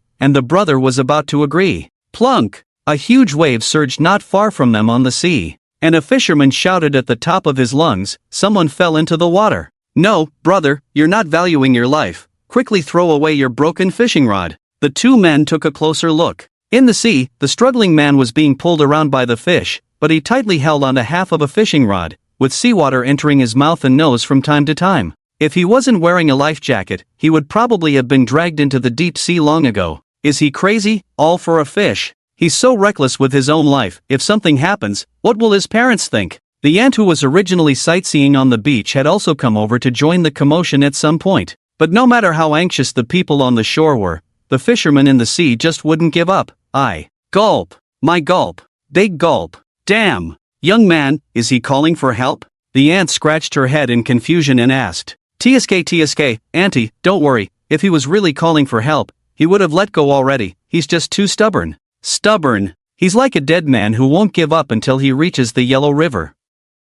Unbelievable. He's beyond help. The aunt was shocked and wiped her eyes. The young man was still struggling in the sea, not rescued yet. The fisherman on the shore, instead of being concerned, cursed. Damn, can't you die somewhere else? Don't scare away the fish, damn. The aunt's values were shattered. Are fishermen really this heartless? Her daughter must never marry a fisherman. In the end, the fisherman in the sea was eventually rescued. One fisherman couldn't bear it anymore, being disturbed repeatedly, even getting his line tangled and his bell ringing constantly. The once clear sound now seemed like a devil's whisper in his ears. His veins bulged, unable to sit still any longer. He took out a pair of large scissors from his toolbox. Plunk! Oh no, why is another idiot going into the sea? Rod broken again? Is this ever going to end? Is his brain filled with water? The fisherman entered the water like an eel in mud, swimming to the man who still held onto the broken rod. The scissors, covered in mist, gleamed with a cold light. Click! The taut fishing line snapped into two pieces. The fisherman put away the scissors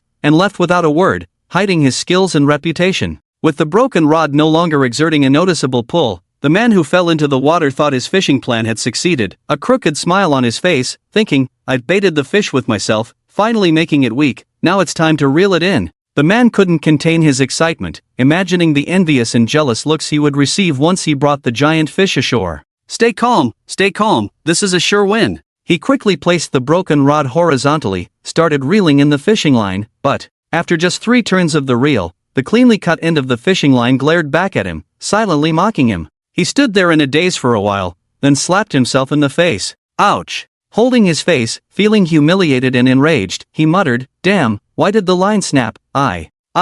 Mid-sentence, he suddenly fell silent, shrinking back, peeking around to make sure his companions weren't looking at him, feeling utterly defeated. Fortunately, at least he didn't lose face completely. The next moment, he inexplicably started trembling, whether from the cold or anger, it was hard to tell. In any case, in no time, he slinked back onto the shore. The fishermen on the shore watched from a godly perspective. Their faces were devoid of expression, suppressing their emotions, some even had their mouths pulled up to their ears, maintaining a professional demeanor without breaking into laughter. "Bro, now that the excitement's over, how about our deal?" The handsome young man smiled and brought up the topic again. "Alright, let's make the exchange. What kind of fish did you say yours was?" "It's a flounder, bro. Gray mullet, how good it is. My father-in-law is a coastal man. I've come from afar just to get a fish to show my respect to him and to get his early approval for my marriage with Cha-Cha." The older brother silently remembered the name of this fish. He couldn't afford to slip up later when his father-in-law asked about it.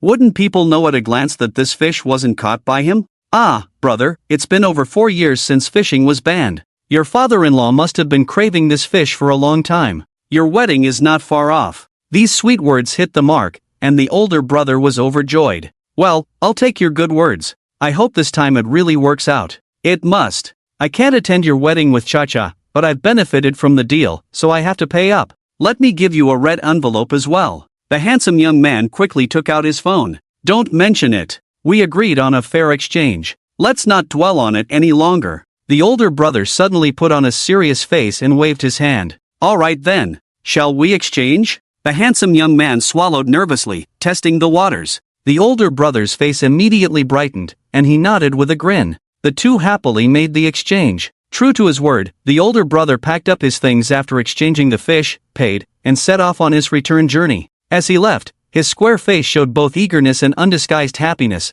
a simple and joyful sight that couldn't help but make people smile. Peacefully and harmoniously, as noon approached, just as Yi Yin-jang stepped out of the backyard fence, she found herself inexplicably surrounded by a group of travelers, young and old alike.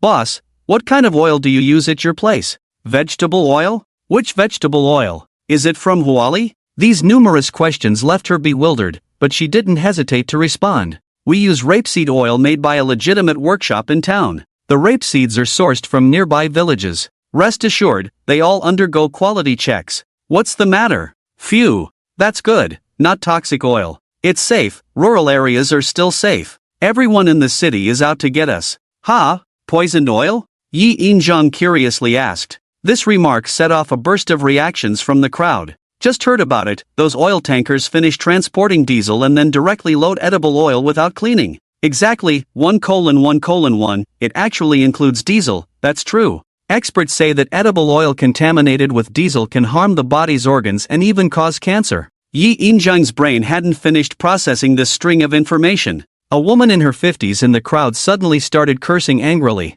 "Ah, cancer. No wonder the child next door got cancer at such a young age. These business people are truly despicable. No wonder the elderly in their 70s and 80s are lively, while I in my 20s feel sluggish. I've been drinking 3 Lu since I was young, drinking diesel, growing up in shanties, wearing C-grade polyester clothes, eating zombie meat in pre-packaged buns, all kinds of hormone-infused meat and vegetables, ingredients lists that barely fit on the packaging. I've managed to survive until now, truly defying fate, changing destiny." A young man also sighed. "Brother, you're on fire. You're the protagonist of Earth OL." Another person of the same age patted the young man's shoulder, tears welling up in his eyes. "Ah, young people nowadays have it tough. Back in our day, everything was natural and pollution-free. They didn't dwell on the nostalgia for long. This inexplicable group of people dispersed one by one. There was nothing they, ordinary people, could change about reality. Since they couldn't change it, they might as well seize the present moment. At least, this place was still a pure land, not yet consumed by capitalism. Yi Inzhang walked with a heavy heart, each step unusually burdensome. Boss, you're here. Lu Fan saw the boss approaching and immediately stepped forward. I'm telling you, I haven't even counted in our farm group today. People have been tagging me to order meals on their own. How many people ordered lunch today? Well, a total of 123 people. Lu Fan read out the numbers on his phone, but suddenly froze. Quickly switching to the farm guest registration interface, the same 123. He widened his eyes, incredulously gasping, "Boss, all the guests ordered meals today, this is too." Well, I know. Boss, why aren't you surprised at all? Normally, our farm orders are at most 60 to 70%, but today it's 100%. Lu Fan was puzzled. Xiao Lu, let me ask you a question. Is food safety really that bad now? Yi Inzhang's hands hanging on her knees kept clenching and releasing. When asked, Lu Fan at first shrugged indifferently, then jokingly said, "It's pretty bad. Today in our farm group we were discussing something about kerosene and whatnot, but no matter how much we discuss, what can we do? The overall situation is like this. Anyway, it won't kill us. If there are real issues with the food, there's a pharmacy every few tens of meters waiting for you, forming an economic cycle." Yi Inzhang was momentarily stunned. Lu Fan was still so young. In her eyes, he was just a slightly older child, but he completely lacked the vigor that young people should have, only a numb heaviness. "Xiao Lu." Yi Inzhang patted Lu Fan's shoulder. "Don't worry, we're renovating the farm chicken coop. My youngest son's vegetables will be ready to eat soon. You won't have to eat those unclean things anymore." Lu Fan's nose felt a bit sour for a moment, discreetly turning his head. "That's great, boss, I hit the jackpot." "That's expected. Xiao Lu, I'll go prepare first. Cooking for 100 people is no joke." Yi Inzhang hurriedly left. She rode on the electric tricycle. Arriving at Wang Hohat's house. "Yi Ermiai, why did you come? Lamei's husband will take us to the farm, you didn't have to come." Wang Hohat's house was by the roadside. She was working in the yard. Seeing the familiar electric tricycle, she immediately stopped what she was doing. Yi Inzhang didn't get off the tricycle. She briefly explained her purpose. "It's not about that, Hohat's sister. I want to go to Aunt Song's house to buy a few chickens and geese, but I don't know where her house is. I thought you might know, so I came to find you." "Oh, I see, but why do you want to specifically buy free-range chickens? Even if you buy them from the village, free-range chickens are more expensive than the feed chickens. Are you buying them to treat guests?" Wang Hohat casually scratched her itchy butt. Yi Inzhang shook her head. "No, you don't know how tough it is for kids these days. They eat hormone-injected chickens, hormone-induced chickens." She frowned, sighing repeatedly. "It's hard enough for people to come to my farm and be served with these, then I become one of those people? What?" Wang Hohat looked puzzled. "I used to be used to buying meat and chicken in town, now I know. I definitely can't do such outdated things. Harming children, that's asking for trouble." "Is that so?" "My son never tells me about these things. If I want to give him free-range chickens, he tells me not to bother." Yi Inzhang remained silent, but in her heart, she understood. This is how kids are nowadays. They like to share good news but not worries. Of course, her youngest son was different. He always told her everything. Even when he was sick, he never hid it from her. Somehow, in her mind flashed the image of a child who looked exactly like Shurikwang, that exhausted face. "Hohat's sister, I think you should take the time to go to town to see your son, and bring him a free-range chicken. Well, I'll also tell him how his old mom is doing, and I can make more money lately." Wang Hohat couldn't stop laughing as she spoke, her mouth wide open.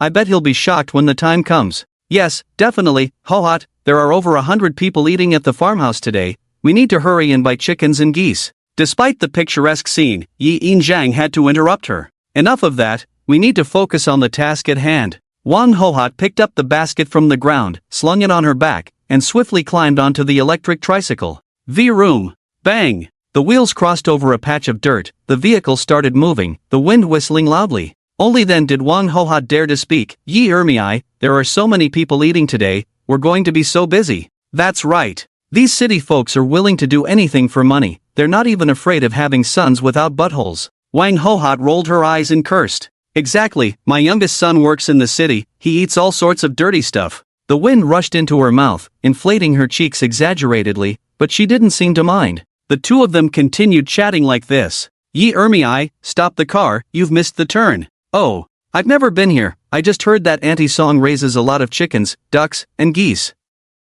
Well, lucky you brought me along, Auntie Song's place is a bit remote. The car might not even make it, others might not even find it. Wang Hohat dusted herself off and led the way. Let's go, this way. The road paved with bluestones was overgrown with weeds on both sides, making it almost indistinguishable if you didn't look closely. It took them about 20 minutes to reach their destination. Wang Hohat pointed to a mud brick house not far away. Look, that's Auntie Son's place. Yi Injiang was stunned. They still had tiled houses in their village? Wang Hohat noticed her confusion. Well, it's normal that you don't know. When I first married into the Yi family village, the village had just started building roads. We were a poor village. They said mud brick houses were unsafe, so the town allocated funds for each household to build brick houses. Wang Hohat's words actually struck a chord with her. When she was young, her family also lived in a tiled house. Later, they suddenly started building multi-story buildings, 3 floors in total, and it was all because of this connection. But why does Auntie Song still live in a tile house? Wang Hohat sneered. It's all because of those 5 brats she gave birth to. What? Yi Ermi, you probably don't know. Auntie Song's family was originally the only non-poor household in the village. She was really good at raising chickens, ducks, and geese with her husband. They made quite a bit of money. During the house construction, with so many mouths to feed in her family, they naturally got a larger share of the money. The couple planned to build a big house and expand the chicken coop. But her luck turned sour. She gave birth to 5 little devils. Just before hiring the construction team, the money was stolen, along with her 5 children who disappeared without a trace. Wang Hohat spoke with bitterness, her eyes filled with venom. Family thieves are really hard to guard against. The whole village knew about it at the time. Auntie Song and her husband had borrowed some money for their poultry farming, and that same day the creditors came knocking. The half-grown chickens and ducks were all taken away to settle the debt. It was also that day that Auntie Song's husband died of sheer frustration. And what about their children? They might as well be called beasts. Not even their own father came to sit a vigil for them. They vanished without a trace. Yi Injiang let out a heavy sigh, unable to express the mix of emotions she felt. By the way, Yi Ermi, who told you to come to Auntie Song's to buy chickens, ducks, and geese? Inchuan's man, Yi Shanquan, works as a security guard at my house, so I asked him which family raises the best and healthiest chickens and ducks, and he told me. Oh, I'm sure, I've had chicken from her place when I was young. The taste was truly unbeatable. Side by side, the two finally arrived in front of the mud brick house. The grass in the courtyard grew extremely lush, completely unrecognizable from its original state. Madam Song, are you there? Wang Hohat shouted at the top of her lungs. Madam Song, I've come to buy some chickens. Despite calling out several times, there was no response from inside the house. She became so anxious that she couldn't stand still anymore. Yi Ermi, wait for me here. Since that window was open, I'll climb in to take a look. Wang Hohat struggled to hoist herself through the window. Cluck, cluck. A strange sound of wood hitting the ground echoed. Both women turned to look. An elderly white-haired woman in her 70s, all wrinkled and frail, emerged from the house leaning on a crooked wooden stick. Oh my goodness, my bottom. Wang Hohat lost her balance inattentively and tumbled headfirst out of the window, landing on her bottom in a sprawled position. The old woman's ears twitched. Are you sent by the village chief? Did you fall? Under the sunlight, Madame Song's eyes were vacant, but her ears seemed attentive. Yi Injiang and Wang Hohat exchanged a knowing glance. Wang Hohat rubbed her bottom with a pained expression. It's nothing, just slipped. I'm not sent by the village chief. I just wanted to buy some chickens from you, madam. But I don't see any chickens or ducks around. She looked around, but besides the wild grass, she couldn't spot a single feather. They usually don't return to the coop during the day, they're out foraging. Madame Song smiled kindly. So, what should we do if we need them urgently? Wang Hohat was at a loss. It's fine, I'll call them back. In the next moment, Madame Song took out a bamboo whistle from her pocket. Hoo! A clear whistle sounded. 1 minute later, Wang Hohat, who had been eagerly waiting, had lost her patience. She turned to Yi Injiang and whispered, Yi Ermi, I don't think this is reliable. Oh, why is it getting dark all of a sudden? They both looked up. Oh my goodness! Bright black and white poultry flapped their wings, filling the sky as they flew into the courtyard, darkening the sky as if even the wind carried their scent. In no time, the courtyard was filled with over 50 chickens and geese. Quack, quack. Around 10 ducks waddled back and forth, returning. Yi Injiang and Wang Hohat swallowed simultaneously, amazed at how the animals were trained so obediently. They've all returned. You can choose now. I've raised these for over a year. Chickens are 60 each, ducks 80, and geese, being heavier, are 150 each. Madam Song explained while sitting on a wooden chair with a cane. Madam, the chickens and geese in your yard seem to be similar in size. Could you tell us their weights? Yi Yinzhang examined them carefully. Smiling, Madam Song replied, hens weigh 2 catties each, roosters 3 catties each, and as for geese, hens weigh 7 catties, and ganders 9 catties each. Ah, if we buy all roosters, madam, wouldn't you be at a loss? Wang Hohat couldn't hold back her words. Even if you want to buy them all, I can't sell them all to you. That would disrupt the breeding, and besides, I haven't raised many ganders, having too many can lead to fights. Oh, I see. Wang Hohat awkwardly smiled. She turned to Yi Yinzhang, Yi Ermiai, how many should we buy then? For 100 guests, we should get at least 50 catties. Alright, let's buy 5 geese and 7 chickens. She counted on her fingers and gave the result. They then tried to catch the birds, but it was a chaotic scramble. Cluck, cluck. Feathers flew as Wang Hohat, sweating profusely, failed to catch a single one. These chickens are too clever, aren't they? Should have brought a net. Wang Hohat panted heavily, Yi Ermiai. She turned her head and froze once again, only to see Yi Yinzhang grabbing a chicken with one hand. The chicken couldn't even move its wings, but she didn't even break a sweat on her forehead. Yi Ermiai, you're too amazing, aren't you? These chickens can fly, and you just caught them like that? Not only Wang Hohat.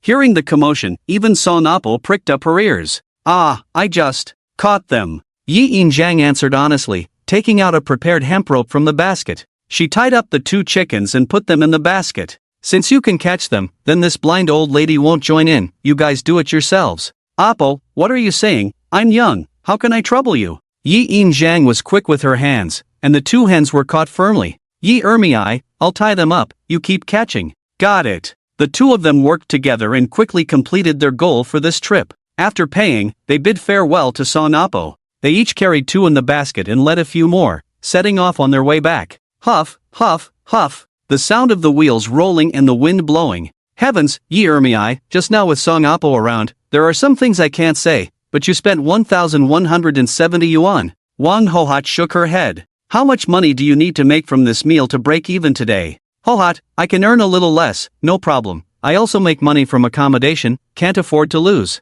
Oh, you're so silly, our labor costs are not cheap. Anyway, I have a rough idea, Hohat, stop overthinking it. With this effort, think about how to cook for 100 people later. Wang Hohat's face changed immediately. Yes, almost forgot, this was the real deal. At the same time, Farmhouse Inn. A man in his late 30s, wrapped up tightly and dressed strangely, approached Lu Fan. Young man, can we go clamming on the beach at your farmhouse inn? Ha? What clamming? Lu Fan asked in confusion. It's digging sand to catch some small conchas, razor clams, or other immobile seafood by the sea, that's clamming. Oh, if you put it that way, I understand, but it seems like our farmhouse inn doesn't have this service. Can you let me meet the boss of the farmhouse inn? I'm afraid not, the boss has gone out to purchase ingredients, she's not here now, and the business by the sea is not her decision, it's up to the assistant manager, but we can't reach him now either. Lu Fan shook his head. The man was in a dilemma, then his eyes suddenly lit up. Then I won't go into the water, is it okay to dig on the beach?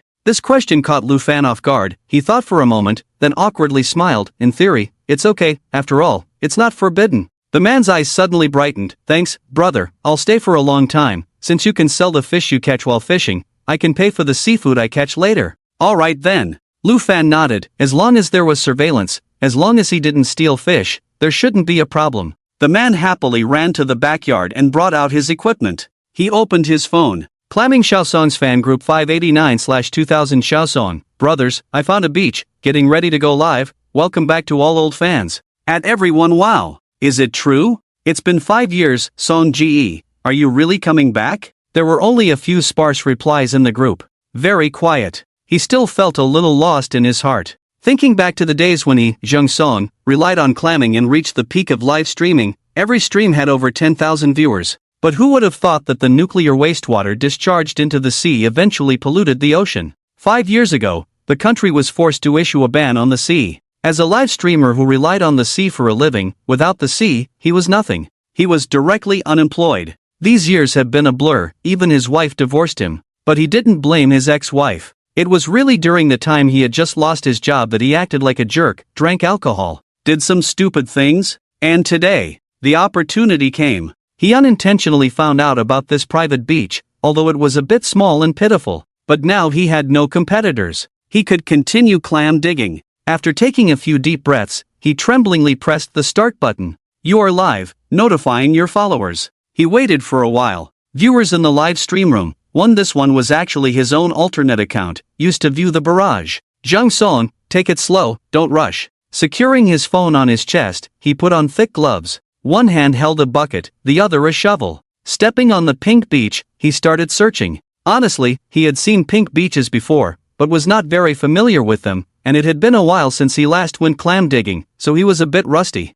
Surprisingly, he found nothing, mainly because the beach was small but crowded with tourists. Just as he dug a hole, if someone wasn't careful, they would step on it and the clam would retreat. Fortunately, perseverance pays off. Ding! With another shovel, Jung Song could clearly feel something hard. His face lit up with joy as he hurriedly dug through the sand for about half a minute. A gray-white clam about 7 to 8 centimeters wide was unearthed and in his hand. It's a clam, so big. Setting down the shovel, he took off his phone and aimed it at the spread-out glove. Folks, this is a clam, also known as a geoduck, although there's not much market demand for it now. Streamer, when did I start following you? I used to live stream clam digging, but I haven't done it in the past 5 years. I'm back at it now. Oh, really? Where can you find geoducks now? Are you putting on a show? And why is the beach pink? I'm at G Family Village Agritainment, you can look it up. It's not fake, I'll continue clam digging. He promptly repositioned his phone. One thing led to another.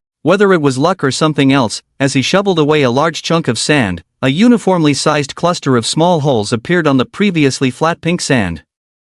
Jackpot! Excitedly, he took out a package from the bucket and carefully sprinkled fine salt into these holes. Streamer, what are you doing? What's that white stuff you're sprinkling? It's edible salt. Before he could finish his sentence, strange elongated creatures with yellow tops and white heads struggled out of the holes, wriggling and squirming intermittently. The sight was not particularly pleasant, even a bit bizarre. Similar to moles popping out of their holes, but, holy crap, what are these? They look like bugs, so gross. These are razor clams, a type of shellfish, not bugs. Don't be put off by their appearance, they're delicious. Zhang Song beamed with joy, reaching out to grab one of the razor clams by its head. With a little force, pop! A whole razor clam about 11 centimeters long and as thick as a thumb was extracted intact. It continued to wriggle slightly, its soft body covered in a yellow-brown shell, resembling 2 bamboo strips sandwiching its main body, with white-yellow flesh. This one is quite big, it looks like a bamboo clam, also known as the king clam.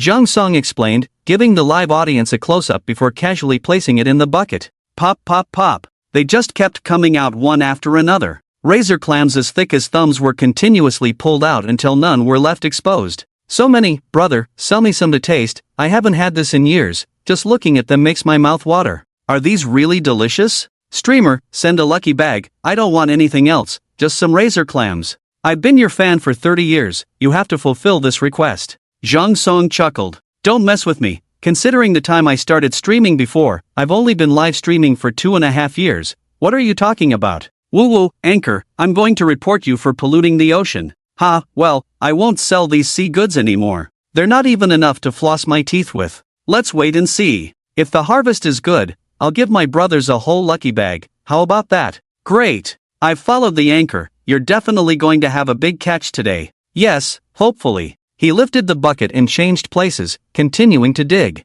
The more he dug, the more excited he became. Ding! There's more goods. Unable to hide his smile, he quickly continued to shovel away the sand, feeling around with his gloves. Puffing and patting, the powdery sand wrapped around the thing his glove held scattered, revealing a screw. Its thick shell faintly gleamed, adorned with colorful patterns, layers of brown-red spirals wrapping around the shell cover displaying a greenish-blue color like a cat's eye, deep and peculiar, very beautiful. Anchor, this one looks so good, the flesh looks like a cat's eye, it's so beautiful. Wow, more goods again, it seems the anchor's lucky bag is on fire today, waiting eagerly. The number of viewers in the live broadcast room noticeably increased. Just as that viewer said, this one is called a cat's eye snail. In the past, the cat's eye snail was considered a good catch. Let's give it a close-up shot as usual. Thud! He casually threw the harvest into the bucket. He didn't just touch one. His glove once again delved into the sand layer, and sure enough, he touched another hard object. As usual, shaking off the powdery sand, another cat's eye snail appeared.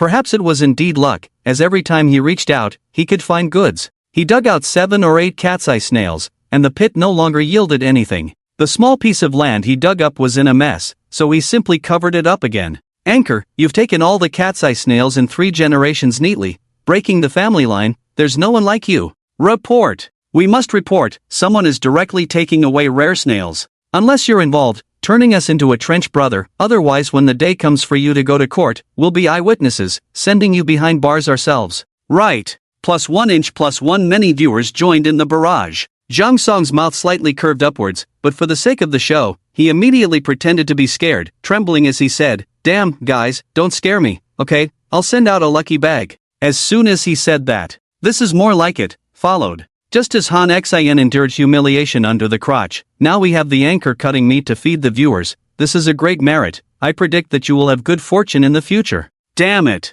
These viewers really know how to talk. He had originally planned to give something as a gesture, but now he was full of bravado. There are now 201 people in the live broadcast room, guys. How about this? I'll offer a lucky bag, 5 spots. The winners will each receive 3 razor clams and 1 cat's eye snail. Ah, so few, not even enough to floss with. Don't complain, I just checked. A pound of razor clams is only 8 to 10, and I compared, the anchors seem to be even bigger. With 3, it's almost half a pound. The anchor is mighty and domineering. Zhang Song was about to explain, but someone took care of it, so he didn't say much. Guys, give some likes, free gifts to be given away. At 50,000 likes, I'll open the lucky bag. In no time. Likes in the live broadcast room, 532547111. Zhang Song was stunned. These guys, their speed was really fast. 200 people produced the effect of 2,000. They probably haven't had meat in a while, he understood. He took off his gloves and slowly clicked on the screen like an old man, and after about a minute, the lucky bag was finally sent out. Play button. The anchor has sent out the lucky bag. Click to grab. Reverse button. Follow little Song's clamming. Win some razor clams. +1. In less than a second, 100 lucky bags had already been snatched up. I'm bald, let me win. Damn. How many years have you been single? Your right hand must have calluses by now. Not even a second has passed, and you're telling me it's all gone. Stop whining. If you're slow, you have to admit it. Being a noob is the original sin, got it? This isn't esports. So what if I'm slow? My right hand has its own rhythm. Anchor, I didn't get a lucky bag. Why, I'm an 18-year-old big-eyed cute girl, single since birth, always been a beauty queen from childhood to adulthood. Anchor, I want to eat razor clams. I'll send you a private message with a photo of me in black stockings, please. Anchor, don't believe her. This is a scam. What big-eyed cute girl? I bet she's a big-chested dude. What's under her skirt is probably bigger than yours. Damn, big-chested dude, you're going to great lengths for a meal, even stealing pictures and changing your homepage to a busty influencer I know. Damn you, you're dead to me. I'm about to. Wait, you're telling me she's a guy? He, that's my cup of tea. Let me handle this. I'll just go for it and show him what paradise on earth feels like. Zhang Song was amazed, wide-eyed. No, don't go all R-rated. We might get banned later. I'm a beachcombing anchor. If we get a warning for indecency, won't that be embarrassing even abroad? No, I still want to eat seafood. Stop fooling around, cut it out. Relieved to have passed the ordeal, he sighed. He continued digging, aiming to fill at least 1 bucket. Heave-ho! After digging about 20 centimeters, some obvious breathing holes appeared in the sandy surface. These holes were much smaller than the clam burrows before, and if he hadn't been careful, he might have missed them. Switching from a large shovel to a small one, he exerted less force and slowed down to avoid accidentally breaking any fragile shells, while his other hand searched. Within seconds, his left hand found something hard, swiftly grasped it, pulled it out, and shook off the sand. The movements were smooth and practiced, revealing the seafood. It was a triangular shellfish about 10 centimeters wide, with a protruding light purple shell top and a gradual transition from top to outer shell in shades of yellow-brown, very aesthetically pleasing. The more he looked, the more Zhang Song's mouth curved in amazement. Guys, do you know what this is? He zoomed in for a closer look. Viewers in the live chat, 1532 ask Baidu. I just searched it up. This seems to be a type of clam called shishir tongue. There's a legend about it, let me copy it. It is said that during the spring and autumn period, King Dojin of Yu used the beauty shishers help to employ the beauty trap and destroy the state of Wu, securing victory. The king of Yu wanted to bring shishir back to his country, but the queen feared that shishir's return would threaten her position. So, she had a giant stone tied to shishir's back and sank her to the bottom of the river. After shishir's death, she transformed into the shellfish called shishir tongue, hoping that someone would find her so she could reveal her grievances by spitting out a clove-like tongue. Once you mention that name, I know it. In my hometown along the coast, Shishir tongue has the highest production. Province of IP Lake, indeed, you're a Baidu hero. But for a clam to have this name, is it delicious? I'm more excited about this one.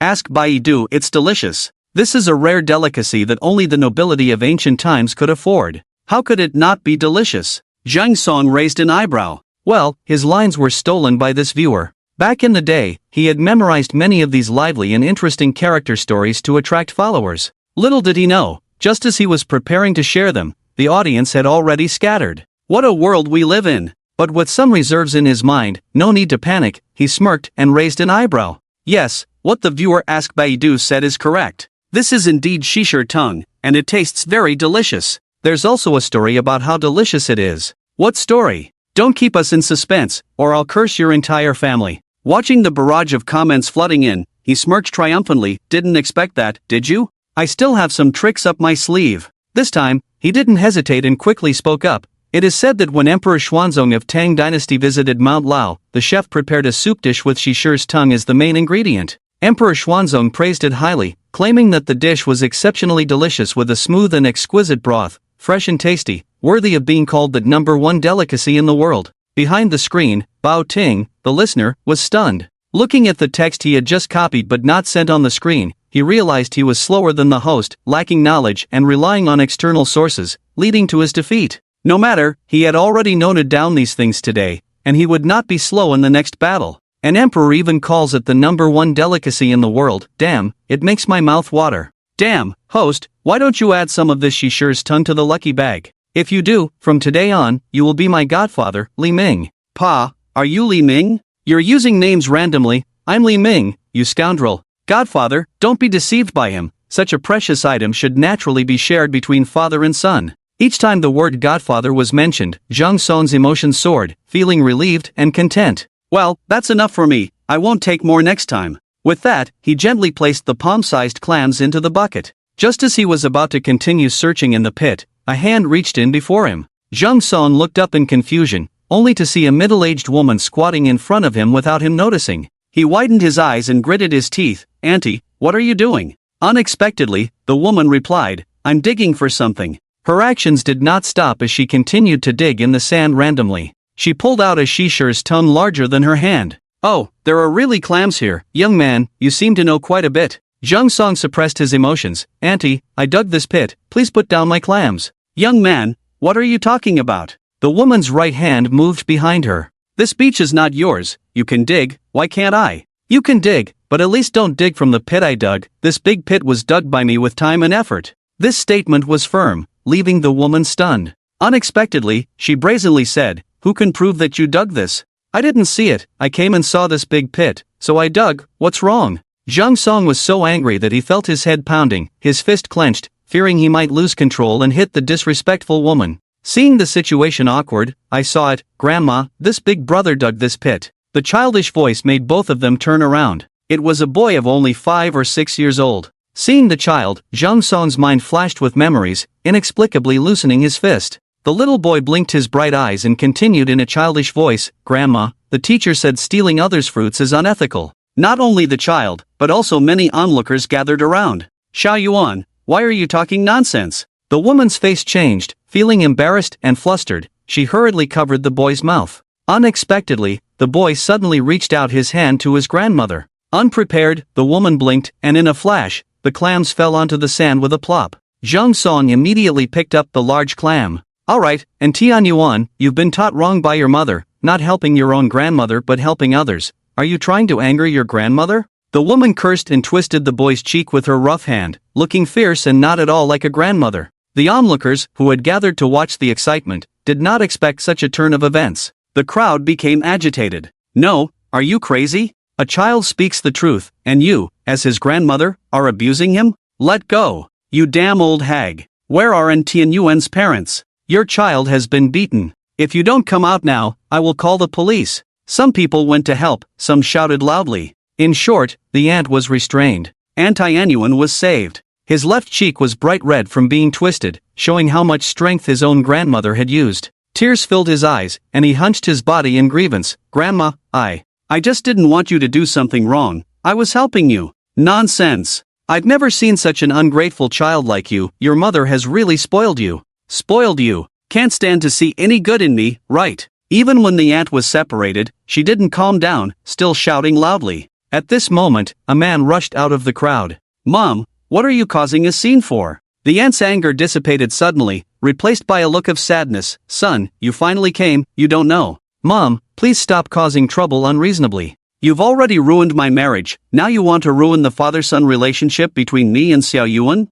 The aunt was stunned. Her mouth twitched uncontrollably. You go home with your father first, I'll take care of Xiao Yuan myself. The man picked up Yuan, patting his back to comfort him. Xiao Yuan did nothing wrong, it's Daddy's fault. I just went to buy coconut water for Xiao Yuan, and he got hurt. Daddy, I'm not hurt. Daddy bought coconut water for me, I want to drink it, and I want to bring one back for Mommy too, can I? Yuan immediately burst into laughter, hugging his father's neck. Sure, we have plenty. What do you mean, Kong? Are you trying to cut ties with me and your father? The aunt also cared about her reputation, shouting loudly. The man carried the child, walking away without looking back. TSK TSK. The onlookers coldly watched, dispersing. Wow, what a melodramatic scene. I never expected to see such a dramatic scene while watching the tide. If a man can't make up his mind, divorce is the best outcome. Oh, there are female fans watching the tide too? Alright, let's stop here, let's continue with the tide. Zhang Song called a halt. The live broadcast returned to normal. He found 5 large clams from the pit, a bountiful harvest indeed. This pit is empty now, let's move on. He lifted the bucket and looked up, his throat choked. Damn! Originally sightseeing and taking photos, most of the tourists were now digging pits. Some adults snatched their son's toy shovel, some grabbed a tree branch to dig, some simply used their hands. The scene was spectacular. It's over, the broadcaster, your territory has been coveted by others. With such a small piece of land, you might as well just drink some soup next. Wow, I really dug something up. What is this? It looks like a screw? I dug one too. Another young man exclaimed, then in the next moment, damn, it hurts. There's a crab under the sand. My fingers got pinched, and I'm bleeding. Zhang Song's eyes were filled with tears. What's the scariest thing about tide hunting? It's not about not finding enough seafood, or lacking skills. It's about the competition. In such a small area, no matter how much there is, it can't withstand the crowd, easily turning everything upside down. Mom, there are bubbles in the water. A little girl with braided hair tugged at her mother's hand. Sweetie, don't bother Mommy. Mommy is looking for clams, we'll make stir-fried clams for you tonight. Saying that, she continued digging. Mom, I want to eat shrimp, Mommy, that white shrimp, it's so big, why don't you go catch that one, there's. The woman immediately turned around. She saw her daughter tilting her head, gesturing with her hands, it's this big, there must be a lot of meat. She hurried over, bending down, sweetie, where is it, the shrimp you're talking about?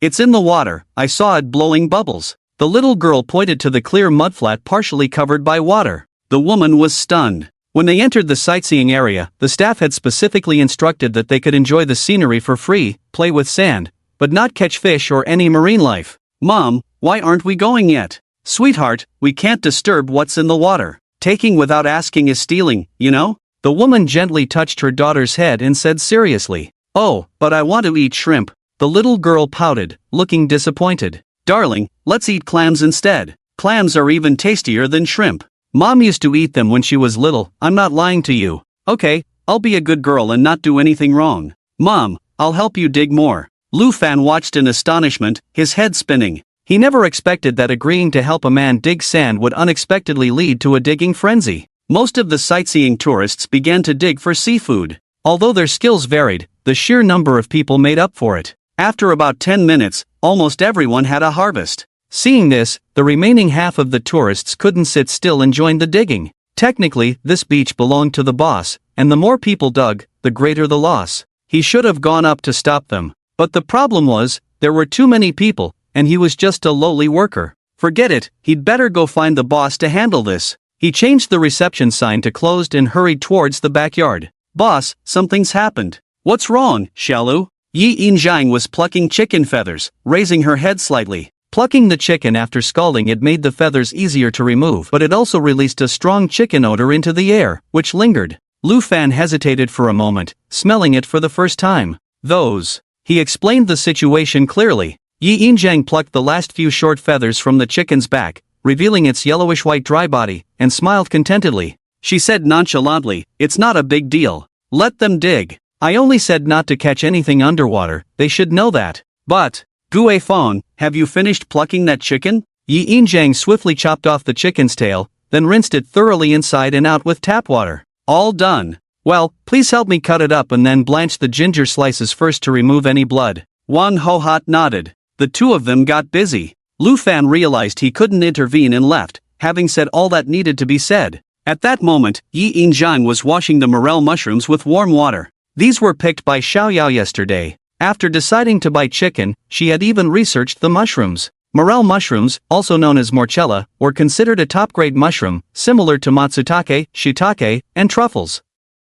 They were rich in amino acids and had a variety of flavors, earning them the title of vegetarian meat. Strange. Why can't I remember that clearly? She found it odd but didn't dwell on it. Fresh morel mushrooms didn't need to be soaked. She quickly washed them in circles, cut off a small portion of the stems, sliced them evenly in half, and placed them in a large plate for later use. Yi Ermei, the chicken has been blanched. What's the next step? Can you take over? I don't know how to stew chicken with morel mushrooms. Sure, Hohat, you go help Lame and the others with the goose. Recalling the method, she poured the chicken pieces into a large sandpot, added red dates, wolfberries, a knotted green onion, poured in enough water to cover the ingredients, and simmered over low heat. After about an hour, she lifted the lid, revealing golden chicken soup, a tantalizing aroma of chicken wafting through the air, making everyone drool. Wow, it smells so good, just the scent is so fragrant, even the free-range chickens we raise at home don't smell this good. Jiang Lame swallowed her saliva. Yi Ermei, Sister Hohat,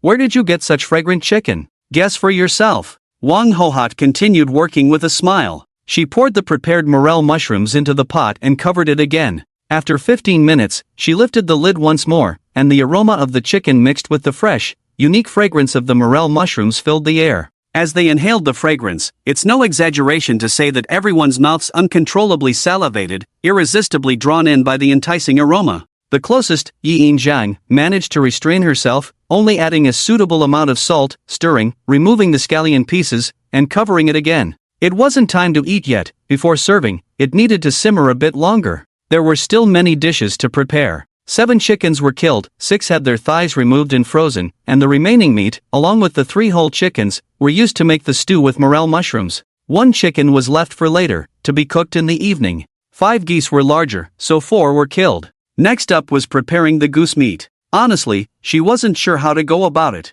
She bought the geese simply because they were large and easy to bring home. She had never raised geese before and hadn't eaten them much either. After some research, she found that the simplest way to cook them was to braise them. Fu Yingchun and Xiakue were responsible for handling the geese, cleaning each one thoroughly and hanging them on a bamboo pole in the kitchen. Yi Ermei, Yingchun, and I have cleaned these geese. Should we chop them up or marinate them whole? Xiakue ran up to her. Xiakue was Wang Hohat's sister-in-law. In terms of seniority, she had to address Wang Hohat as her sister-in-law. She was the youngest of the 4. If she remembered correctly, she was not even 30 years old yet. She had a delicate appearance, fair skin, and was quite pleasant to look at, but she was also very efficient at work, having helped her father run a small restaurant in the past. Xiakue, why do you think we should marinate the geese? Do you know of any other ways to cook them? Yi Erji, my family used to sell oil-blanched geese, and for that method, you need to marinate them in advance with specific ingredients, and it has to be done with the whole goose. She brightened up. This was a good sign, as geese that could be sold had to be of good quality. Can you make this oil-blanched goose, Xiakue? Unexpectedly, Xiakue shook her head. I can't, Yi Erji. The marinating ingredients for this goose require a lot of preparation, and it needs to marinate for at least 3 hours in advance. The process is also complex, and it's too late to start now. Complex process? She became more interested. It must taste really good, right? Xiakue smacked her lips, lost in thought. Yes, it's very delicious. When I was single, I used to eat it often without getting tired of it. Now, I can only have it during the Chinese New Year. Just by listening to her description, one could tell it was delicious, especially with Xiakue's greedy expression. Let's do it. Slow and steady wins the race. Tell me what ingredients you need, and I'll go buy them in town right away. Xiakue stopped sucking in her saliva, her face slightly flushed. Yi Erji, I haven't made this goose in years, I'm afraid I'll mess it up. Don't worry, after doing it for so many years, your skills won't easily fade away. She patted Shakue's shoulder. By the way, kill the other 2 geese as well, let's cook them together. In the end, Shakue agreed. She had inspected the geese today, and the quality was excellent, with no strange odors, and the meat was even better than the large white geese produced in her hometown. She was getting hungry too. Yi Yinjiang went straight to town to buy the ingredients, also solving the problem of insufficient meat for the lunch at the farmhouse. Since she insisted on making the oil-blanched goose, the goose meat for lunch was cancelled, leaving only 5.5 chickens. With just over 20 pounds of oily meat for 100 people, it was definitely not enough. Even if tomato scrambled eggs were considered a meat dish, it still wouldn't be sufficient. She had a hard time after buying the seasonings. She definitely couldn't go to the market, and it wasn't Chinese New Year either. The animals being slaughtered were mostly fed pigs, and she was clear about these sources. Not only did she prepare the ingredients before, but the boss would occasionally let her go buy food to make meals for the staff. After all, the head chef got tired of cooking. As she strolled around, the surroundings became noisy. Come and see, I have fresh free-range chicken eggs, all laid by the old hens in the house, 30 cents each. Cabbage, pesticide-free cabbage, come and take a look. Mulberries, wild mulberries, 1 yuan and 30 cents per pound, only available these 2 days, won't have them next time. Yi Yinjiang looked around at the vendors calling out. They were all dressed in simple clothes, most of them had dark skin, and their faces showed the hardships of life, clearly farmers who endured the sun and rain all year round. It turned out that today was market day. She suddenly realized. An elderly man with white hair was leading several white sheep and calling out as well. Lambs that don't eat feed. The sheep the old man was leading all looked lively, not very big in size, the largest one was just a half-grown lamb. The old man noticed a middle-aged woman staring at his lambs with interest. He quickly spoke up, "Miss, these are all raised freely by my family, they usually eat grass and the grains we grow ourselves. They taste good when cooked, and the wool can also be sold for some money, it's a guaranteed profit." "No, I'm just looking." The woman waved her hand and walked away. "Ah." The old man sighed, then sat down on the ground, his face full of wrinkles now showing a worried expression. "Old man, how much does your sheep weigh approximately?" Hearing the question, the old man looked up quickly. "The big ones weigh around 30 pounds each, and the small ones are about 25 or 26 pounds. They are all lambs bred by my family, can't let people down, if I fail, my whole family will suffer." "Miss." The old man cleared his throat, his face full of wrinkles had a pair of eyes, one big and one small, showing sorrow and unease. "You've put a lot of effort into raising these lambs, wouldn't it be a big loss to sell them when they're only half-grown?" The old man seemed taken aback by the question, his eyes blank for a few seconds. "Miss, I'm an old man with a disease that won't let me live long, maybe I'll die any day now, but my granddaughter is still studying in the city, I have to sell these lambs." Tears welled up in the old man's cloudy eyes, this money is for her to go to college. "I'm sorry to trouble you." The old man wiped away his tears with his dry, blackened hands. "I really can't afford to lose, these lambs are all raised by me, my family lives in Yongping village." "Old man, I'll buy all the sheep here." "Really?" "Miss, don't do foolish things just to help me." The old man furrowed his brows, stood up, and waved his hands repeatedly. In fact, Yi Yinjiang was not swayed by emotions. Although she was touched, she didn't lose her rationality and start spending money recklessly. On the contrary, it solved her urgent need. Since she planned to provide healthy food for the guests at the farmhouse for a long time, she couldn't rely solely on the chickens and ducks from Aunt Song. "Old man, you're mistaken. I'm not an impulsive buyer. My family runs a farmhouse, and we have to serve 100 people every day," she explained carefully with a smile. The old man's skeptical look gradually faded from his eyes, and tears welled up again, but this time, they didn't fall. "All right, let's go to your village together. I have a car, it's not convenient for you to take all these lambs with you." She was surprised and delighted. She had been wondering how to bring the old man back with her and hire him to help raise the lambs, as it was impossible to slaughter all 5 lambs in one day. She didn't expect him to offer to deliver them himself. "Okay, then come with me." The old man also had an electric tricycle, but it looked quite old. As soon as he started it, it made a loud noise. "Oh, I had the master take a look, it's just some aging parts, combined with the bumpy roads, causing a bit of noise, nothing to worry about." The old man noticed Yi Yinjiang's puzzled look and reacted. The 5 lambs safely arrived home. Yi Yinjiang led the old man to the backyard for a look. "Wow, such a huge geoduck. Brother, you're really lucky to find this in the soil, right?" Hee, it's nothing, I've drawn souls 10 times, do you understand its value?" A group of people squatted down, continuously digging the pink sand, with occasional surprises. But commotion kept the old man captivated for over a minute. He finally turned with a stiff face. "This girl, how can your farm pond have a beach? And a pink one?" Yi Yin-jiang never expected someone to mistake her family's sea for a small pond, but the truth was, the sea was indeed small. Her throat dry, she said, "Let's discuss the price of the lambs first, old man." The old man followed her to the front yard. Each lamb weighs around 70 catties, usually sold for 1,300 each in the market. "I'll sell you these half-grown lambs for 400 each, totaling 2,000 for all 5. The old man straightforwardly stated the price. At around 16 yuan per catty, it was much cheaper compared to market prices for farmed lamb meat. However, considering the weight of the lamb's head, hooves, organs, and even wool, their market value differed from the meat.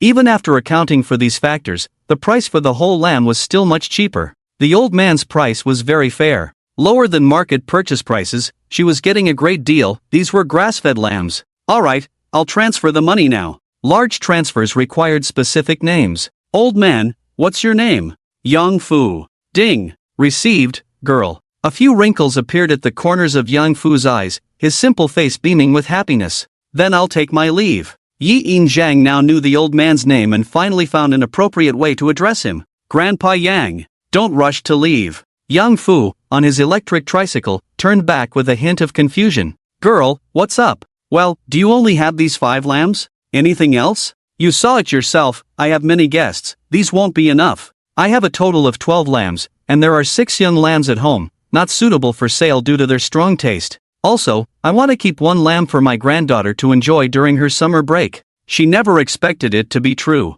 "Grandpa Yang, how about this? I'll hire you to help me raise the lambs. I'll pay for the young lambs, and when they grow, I'll buy them back. Plus, a daily breeding fee of 50 yuan per day. Does that sound fair?" "Girl, don't talk nonsense. Who hires someone to raise lambs and even has to buy them?" Yang Fu ran his hand through his gray hair, looking skeptical. Time was ticking, so she decided to be straightforward, pretending to be impatient. "Oh, Grandpa Yang, why would I lie to you? There's less than 2 hours left, and I have to cook for over 100 people. I'm really busy. Do you think I have time to chat with you here? If you don't want to, I'll find someone who knows how to raise lambs in Yangpeng village this afternoon, no big deal." With that, she turned and walked away. Feeling the urgency, Yang Fu's eyes widened. "Girl, I'll do it. After all, I'm left with just these old bones. I'll earn whatever I can." Indeed, the persuasive approach worked. She had a willing participant now. "Alright, let's start the internship today. The daily wage is 25 yuan. If you do well, we can make it 50 yuan starting tomorrow."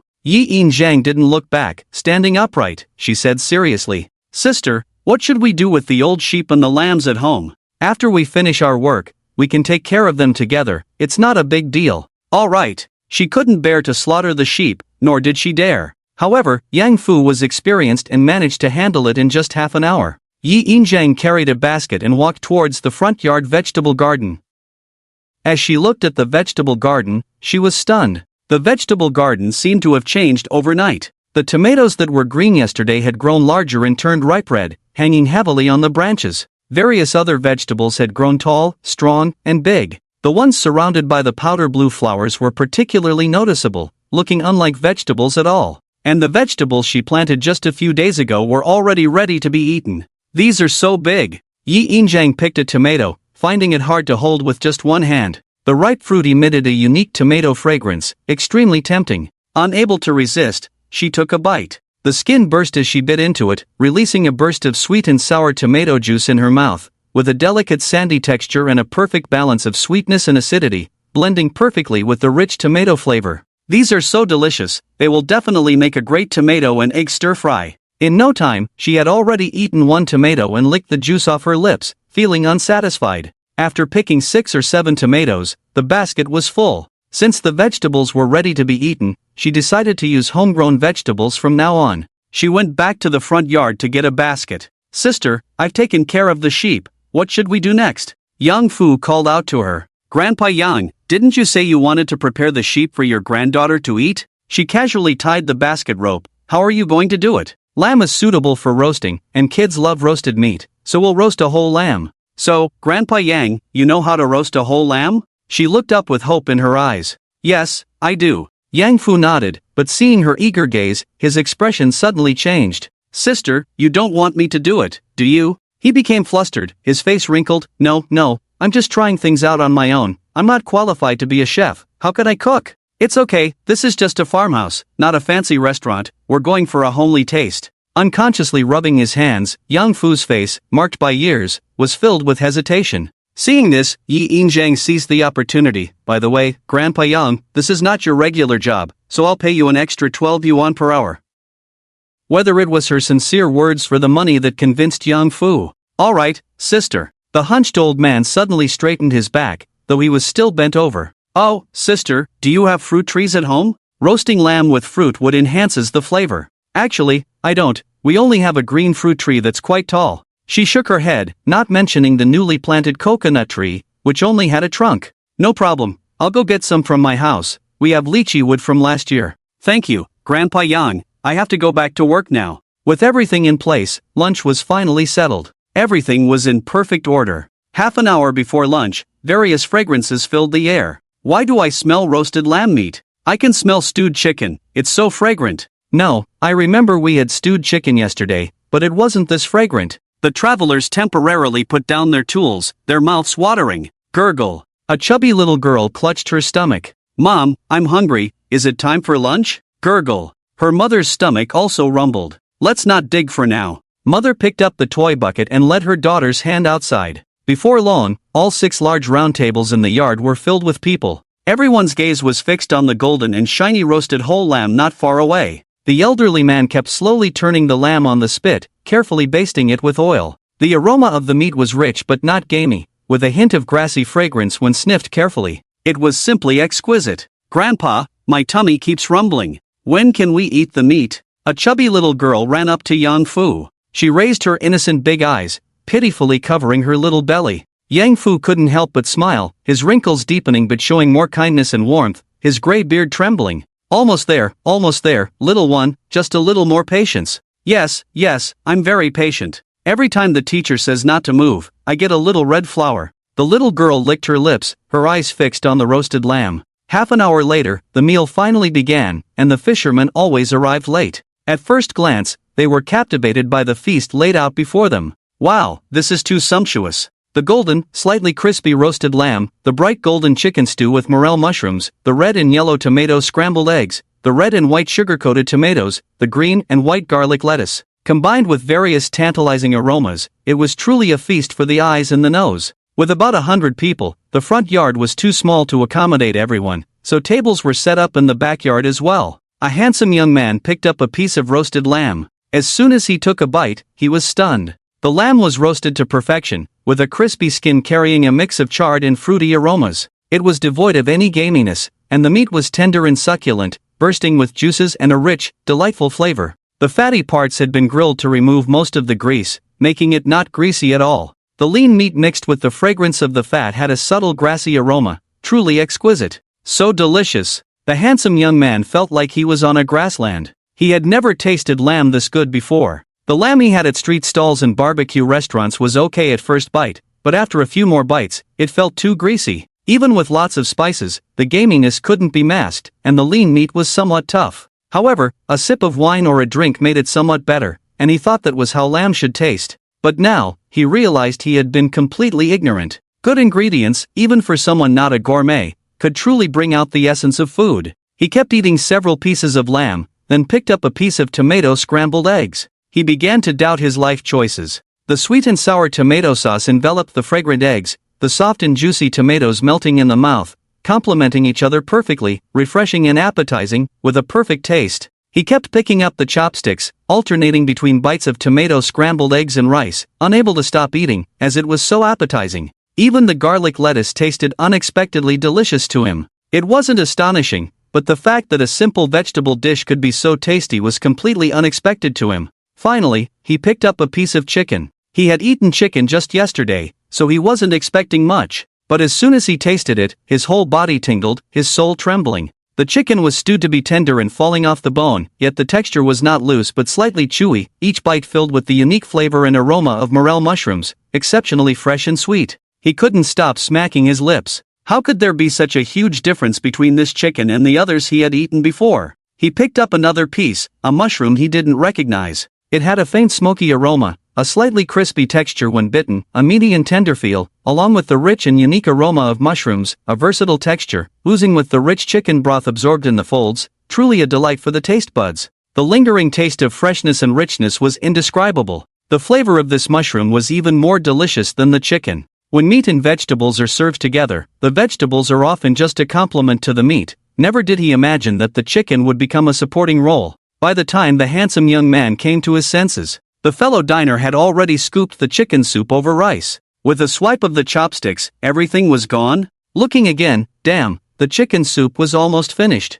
He quickly picked up the ladle and scooped into his bowl, only a few ladles. Ding! The spoon hit the bowl, and the chicken soup was gone. Lifting it up, the pale golden chicken soup slid down his throat, warming his stomach. Delicious. Actually, he was already quite full. But he still wanted to taste the chicken soup with rice, so he went to get some rice, only to find a long line in front of the steamer. Out of line, he had never seen them so eager to eat rice before. As the diners lined up, they chatted. Today's meal is so delicious, this is what real gourmet food is. It's delicious, but at 80 per person, it's a bit expensive. The man licked his lips. The rural entertainment powder standing behind him immediately became unhappy. I don't believe you can't taste that today's chicken, lamb, mushrooms, vegetables are all natural good stuff. The labor cost is there. The price is already fair, even cheap. If you're used to eating cheap chicken fed with hormones, then you can continue to support that. Don't talk nonsense here, promoting bad money to drive out good money. The man's face turned pale.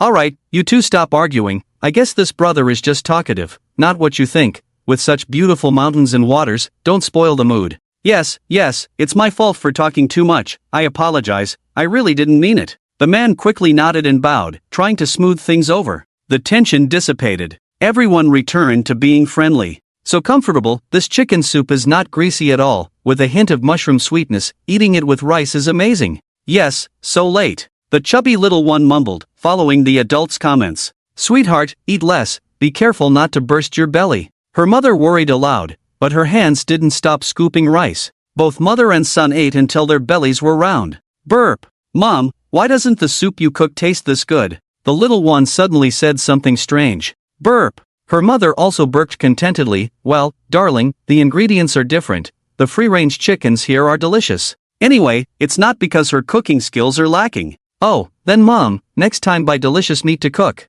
The little one swallowed the pale golden chicken soup rice in the spoon in one gulp, innocently suggesting. This left her mother speechless. In the main hall, 2 large tables were set up. Dozens of people, some chatting and eating, some listening while eating. So delicious, boss, I thought you were just saying that. Didn't expect you to treat us employees the same as the customers. Even the staff meals are the same. This is the standard meal for 80. When Lu Fan said this, everyone was stunned. Although they could tell it was good just by the smell, they were still surprised when the price came out. We are all part of the rural entertainment. It's not strange to eat the same. Hurry up and eat. We all have things to do in the afternoon. If you don't finish, I will deduct your salary. When Yi Yin said this, everyone's expressions varied. The only thing they had in common was that they all felt a little warmth, more so for Lu Fan and Zhao Jian, who were used to being oppressed and exploited in their work lives, now suddenly having a boss who treated them like human beings. It felt unreal. Unconsciously, mealtime had passed. The round-bellied diners went about their business.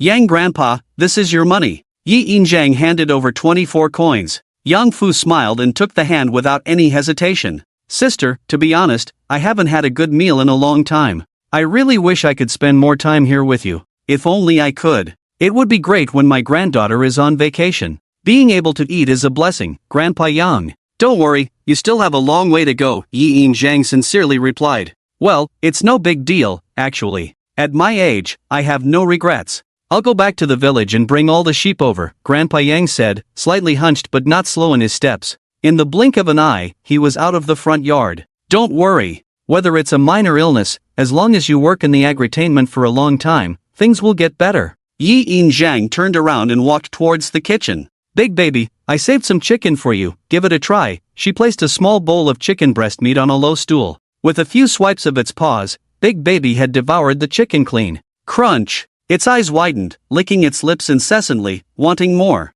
Yi Yinjiang looked at the remaining 4 or 5 pieces of sheep stomach mushrooms in the bowl. These mushrooms are delicious too. You picked them when you were little. Try them, they are even tastier than meat. Big Baby wrinkled its bare face, hesitantly picked up a small piece of sheep stomach mushroom and put it in its mouth. But as soon as it tasted it, bah! Its eyes sparkled, and with both paws, it finished the contents of the bowl in no time. Being picky was futile. The solution was simple: good food would do the trick. Just as she finished up, she met an old acquaintance as soon as she stepped out. It was Qianwan. "Boss, can we talk upstairs?" "Oh, is there a problem with the guest rooms?" "Well, in any case, please come up." She followed Qianwan upstairs, entering Qianwan's room. As soon as she entered, bang! Qianwan had already closed the door. "Boss, I won't beat around the bush. I want to buy this flower pot." She was taken aback. "Oh, this flower isn't mine, Boss, you don't have to use this excuse on me. You are the little boss's mother, you can make decisions about a flower pot." Qianwan's gaze was sharp, cutting her off. "I'll be straightforward.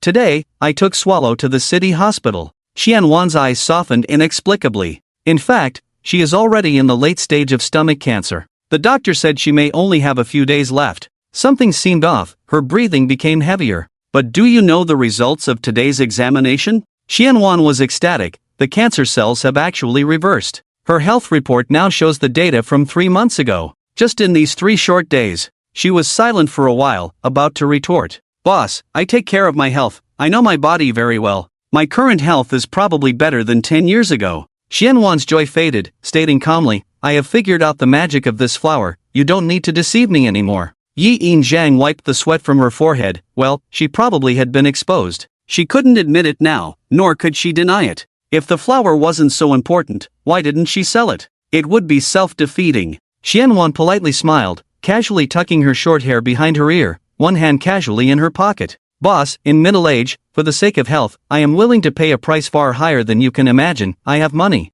After applying a slightly thick layer of perfect red lipstick, she finally revealed her ultimate intention: "Name your price." "Alright, no more beating around the bush or pretending to be clueless." Yi Yinjiang sighed helplessly. She really wasn't good at arguing with people. She scratched her itchy forehead. Alright, I admit defeat to you." Qianwan's expression remained calm, but a hint of emotion flickered in her eyes. "So, boss, can we discuss the price now?" "Discuss the price? Was I not clear enough?" Yi Yinjiang furrowed his brows impatiently. "This flower was raised by my youngest son. Since you acknowledge its value, I cannot simply sell it to you." Upon hearing this, Qianwan swiftly pulled her hand out of her pocket. Frowning, she spoke with a hint of displeasure. "Boss, why are you still evading me? He is your own son. How can you not sell his belongings?" Her words flowed effortlessly and naturally. Unexpectedly, Yi Yinjiang narrowed his eyes, his expression visibly darkening, his chest rising and falling noticeably beneath his linen jacket. She fell silent for a moment.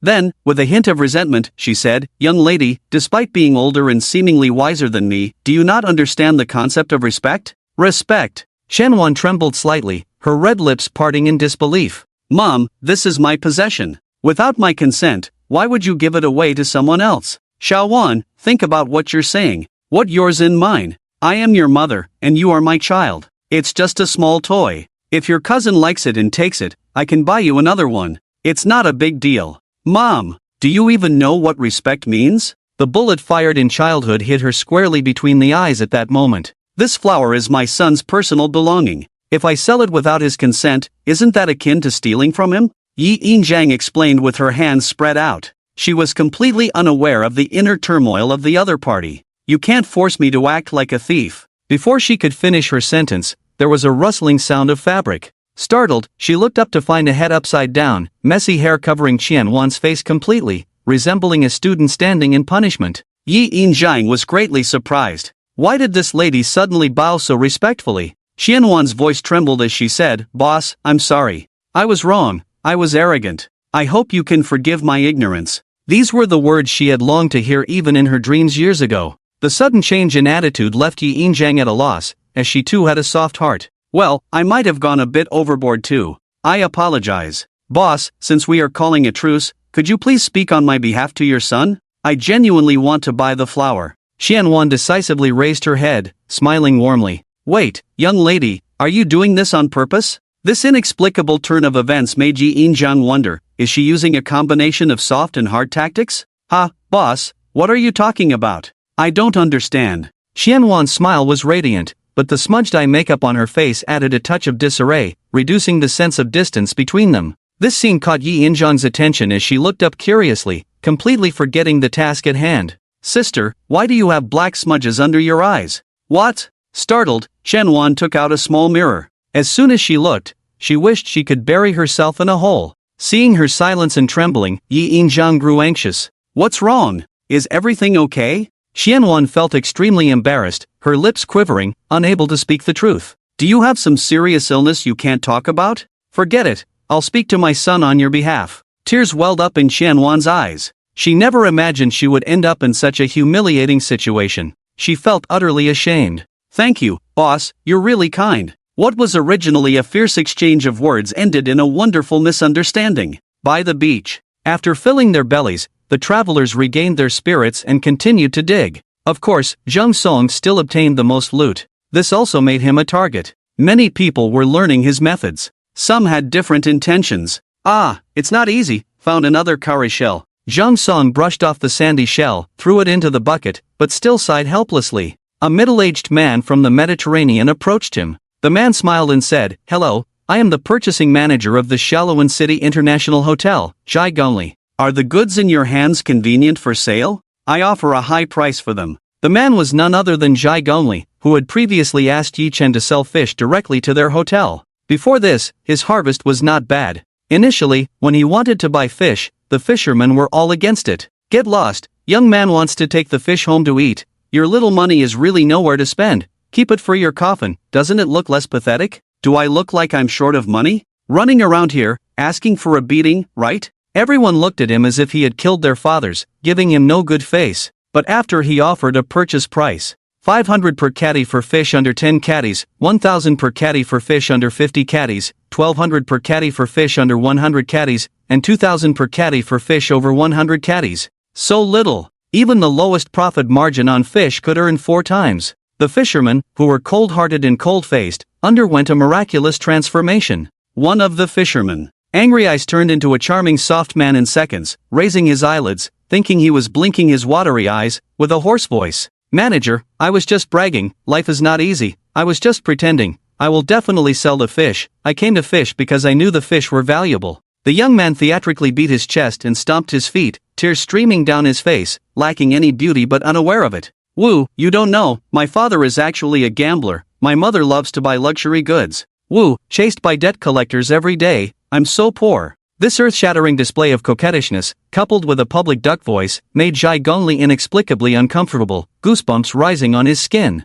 "Ah, it's all because the incident with the 4th young master of the fishing circle caused such a big fuss, so I resisted, afraid of being deceived. Can you understand?" Zhai Gongli's face twitched, almost splitting open, but he could only smile and not smile. "Yes, I understand. That's great, let's make a deal." The deal was finally done, and he shattered his principles. Fortunately, the other fishermen were quite normal, and things went very smoothly, allowing him to barely recover from the shadows. Principles lost were lost, as long as integrity remained. Anyway, selling fish was quite smooth. During this time, he spotted some seafood, thought it had potential, immediately communicated with his superiors, and proposed it. The leader was very satisfied and gave him a raise directly. So, he approached Zhang Song. But the guy didn't even acknowledge him for a while? Could it be too unbelievable, thinking it was a mistake, which was not impossible? He smiled confidently and spoke again. "Young man, I want to buy your seafood at a high price." "Sorry, I'm not selling,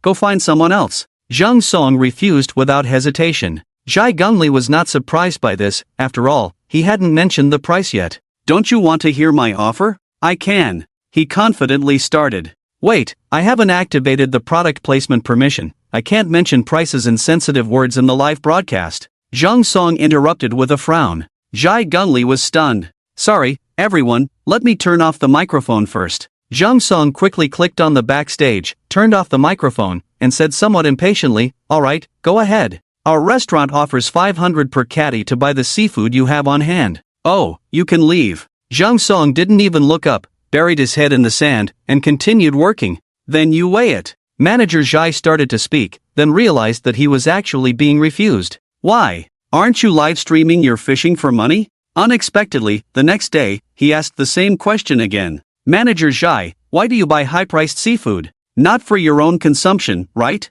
Manager Zhai shook his head. "I am the restaurant's procurement manager, how could it be for my own desires? I can't afford such expensive things." "Yes, in your eyes, we are all at the bottom of society, unable to afford good things, so good things should only be enjoyed by the upper class, right? You have never given me a second option, yet you keep asking me why? This deafening voice made Manager Jai look bewildered. Manager Jai, can't I want to eat it myself? Zhang Song raised his head at some point, looking at him with eyes as calm as water, yet with an indescribable penetrating power. He seemed to stand naked before everyone, needing just one word to describe his current feeling: ashamed. Brother, don't think too much. We don't live our lives to suffer, just enjoy it. Zhang Song suddenly smiled, patted his shoulder. Just like this sea cucumber, in my eyes, it's a delicacy waiting to be cooked. I found it, so it should be my meal. Zhang Song finished speaking and left. Ah. Manager Zhai sighed deeply and continued to purchase seafood from the tourists. At the beach chair, 2 tourists who had just finished diving with Coach Zhao Jian were leisurely drinking fresh coconut water, praising the experience. The sea is so beautiful, everywhere is stunning. The coach even took photos for me. Yes, as soon as I kicked my fins, I felt like a real fish, freely swimming, completely enveloped by water. So cool, I can't even describe 1/10 of the coolness. I've never felt this cool even in my dreams. Oh, are you guys not exaggerating? Is it really that cool? The other 2 tourists who had experienced it in the morning nodded. We just finished the experience and it's almost time for lunch, so we didn't have time to tell you, but when the coach pulled me up, I wanted to extend the time. Yeah, I feel like ants are crawling all over me. I want to experience it again. Coach Zhao Jian listened all the way, shaking his head with a smile. One person, one time, many people have already booked and paid for it. Coach, why the limited slots? Because I finish work at 6 o'clock, today's schedule is already full, there's no way. Ah, if I had known in the morning, I would have booked earlier, so frustrating. The 4 big men immediately looked disappointed. You can go swimming, you've paid for swimming too. Coach Zhao Jian said naturally. The 4 men rolled their eyes in unison. Coach, we've changed into the equipment. Just then, not far from the backyard fence, Gu Feng and Lu Yu had already put on their diving gear, still wearing their previous swimsuits, walking over with their long white legs. Coach, why aren't they wearing wetsuits? You are all experiencing diving, the water is not deep and the temperature is not low, you can wear your own swimsuits to go into the water, girls love beauty, it looks good for photos. Damn! Coach, why didn't you say earlier? I worked so hard to get an 8-pack abs, all covered by the wetsuit, what a waste. Oh, really or fake? The good water does not flow into someone else's field, let me touch it first. Bro reached out with salty hands. You dare, sinner. Zhao Jian turned his head away, seeing Gu Feng and the other 2 approaching. Let's go. They arrived. Zhao Jian first explained some precautions for diving as usual, teaching how to use various equipment correctly. After ensuring both of them understood, the 3 of them stepped into the water again, the splashes reaching their waists. When they were completely submerged in the sea, a brand new world of delicate blue color appeared before Gu Feng and the other. The sea water flowed clearly before their eyes, and under the coach's guidance, their fins seemed to become new organs of their bodies, propelling them downwards. Without the need to always keep their feet on the ground, as if gravity had disappeared, true freedom, the freedom to go anywhere. Although the coach occasionally pulled them. Suddenly, a school of fish appeared. Under the light, a group of silver-white fish swirled around the 3 of them, dancing gracefully, their fins swaying high and low. It was so beautiful. There was also an indescribable sense of awe. Gu Feng subconsciously looked at her friend Lu Yu, only to see Lu Yu looking back at her. Click! The slight sound did not catch the attention of the 2 girls. The photo had already been taken. In an instant, the school of fish had disappeared. Not far away on the rocky ground, a cluster of yellow flowers bloomed brilliantly, their petals slender and swaying in the water, extremely eye-catching. Gu Feng and Lu Yu both saw it and swam towards it. But as they approached, the flowers all shrunk into spherical shapes, like shy grass. There was even a plant whose flowers were twisting and turning wildly on their stems, moving around. Gu Feng and Lu Yu let out a few breaths. Gurgle gurgle. A large number of white bubbles emerged from their breathing apparatuses, rising above the sea surface. What on earth was this? A plant or an animal? Before they could think too much about it, the coach led them to continue exploring. Gorgeous coral reefs and various unnamed fish unexpectedly brushed past them. It was simply too fantastical, they didn't even dare to blink, afraid of missing anything, for it would be a regret. Drip, drip, drip. Zhao Jian's diving computer on his wrist beeped. The 1-hour journey was over. He gestured that it was time to leave. Gu Feng and Lu Yu nodded regretfully. Time had passed too quickly, under a kind of restraint. The closer they got to the water's surface, the brighter it became, and they could even see the rippling waves. It was a strange feeling. The views underwater and above water were completely different. The 3 of them looked up and with a splash, their heads emerged from the water. Coach, are those things that shrink into balls and run plants or animals? Gu Fong and Lu Yu couldn't help but ask as soon as they surfaced. Those are sea anemones, they are animals, and what looks like petals are actually their tentacles. Oh my, then. Excited, the two of them asked many questions as they walked back. Fortunately, Zhao Jian was prepared and answered each one. He was ready to receive the next group of tourists. Miss, where did you just go? Several tourists wanted to break coconuts, but couldn't find you? Lu Fan was also a sociable person, bombarding them with questions as soon as he saw them.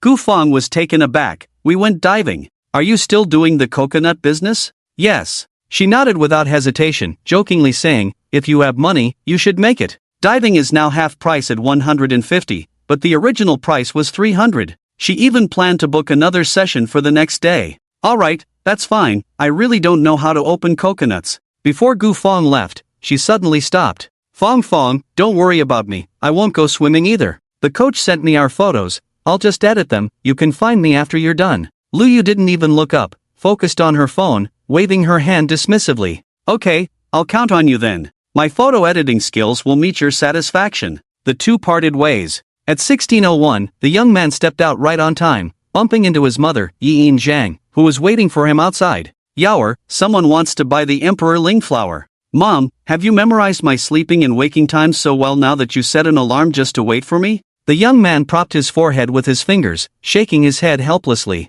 Oh, no, I just felt like you should be waking up soon, so I came upstairs, and you opened the door as soon as I arrived. Is this the effect of life's transformation? His eyes dimmed. Mom, what time is it now? It's a little past 16:02. What's wrong, Yaoer? Yin Zhang blinked, answering naturally. He lowered his gaze to his wristwatch, 16:02. Mom, you seem to have a clearer sense of time now. What? Yaoer, say that again? Doubtfully scratching her ear, Yin Zhang looked puzzled, not understanding. Mom, how long ago did you check the time? I checked it 2 hours and 3 minutes ago when I was preparing the marinade for the chicken legs. I saw it while watching a short video. Before she could finish speaking, Yin Zhang inexplicably stopped. Her lips kept moving hesitantly. Yaoer, this is so strange. I clearly didn't check the time then. I didn't. I remember watching a short video. But every time I think about it, the image from that moment flashes in my mind. She furrowed her brow, incessantly scratching her head. But I really didn't intentionally check the time? Mom, stop scratching your head, you're shedding dandruff. The young man couldn't help but smile. Your memory has just gotten stronger, that's all. Yin Zhang's hand froze mid-scratch, murmuring softly, coating the rice noodles with a second and third layer of outer clothing. Halfway through, she suddenly stopped. Yaoer, it seems like it's true, my memory has really improved. I remember that recipe from 2 hours ago very clearly. Dispelling her doubts, joy lit up her face. Yes, Mom, over time, you'll become a superhuman in our family. Hearing this, she couldn't contain her smile any longer. Don't tease me, you're the one closer to being a superhuman with those cards of yours. Mid-sentence, she remembered the main issue. Oh, Yaoer, a customer has figured out that the Emperor Ling flower can cure illnesses and really wants to buy it. She says she's willing to pay any amount. What do you think, should we sell it to her? Then sell it, I have no reason to refuse money. We need a lot of money for the agritainment project. Money, he had no reason to reject. What's a fair price, though? Surely other travelers will discover its uses later and want to buy it. What then? Yin Zhang furrowed her brow suddenly. For this customer with more money, we'll set a higher price. But what about customers with less money? They also need healing. Setting a high price would block the path for ordinary people, wouldn't it? She hugged her cold arms, completely at a loss. If it weren't for Yaoer and those cards, they wouldn't have started the agritainment project. An unemployed rural woman with no skills, taking care of a sick child, how could a widow like her live a good life? Everything they had today was heaven's blessing. 9 years of compulsory education had made her lose faith in gods and Buddhas. But ever since her son fell ill, she believed in everything, whether useful or not. Yaoer, we can earn money, but we can't lose our conscience. There would be consequences. Yin Zhang's eyes flickered, a heavy expression on her face. She didn't care if the consequences fell on her, she just feared they would affect Yaoer. Mom, where are you going with this? This issue is actually not that difficult to solve. The young man smiled, patting his mother's shoulder. Money is ultimately limited, so let's not sell it, let's lease it instead. Lease it? Yes, lease it for a month, and then take 20% of their annual income. This way, money won't be a barrier for the rich or the poor who need it. At this moment, Yin Zhang swept away the haze and grinned. Yes, it's a great idea, Yaoer, why do you always have so many ways? Mom, maybe it's because I study hard even in my spare time when I'm reading? Yi Chen's eyes curved, shrugged, half-jokingly. No. Yi Yinjiang's face suddenly changed, his eyes serious. The bright pupils of the young man showed a hint of doubt. Yaoer, Huang Linghua can cure illnesses. Sister Mai said her friend's cancer cells decreased in just 3 days, back to 3 months ago. Yi Yinjiang furrowed his brows tightly, his emotions so stirred up that his hands gestured uncontrollably. But what about you? Your narcolepsy has been lingering for days, and there's been no improvement. As soon as these words were spoken, the young man's body shook. Yes, why is that? There is evidence that Huang Linghua can treat illnesses, but it has no effect on him. What does that mean? His breathing quickened. Perhaps he wasn't sick at all. If it's not an illness, then what's wrong with his body? A fog, a completely impenetrable fog. Just like that card world. Is that white towering pillar really a pillar? Is the green sky really just a sky? He heard some strange sounds. Club suit pain. Help. Death club suit, not words, but transforming into words he could understand. Yao. Oh, Yaoer? The urgent female voice by his ear gradually became clear. The young man's scattered pupils refocused, his vision clear. Yaoer. Yi Yinjiang anxiously bit her lip, not daring to touch him, only able to keep calling out. Mom, I'm fine, don't worry. Yi Chen rubbed his forehead. Something was calling out to him. Where? A moment of cognitive anchoring. He saw an ancient, straight tree. Its leaves that should have been evergreen were instead yellowing in large patches. This tree was very familiar. It was the olive tree in their backyard, the tree rumored to be hundreds of years old. The tree was calling out to him? Mother and son stood under the olive tree in the backyard. The olive tree was just a regional name, it was more commonly known as an olive tree. The tree trunk was thick and straight, requiring 3 people to barely encircle it, with the main trunk splitting into 5 large branches over 3 meters high. Strangely, in spring, the leaves that should have been green were instead yellowing and withering in large patches. The young man lowered his eyes slightly. The mysterious voice continued to call out to him incessantly. Club suit pain. Help. Death club suit. It didn't become clearer with distance. Mom, why are most of the leaves on this tree turning yellow? Oh, I don't know, I remember it was healthy and green last year. Yi Yinjiang was also full of doubts, wondering why Yaoer suddenly wanted to look at the olive tree. Club suit pain. Help. Death club suit. It was calling out again. The young man's dark pupils trembled, a hint of light green covering the background. It was in pain. Almost involuntarily, the young man's palm touched the mottled tree bark. Buzz! A strange energy field rippled out like water waves, freezing time as if in slow motion. The young man's pupils turned completely dark green. The world changed. He saw the traces of wind, the paths of light, everything had color and form, an indescribable explosion of vibrant colors. Club suit together, bugs, pain, bite, help club suit. Bugs? He turned his gaze back to the front. The tree was no longer there. It had transformed into a bean-sized light green sphere, slowly expanding and contracting, absorbing various tiny light points, yet not growing in size at all, but rather weakening. Puff! The light sphere suddenly diluted and expanded into the size of a watermelon, transitioning from liquid to gas-like, appearing semi-transparent, revealing a myriad of pores inside. Countless tiny earth-colored fine salt particles. 0. Source text. 1. Club suit. Club suit. Club suit smiling face. Club suit. Club suit smiling face. Club suit. Translated text. 1 millimeter, gnawing and devouring it, the yellow particles increasing while it weakened.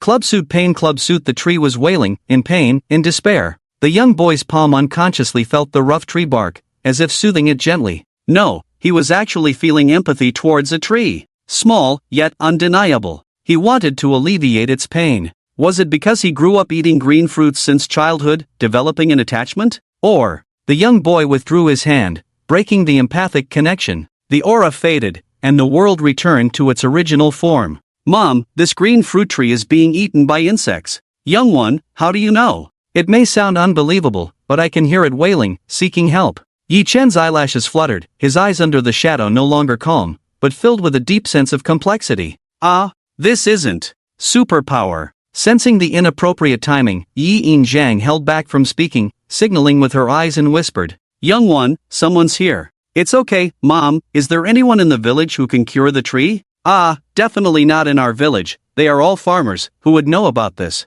Yi Yinjiang decisively shook her head. But, I remember your aunt's village specializes in growing lychees, there must be someone who knows. Aunt? This was the first time it was mentioned by Mom. Yi Yinjiang suddenly paused, stunned for a few seconds, then with a hint of sadness said, Oh, Aunt is Mom's sister, silly. Mom, I've at least been to school. I don't need you to educate me on family relationships. I know what aunt means. Yi-chan blinked his eyes, joking with a light-hearted tone. You little rascal. I'm your real mom. I need you, my son, to pamper me. Yi In-jung playfully glared at her son. Mom, you never mentioned aunt before. I think you probably have some hidden secrets. Before the son could finish his sentence, the mother couldn't hold back. Yi In-jung interrupted loudly. You're always thinking about nonsense. Isn't that true? The son tilted his head, looking innocent and naive. She took a deep breath, realizing she needed to explain clearly. It's because after aunt got married, it's been many years, I haven't seen her since, that's why I never mentioned her to you.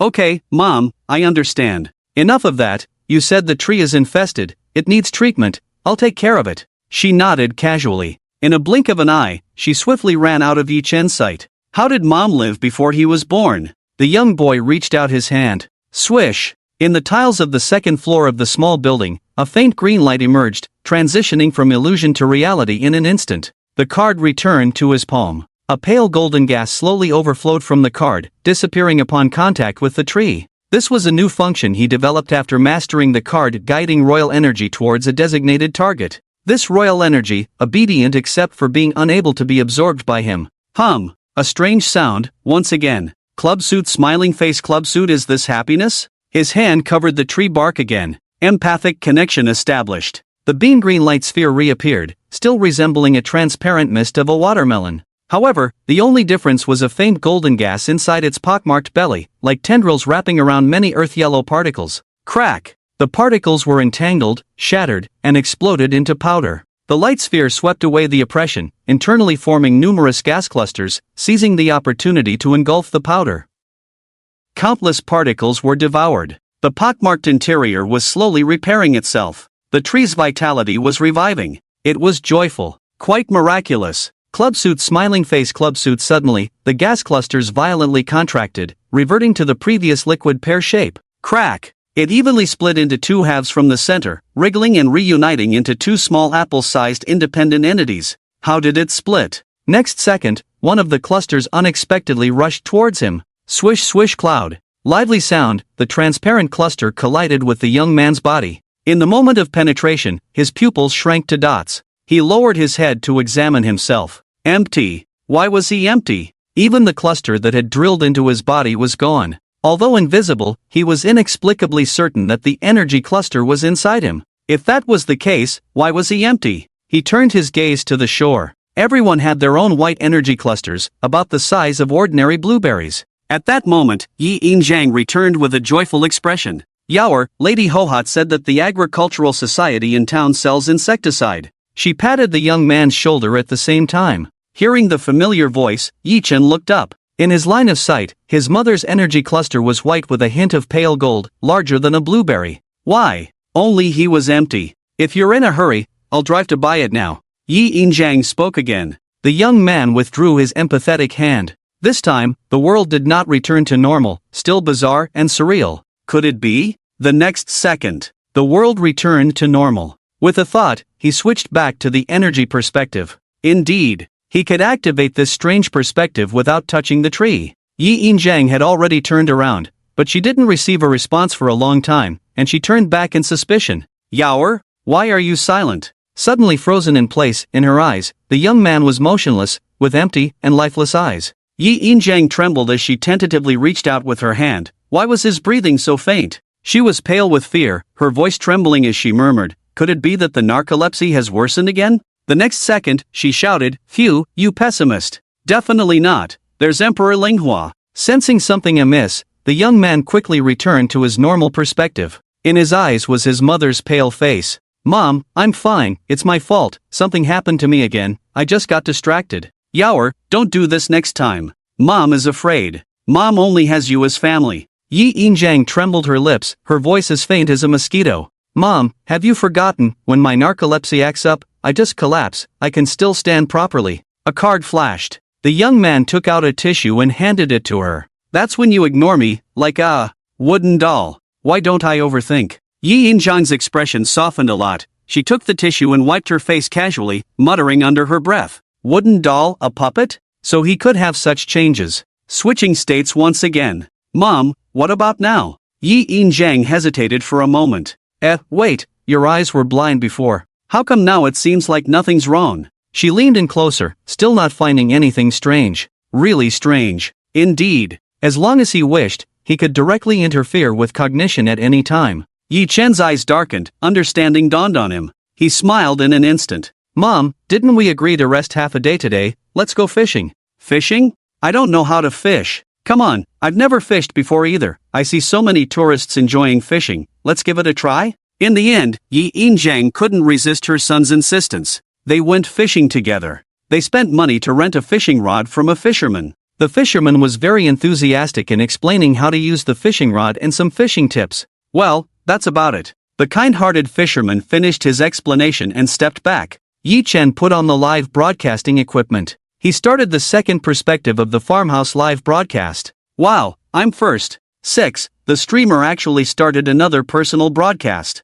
Capybara on the branch baby. What are you streaming today? Today, I'll stream some fishing. The young man explained in a low voice, glancing at his mother. Sensing her son introducing himself, Yi Yinjiang awkwardly made a scissor gesture with her hands. Wow, my mother-in-law is here. Wait, am I mistaken? Why does she look younger? Anchor, if you catch a fish, will you give us a lucky bag? Let's talk about it when we catch one, Yi Chen casually replied, turning to his mother. Mom, cast the rod. Thud. The sinker fell into the water, splashing water. Little did they know, this was just the beginning. The rod in Yi Yinjiang's hand started ringing. The enthusiastic angler had only taken a few steps before being drawn back by the sound. Boss, you've got a fish on, be careful and lift the rod tip first. The angler reminded eagerly. Meanwhile, Yi Yinjiang was at a loss, holding the fishing rod awkwardly. Upon hearing the angler's advice, she finally reacted and lifted the rod. However, she lifted it too quickly, the fishing line tightened with a snap, and the fishing rod bent into a full moon. Boss, slow down when lifting the rod. Be careful not to let the fish run. The angler was anxious, wishing he could do it himself. Now, press the rod down, and then wait. Yi Yinjiang obediently followed the instructions, slowly gaining control. Yes, that's it, boss, slowly reel in the line, lift the rod and wear it out. The following process went surprisingly smoothly.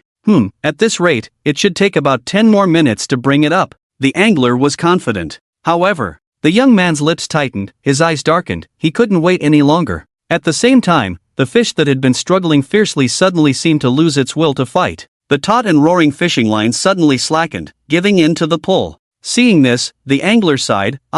With the line so loose, it was probably unhooked or cut, but he couldn't bear to tell the boss. For a beginner, this could be quite discouraging. So he kept it to himself. After all, the boss had paid him 200 yuan to rent the fishing rod. He pretended not to know, continuing to teach. But after a few minutes, yes, that's it, boss, steady and reel in slowly. Splash! The fishing line brought up a sea fish weighing about 6 or 7 catties. Young man, you're amazing, I really caught it. Yi Yinjiang used a fish controller to take the fish off. Smiling broadly, the fish glistened in the light, almost dazzling. The angler was dumbfounded, cursing inwardly. Damn, is this sea fish dead? It didn't struggle at all, just let itself be pulled up. The live chat room exploded as well. Mother-in-law is amazing, she caught a big fish. No, is this fish an actor for views? Can't it struggle a bit more? This big sea fish, even if the script requires it to be caught, at least show some struggle. Refund. Lubanwei, what acting? The line is so loose and it's still caught. Is this a setup?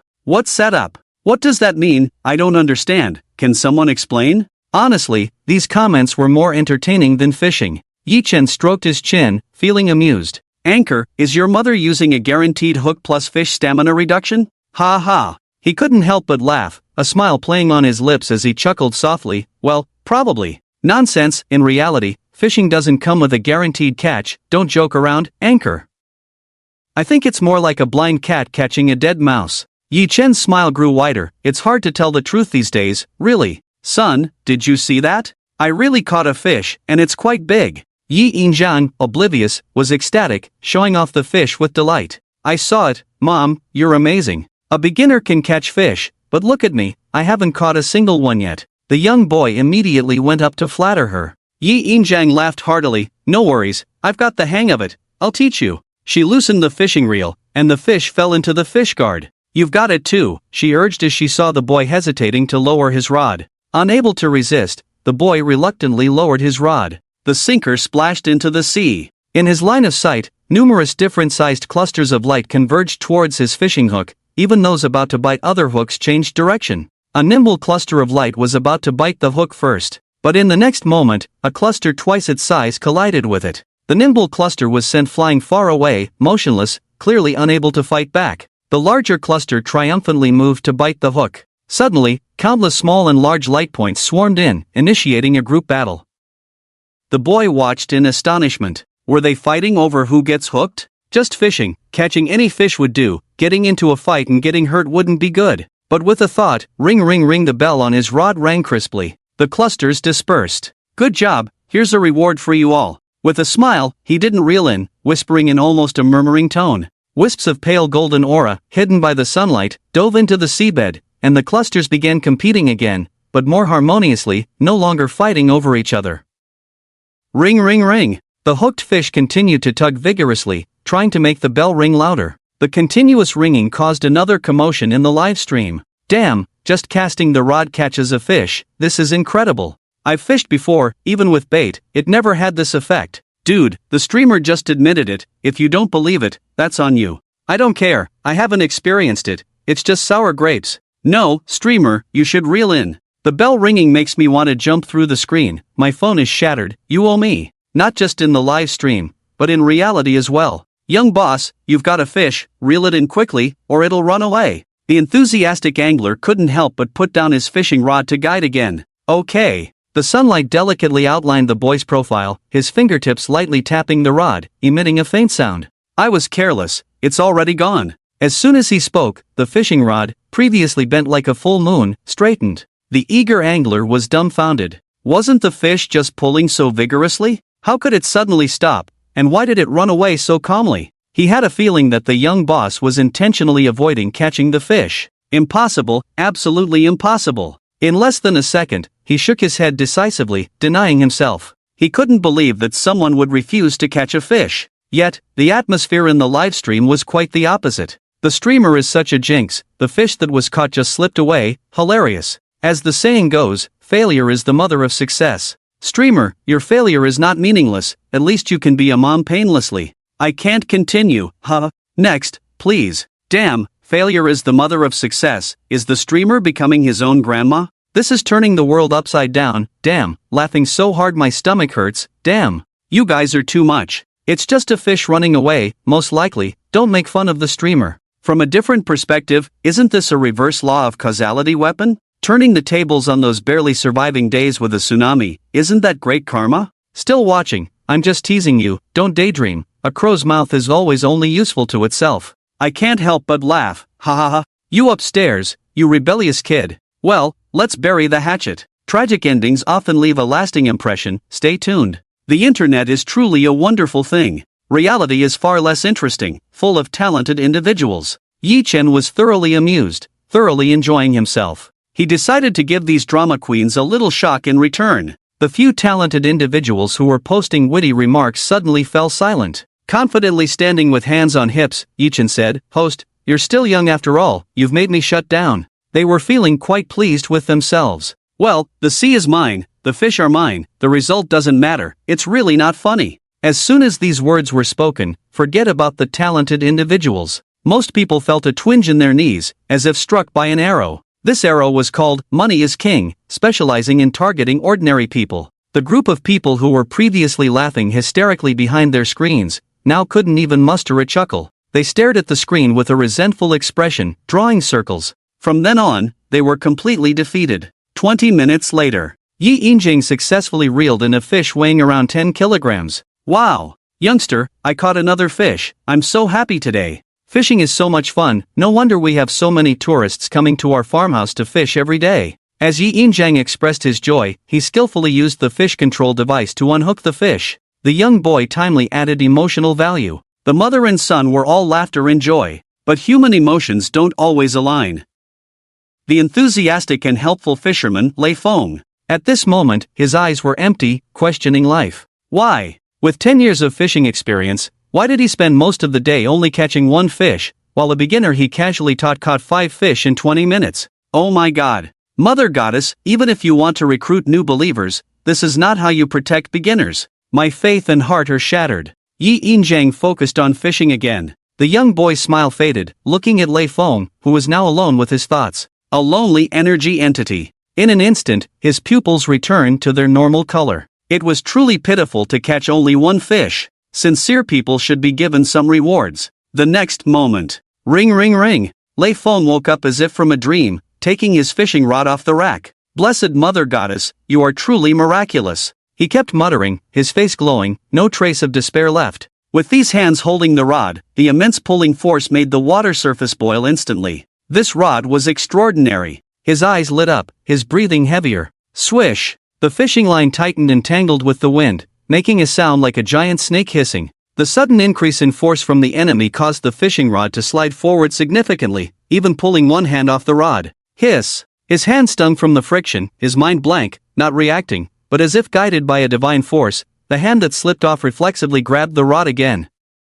He was dazed for a long time before catching his breath. Phew! Damn, if I had pulled the rod with one hand just now, the rod would have been dragged into the water. The pulling force of this fish was unprecedented for him. He dared not be careless, gripping the rod with all his might, constantly lifting and pressing the rod, adjusting the tension of the fishing line to exhaust the big fish underwater. Throughout the struggle, he didn't even dare to touch the fishing reel, fearing the rod would fall into the water. After a fierce battle, sweat beads formed on his forehead, salty and wet, sliding into his eyes, causing a burning sensation, but he couldn't care less, letting it sting. In his line of sight, the bend of the fishing rod seemed to ease, the tension weakening. After confirming repeatedly, Lei Feng decisively started reeling in the line. His arm muscles bulged instantly, the left hand spinning the fishing reel. Surprisingly, after only reeling in about 2 circles of fishing line, the pulling force on the fishing rod increased again. He had to grip the rod with both hands and reel in the fish once more. About an hour passed. Hoo! Lei Feng was drenched in sweat, his face flushed, and he was nearing exhaustion, his whole body trembling, relying solely on willpower to keep reeling in the line. Suddenly, there was a commotion. Splash! The water surface seemed to explode like a bomb had been dropped into it. An oval reddish-brown creature emerged, its 8 legs of the same color wildly thrashing the sea surface, creating a loud noise. Bang! 8 water bombs exploded simultaneously. Who's the fat guy jumping into the water again, causing such a commotion? Damn! What is that? A sea monster? The loud noise made it hard for the fisherman to ignore. Suddenly, the reddish-brown creature raised its 8 arms, revealing densely packed white suckers, a hair-raising sight. Despite this, it had no leverage and was being pulled towards the shore by a fishing line as thin as a hair. Damn! Can a fishing rod really catch something like this? The crowd gasped in shock, their eyes wide with disbelief and almost popping out of their sockets. Lei Feng, the fisherman, paid no attention to what he had caught, as long as he could reel it in. He persisted with all his might. Struggling to steady his trembling and sore hands, he lifted the rod again, pressed it down, and reeled in quickly. Soon, the massive creature was being pulled closer to the shore. Splash! Water splashed everywhere. It danced its 8 arms as if in full bloom, its 9-meter-long legs sticking firmly to the shore. Despite Lei Feng's efforts, his hands were scraped raw, and the fishing reel wouldn't budge. Even though the fish was within reach, he couldn't reel in the line. Damn it! He gritted his teeth, feeling utterly powerless and defeated, unsure of what to do next as he was almost out of strength. Suddenly, one of the onlookers jumped up. Oh my god! Bro, why are you so jumpy? You scared me! No, I just checked, this is actually an octopus, can you believe it? An octopus like the one in Octopus Small Balls? The crowd was dumbfounded. Yes. What a pity, with its suckers attached, how can we pull it up? Its head isn't even on the shore, so we can't use a harpoon. This is easily solved. With its legs clinging, we each take a fork and go down, won't it loosen its grip in pain? Bro, you're like a modern-day Zhuge Liang. You can come up with such ideas, impressive. It's nothing, I always top the rankings in various strategy games. Zhuge's fishing friend boasted, adjusting his long mustache and hair. Alright, let's do it quickly, or else we'll be stuck here fishing forever. Under Zhuge's guidance, the group quickly made a plan. I'll count to 3, and we'll plunge the forks together on 1. Zhuge raised the harpoon high, ready to strike. Alright, got it. The others were inexplicably excited. Seeing this, Zhuge was confident, adjusted his mustache, turned to Lei Feng, and said, Buddy, as soon as you see it retract its tentacles, start reeling in, got it? Lei Feng nodded in confusion, not sure if he had heard correctly. 3, 2, 1, go! Zhuge gave the command. Shing! The flashing harpoons simultaneously pierced the 8 tentacles, causing blue blood to flow from the wounds. They didn't pierce deep, and the giant octopus immediately retracted its tentacles. 8 splashes erupted simultaneously as the arms returned to the depths. Bro, now's the time to reel in the line, Zhuge roared. Lei Feng, suddenly invigorated, lowered his head, clenched his teeth, and frantically turned the fishing reel. The splashes rolled. No matter how many more than 280 suckers it had, they were no match for the 8 harpoons ready at any moment. United in determination, a giant octopus measuring 10 meters lay on the shore, its tentacles oozing blood that dyed the wild grass blue. Onlookers marveled and took photos from time to time. Incredible. How many pounds do you think this giant octopus weighs? I'd say at least 700 pounds. Oh, I think 700 might be a bit too much. If it's really that heavy, the fishing line wouldn't hold. It's impossible. I'll go call the boss and get Uncle Yizhan. Lu Fan ran out to call him. Nothing but to satisfy curiosity first. Simply because he was competent. Butcher Yizhan was already familiar with the business. The huge red octopus was placed in a basket. Ding! 272 kilograms. Yi Zhang read out the number. The previously quiet onlookers suddenly became noisy. Wait, this octopus is only 500 pounds? But look at those long tentacles. It's probably just for show when they spread out, for visual effect. It's quite unbelievable that an octopus can grow this big. The one I saw in cartoons when I was a kid was much smaller. A middle-aged man in his 40s stroked his stubble. Slurp. Those tentacles are so big, I can't even imagine how delicious they would be on a teppanyaki grill. No, they're as thick as a thigh. It would be strange if they were cooked on a teppanyaki grill. Alright, I'm going back to fishing. The next big catch is mine. A fisherman calmly left the crowd. In just a few seconds, the number of fishermen in the crowd dropped to 0. They slipped away clean. An old man looked dumbfounded. The excitement isn't over yet. These fishermen have terrifying willpower. Meanwhile, the winner this time, Lei Feng, stared dazedly at the reddish-brown giant. A 544-pound octopus. He had to pay 54,400 yuan, but he didn't have that much money in his bank account. What should he do? Young man, can you sell me 2 pounds of octopus legs? I want to take them home for my son to taste. Lei Feng snapped out of his daze, about to speak. A man who had squeezed into the crowd with great effort finally spoke, panting heavily. Wait, young man, I'll buy the whole thing for 2,000 per pound, a total of 188,000. I can pay now and transfer the money. This statement caused everyone to gasp. Wow, 1 million. Are you crazy? You could buy the best Riverview house in the county with that. The lady who wanted to buy the octopus widened her eyes, wanting to see which madman was trying to inflate the market price. A man in his 30s caught everyone's attention, with a shiny bald spot in the center of his sparse hair, making him particularly eye-catching and memorable. He was Zhai Gongli, the purchasing manager of the Xiaoyun Hotel. Hey, aren't you the young man who sold me screws? 200 yuan, he really transferred it to me. He's not a scammer. Yes, I sold them too, and I received the money. Many people in the crowd recognized him and came forward to testify.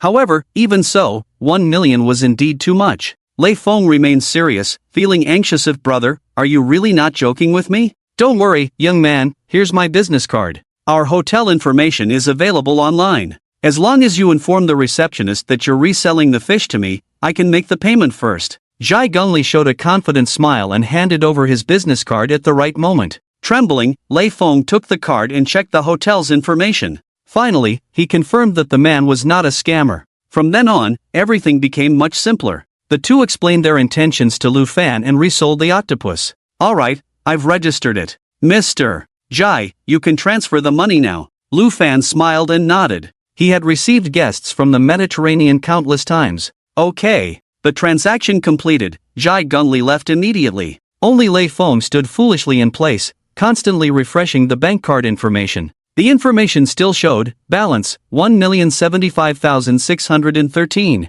2 10 100,000 10,000 100,000. I actually have 1 million. His fingers clicked on the screen, but the results made him feel even more unreal. Am I really not dreaming? He felt like he was walking on cotton, light and airy, murmuring to himself. Oh! Covering his bright red face, he burst into laughter. The pain brought back a sense of reality. Ha ha ha! It's not a dream. I really have money. After years of hard work, he could finally give his wife a real home. The onlookers finally finished watching the show. Feeling empty inside, they dispersed. Only the young man was left sighing. Why can't I fish? If I could, maybe I would be the one making 1 million today. The young man slapped his thigh in frustration. His words enlightened everyone, and they all dispersed, leaving the young man alone to ponder. Yes, I can still go back to screwing screws. At least 150 per kilogram. The young man suddenly grinned widely. Yi Injang happily picked up the fish and put it in the fish basket.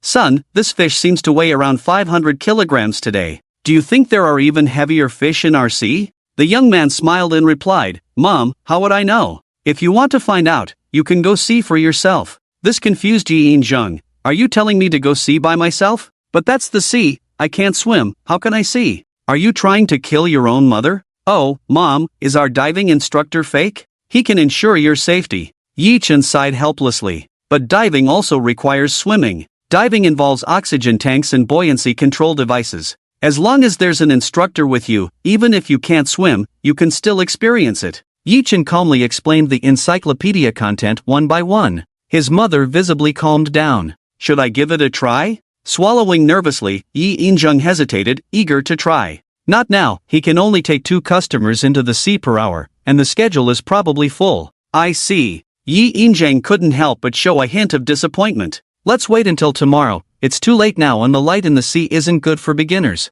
Poor visibility means you won't see anything. Fine, I'll continue fishing then. Decisively turning away, Mrs. Yi no longer wasted time watching her son. Thud. With a few swift movements, she cast her line, her eyes fixed on the small bell at the tip of the rod. Honestly, she was starting to enjoy fishing. Seeing his mother completely focused, the young man remained silent. In that hour, besides dealing with his mother catching a fish, he had no other gains. Simply put, it was too boring. He could make all the fish come ashore at the same time if he wanted to. This was his trump card. Fishing held no mystery for him. It was extremely dull. Boss, excuse me. Lei Feng, who had left, suddenly returned. Both turned to look at him. What's up, Lei Feng? The living Lei Feng, didn't you leave? Why are you back? Yi Injang was distracted, keeping an eye on her fishing rod. I just went to town to exchange money. Thanks to your and the boss's good luck, I was able to catch this big fish. As he explained, Lei Feng took out a red envelope from a stack of them, smiling.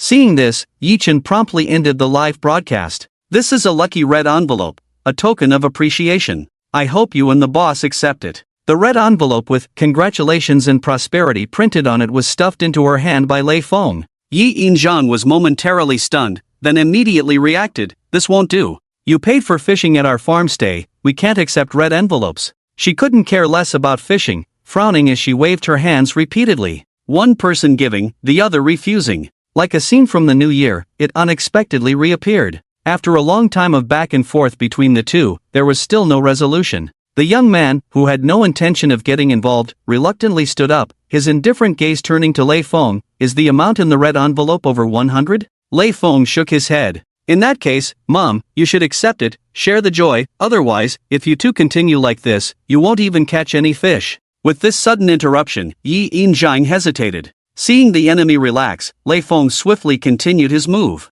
The bright red envelope was then placed in her palm. Achieving the first goal, Lei Feng decisively turned to the small boss, who was about to hand out a red envelope. Click. Thank you, I appreciate your gesture. The young man proactively took the red envelope. Thank you, boss, I won't disturb you any longer. Lei Feng smiled satisfactorily and left. Mom. Yi Injang looked puzzled, about to say something. Mom, he earned $1 million, let him have a peaceful sleep. He's a kind-hearted person. If you don't accept it today, you'll regret it for a lifetime. What? Just look, where did he go now? Yi Injang immediately turned around. To her surprise, after Lei Feng finished giving out red envelopes, he didn't leave but instead approached a few fishermen. They are the ones who helped him just now. Lei Feng was giving out red envelopes one by one. Thank you for your help today, this is a token of appreciation. Unlike Yi Injang's refusal, not one of the 8 people rejected Lei Feng's kindness. They all smiled and accepted the not-so-generous red envelopes.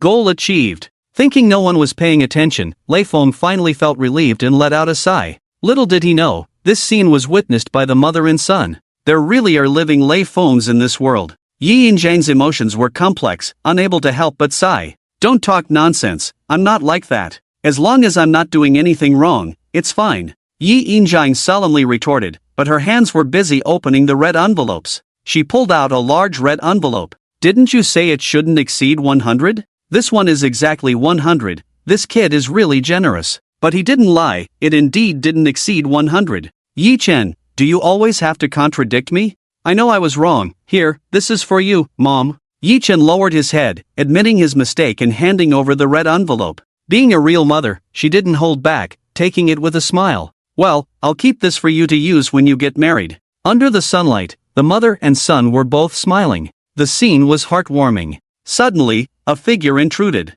Oh, boss, I finally found you. Hoing bent over, panting heavily. I forgot to ask for your contact information yesterday. Seeing someone looking for her son, Yi Inzhang reluctantly put away the fishing gear. It's past 4 o'clock, you guys talk. I need to go cook, the kitchen can't do without me. Okay. Yi Chen nodded, casually putting down the fishing rod and turning to Hoing, follow me. As she was collecting things, Yi Inzhang's face stiffened. Oh no, that comrade Lei Feng forgot his own stuff. She was in a dilemma with all the fishing equipment lying around. Forget it, I'll keep it for him. He'll definitely come back later, and I'll return it to him then. Yi Chen led the way, with Hoing following closely behind. Boss, I was just in the live broadcast room, the results were okay, but they could be better. You shouldn't offend the fans too much. As they walked, Hoing couldn't help but speak up to the boss. Stop, I didn't invite you here to assess my emotional intelligence. The young man was firm. Hoing pouted, hesitating to speak up. Quietly, they reached the stone table in the front yard.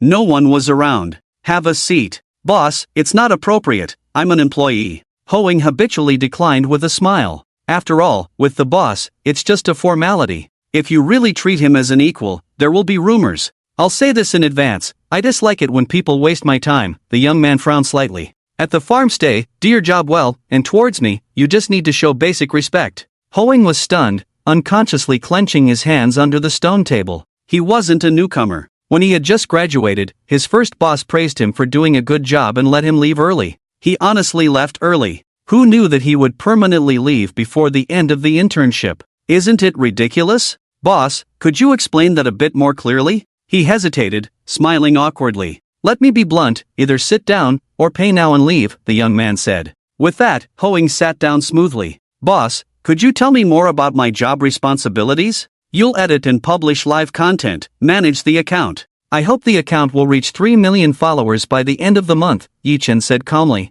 Hoing nodded repeatedly, distractedly checking the account's followers on the screen. Leaf Boat has 350,000 followers, nearly 10 times the amount. This seems a bit challenging, but not impossible. Videos and live streams are completely different tracks. Videos can be edited. They are short, with controllable content, more eye-catching, easier to attract fans than live streams, and have a much higher retention rate. After all, in today's fast-paced society, short videos are more suitable for consuming fragmented entertainment time. Live streaming falls short in comparison. Thinking this way, the task given by the new boss is practical and not a trap. Okay, boss, I can do it. Hoing clenched his fist, determined. Don't put too much pressure on yourself, just do a decent job, Yi Chen explained helplessly. No pressure, no motivation. Boss, I understand what you mean. This is my pledge, I will not disappoint you, Hoing said solemnly. Alright, I'll start working now. In a moment, he was gone. The young man shook his head.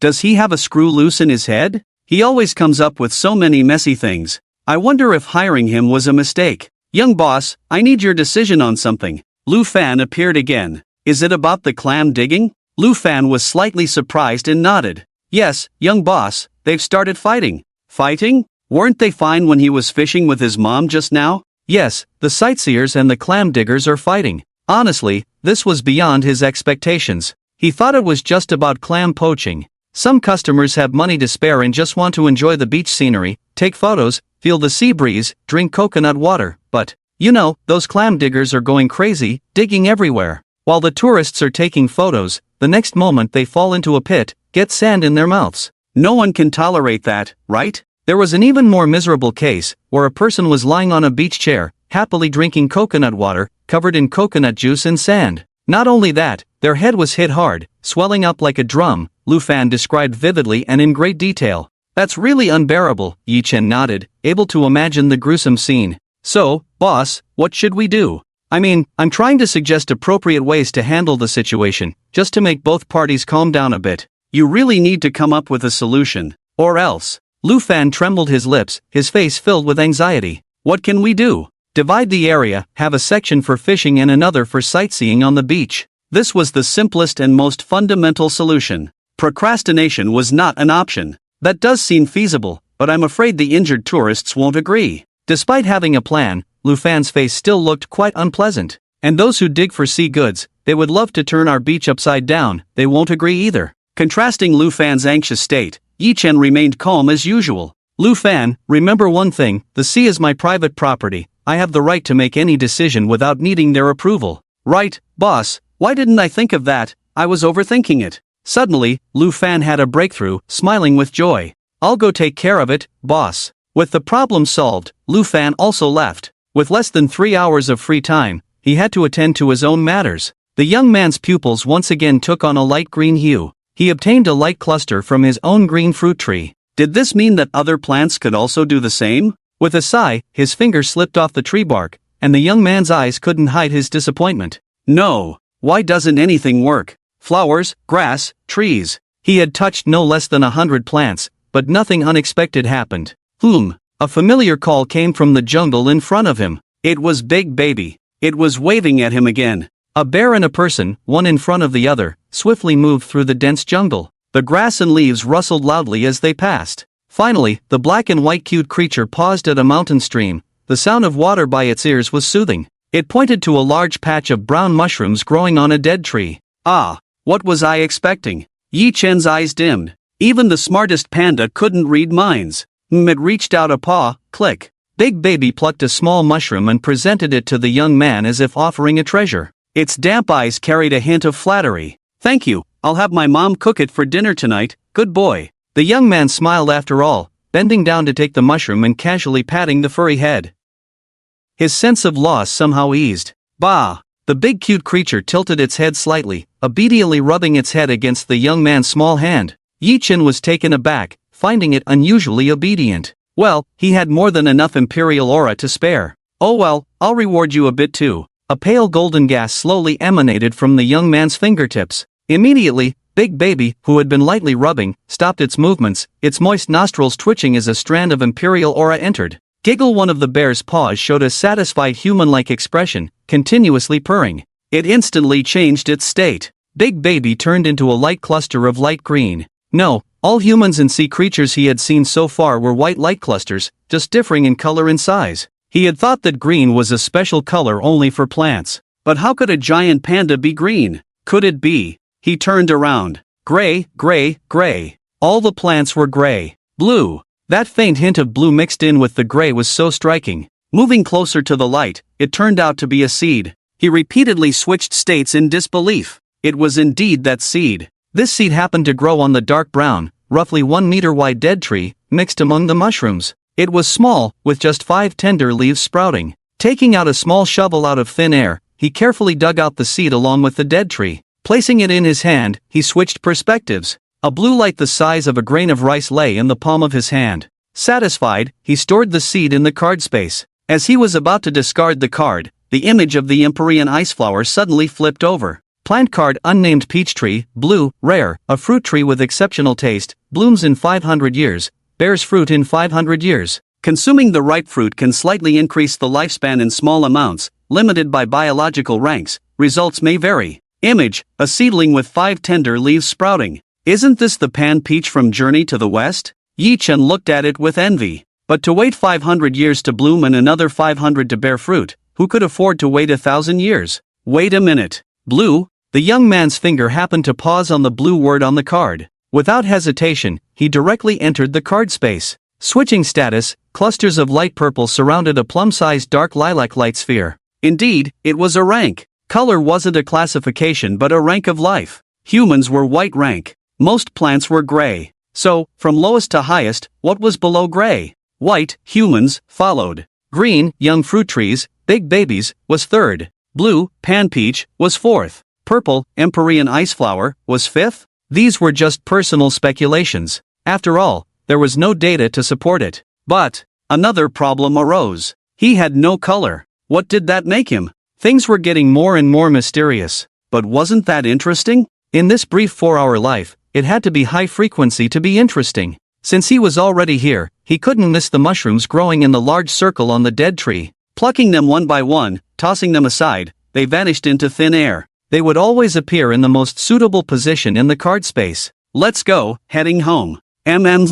Big Baby tilted his head, obediently humming. The man and the bear set off on the journey back home. The journey was quite long. By the time they reached home, it was almost dinner time. Yi-chen entered the backyard alone, and Big Baby had parted ways with him halfway. Dashing into a bamboo forest, it seemed like he was going back to his old home. He didn't mind. He would always come back. As soon as he stepped into the main hall, a fragrant smell wafted into his nostrils. Smells good. The young man followed his heart to the kitchen. Sizzle. The sound of frying accompanied a rich aroma spreading in the air. Xiaokui was using long bamboo chopsticks to press down the gooseneck, while her right hand kept pouring smoking hot oil over the goose.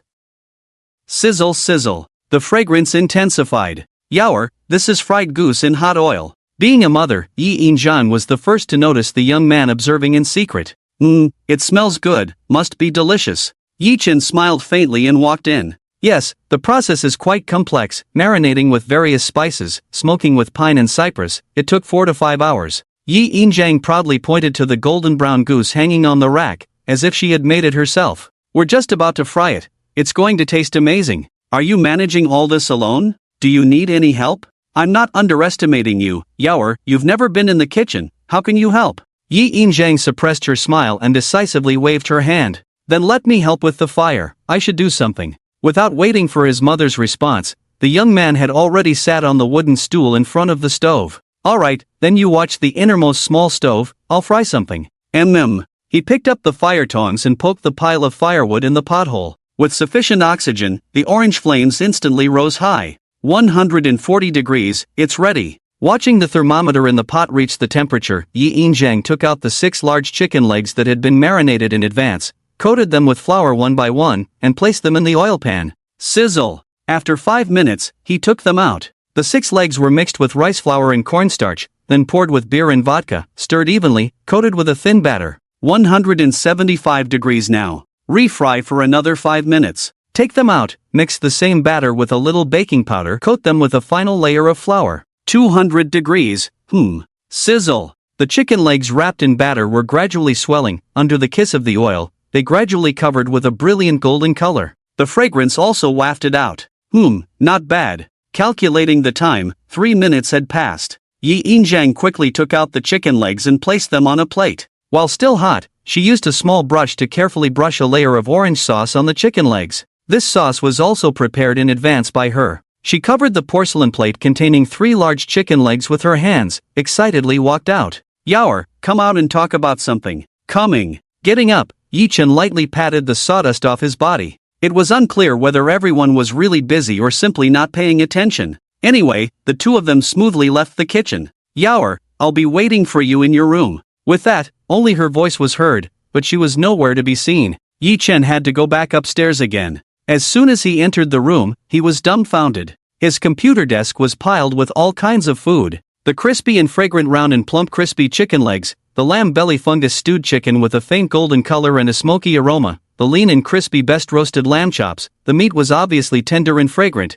emitting a faint grassy scent. There were several vegetable dishes as well. Mom, are you letting me eat alone? The young man swallowed his saliva. Yi Injang did not reply but smiled and picked up a piece of lamb belly fungus and brought it to her son's mouth. The young man didn't hesitate and ate it. It was mushrooms he had personally picked, very delicious and exceptionally fresh. The chicken soup bursting out as he chewed made the flavor of the fungus even richer. Calling it eating alone, even pigs have 3 meals a day, my son only eats once a day, can't he have something good to eat? She handed the chopsticks to her son while looking displeased. Mom, watch your words, how can a mother compare her son to a pig? He awkwardly took the chopsticks. Rough words but sound reasoning, as long as you understand. Yi Injang didn't mind and placed a bowl of white rice in front of her son. Start with this triple crispy fried chicken, it won't be crispy when it gets cold. Triple crispy fried chicken? His dark eyes flashed with surprise. This was not a dish his mother would usually make. Yes, I learned this from a pretty girl named Mianyangman Douyin. She has a lot of fans.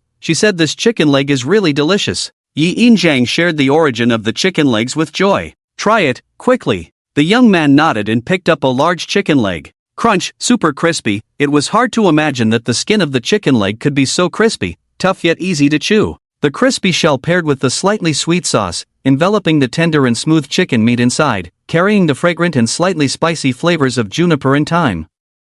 The texture was rich yet light, the flavors harmoniously balanced, nothing overpowering, like a naturally perfect delicacy. As the meat juice flowed slowly from his lips and teeth, the meaty aroma rushed to his brain. The young man slightly narrowed his eyes, genuinely pleased, enjoying it, trembling with delight. Gulp. Delicious, right, Yaoer? Yi Injiang couldn't help but swallow a mouthful of saliva, his face full of anticipation as he asked, "Mom, is it delicious?" Yi Chen slowly opened his eyes and sincerely gave a thumbs up. "Delicious, Mom, you cooked it so deliciously." Hee, that's good to hear. I'll go out first, the fried goose should be ready, I'll bring you a portion. With that, Yi Injiang was about to leave. "Mom, 3 big chicken legs, I can't finish them all, you should have some too." "No need, there are 6 in total, I have mine, you eat." Rejecting the offer, Yi Injiang left the room. Yi Chen shook his head helplessly. His mother always favored him too much, often neglecting his own feelings. Suddenly, his pupils changed color. He heard,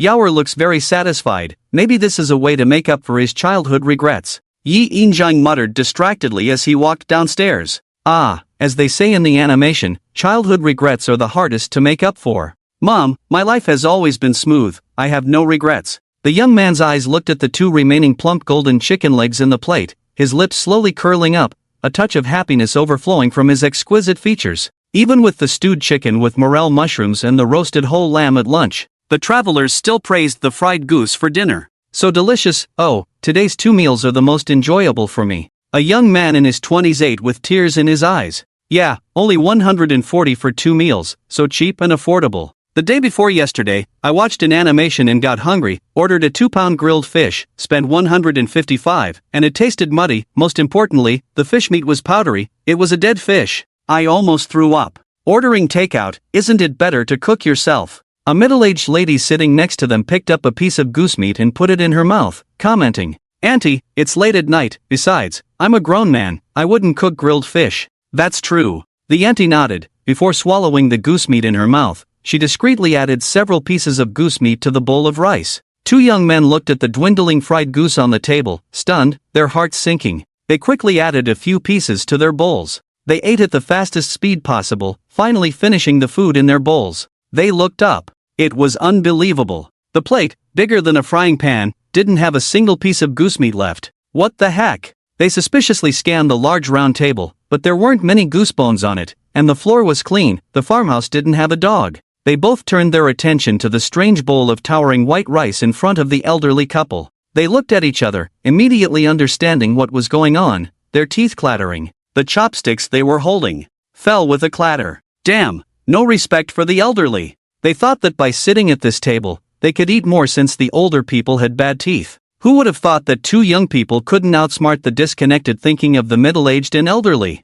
Damn! A hearty food battle finally came to an end. The older travelers slightly had the upper hand and emerged victorious. Yi Injiang had just finished eating and was preparing to clean up and wash the dishes. "Boss, may I ask, were the vegetables for lunch and dinner today all grown in your front yard?" A middle-aged woman approached her. "Yes, they were all grown by my youngest son." "Your youngest son is really good. I want to buy some vegetables to take home, are they not bitter?" The woman praised first before stating her intention. "Yes, they are not bitter. How much do you want to buy?" "Just 2 or 3 pounds, buying more won't be able to finish." "Alright, wait for me, I'll get the scale." She quickly stacked the bowls and chopsticks together on the table, then went to the corner cabinet to fetch a hand scale. She followed the woman to the vegetable garden, but was startled by the sight of a group of people in front of her. Most of them were at least 37 or 8 years old, with mostly women. Source text, 10-2, 3, 510, 5, 3 285,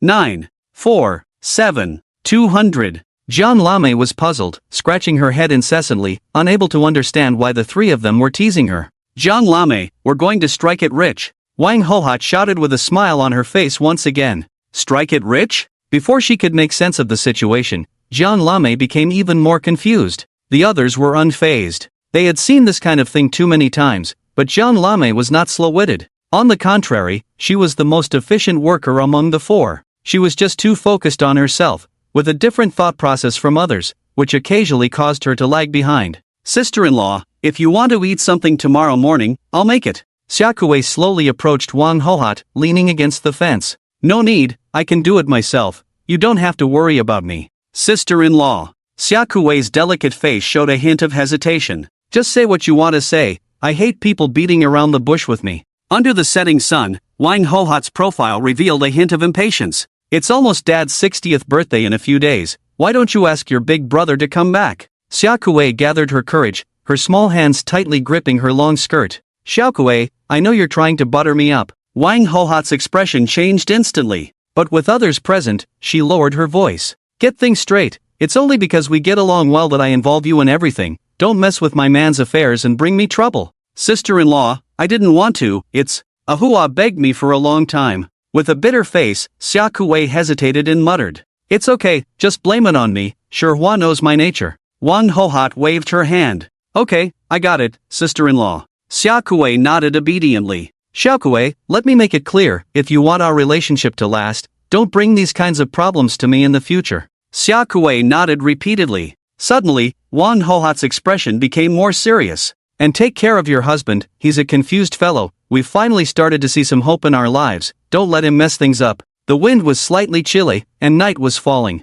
The guests at the farmhouse accommodation had all returned to their rooms. Footsteps sounded, someone was coming down from upstairs. Boss, did you really forget about me completely? Xianwan sighed helplessly as she leaned against the railing. Yi Yinjiang was taken aback, but didn't take it to heart. Oh, there's nothing I can do, I've been too busy. So what's the result? Xianwan hurriedly asked. My youngest son didn't agree to sell. Before she could finish her sentence, the other person couldn't wait and interrupted. Boss, weren't you supposed to help me out? How come the result isn't as good as expected? Disappointment filled Xianwan's eyes. The company could survive without her for a week, but there would definitely be problems in the long run. Why are you always in such a hurry? My youngest son just said he can't sell, but he can rent it out. With this statement, Xianwan suddenly perked up, eagerly asking, how does the renting work? It's like this. Yi Yinjiang explained in detail to her. 1 month? Isn't that too short? Can it be longer? Xianwan frowned. The effect is good, there's no need for it to be that long. Yi Yinjiang patiently explained. After some persuasion, Xianwan finally agreed. Something was better than nothing. Okay, I'll have the finance department issue an income statement now. Xianwan hurriedly headed for the stairs. Miss Qian, it's quite late. Asking someone to work at this hour isn't very appropriate. Yi Yinjiang couldn't help but stop her. It's not time to close yet. A quick scan won't take long, just wait a moment. About 10 minutes later, Xianwan sent the scanned documents to Yi Yinjiang. She stared at the electronic income statement on her phone in disbelief. Yi Yinjiang also looked at the data, not fully understanding it. But she could still make sense of the numbers. You have an income of over 30 million a year. She felt her throat dry, stuttering to confirm. The lady was saying the income was high, but this much was a bit exaggerated. She was only a few years older than her. Boss, rest assured, I absolutely did not overstate. If you don't believe, you can have someone check. Xianwan's expression seemed a bit anxious. Well, there's no need for that for now.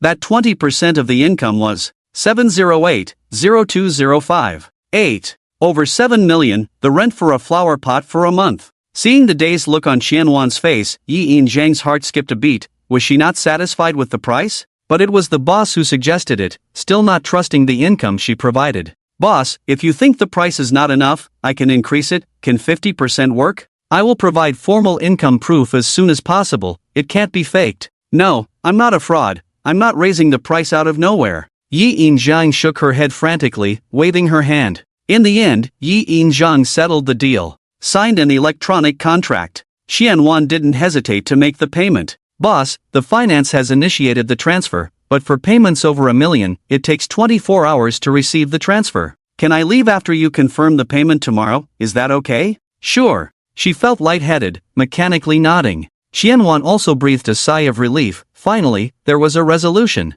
She was only 46, can't suddenly fall ill, directly. Then who would she earn so much money for? Xianwan went upstairs. Yi Yinjiang was in a daze. Clang. Suddenly, a sound of a gate being hit came from outside the courtyard. Without warning, she forgot something important. Yaoer, when did you go out? The young man raised the bag in his hand. I went to the grocery store to buy some seeds. Some of our vegetables were harvested, so I went to replant them. You really can't sit still. You have to keep yourself so busy for 4 hours. Yi Yinjiang's tone was slightly displeased. Mom, come on, you can't sit still either. The young man retorted with a smile. You know, I have so much energy that I can't use up. Then I'll sleep for 20 hours a day. With so much energy, isn't that normal? This made sense. It shut Yi In-jang up directly. Suddenly a voice. Boss, excuse me, can I disturb you for a moment? Both mother and son turned around. The person who came was the diving instructor Zhao Jian. Zhao, you haven't gone home yet?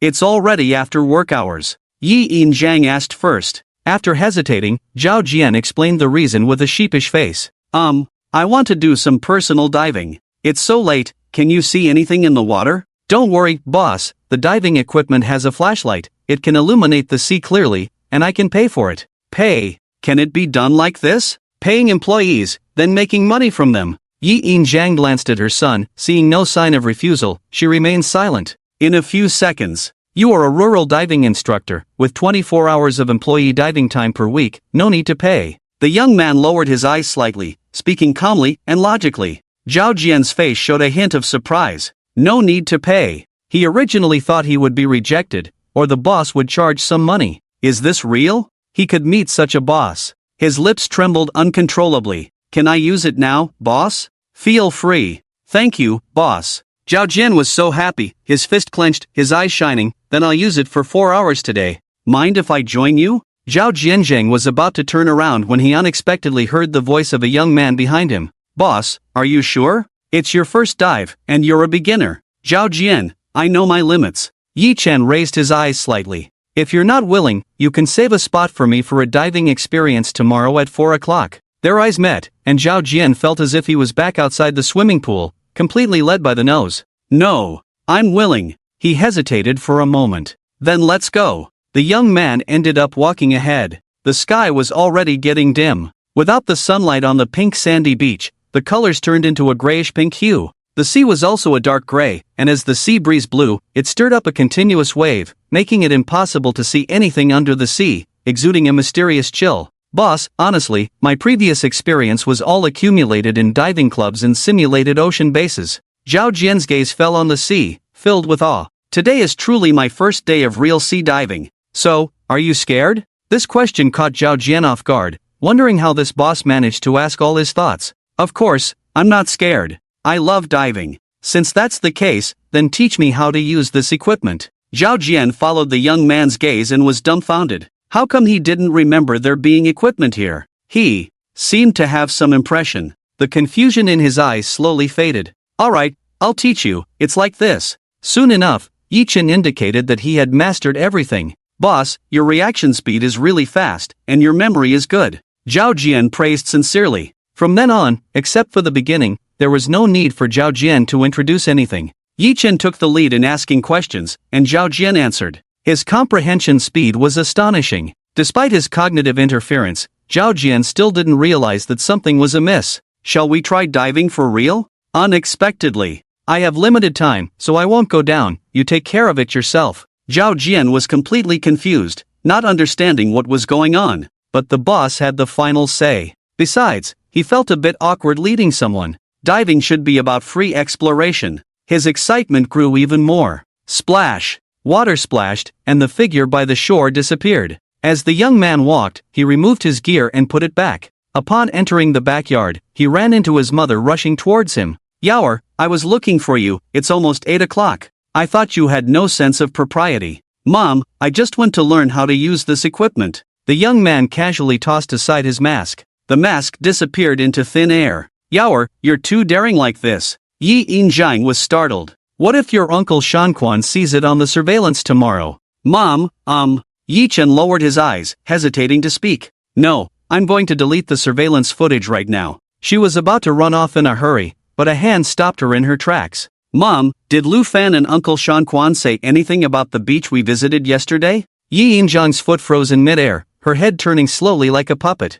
Are you saying that your card is affecting them, just like it's affecting me? Yes. Well, that won't do either. I'm not at ease. If I don't delete the surveillance, I won't be able to sleep tonight. Yi In-jang pushed away her son's hand. Fine, if that's how it is, you're the boss. The young man nodded helplessly. Yi In-jang turned around, and her legs moved swiftly out of sight. However, the results on the computer in the surveillance room left her stunned. The footage did capture Yaoer, but he was just talking to himself, not wearing any diving equipment, let alone mysteriously collecting items out of thin air. Mom, do you believe me now? Yi Injang drooped her eyelids, speechless. After a long silence, she finally sighed. Yaoer, you've gone too far with this card. Mom, are you afraid? Unexpectedly, Yi Injang burst into laughter. Ha, Yaoer, the card is yours. As a mother, I have nothing to fear. She paused, calmly gazing at her son, each word extremely solemn. As long as you're not afraid, I will never be afraid. I'm going to rest.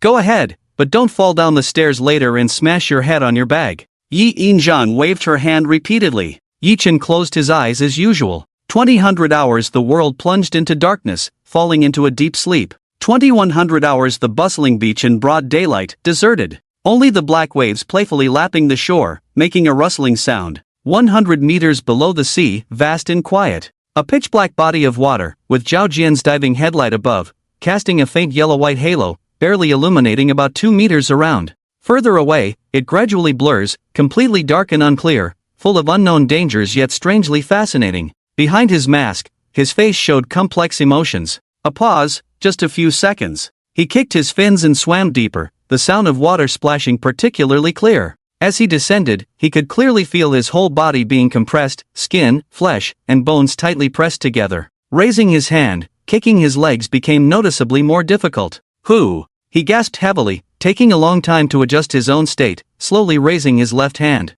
The dive computer displayed 172 meters. The diving club's maximum depth is only 150 meters, no wonder it's so uncomfortable. Alone, he couldn't continue diving deeper. It was too dangerous. Deciding not to go deeper, he explored a reef. Apart from the water pressure, the appearance of fish varies with depth. Most still look normal, but a few can only be described as bizarre. Like the one in front of him, red-brown all over, covered with thorn-like spines, bulging fish eyes scattered, far from being called beautiful. He struggled to make a victory sign and took a photo with this unfamiliar fish. Click. When he turned back, the fish had swum far away. Anyway, it was out of sight. It swam really fast, quite a contrast. He was now enduring 17 atmospheres of pressure, equivalent to 17 kilograms of pressure per square centimeter on the body, so he had to move slowly. After all, the fish were used to it, but it was his first time. Beep beep beep. The watch rang. An hour and a half had passed.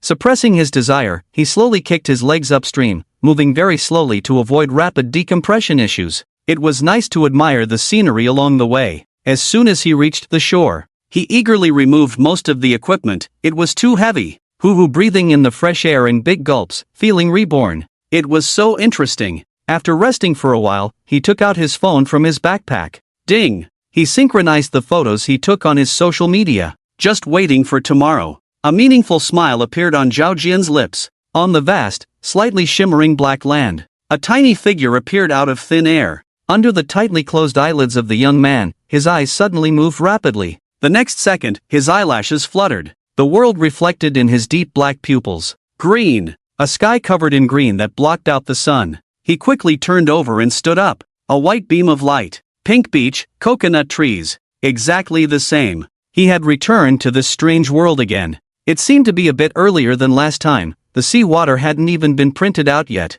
As he slept, he truly and vividly arrived here. Perhaps proving that this world was real. Could his 20-hour sleep solve the problem? Previously unverifiable. Is this world real or a dream? But this time, perhaps it's different. The young man's eyes darkened, his fingers spread open. He shuddered suddenly, from head to toe, a deep bone-chilling cold that froze his blood. Smack! He slapped himself. The young man's lips trembled uncontrollably. Yichen, are you crazy? His mother was in the card space. He almost did something wrong in pursuit of the so-called truth. If this is indeed a world, summoning the card recklessly, even if successful, who knows if it will harm the card? Humans are too fragile, even the abnormal speed of an elevator can easily kill them. Summoning cards across worlds is completely unknown. The card doesn't matter, if it's damaged, it's damaged. But if something happens to his mother? The young man was already drenched in cold sweat, wiping the sweat stains off his pale face with his arm, his lips still trembling.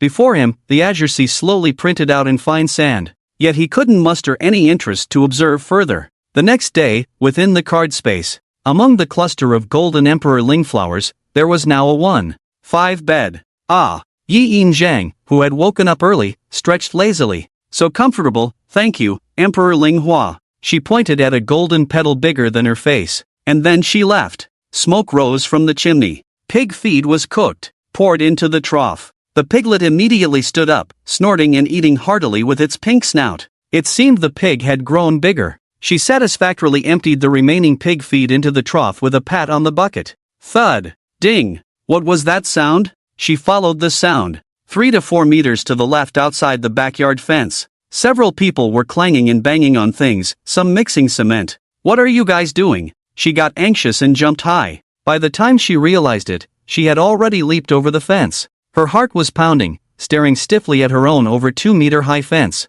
She swallowed nervously. Heavens, she had just effortlessly jumped over it? Wasn't that terrifying? Yi Mei? A somewhat unfamiliar voice suddenly sounded. It was a middle-aged man with a crew cut, overly dark skin, not very tall, slightly chubby, wearing a safety helmet and a pleasing smile on his face. Who are you? You look somewhat familiar. I'm village chief's son, Li Jianguo, working in the construction team. Yi Yinjiang squinted, vaguely recalling, but this Li Jianguo looked nothing like the village chief except in height. Do you remember me now, say? Li Jianguo noticed her hesitation and quickly spoke.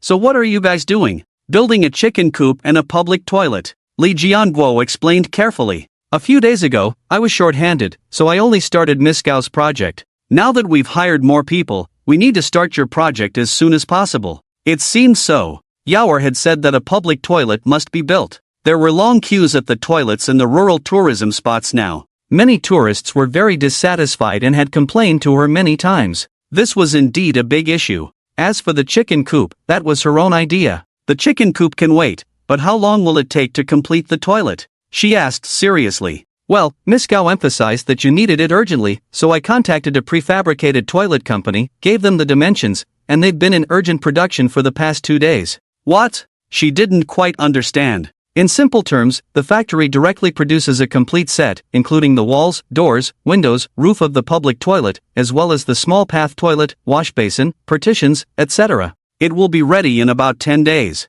And what I'm doing now is preparing the pit, waterproofing it, and when the factory brings the items to our village, it will take at most 2 days to assemble and put into immediate use. Are you saying that the public toilet can be ready in 12 days? Li Jianguo was taken aback, expecting the other party to ponder for a long time and find it difficult to understand. That's correct. How much will it cost then? This question made Ji Jianguo's heart skip a beat. He licked his lips. A total of 120 square meters for the public toilet, a deposit of 100,000, final payment of 150,000, and my construction team also needs to be paid 15,000. So, a total of 265,000? Yes, Yi Mei, the price is definitely not cheap. After all, people work efficiently. Li Jianguo lowered his head slightly, wiping the beads of sweat from his forehead from time to time. And I absolutely did not make any shady money, it's all at a normal price. After saying that, he suddenly looked flustered and added, and I can also wait to receive my share until the toilet is completed. Do what you have to do. Once you finish the work, I will pay you. There's no way I'll delay payment. Yi Yinjiang shook his head. Li Jianguo was suddenly full of surprise. What's going on? It's understandable if that wealthy lady has money, she can make direct payments. But how can someone who just started a farmhouse have such confidence? If he remembers correctly, this Yi Yinjiang is even divorced and raising a child. It's no wonder he's clueless. The truth is, Li Jianguo suddenly took on 3 major projects, and the small workers he had on hand were simply not enough. He had no choice but to recruit workers everywhere by himself. Busy like a spinning top every day, spinning around everywhere. It's a luxury to find time to visit the construction site. He simply doesn't have the leisure to care about the operation of this farmhouse. Naturally, he couldn't understand where Yi Yinjiang's confidence came from. By the way, did my youngest son pay the deposit to that company? He did, Li Jianguo nodded. Well, then carry on with your work, I won't disturb you anymore. Yi Yinjiang turned and left. Li Jianguo was completely dumbfounded, standing in place questioning his life. What? She didn't even negotiate the price? And she didn't think it was expensive to spend so much money on building a toilet? Splash! Pour in the right amount of water and knead the dough. Yi Yinjiang pondered while multitasking. Yesterday, she earned 15,680 just from meal fees, excluding material costs of 1,170 for chicken and goose, 800 for 2 sheep, labor costs of 110, 35 for local chicken eggs, not counting the vegetables grown by her youngest son, and other miscellaneous expenses. She wanted to set a lower price at first. After careful consideration, she rejected the idea. Those sheep were purely taking advantage of the old man Yang. The market price is definitely not less than 1,000 each. As for the chicken and goose, it's about the same. Good things shouldn't be sold cheaply. Once sold cheaply, it's hard to raise prices later. As for taking advantage, she will repay it all. Only when everyone has hope can the farmhouse get better and better. The dough in her hands gradually took shape, exuding the fragrance of wheat. This wheat is to be eaten sparingly, and there's also rice. Ah, her youngest son worked too quickly yesterday. Next time, she must tell him in advance to plant more wheat. Watching as the sun climbed to its zenith, the brilliant light shining through the sea, even able to faintly see the shadows of fish in the water. The flow of customers at the farmhouse today was as high as yesterday, with hundreds of people. Zhao Jian's diving project was extremely popular. He arrived 10 minutes early, warming up. Lu Fan approached him. Zhao, your schedule is already full, there are no slots available until 6 o'clock. 16 slots, that fast? Zhao Jian was dumbfounded. It's selling like hotcakes, many more people want to book for tomorrow, I'm here to ask if you can handle it? Lu Fan shook his head in amazement. After some thought, Zhao Jian nodded. Alright, I'll go register, how many days of bookings can you accept at most? Halfway there, Lu Fan suddenly turned back. Lu Fan, start with 1 day for now? If it's full, come find me. Zhao Jian paused suddenly while speaking. Forget it, it's not time yet. I'll go with you. Okay. The two of them walked to the registration desk in the backyard. Receptionist, have you asked if we can make an appointment in advance? Yes. As soon as Lu Fan arrived, he was surrounded by a group of people. The coach agreed, you guys line up first. Before he could finish his sentence, the group quickly formed a line. Names and contact information were registered, payments were made. Sorry, miss, all the slots for tomorrow are fully booked. Ah, really? The girl stomped her foot in frustration. Can I book for the day after tomorrow then? With these words, Lu Fan tilted his head and gave a signal to Zhao Jian who was watching from behind. But Zhao Jian shook his head. I'm sorry, our farmhouse only accepts reservations for the day after tomorrow for now. Please come earlier next time, I'm really sorry. Lu Fan immediately put on a standard smile, neither flattering nor courteous. Can't you hire another diving instructor at your farmhouse? Really? The girl muttered and left. Zhao Jian stood still, lost in thought. It was exactly 9 o'clock. Creak creak. Yang Fu also arrived in his old electric tricycle. Yang Grandpa, you came just in time, I want to go to your village to buy some lambs. Ah?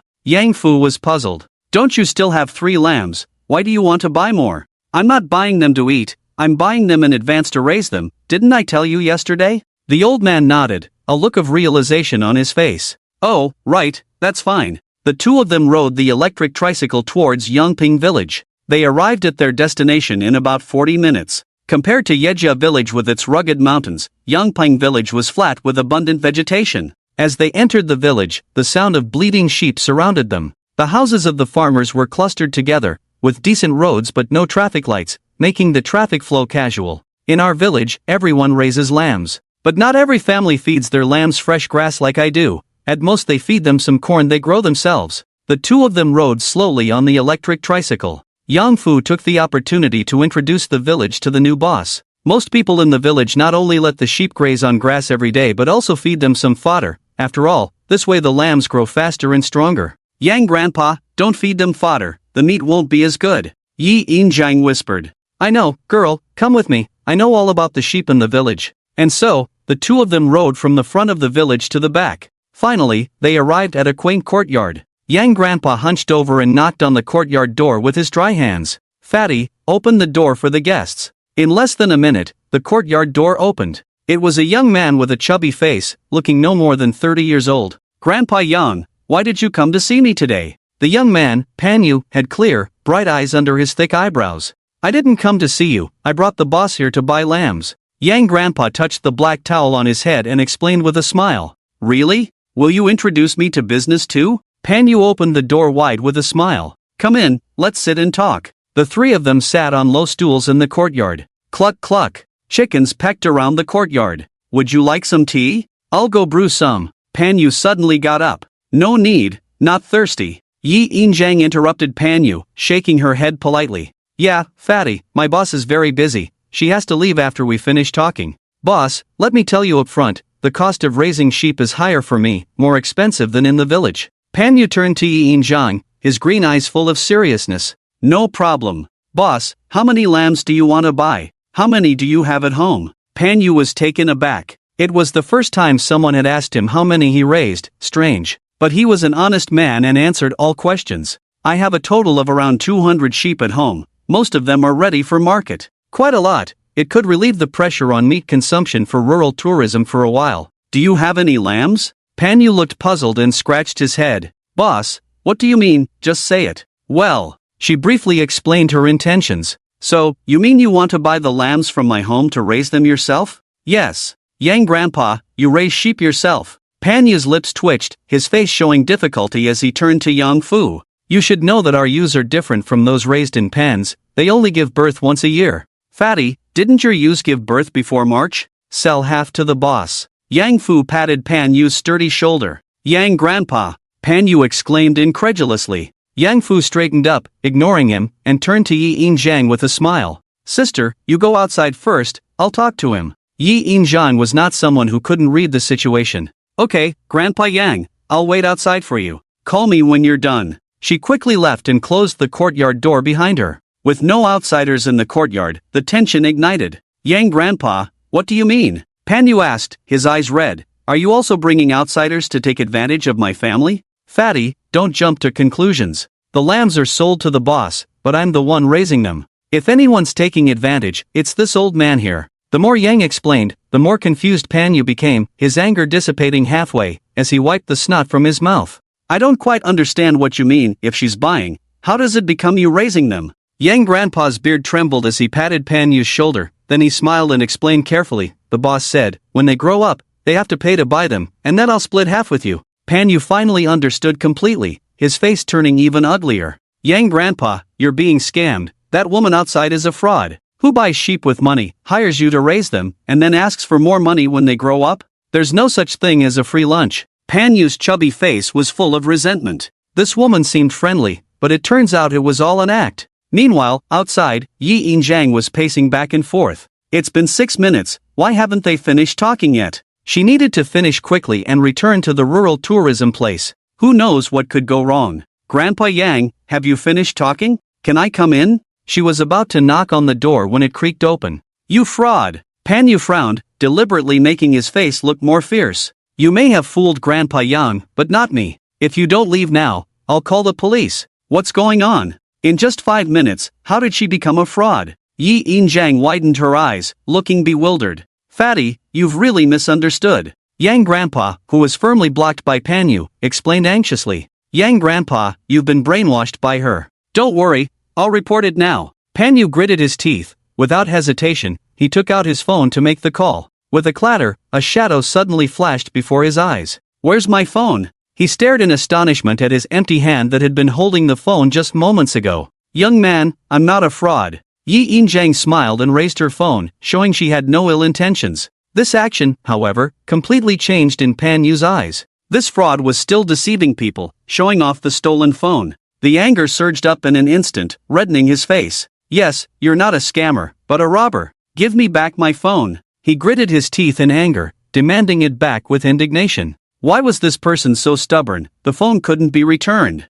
Yi Yin Zhang felt frustrated and simply tucked the phone into his own pocket. Pan Yu was furious, his teeth grinding. "Fine, I'll give you a way out. If you don't leave, don't blame me." Taking a deep breath, his chin dropped suddenly. "There's a robber." Before Pan Yu could finish his sentence, a pair of small hands covered his mouth. It was that woman. One hand covered his mouth, the other restrained his hands behind his back. The woman's gaze, so close, was as sharp and cold-blooded as an assassin in a movie. It made his scalp tingle. Her strength was terrifying. He struggled with all his might, but couldn't move an inch. What to do now? His father was still waiting for medical expenses at the hospital. What would happen to his father if he died?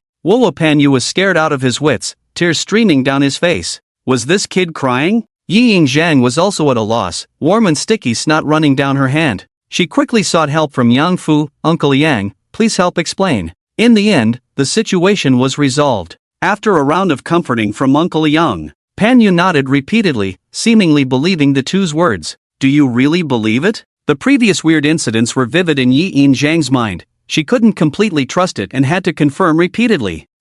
Auntie, I really believe it." Pan Yu nodded repeatedly, his face smeared with snot and tears. looking particularly sincere in his silly and innocent appearance. Yi Yinjiang hesitated for a moment and spoke up. Then leave your phone with me for now, we'll complete the transaction and then I'll give it back to you. Unexpectedly, the other party smiled again. No problem, you want sheep, right? Let's go, I'll take you there now. The journey went smoothly, without any hiccups. A lush green grassland, countless sheep of all sizes were bleating and grazing. Pan Yu led the way for the two. They found a man in his 30s among the flock. Uncle. The man turned around, smiling at first. Fatty, you're here? Before Pan Yu could respond, didn't I say, today I'm herding sheep alone, don't you believe your old uncle? Pang Jinshan's smile froze. No, uncle, I brought the boss to see the sheep, she wants to buy. Then Fatty, you quickly show the boss around. Pang Jinshan's eyebrows relaxed instantly, turning to Yi Yinjiang with a smile. Boss, rest assured, the sheep we raise are all naturally raised, the meat is absolutely delicious. Pan Yu walked ahead, leading the way. It turned out that the little lambs were intentionally hidden among the big sheep. The snow-white lambs with smooth fur, cute little noses, were adorable. While the big sheep kept eating grass, the lambs frolicked, nibbling on fresh grass, lively and healthy. Yes, they were raised well indeed. Yi Yinjiang nodded repeatedly, more satisfied the longer she looked. Fatty, how many little lambs are there? She pointed to the lambs and asked. There are fewer born this year, a total of only 37. Pan Yu hesitated for less than a second, answering honestly with a stiff neck. Alright, sell me 20, and I'll take 2 adult sheep as well. Sure, boss. Pan Yu nodded with a smile, but his hands clenched tightly behind his back. But, these sheep aren't tied up. How will you catch them? Don't worry, my uncle and I will catch them. We can catch them all in just over an hour. Over an hour? How was that possible? There were so many things to do at the farmhouse, she still had to go home to take care of everything. Yi Yinjiang turned to Yang Fu. Yang Agon, is the purchase price for the adult sheep from Panda's family the same as yours? She asked in a low voice. Yes, they are both 1,300 each, Yang Fu nodded honestly. Yi Yinjiang fell into silent contemplation for a moment. Yang Agon, this lamb is much smaller than yours, and there's still something going on at the farm. Could you please have a good talk with him for me? I'll transfer the money to you first. As she explained, she fiddled with her phone. 2 adult sheep for 2,600, and 20 lambs at 400 each, totaling 8,000. A 5,000 deposit should be enough. Ding! You have received a transfer of 5,000 yuan. Yang Agon's stooped figure trembled, much like the phone in his pocket. Little sister. His eyes clouded, he reached out his withered hand, lips trembling, wanting to say something. Oh, Pangua's phone is for you, I'll take my leave now, just call Pangua to help with the delivery later, I'll give you a tip for your trouble.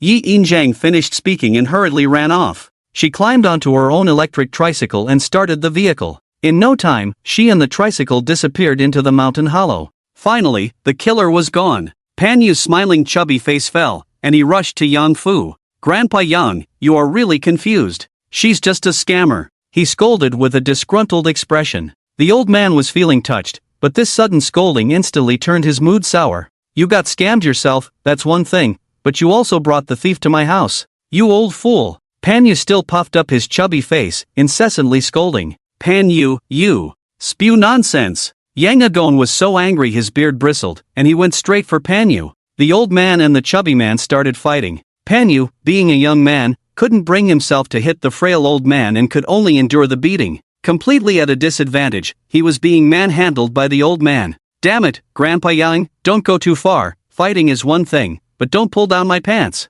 Pan Yu's face turned pale as he desperately held onto his pants. If the child misbehaves, he must be spanked. I'll teach you a lesson on behalf of your deceased grandfather. The old man's strength was no match for the young man, and the two were at a stalemate. Pan Yu let out occasional screams of surprise. The commotion caught the attention of Pang Jinshan not far away, who led the sheep over. At a glance, his eyes nearly popped out of his head. His nephew's red underwear was pulled out, exposing his white, plump buttocks, with even the butt crack faintly visible. Uncle Yang, why are you bullying my nephew? Pang Jinshan's eyes turned red, leading the sheep as he charged forward. And then, the vibrant red underwear, reflecting in a captivating manner, moving up and down, stirred the sheep's DNA. Bah! The lead sheep let out an A, lowered its head, and kicked off with all 4 hooves, shooting out.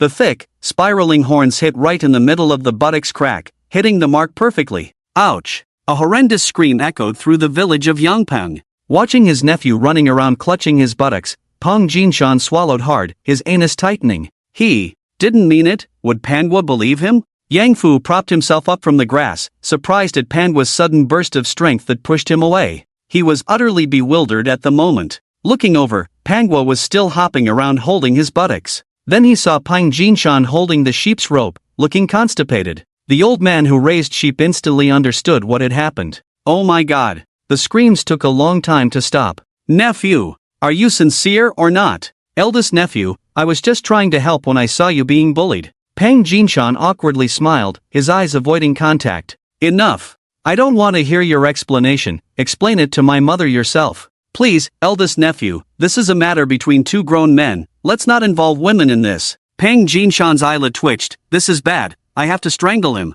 His eyes darted as he came up with an idea. Fatty, Grandpa Yang is your elder, how can you hit him? I must tell my sister. Pang Jinshan directly performed a reverse heavenly gang move. What? Panyu was caught off guard, stunned, even his cries stopped. Uncle, don't talk nonsense, it was this old confused bug who brought a bad woman first. Panyu hurriedly explained. Hearing this, Yang Fu was also displeased, glaring angrily. Fatty, you keep saying the boss is a fraud, do you have any evidence? He took my phone. Your phone is with me. Yang Fu furrowed his brow, took the phone from his tattered pocket, and handed it over. Panyu, bewildered, took it, his eyes blinking incessantly. The boss trusted me, gave me a 5,000 deposit directly to transfer to you, do you call this fraud? Yang Fu furrowed his graying brows, losing patience. But she's not a fraud. Why would she snatch my phone? Panyu still looked skeptical. Fatty, it's because you don't listen to explanations, always ready to call the police. If someone doesn't snatch your phone,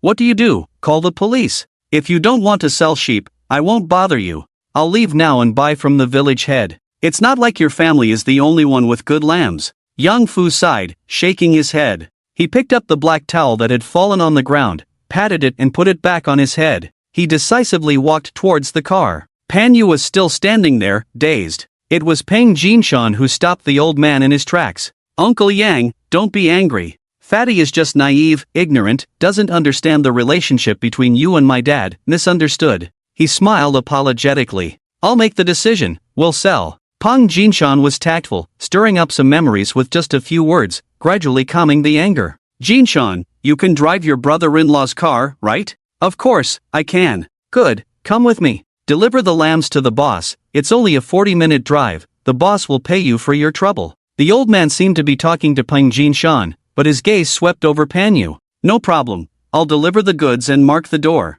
Yang Fu was straightforward, he transferred money to Pang Jinshan directly. The sheep farm was a partnership between them, so it didn't matter who received the money. In less than 30 minutes, 22 sheep were loaded onto the truck. As they were about to leave, Pang Jinshan, who was opening the car door, suddenly stopped. Fatty, let me give you a piece of advice. Business people shouldn't be stubborn, they should be flexible, don't act on impulse, he said with a stern face. Slam! The door closed, and the car sped away. When Yi Yinjiang returned home, with the sheep she bought in Grandpa Yang's, there were nearly 30 sheep. It wouldn't be suitable to squeeze them into the pigsty at night, even though the pigsty was quite spacious. Yaoer said, spending money saves effort, use money to buy time.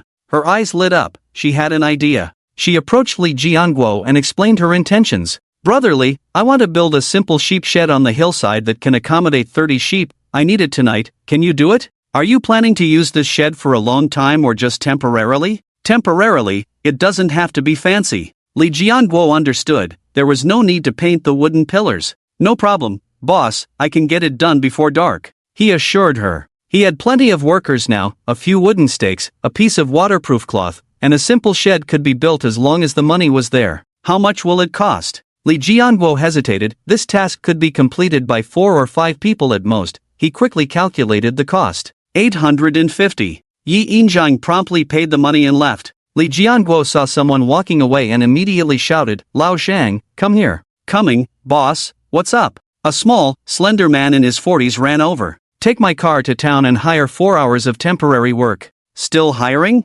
Don't we have enough workers for the project? Lao Zhang scratched his head. Just got a temporary job, short on people, you go. Boss, how much is suitable for the hourly wage? You've been working with me for years, asking me about such trivial matters, I'm busy. Li Jianguo's face showed a hint of helplessness. After finishing here, he had to go inspect the cake shop and check materials in town. You handle this job, 700 yuan, how much you earn is up to you. Frustrated, he transferred the money directly to Lao Zhang. Better to earn a little less and save the trouble. Ding! You received a transfer of 700 yuan. Boss, got it. I'll take care of it. Lao Zhang swallowed, feeling inexplicably hot, and took off his safety helmet. Not long after, Yang Agon approached Yi Zhang. Sister, the lambs have arrived. They're on the road outside. Where should we graze them? First, take them to the hillside to eat grass. The three of them led 6 or 7 sheep from the backyard, passing by the coast. Some curious tourists followed with their eyes, some even daring to take photos.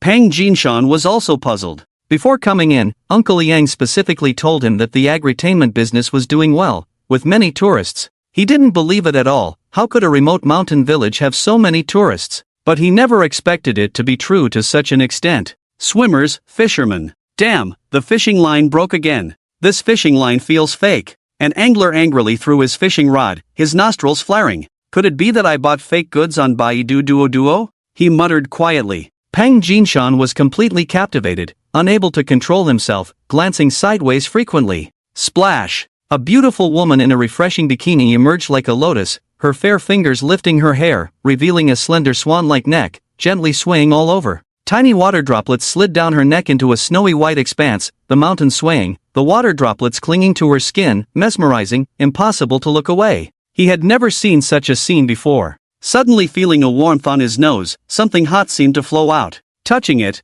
it was a bright red. Jin Shan, why are you having a nosebleed? Yan Agon beside him noticed the anomaly immediately. It's nothing. It's nothing. Pang Jinshan quickly turned away, hastily wiping the fresh blood flowing from his nose with his sleeve, his heart pounding as if it would jump out of his throat, thumping. He dared not look back again. A nosebleed is not a trivial matter. There might be a big problem. Seeing Pang Jinshan so indifferent, Yang Fu anxiously said, if Pang Jinshan really had any health issues, it would be troublesome. He couldn't care less about leading the sheep, immediately stopping to check Pang Jinshan's condition. It's nothing. It's stopped bleeding. Pang Jinshan, feeling guilty, dared not look at Yang Fu, only showing his face all messed up from wiping.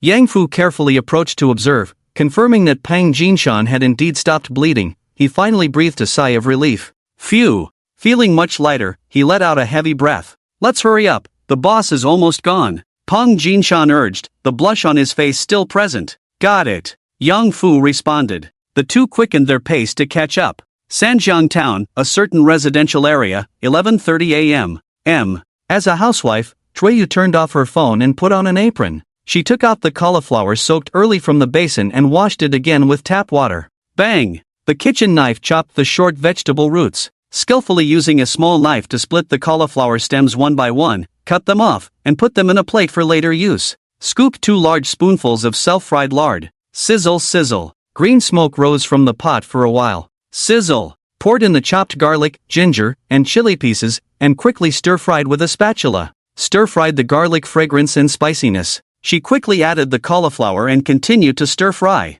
After about 5 or 6 minutes, she poured some soy sauce without additives around the edge of the pot. After stirring evenly, she poured in half a bowl of water and covered the pot. Simmered until the sauce thickened and turned off the heat. Smells so good. Chuiyu picked up the plate, squinting in delight. Ding dong. The doorbell rang. She opened the door. It was her husband and son. Smells so good, wife. What delicious dish did you make today? It's a secret. Chuiyu smiled and refused, while taking out slippers for both of them from the shoe cabinet. One big and one small. They washed their hands and hurried to the dining table. There were 4 dishes on the table. Stir-fried tomatoes and eggs. Stir-fried cauliflower with chili. Steamed fish. At a glance, you could only see the stir-fried clams with chili as an ingredient. Wife, did you stir-fry chili? The husband pointed at the dish with only chili in it. It's clams. I picked them up while playing at the farmhouse yesterday. Mom, what are clams? Their son in elementary school asked first. Well, they are a kind of shellfish from the sea, very delicious. Do you want to try, baby? Chuiyu explained gently, picking up a piece and putting it in the bowl. She removed the shell, took out the meat, and was about to put it in her son's bowl. Ding! A pair of chopsticks pressed down on hers. Wife, clams are from the sea, they are radioactive. Are you being a responsible mother by feeding this to our son? The husband stared at her with an angry face. Honey, what are you talking about? These are privately farmed clams from the farmhouse. The seawater is clean. Where would there be any radiation? Chuiyu, I can understand if you are out of touch with society. After all, you have to take care of our family wholeheartedly, but don't you have this basic knowledge? All seas are connected, there is no. The husband kept on lecturing. Unable to bear it, Chueyu rolled her eyes, took out the video she recorded, and played it directly in front of her husband. The video showed a giant octopus being hoisted by a thunderstorm. The husband was stunned, his mouth crooked. Is this real? Baby, eat this. Chueyu first put the clam meat in her son's bowl. Then she picked up a piece for herself. Wife. Feeling neglected, the husband couldn't help but shout. Search for Yejia village farmhouse yourself, ignorant. Working man. Ignoring the scolding, the husband immediately started searching. He was amazed by what he found. Mom, I want more of this meat, it's so delicious. Chueyu saw her son licking his lips cutely. She felt that all the hard work she did yesterday digging in the soil had meaning. She picked up several more and put them in her son's bowl. Baby, eat by yourself, Mom wants to eat too. Okay. The obedient son nodded and used chopsticks to peel off the shells. It seems real, so many people have been there. The husband realized and nodded from time to time. He was about to try the taste himself. He picked up the chopsticks again and kept searching through the chili, but couldn't find a single clam. Wife, where are the clams? He widened his eyes. This time, Chueyu still ignored him, happily picking up a piece of cauliflower and enjoying it. It was the adorable 7-year-old son who pouted. Dad, Mom and I have finished eating, Dad doesn't like it. The husband was completely stunned. When did he say he didn't like it? Dad, eat the fish, Dad loves fish the most. The son, with chubby hands, kept scooping tomato scrambled eggs with a spoon, while also distractedly giving suggestions to his father. Seeing this, Mu Zhang let out a sigh. Forget it. Wife, let the son eat. There will be other opportunities in the future. He picked up a piece of fish and put it in his mouth. Suddenly, he remembered something. Hua, you usually love to eat fish, why aren't you eating it? Mu Zhang looked puzzled at the almost intact fish on the plate. Oh, Mom said to eat more vegetables for health. Hua is a good boy. The son's small hands kept stirring, mixing the rice into a pinkish color. He then started to pick up cauliflower, which was a rare sight as both he and his son were meat lovers who disliked vegetables. Something was off, very off. He hesitantly picked up a piece of cauliflower and put it in his mouth. As he tasted it, the delicious flavor bloomed on his tongue. The fresh chewing sensation, the crispness of the stem, the soft and juicy flour, the combination was just right, without any strange taste. Before he could savor it fully, it was already swallowed. Wow, so delicious. Wife. Hua, how can you both be so sneaky and eat the good stuff by yourselves? With these words, Mu Xiaohua panicked and quickly covered his bowl, muttering, Dad, tigers don't eat their cubs, the teacher said. Mu Zhang was about to criticize the teacher for teaching such nonsense, but then he noticed something was amiss. The plate of tomato scrambled eggs was gone, not even a drop of soup left. He finally understood. The teacher wasn't teaching nonsense, she was teaching too well. Mu Xiaohua, he shouted loudly. Mu Xiaohua trembled, looking pitifully at his mother. Mom, Dad scolded me. Mu Zhang, are you even fit to be a father? Blaming your son when you're the foolish one.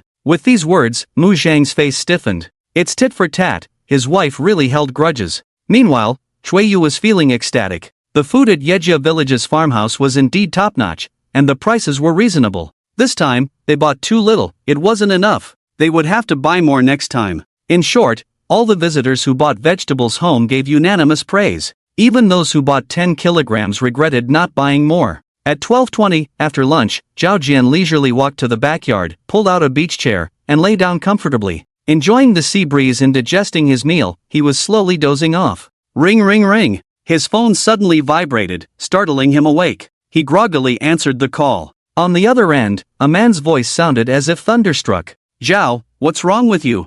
I've been calling all morning, why are you only answering now? Xiaoxin? Zhao Jian squinted uncertainly at the display before responding. It's me, bro. Where did you take those diving photos you posted last night? Photos. The keyword jolted Zhao Jian's still half-asleep brain, fully awakening him. It seemed the photos he posted in his moments of drowsiness were effective. The bait was taken. Oh, those photos from last night, just random shots, taken at the actual location where I work now. Zhao Jian's eyelids drooped slightly, a smirk playing on his lips. Hearing this, the other end of the line fell silent. After a while, bro, which diving club is it? To reach a depth of 172 meters and even breed sea fish? Is it a foreign club? Bro, if you have connections, take me along. Xiaoxin, it's not a club. Zhao Jian answered leisurely, propping his head on his arm. This time, the silence from the other end was noticeably longer. Bro, stop teasing me, what's really going on? Wang Xin was his former colleague, or more accurately, a student he once mentored.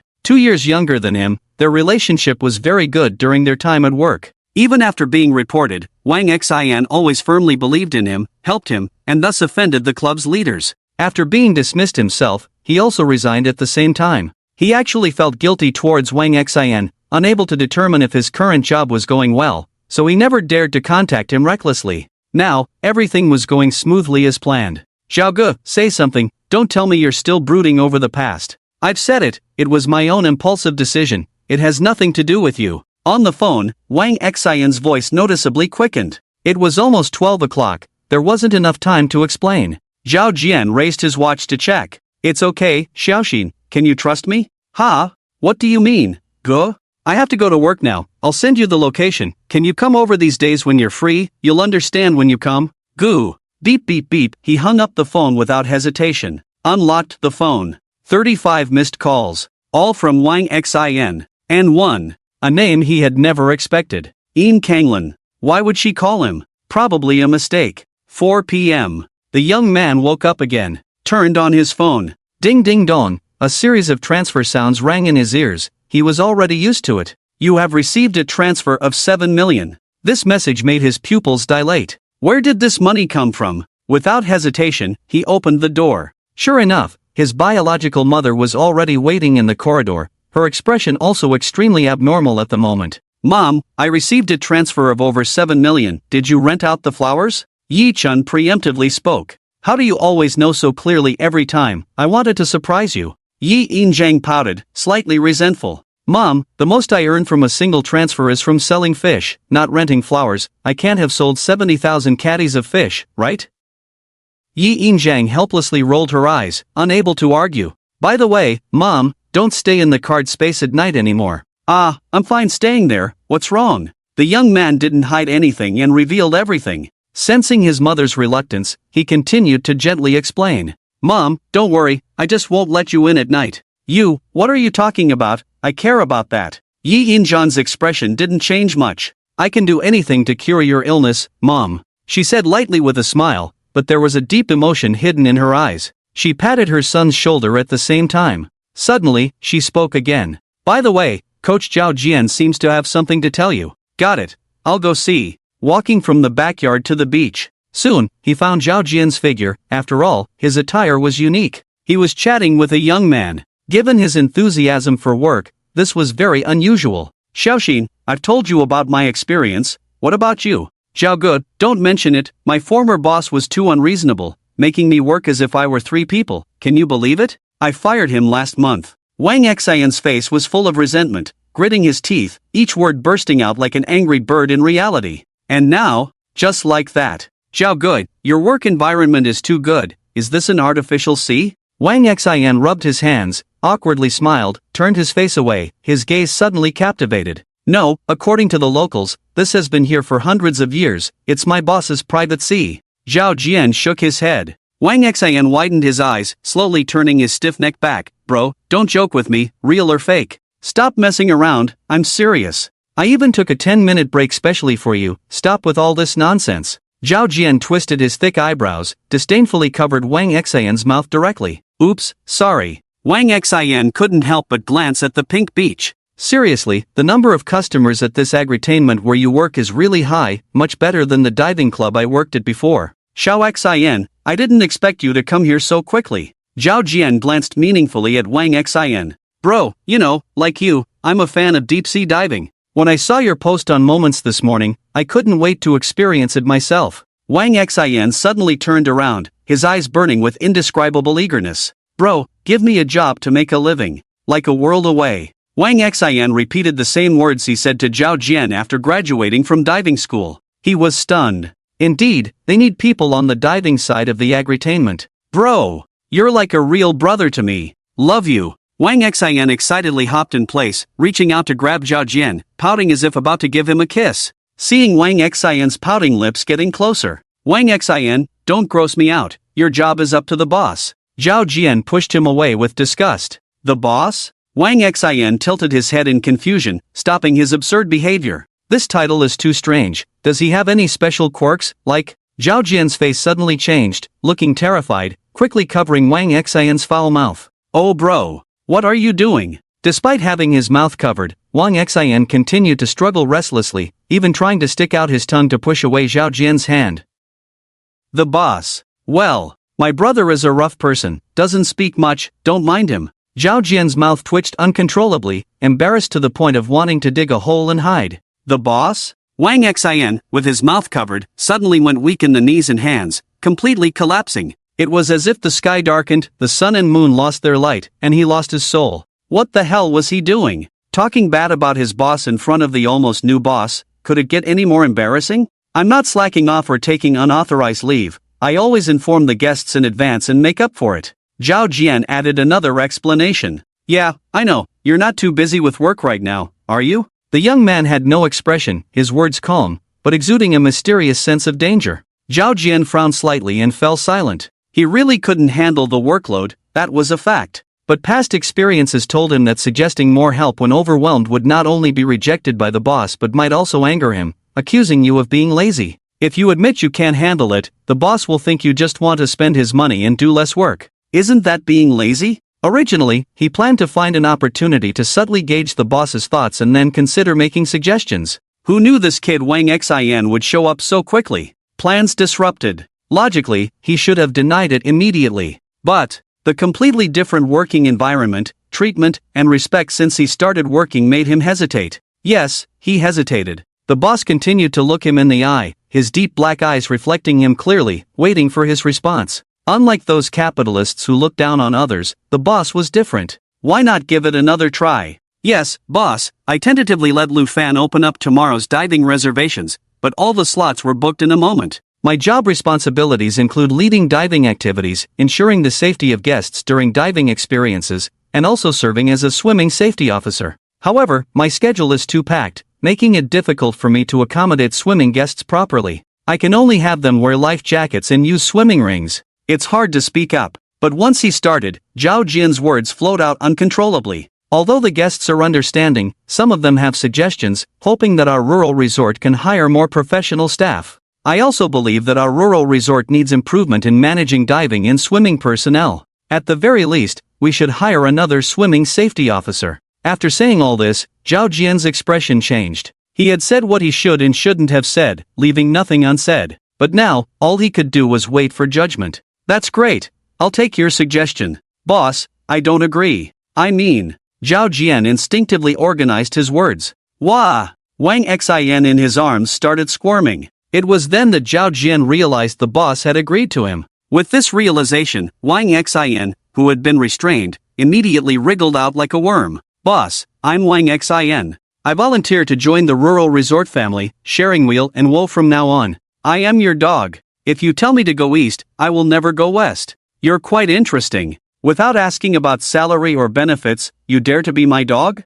The young man raised a hint of an ambiguous smile, his deep eyes devoid of emotion, exuding a coldness. My brother trusts you, so if I have to be a dog, I'll be a dog. Besides, many people want to live a happy life by being a dog. Wang Xin remained indifferent, even eager to try. Interesting. It was the first time he had encountered someone so full of twisted reasoning yet logically consistent. Alright, internship salary of 5,000, 1 month probation, and 9,000 upon confirmation. Yi Chen turned to Zhao Jian. As for the job details, schedule, and so on, Zhao Jian, since you brought the person, it's up to you to explain and arrange for him. Okay, boss. Yi Chen nodded slightly, turned around, and walked away, paying no more attention to the two. Wow, Zhao, our boss is really generous. The internship period is only 1 month, while in other places, it's usually 3 months. This is 2. Wang Xin hadn't finished expressing his joy. Xiao Xin, actually, in our rural resort, internships usually last only 1 day.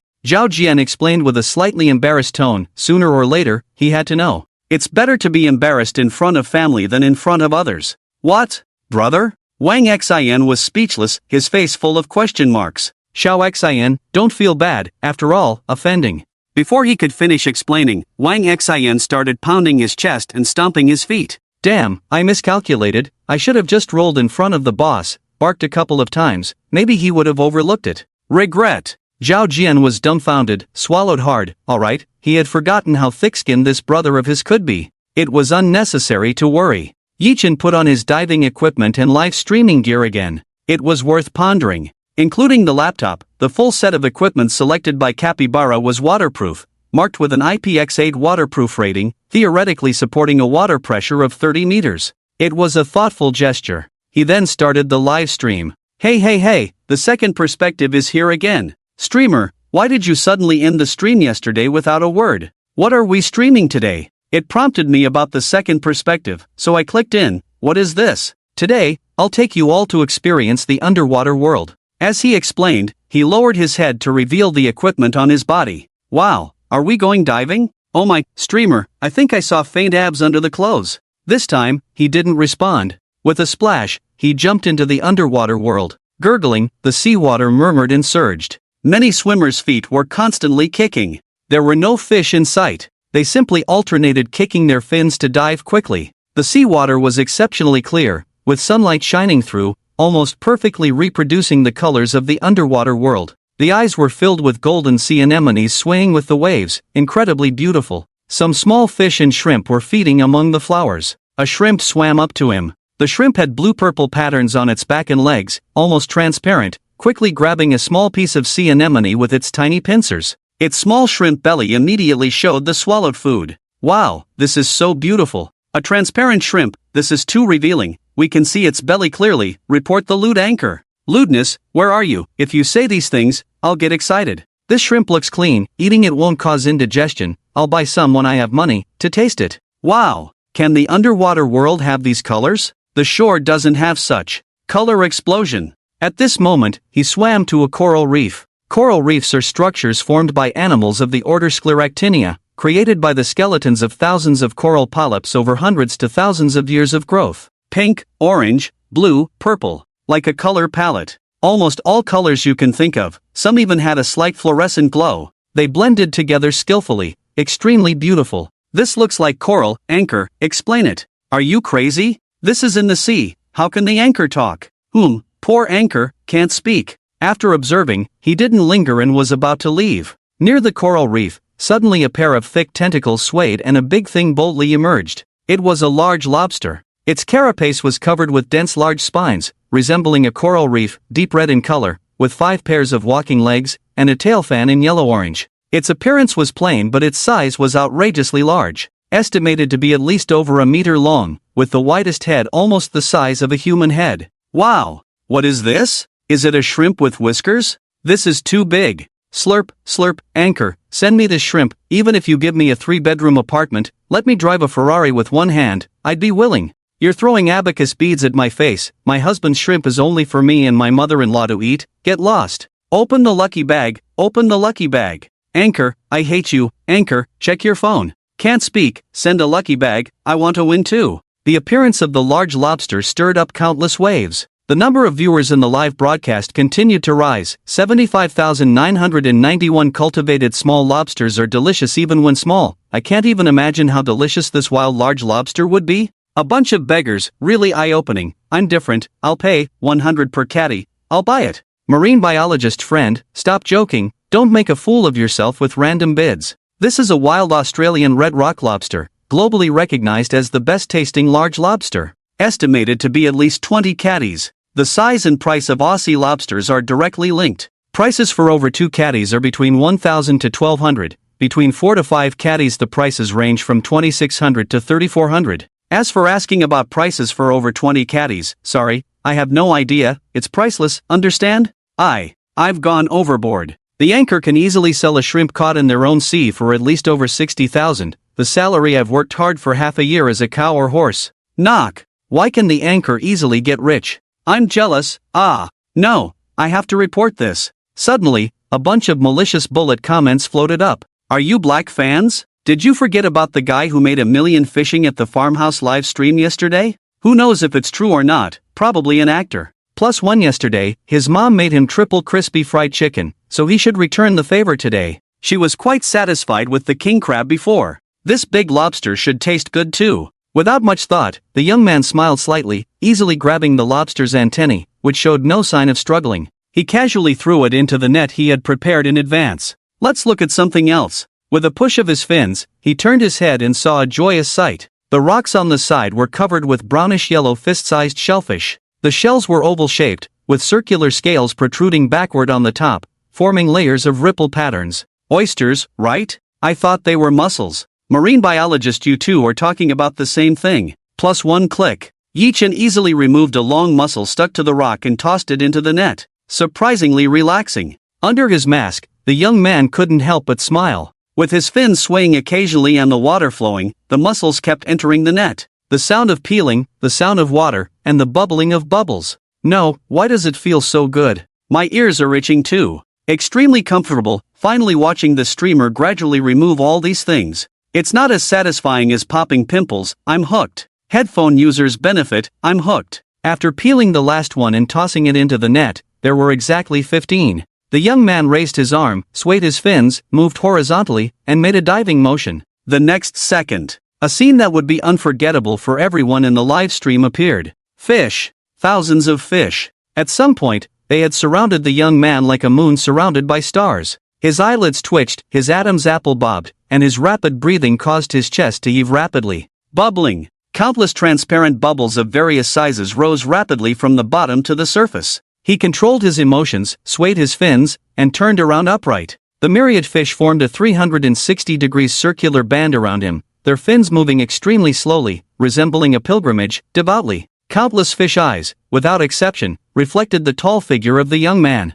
In the depths of his eyes, the young man also saw the tiny fish shoal. The scene had a somewhat indescribable sacred feeling. My scalp is tingling. Wait, were these fish trained? So shocking. Yu Xingxing was also shocked, her starry eyes flickering, her breathing quickened, her index finger hanging in front of the screen, but she didn't know what to say for a long time. In the end, she... Play button. The capybara on the tree branch presents a gift to the streamer. Brilliant Star River 999 reverse button. In an instant, the ever-flowing ice blue Milky Way materialized out of thin air, with thousands of sparkling white stars shining like dazzling fireworks, rendering the scene more divine, dreamlike. Don't let me send too many gifts. This time, I finally found an opportunity. Yu Xingxing smiled with a satisfied smile, lowered her eyes, and pinched her slightly sore leg. Yes, her deformed leg, it had sensation now. The reason was obvious. While pinching her leg, she placed the small flower pot on the table between her legs. Her smile gradually faded, a hint of joy lingering at the corners of her mouth.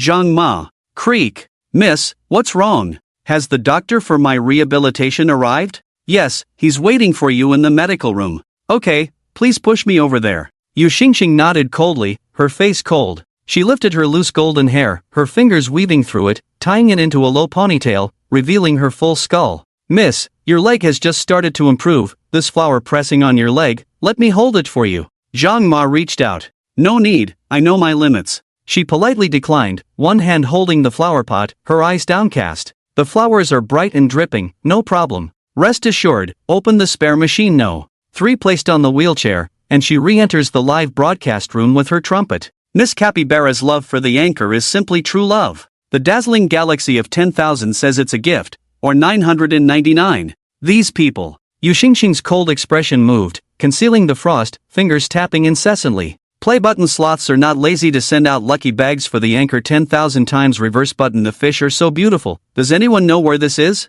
+1. The army of lucky bags quickly swept away this pile of barrage. In the live broadcast, the school of fish has dispersed and returned to normal. Yi Chen, loaded with fish, comes ashore from the side grassland, without disturbing anyone. Number of people in the live broadcast room, 120,541. The number of people has actually exceeded 100,000. This is Yi Family Village Farmhouse. Welcome everyone to come for a visit. Taking off the regulator from his mouth, Yi Chen explains. Currently, the farmhouse offers paid fishing, swimming, diving, free sightseeing, and clam digging.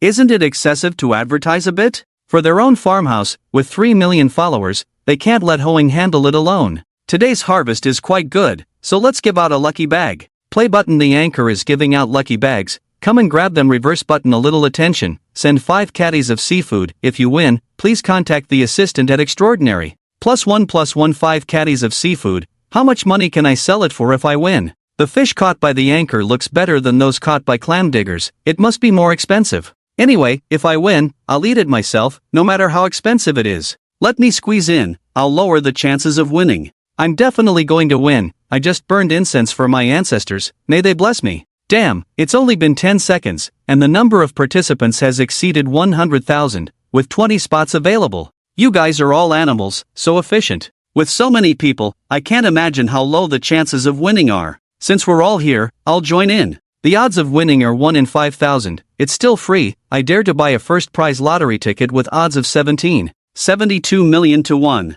This guy is a wolf, he even memorized the odds of winning, clearly never won anything. Watching the barrage, Yi-Chen smiled and shook his head directly. He no longer looked. He walked towards the 3-story building. Soon he arrived at the main hall. Yi Zhang was sitting at the self-made front desk in the main hall, bowing his head and earnestly filling out his accounts in the notebook. Seeing this, the young man raised his knuckles and knocked on the wooden table.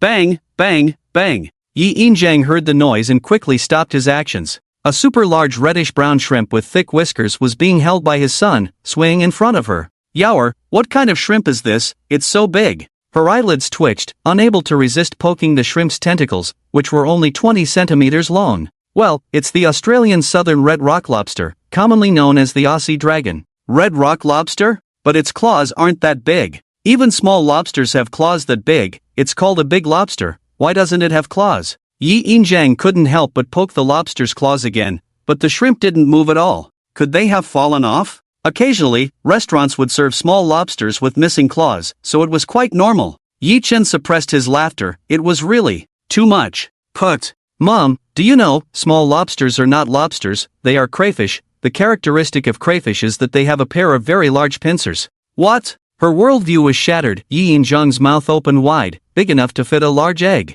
It's a conventional term. We're not doing scientific research, it doesn't matter, as long as it tastes good. That's true, I'll have to look up the pronunciation tonight and make it shine and heat up. Mrs. Yi also had a thick skin. She immediately started searching on her phone. Dinner. Staff meal. The staff were once again amazed. Half a garlic and scallion oil crayfish weighing around 10 catties. Fragrant and rich golden crayfish roe porridge. A plate piled high with oversized grilled oysters. But the most eye-catching dish was the central plate of bright red and spicy seafood platter. Deep-fried crispy peeled purple and white shrimp, still as thick as a wrist, palm-sized crabs surrounding a half-glistening, oil-coated crayfish. Dried chili peppers and fresh green peppers adorned the dish, the colors alone making mouths water. Not to mention the tantalizingly spicy and seafood-sweet aroma that tempted one to indulge in a bit of crime. Gurgle. Everyone swallowed in unison. Dig in, why just stand there? Yi Zhang took the initiative to invite. Boss, isn't this a bit extravagant and wasteful? The one speaking was the oldest, Yang Fu. Grandpa Yang, I caught all of these myself, didn't spend a dime. It's only wasteful if we don't eat after it's made. This time, the young man picked a piece of crayfish belly meat and put it in his mother's bowl. As soon as he said that, a pair of chopsticks made the first move. It was Wang Xian, the newest addition to the team. When the boss spoke, he followed suit like a dog, eating first and asking questions later. He picked up a piece of shiny and oily crayfish meat, put it in his mouth, chewed. Buzz. He actually closed his eyes. The taste of the sea hit him head-on. The crayfish meat was fresh, sweet, and chewy, the spiciness of the chile, the numbing sensation of the Sichuan peppercorn, the perfect balance, not overshadowing the main ingredient. It brought out a unique texture of the crayfish meat, a kind of indescribably delicious, off-the-charts kind of delicious. The others, seeing someone start eating, couldn't help but follow suit. Oysters. Shrimp. At first, they were conscious of their image, but later they just dove in. There was no way around it, it was just too delicious. And with shells on, chopsticks were not very convenient and slow. Everyone's mouths were oily, holding up their rice bowls with oily hands, and taking a sip of crayfish roe porridge. Wow, this life is simply divine. Wang Hohat slapped her thigh exuberantly. And Wang, keep it down, the tourists outside don't eat as well as we do. Lu Fan licked his fingers, sneaking a peek outside the door. Right.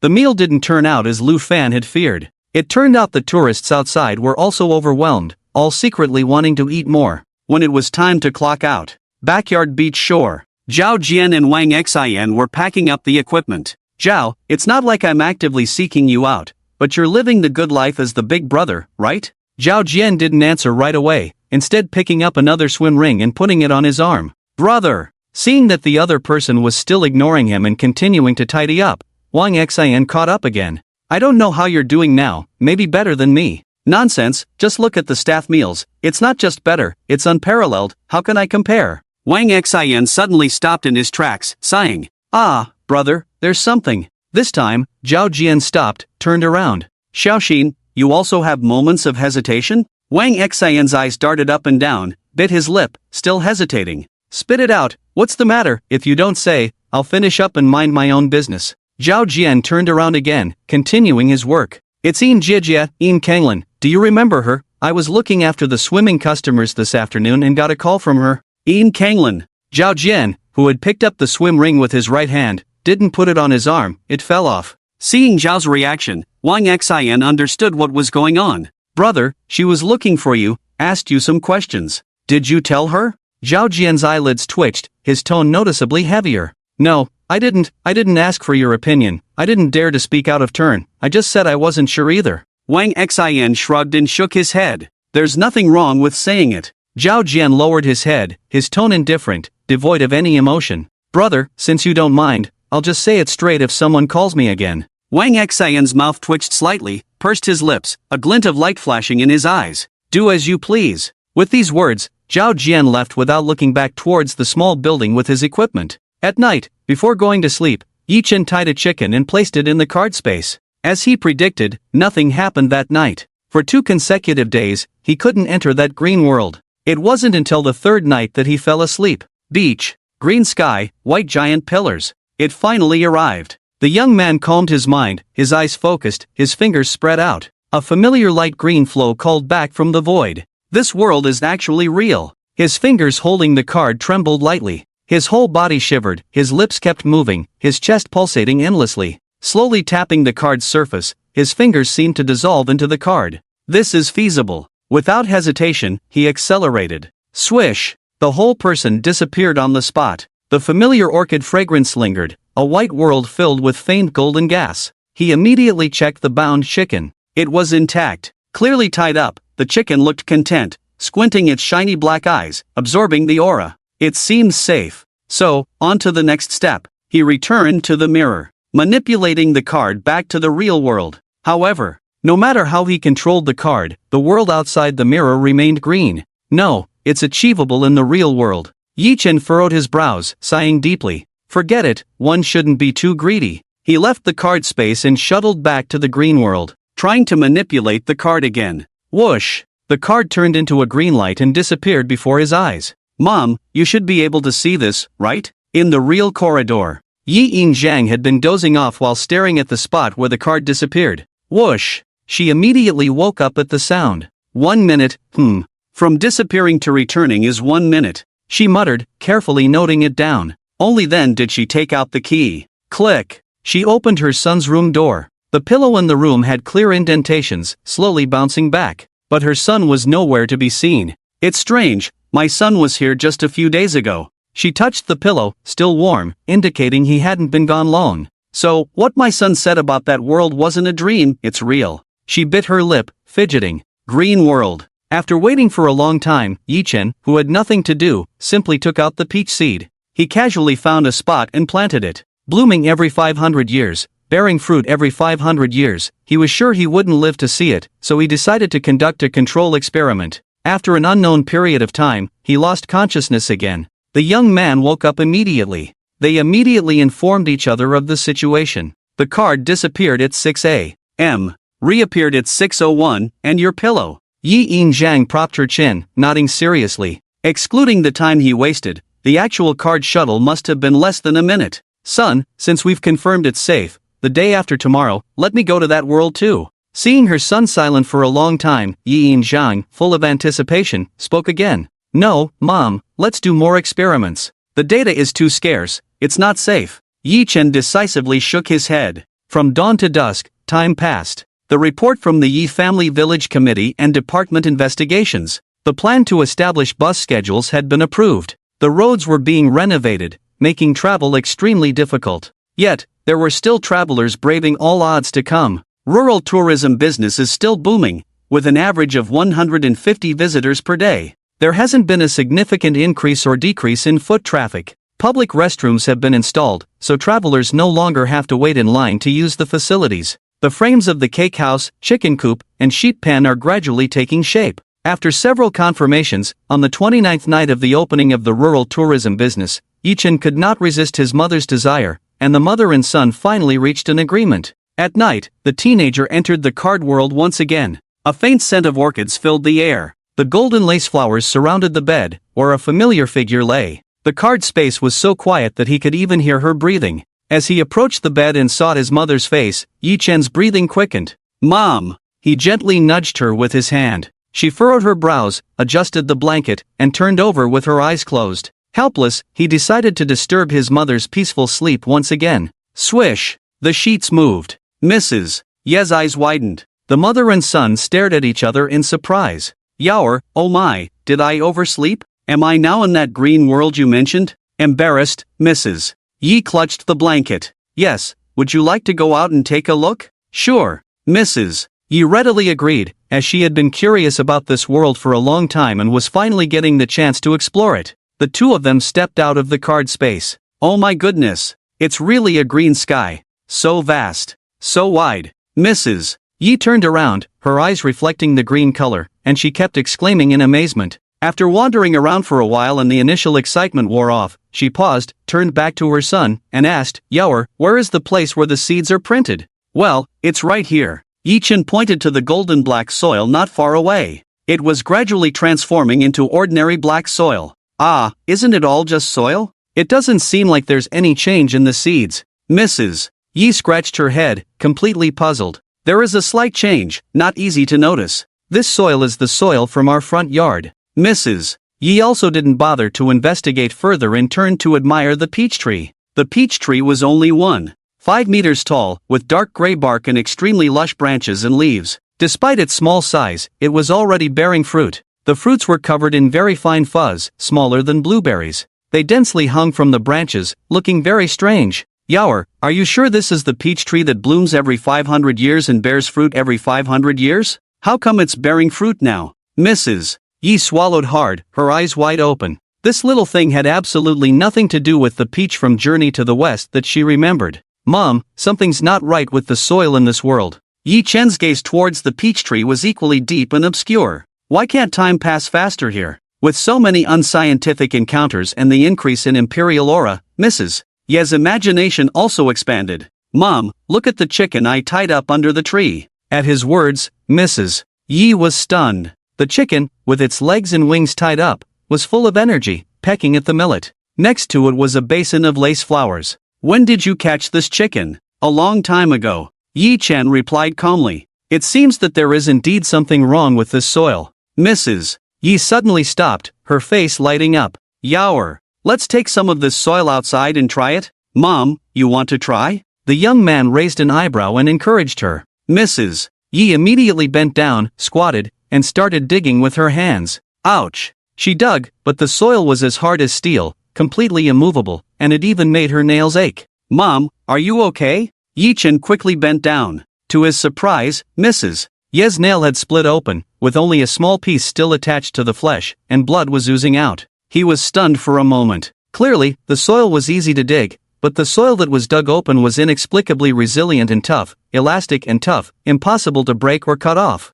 "This soil is so hard. How did you manage to plant this tree in it, Yaoer?" Yet Yi Injang acted as if nothing had happened. Crack! She simply tore off the remaining fingernail with a snap and casually tossed it aside. "Ouch! It hurts a bit." She frowned slightly. "Mom!" A trace of guilt flashed in the young man's eyes. "Don't worry, your mom isn't dead. It's just a fingernail, it will grow back by tomorrow at the latest, nothing to worry about." Yi Injang hadn't finished speaking. She had already stopped the bleeding on her finger, not even needing a bandage. "See, I'm not bragging, right? A few days ago, I accidentally cut my hand, I was startled and put on a band-aid. The next day the wound was gone." She joked with a grin. This soil was extremely strange, impossible to remove, and naturally impossible to soil oneself. The mother and son slept on the ground, gazing at the same green sky. "Yaoer, do you think it's night or day in this world right now?" Yi Injang blinked curiously. "For a long time. I don't know." "Ah, Yaoer, I'm feeling sleepy."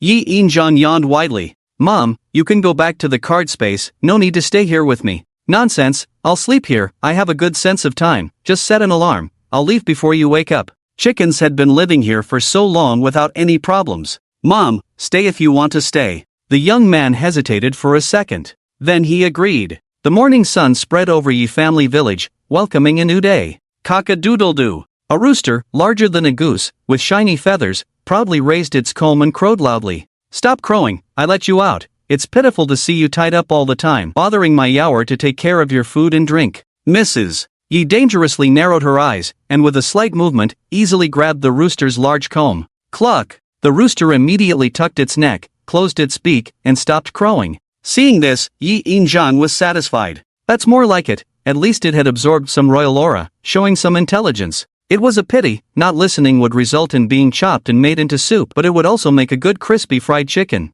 Her gaze couldn't help but fall on the rooster's beautiful, sturdy drumsticks. The rooster inexplicably shook its body again, its small eyes darting around, its dark chicken feet nervously tapping the ground. Forget it, the chicken coop is almost ready. Breeding chickens will definitely be more profitable. She released the rooster and clapped her hands. She walked towards the backyard. The rooster followed suit, wagging its tail. During this time, the changes in the farmhouse were quite significant. There were no changes in the front yard vegetable garden. The changes beyond the backyard were immense. A total of 12 ocean cards, 6 beach cards and 6 regular ocean cards. The beach had a total of 6 colors. Pink for romance, white for purity, orange for warmth, purple for mystery, red for passion, green for healing. The sea was 180 meters long and 60 meters wide. Grandpa Yang no longer called it a small pond. Just last night, the road from Sanjiang Town to Yi Family Village Farmhouse was also completely repaired.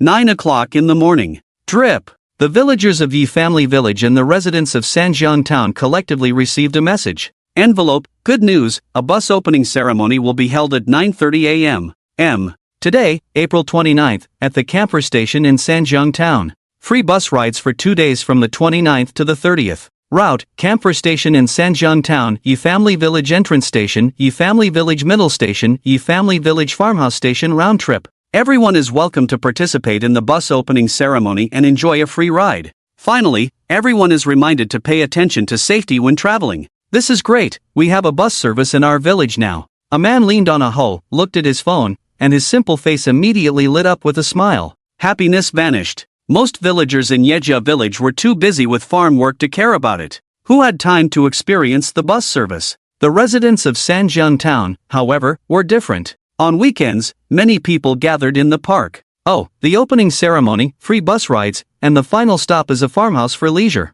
An elderly man clumsily operated his phone while using the fitness equipment. Old Lee, are you going? Another elderly man of similar age spoke up. Yes, our town government is offering free sightseeing tours, might as well go since we have nothing else to do. Alright, I'll come too, let's go and explore this farmhouse leisure place, broaden our horizons. Let's go. Old Lee swiftly got up, hands behind his back, and walked briskly towards the park's exit. Slow down, I'm older than you, can't keep up with your pace. Old Zhang hurried to catch up, but the other's figure was getting farther away. Frantically slapping his forehead, he shouted, "You're so slow, I remember you're just a month older than me." Old Lee sighed and slowed down. Well, technically, I am older than you. Old Zhang panted, lacking breath to argue. Many townspeople changed their weekend plans to visit the farmhouse. 9:10 turn right ahead to exit the highway, and you will reach Yejia village in about 45 kilometers. Getting closer. Shi Tang gripped the steering wheel with both hands, his eyes in the rearview mirror revealing an inexplicable anxiety.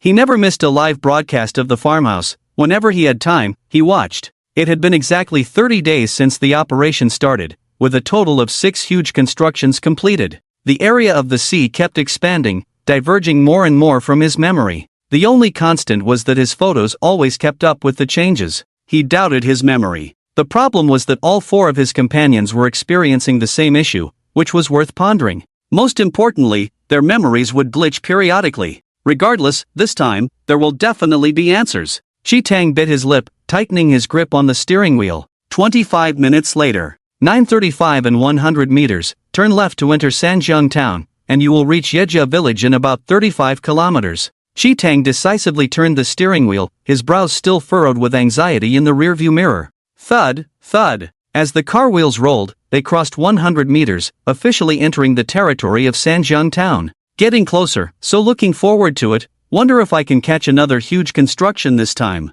Shi Tang's brows curved in the mirror, instantly beaming with a smile. His emotional shift went unnoticed by himself. 9:45 Farmhouse. Many fishing enthusiasts had paid the fishing fee and were already inside. The earliest customers at the farmhouse were always the fishermen. Auntie, we're back. Yi Yinjian was calculating the previous day's income when she heard the greeting and instinctively looked up. Her memory was unbelievably good. She immediately recognized the 4 people before her. It's you, Shi Tang, right? The 4 of them were recognized, exchanging looks of disbelief. Auntie, didn't expect you to have such a good memory. Still remember me? Shi Tang said with a smile. How could I forget? You were the first customers at the farmhouse. Yi Yinjiang smiled back. Alright, Auntie, the 4 of us will fish for the day. Is the fee still 50? It hasn't changed. And the payment code? I don't handle that. Go to the backyard reception desk and find Shelu. He manages the fees and registrations. Oh, okay, we won't disturb you then. Shi Tang and his companions turned and headed towards the backyard. That glance. They were dumbfounded. Just like their memories, the 6-colored beach seemed even more, well, beautiful compared to their last visit. But in the end, material things were just material things. Unexpectedly, there was a long line of people in front of the reception desk. Gurgle. The 4 of them swallowed simultaneously. Shi Tang, there are quite a lot of people here. If I remember correctly, the farmhouse doesn't open until 9 o'clock, Luo Biao said, shaking his head while holding his muscular arms. Biao, let's just wait in line. The others nodded. Fortunately, the line seemed long but manageable. The reception desk had hired 2 new receptionists, 2 young girls. With Lu Fan, there were now 3 receptionists. The person in front of Chi Tang and the others was a quiet girl in a white t-shirt with glasses, beautiful in appearance. Hello, do you have the farmhouse group? No. Shi Tang shook his head. Well, just a friendly reminder, our farmhouse sightseeing tours and clam digging are free, no need to pay. Liu smiled, speaking softly and earnestly.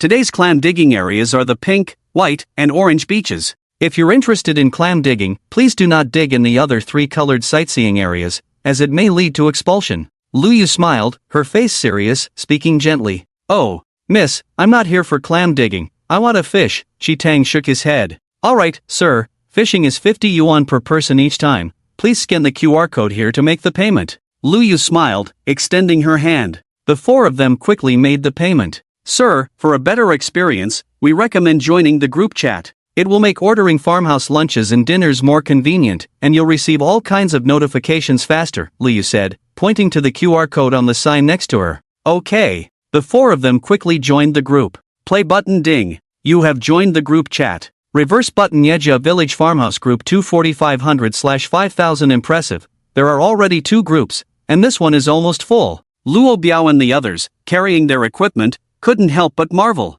They chatted and laughed as they walked to the fishing area on the opposite bank. Oh my! How? Is it almost full again? The 4 of them were dumbfounded once more. Unlike last time, each fishing spot was clearly marked with lime powder, and all the spots were taken within sight. The 4 of them had no choice but to walk along the coast. After passing about 80 to 90 people, carrying their large bags of equipment for hundreds of meters, they finally found an empty spot. So tiring. Phew, next time, we need to bring a cart. After casually tossing their bags, they sat down on folding chairs, panting heavily. Strange, last time it seemed so easy, Shi Tang said after resting for a while, still feeling tired as he sat on the grass, murmuring to himself while unpacking his gear. Yeah, last time it was just the 4 of us, did we really need to walk that far? Luo Biao imitated Chi Tang, sitting on the grass without a care. Seems like it. With no more doubts, the 4 of them quickly set up their fishing gear. Splash! The sinker entered the water. After struggling for a while, the 4 of them finally succeeded in catching some fish. By the way, where's Huang Chao? Why isn't he here yet? Wasn't he coming too? Maybe he's stuck in traffic? Well, whatever, the more competition, the better. Exactly, let's quietly make a fortune. Speaking of Huang Chao, at around 5 o'clock in the morning, he set off with his wife and child. At first, everything was fine. His daughter fell asleep as soon as she got in the car, behaving very well. But when she woke up, Daddy, it's stuffy and boring in the car, I want to get out. Little girl Huang Cici pouted, her short legs fidgeting out of boredom. Cici, be patient, we'll be at the farmhouse soon, there will be beautiful beaches and delicious coconut water, Huang Chao said, trying to comfort his daughter while keeping his eyes on the road. I'm not a child anymore, how many times have you said that? A little while longer, Dad, you're lying.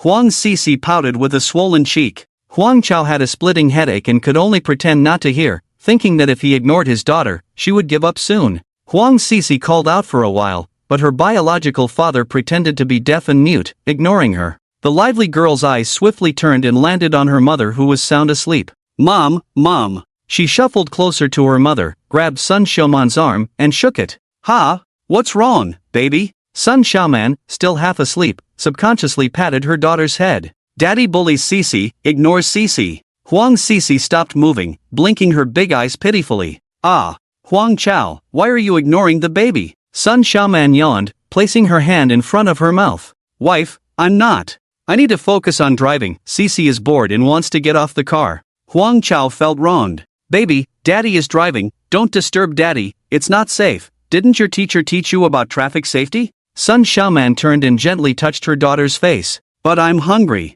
"Baby, look, these are your favorite snacks, you can choose." Hearing this, Sun Xiaoman, the biological mother, picked up a big bag of snacks behind her and handed it over. "Okay, Mom." Huang Sisi was dumbfounded but also dazzled by these snacks. Many of them were her favorites that her mother usually didn't want to buy. It's so nice to go out and play. But an hour later, "Daddy, I want to get off the car. I need to pee." Sun Xiaoman helplessly put the snack bag back in place. She had prepared it the day before, just to prevent her daughter from getting bored on her first long trip. The method worked, but only to a certain extent. "Honey, let's find a service area ahead and take a break." "Oh, all right." Huang Chao sighed helplessly. It seemed that meeting up with his fishing buddies was definitely off the table. That's how it is when you go out with kids. Plans never keep up with changes, and who knows if they can make it before lunch. Let's go back to the farmhouse. At 10:25, there weren't many guests waiting at the reception desk. Lu Yu was chatting with Lu Fan.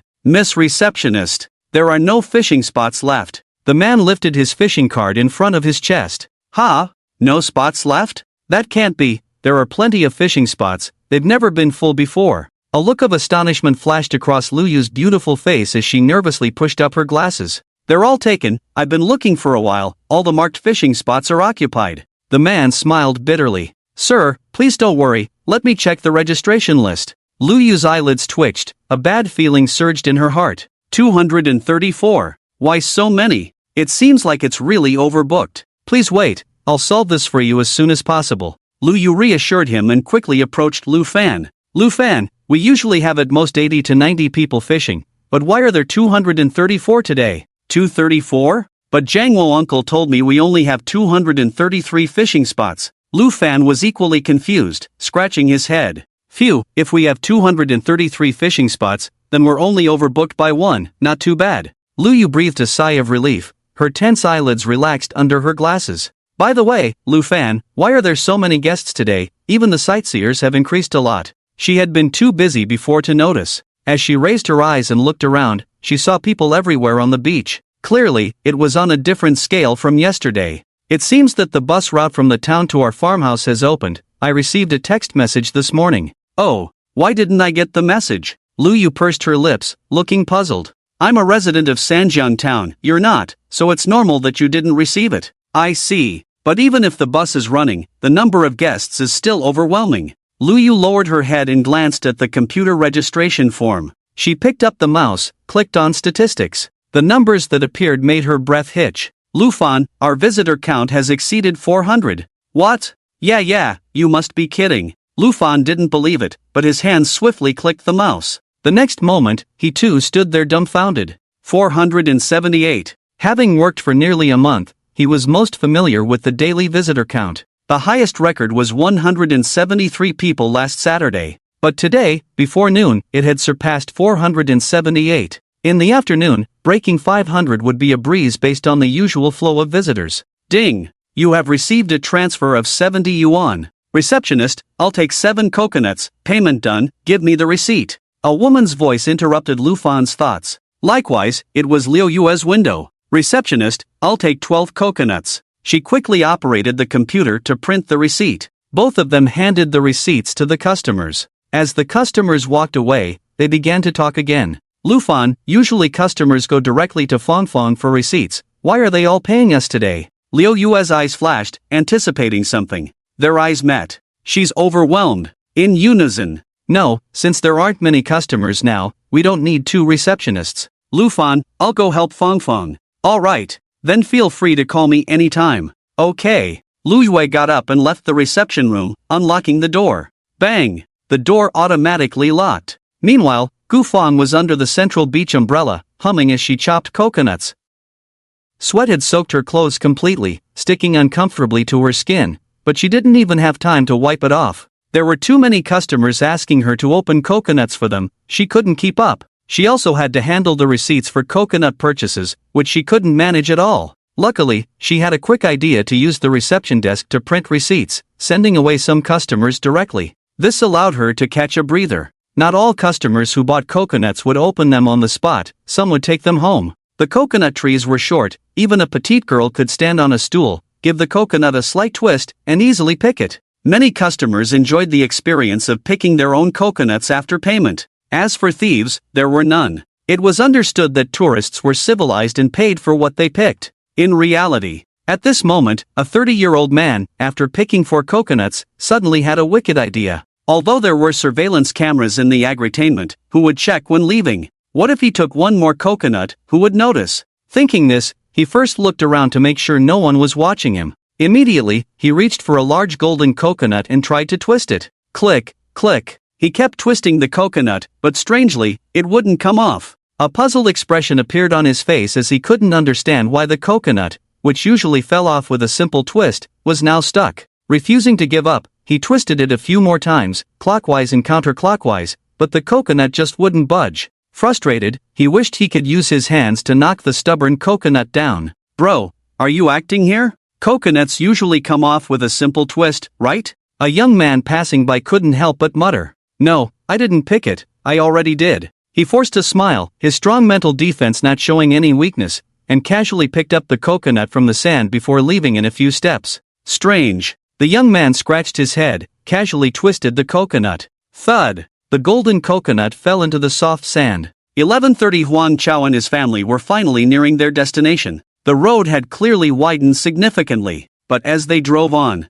the car's speed noticeably slowed down. Looking ahead, the winding road was lined with cars parked densely on both sides, leaving only a narrow passage for vehicles to pass through. Damn, do these people have any manners when parking? Huang Chao almost let out a few curses, losing his composure in front of his daughter. Wow, so many cars, Mom, look at that one, it looks like a robot car. Huang Sisi showed no empathy for her father. She rolled down the window, curiously pointing at the cars. Yes, it does, baby, you're amazing. Sun Xiaoman replied to her daughter, then turned to Huang Chao. Honey, don't drive in, reverse and get out. You said the farmhouse doesn't have parking spots. Huang Chao hesitated for a moment. Alright, then it's up to you and our daughter to walk a bit. No big deal, just a short walk, it's not as tiring as driving for you. Sun Xiaoman turned around, patted Huang Sisi, and opened the car door. Let's go, baby, get out of the car. Okay, Mom. Huang Chao parked the car and went to catch up with the mother and daughter. He thought that no matter how many cars were parked,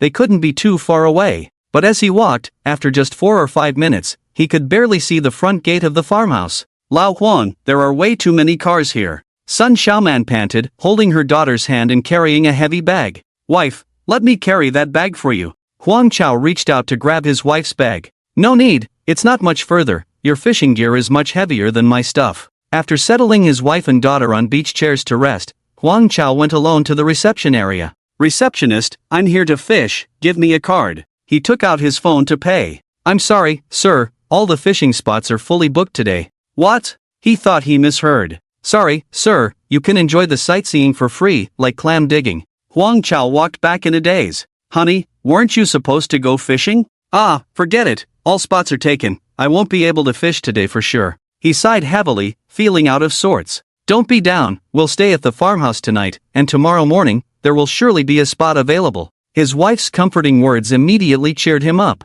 Yes, you're right, let's have fun. Huang Chao grabbed his wife and daughter, smiling. Let's go, let's buy some coconut water first. You've been nagging about it on livestream, right? Okay, Cece also wants some. The family of 3 walked to the coconut water stand. Mom, it's the coconut sister from the phone, she's real, coconut sister. Huang Cece's eyes lit up, pointing excitedly. Coconut sister is coconut sister, whether she's real or not, you silly child. Sun Xiaoman couldn't help but chuckle and playfully tweak her daughter's nose. Wife, I don't see anyone in line to buy coconuts, they're all opening coconuts, are we not supposed to buy here? Huang Chao scratched his head, frowning. You go ahead and line up, I'll go ask. After inquiring with some tourists, Huang Chao had to return to the reception area. He paid for 3 coconuts but didn't leave immediately. By the way, handsome, diving. Sorry, the diving experience is fully booked, even tomorrow's slots are full. Is your farmhouse so popular? Huang Chao stared, feeling stunned.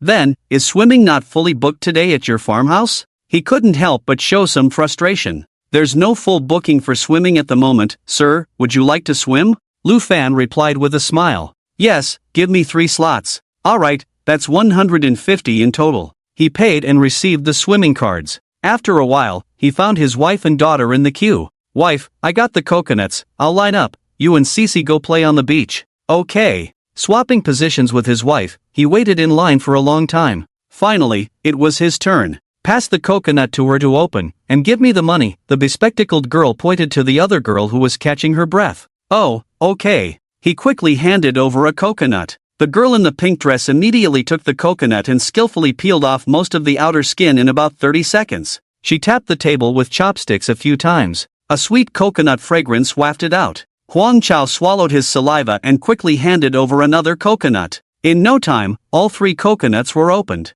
Looks can be deceiving, their efficiency was impressive. Huang Chao left with the coconuts in his arms. The 2 girls continued, one handling the coconuts, the other collecting money. After a while, the queue finally disappeared. Fong Fong, wipe your sweat. Liu handed her a tissue at the right moment. Phew, I'm a bit overwhelmed. Why are there so many customers today? Gufang's face turned red with heat as she took the tissue, her hand wiping the sweat, feeling weak and sore, unable to control the trembling. Well, Lu Yu explained the situation. It's actually a good thing, more customers mean more income for me on the side. By the way, you helped me collect money just now, I'll give you 1/3 of it. Gu Fong took out her phone. Fong Fong, teach me how to peel coconuts, break coconuts. Ha? Gu Fong blinked in confusion, stopping her actions. I'm not trying to steal your money-making opportunity, I just can't bear to see you work so hard while I can't help. Lu Yu's eyes glistened with a hint of mist behind her glasses. You silly girl, what are you talking about, stealing or not? If it weren't for your quick thinking to go and offer yourself as an employee to the boss, I wouldn't have this good job. Gu Fong lowered her eyes, poking her friend's forehead unkindly. The boss only saw your skills and asked if I wanted to join, I'm just riding on your coattails. Lu Yu didn't get angry, she pushed away her friend's finger and smiled. Let's not talk about this, do you really want to learn how to open coconuts? It's hard work. Gu Fong's expression turned serious as she asked, I want to learn, Fong Fong, will you teach me? Lu Yu nodded without hesitation, playfully blinking. Alright, but let me be clear, don't think opening a coconut is simple just by watching. After all, it's physical work, you'll have to endure a lot before you get the hang of it, so don't give up halfway. No problem, I can endure it. Lu Yu's eyes curved into a crescent moon shape as she raised her finger to swear. As mealtime approached, the farmhouse kitchen was bustling. Whoosh! Yi Yinjiang lifted the pot with one arm, and a burst of orange flames rose from the iron pot. Gue Fong, didn't you call the village's skilled cook to help? Why hasn't he arrived yet? Her stirring hand was fast and steady, continuously stir-frying the diced chicken with chili in the pot.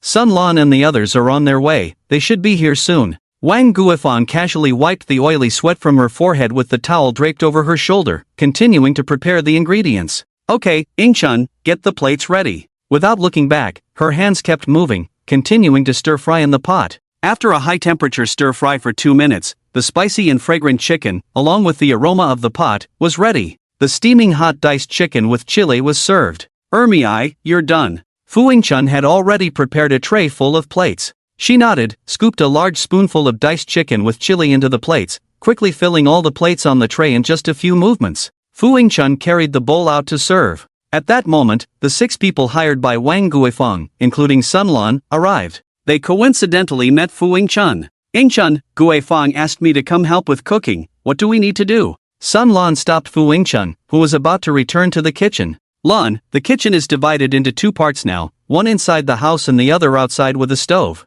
Half of you 6 follow me, and the other half go to the backyard to find Xiaokue. Got it. Sun Lan nodded, turned around, and instructed someone to go with Fu Yingchun. Who went with her? The group dispersed. Sun Lan then took the 2 people who got along best with her to the backyard. To their surprise, There was a stove platform 5 meters wide and a 1 meter high adobe oven set up in the backyard. Wang Hohat's sister-in-law Xiaokui was using tongs to reach into the oven, bustling about. The next moment, she skewered a roasted golden and fragrant, shiny roasted goose. 1, 2. A total of 15. Unable to contain her curiosity, Sun Lan approached the stove and started counting with her fingers. Goodness gracious, Yi Yinjiang must have hit the jackpot, she's treating so many people to roasted goose. Lan, you're here. The geese are all roasted. Could you please help me take them out and put them on the rack to cool? I'll go prepare the condiments. Turning her head, Xiaokui noticed Sun Lan and the others standing there in a daze, smiled, and pointed to the meat rack nearby.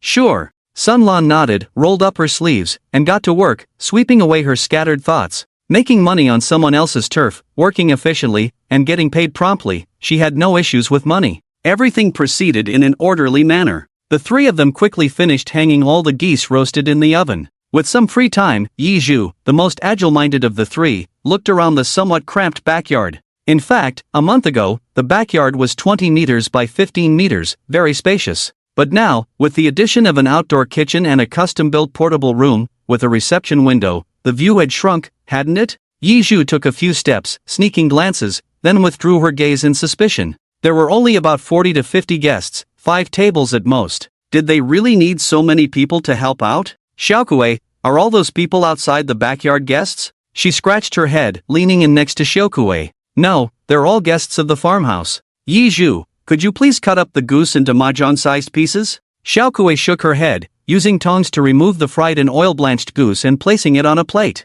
Sure. Yi Zhu took the large plate and carried it to a nearby table. Looking at it, there were 5 cutting boards, 2 of which were in use. Sun Lan and Li Jujie, wearing gloves, swiftly chopped up the goose meat. They had almost finished cutting up most of the geese. Yet, Yi Zhu hadn't even touched her knife. Curiosity could really be a killer. She quickly poured the goose onto the cutting board. It was a close call, but lunch officially started at 12 o'clock. Nearly 450 people had ordered meals. They needed at least 40 tables just for seating, not to mention the dishes for these 40 tables. Yi Yinjiang was practically steaming with sweat, barely managing to finish cooking. If it weren't for her improved health and increased strength and stamina from the royal aura, she would have been exhausted and unable to cook so many dishes. The ingredients were completely insufficient. Vegetables had to be freshly picked from the garden, which was manageable. As for the lamb, she had to pre-order 2 70-pound lambs from Pingjinshan every day, originally planning to slaughter one in the afternoon and one in the evening.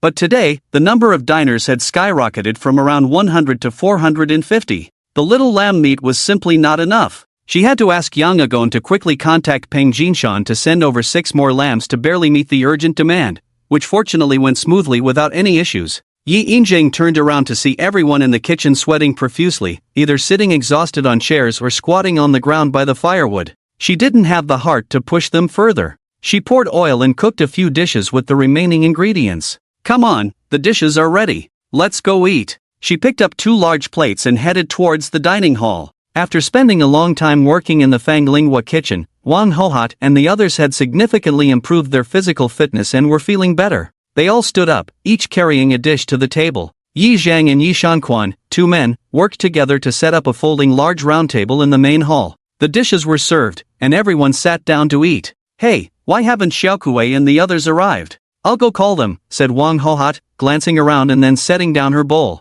She took 3 steps and arrived at the kitchen in the backyard. She found Xiaokui bustling around the vegetable cutting table, stirring the hot goose oil in the mixing bowl. As for Sun Lan and the others, they were in a sorry state, panting as if they had just run a marathon. Sister-in-law, did you come to call me for dinner? I'll be done in a moment, Xiaokui noticed her and, with a smile, turned back to her task. Alright, hurry up and come, we still need to clean up the dishes and chopsticks after eating, Wang Hohat said as she left. Sun Lan and the others listened intently, knowing they would have to wash dishes, their eyes widening in disbelief. Lan Jia, I'm going to eat first, you guys rest for a bit and come eat quickly too. There's not much goose meat prepared today, just this much. Whether intentional or not, when Xiaokui left, she deliberately lowered the enamel basin containing the goose meat. The fragrant and crispy goose meat aroma wafted through the air, making everyone inhale deeply, saliva flowing uncontrollably. Gurgle. Everyone licked their lips simultaneously, covering their hungry growling stomachs.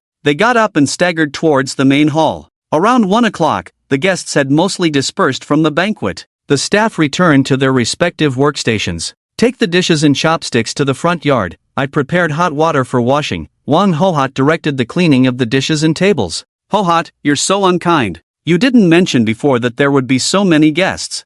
I won't come next time, Sun Lan said, carefully scrubbing the plates with her hands. Splash! Water splashed everywhere. Sun Lan didn't even bother to wipe her face as she looked up to see Wang Hohat glaring at her. Sun Lan, you were in 36 yuan for 3 hours of work. Where else can you earn this much money? Don't blame me for being unkind. Faced with Wang Hohat's sarcasm, Sun Lan couldn't bear it. Whether you work or not is up to you, get lost. Sun Lan was dumbfounded upon hearing this. 36 yuan? She was promised good pay before coming, but this amount was never mentioned. The work was so tiring. How much could one earn in the countryside? She naturally thought Wang Hohat was trying to cheat her, leading to this misunderstanding and her unintentional words. Oh, Hohat, it's a huge misunderstanding. I'm just clumsy with words, tired from work, and said the wrong things. It's my fault, all my fault. Sun Lan apologized repeatedly with her head down, trying to make amends. She didn't stop working with her hands, continuously slapping herself on the face. Slap, slap, slap. After a few slaps, Sun Lan's face was covered in white foam, looking extremely disheveled. Wang Hohat and Sun Lan occasionally chatted during their free time, as they were from the same village and often ran into each other. Seeing Sun Lan in such a sorry state, Wang Hohat's anger dissipated. Alright, who are you showing off to? Get back to work. The sooner you finish, the sooner you can rest. You still have to come back in the evening, she frowned, grabbing Sun Lan's hand, not holding back her words. Ha! Hohat, can I make money with you in the evening? Sun Lan stopped her hands, widened her eyes, and opened her mouth so wide it could fit a goose egg. Who else would I bring if not you? I only know you among the people in the village. Wang Hohat rolled her eyes. Hohat, thank you. Can I earn 36 yuan in the evening too? Sun Lan listened carefully while working. Of course, look at you, so inexperienced. Isn't it just 36 yuan? After saying this, Wang Hohat was taken aback. Wasn't it the case that doing nothing all day could also earn 200 yuan? Wasn't it the same when she first arrived?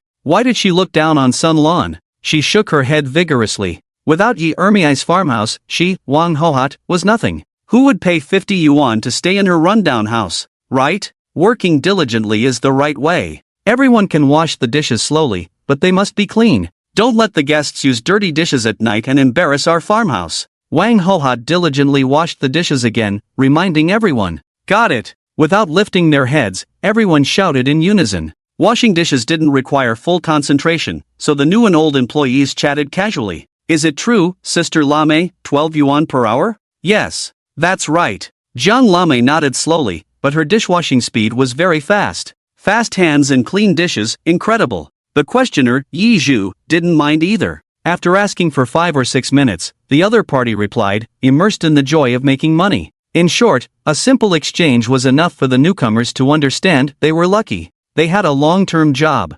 Similarly, they worked harder and more efficiently. Yi Inzhan's fingers scrolled through the mobile banking interface. 12,000. In less than 2 minutes, her phone rang. Sis, I received the transfer. Are we buying 8 sheep today? Pang Jinshan's voice came from the phone. Today, the farmhouse's customer flow suddenly increased fourfold, and we don't have enough sheep, so we have to buy more. By the way, Jinshan, if we sell 8 sheep per day, no, 10 sheep per day. How many days can we sustain? She touched her eyebrow, feeling uneasy. Pang Jinshan was puzzled by her question. He scratched his head and then said, Sis, I don't manage the number of sheep. I'll ask Pang Hua and call you back later. After that, he hung up. Pan Yu was herding sheep not far away. He approached. Pang Hua, how many mature sheep do we have left for sale, excluding breeding males and females? Excluding breeding males and females, we have 182 left. What's up, nephew? Pan Yu picked up the herding stick, looking puzzled. 182.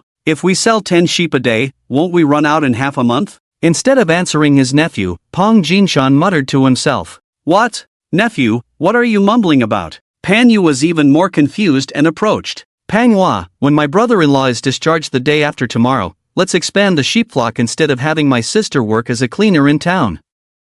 Nephew, even if we sell 2 sheep to the farmhouse every day, it will take us 3 months to sell all the sheep. Why the rush? You're still dreaming if you think my mom will quit her job. By the way, why did we suddenly buy 6 more today? Were you afraid of slow delivery, so you made an early agreement? Pan Yu waved his stick nonchalantly, driving the lead sheep towards a lush area. It wasn't a reservation. The farmhouse's customer flow has increased fourfold, and the boss said we need to supply at least 8 sheep a day, even 10 sheep. As soon as he said this, nephew, what did you say? Pan Yu's hand, which had been swinging the stick leisurely, froze. He breathed rapidly, turned his head, sure he was hearing things. So, the boss at the farmhouse wants to buy 8 to 10 sheep from us every day. Bossy is generous, never delays payment, and pays more than the sheep traders. Today, he paid me for 8 sheep, both business and personal. We need to expand the flock quickly. We can't miss out on making money. Pang Jinshan explained honestly once again. Pan Yu's expression was complex, silent.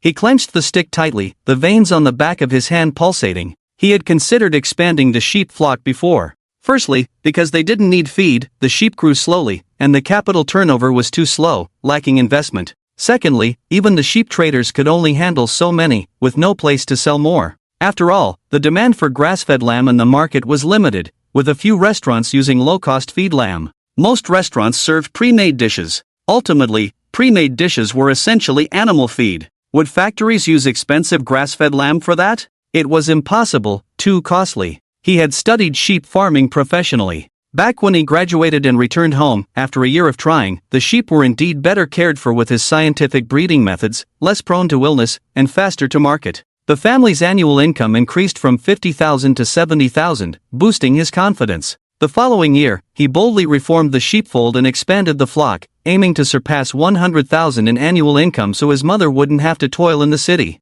But then, the unexpected happened. That year, he couldn't sell nearly 100 sheep, and after a year of hardship, he refused to sell at a low price. Making another mistake, he decided to wait until the next year. However, the following year, he still couldn't sell them because traders found them too old. Even pleading and offering low prices didn't change their minds. To make matters worse, having learned from the previous year's lesson, with 100 old sheep left, he didn't dare breed more lambs, delaying the growth of his flock and causing a significant drop in income. Eventually, he had to grit his teeth and sell the old sheep as feed to a factory buying sheep meat. That year, the losses were vivid and haunting. Every time he thought about it, he was filled with regret. Since his uncle praised agritainment so much after his last visit, he took the initiative to learn about it online. He knew agritainment was extraordinary, and after seeing it, he slapped himself a few times. If it weren't for his uncle's help, he would have missed out on a major customer. And now, with the increasing flow of people to agritainment, the demand for sheep meat was high. This meant that his sheep had a market. He knew this was a chance for a turnaround. He was determined to seize it. This time, he wouldn't fail again. Manhwa, why are you so quiet? Seeing his nephew silent for a while, Pang Jinshan couldn't help but push him. Uncle, I've figured it out. You're right, we need to expand the flock. Pan Yu remained silent for a while before suddenly looking up. And about your mother resigning, do you have a plan for that too? Pang Jinshan half shrugged, bringing up the old matter. Uncle, I don't dare. If you have the courage, you should do it yourself. Pan Yu decisively shook his head, jokingly. He couldn't handle his mother's temperament. Good-do-do. Hee, forget it then, pretend I didn't say anything. I'll go reply to the boss's call. Pang Jinshan swallowed, grinned foolishly, and hurriedly took out his phone. Do. The number you have dialed is currently busy, please try again later. Huh, why's it busy? Pang Jinshan hung up the phone in confusion. MS. Yi, I'm from Starlight Media's production team. We intend to rent your backyard for filming Mermaid 3. The price and terms are negotiable. I believe this is a mutually beneficial business deal. A mature male voice came from the phone. Mermaid 3? Is this for real? You're not a scammer, are you? Yi Yinzhao looked at the IP displayed on the screen suspiciously. She had seen the Mermaid series before. It was a big production. The movies were so well known that even a rural woman like her had seen them. After Mermaid 2, there were no plans for a sequel. Now someone was claiming they wanted to film the third one with her. It sounded too fake to be true. I'm not a scammer. Stephen Chow himself designated your location for filming. Bringing up Stephen Chow made it even more far-fetched. Who would believe that? She made a tough decision. Click. She hung up the phone. Do. The production manager, Shinwoo, listened to the long busy tone, his eyes wide open in disbelief. Who was she? He was from Starlight Media. Who dared to hang up on him before? Of course, when he messed up, it was his superiors who hung up on him, not the other way around. But where did he go wrong this time? He even dropped Stephen Chow's name, and still got hung up on. No way. Jinwoo adjusted his chair, picked up the phone from his desk. Xiaoli, book me a ticket to Xiqing, the earliest one today. What? Business class is full? Then economy class. What, only one available at 11 p.m. I'll book it. Hurry up, don't wait until there are no more tickets. He impatiently gave the order. Hung up the phone. Strange, this isn't even peak travel season, and business class tickets are sold out. Only one economy class left. It's unbelievable. He frowned, muttering to himself. Whoosh zoom. A silver-black drone hovered in the air, its propellers whirring as it ascended vertically, gradually becoming a small black dot. The young man controlling it distractedly checked the real-time footage on his wrist while adjusting the position remotely. In the footage, from high above, the sunlight reflected off the vast sea. The sea surface shimmered with waves, resembling a huge rotating dazzling sapphire. The crystal-clear azure sea water sparkled. The shallow sea area displayed colorful coral reefs, lush green algae swaying gently, all clearly visible. The most stunning part was the six-colored beach. The waves gently lapped the beach, revealing layers of gradients. Already picturesque and dreamy with 6 colors, the endless color variations made it even more fascinating and captivating. The various colors of the beach were sharply defined yet intricately interwoven, resembling a divine creation, a spectacular visual feast from the aerial view. This is too beautiful. The young man was mesmerized, lost in admiration. It took him a while to snap out of it. He continued to control the drone to complete the shooting. He couldn't forget the purpose of his visit today. Whoosh! The silver-black drone descended. The young man finished shooting, bent down to pick up the drone that had landed. Satisfied, he smiled and turned to walk away. Someone bumped into him, blocking his path. Hey handsome, can I have a look at what you've been shooting? This is what I shot. Why should I show it to you? The young man frowned, guarded, quickly detached the action camera from the drone and stowed them in his backpack. Sorry to bother you, I work at the rural tourism farm, in charge of promotion. I heard a drone flying, so I followed it here. Hoang immediately understood, smiling as he explained. I happen to need an aerial video clip, so I thought if it's convenient, you could give me a copy. Even if you're a staff member, why should I give you a copy of something I put effort into? Are you crazy? The more the young man listened, the more he frowned, hastily clutching his backpack to his chest. Am I crazy? Ho Ying's smile froze on his face as he was scolded. He had intended to have a good conversation, but this kid was getting arrogant, pushing his luck.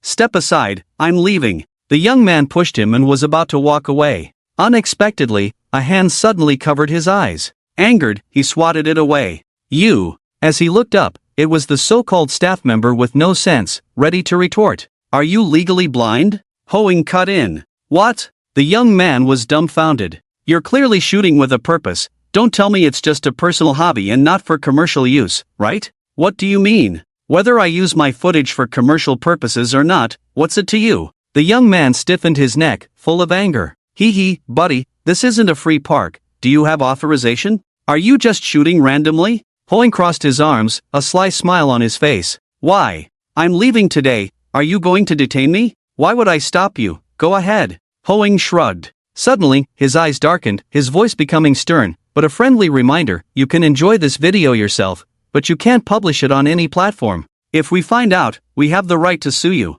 What? I've never heard of a scenic area restricting visitors from posting videos. The young man retorted loudly, eyes wide open. Legal blindness, it's quite versatile. Don't tell me this isn't a scenic spot. Even if it is, whether some unique perspectives can be restricted for filming depends on the specific policies of the scenic spot, Hoang said halfway, then turned without hesitation. Joking aside, this aerial video thing hasn't even been brought to the table at the farmhouse. This guy just wants to grab the first-hand exposure flow of the farmhouse. Don't make a scene, okay? Does he really think he's eating fake meals at 100 family banquets, not even understanding this bit of legal knowledge? Don't go, buddy. Let's discuss it. Seeing the person really leaving, the young man became anxious. Hoang paused, stopped in his tracks, and thought, well, this person isn't too out of line after all. Okay, please let me see the video first, Hoang said with a smile, reaching out. This time, the young man directly opened the video and handed it over. Hoang was amazed at first sight.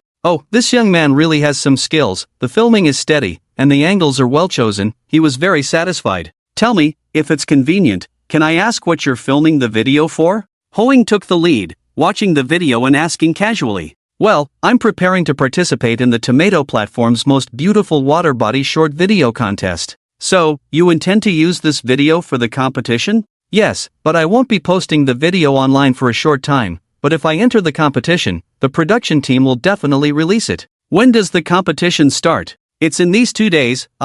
Okay, then let's exchange contact information. I will help you apply for authorization from the boss and ensure that the video is released after the program airs. So, all I need to provide is this video? Of course not. This is our farmhouse's exclusive aerial shot. It's of great significance. In exchange, you should try to promote our farmhouse as much as possible on the show. Hoang squinted his eyes slightly, his words intriguing. A hint of hesitation flashed across the young man's face. However, he didn't stay silent for long. Okay, I agree. Then, let's have a pleasant cooperation. Hoang smiled, reaching out his hand, waiting for the other party's response. The next moment, the two politely shook hands. Pleasant cooperation. 3:30 p.m. The young man woke up, but he didn't go downstairs as usual. Ding ding ding ding. The laptop screen lit up. He simultaneously swiped his finger to check the income details on his bank card. It was the end of the month today, time to settle accounts. Click click click click. His fingers kept tapping on the keyboard, flipping through pages, exporting transfer records. Currently, he had 8 income items. 1 fishing fee, 50/person, 2 fishing fish fee, 100/Gene, 3 flower rental business, 20% annual income/month, for vegetable sales, 3. 5/Gene, 6 swimming fee, 50/person, 7 diving fee, 300/person, 8 live broadcast gifts. Gifts shouldn't be worth much money, and he hadn't withdrawn them.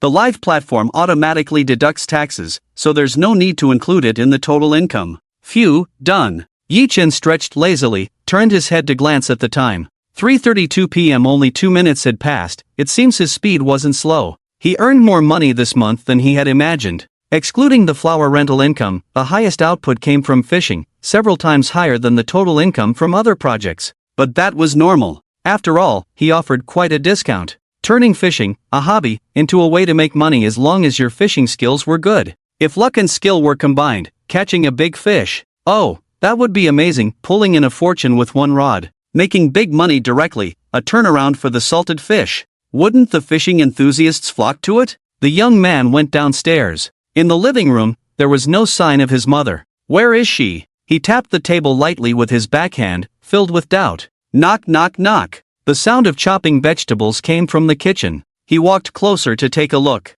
Indoors, it was clear at a glance that Mrs. Yi was nowhere to be seen. It wasn't usual for her to be preparing ingredients so early, so was she overwhelmed with tasks? He was about to turn and leave. Xiaozhou, are you looking for your mom? Wang Hohat had just finished her work. She wiped her hands and happened to look up, spotting the young man peering in at the door. Yes, Hohat, do you know where she went? He smiled and nodded. Wasn't the chicken coop already built? Your mom asked us to buy 3,000 chicks and went to seek help from Aunt Song. Got it, then I won't disturb you, Hohat. He smiled and exited the kitchen. Mom had mentioned Aunt Song's matter to him before. Talking about seeking help, most likely she wanted to legitimize Aunt Song's inclusion under her command. He understood his biological mother's intentions very well. Ring, ring, ring. He quickly dialed Mrs. Ye's number. Hello, Yaoer, I'm at Aunt Song's place, what's up? Nothing, it's the end of the month today, you shouldn't forget, right? I know, I calculated everything before leaving, I'm helping Aunt catch ducks now, I'll be back soon.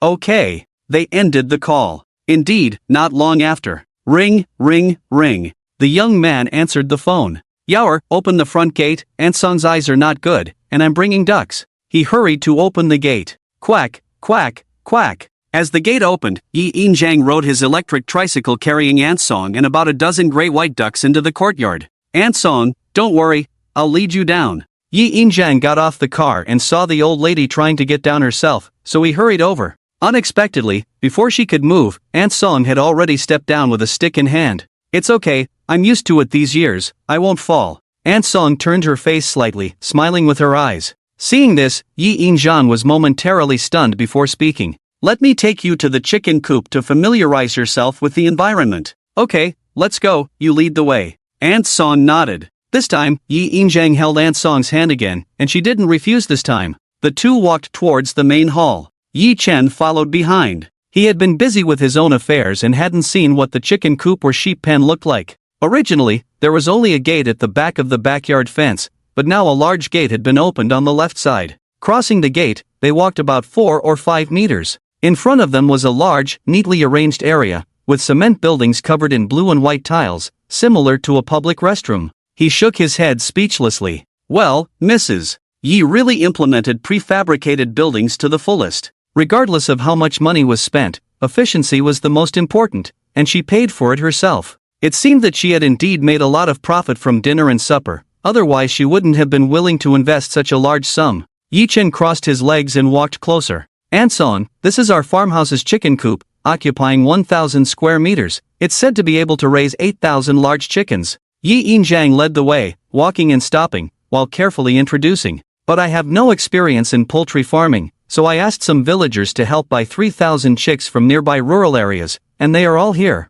Cheep, cheep, cheep. The tender yellow chicks kept chirping and stepping on each other's feet. Ansong remained quiet throughout, listening attentively. Then, she touched the wall lightly after a sigh. "When I was young, I raised them with my husband. I have experience, so don't worry, my dear." Yi Injiang heard the sigh and turned back. Coincidentally, Yi Injiang saw Ansong continuously rubbing the wall with her thin and withered hands. Her elderly face still lacked vitality, but it constantly revealed reluctance and attachment. After a moment of daze, memories of Ansong's experiences mentioned by Hohat flashed through her mind. "Oh, I know, you are outstanding, so I'll rely on you from now on." She softened her emotions and spoke with a smile. "Sister, you're joking. I'm just a blind old lady. Even though you hired me with money, I can only teach you so much. In the end, the success of these 3,000 chickens will depend on your own insight. When it comes to farming, as long as you wholeheartedly invest in them, not only treating them as a business, they will also reward you in return."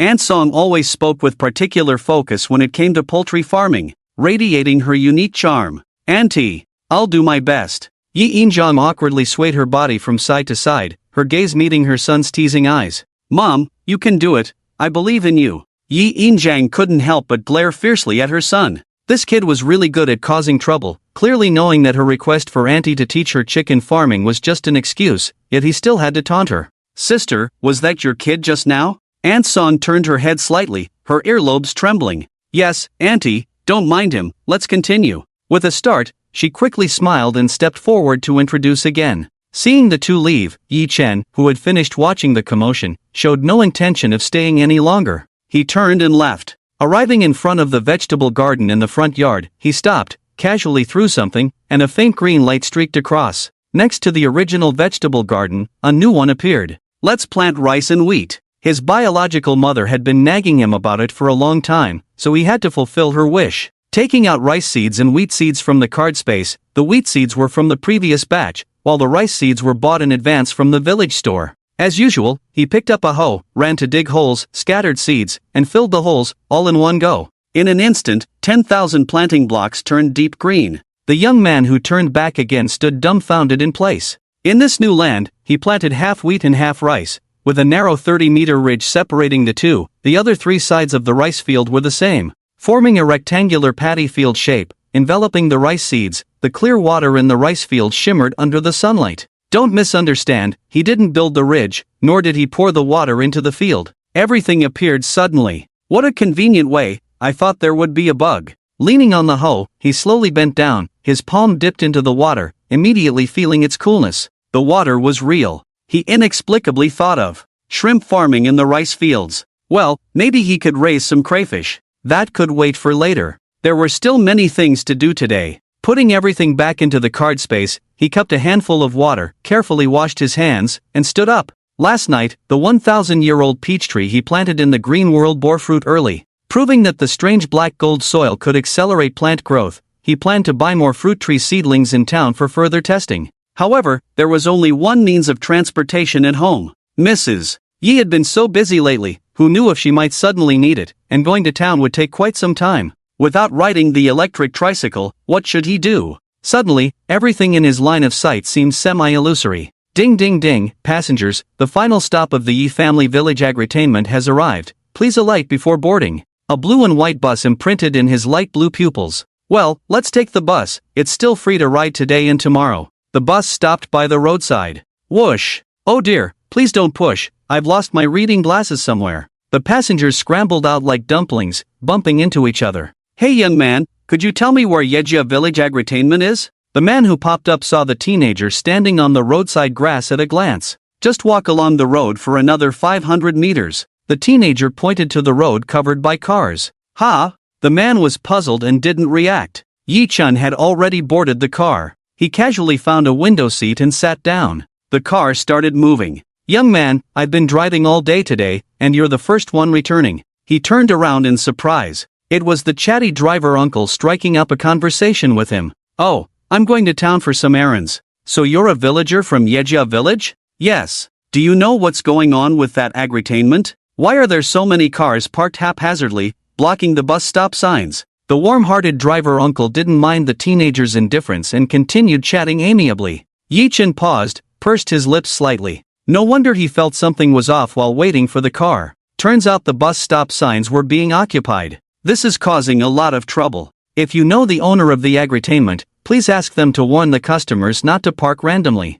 It's illegal, and if it's not resolved by tomorrow, not only the individuals involved but also the owner might be held accountable. The driver uncle remained enthusiastic. "Okay, thank you, I understand." He thanked sincerely and immediately picked up his phone. He dialed Lu Fan directly. "Hey, what's up, boss? The bus stop signs at the agritainment are being illegally occupied, please handle it quickly." "Huh?"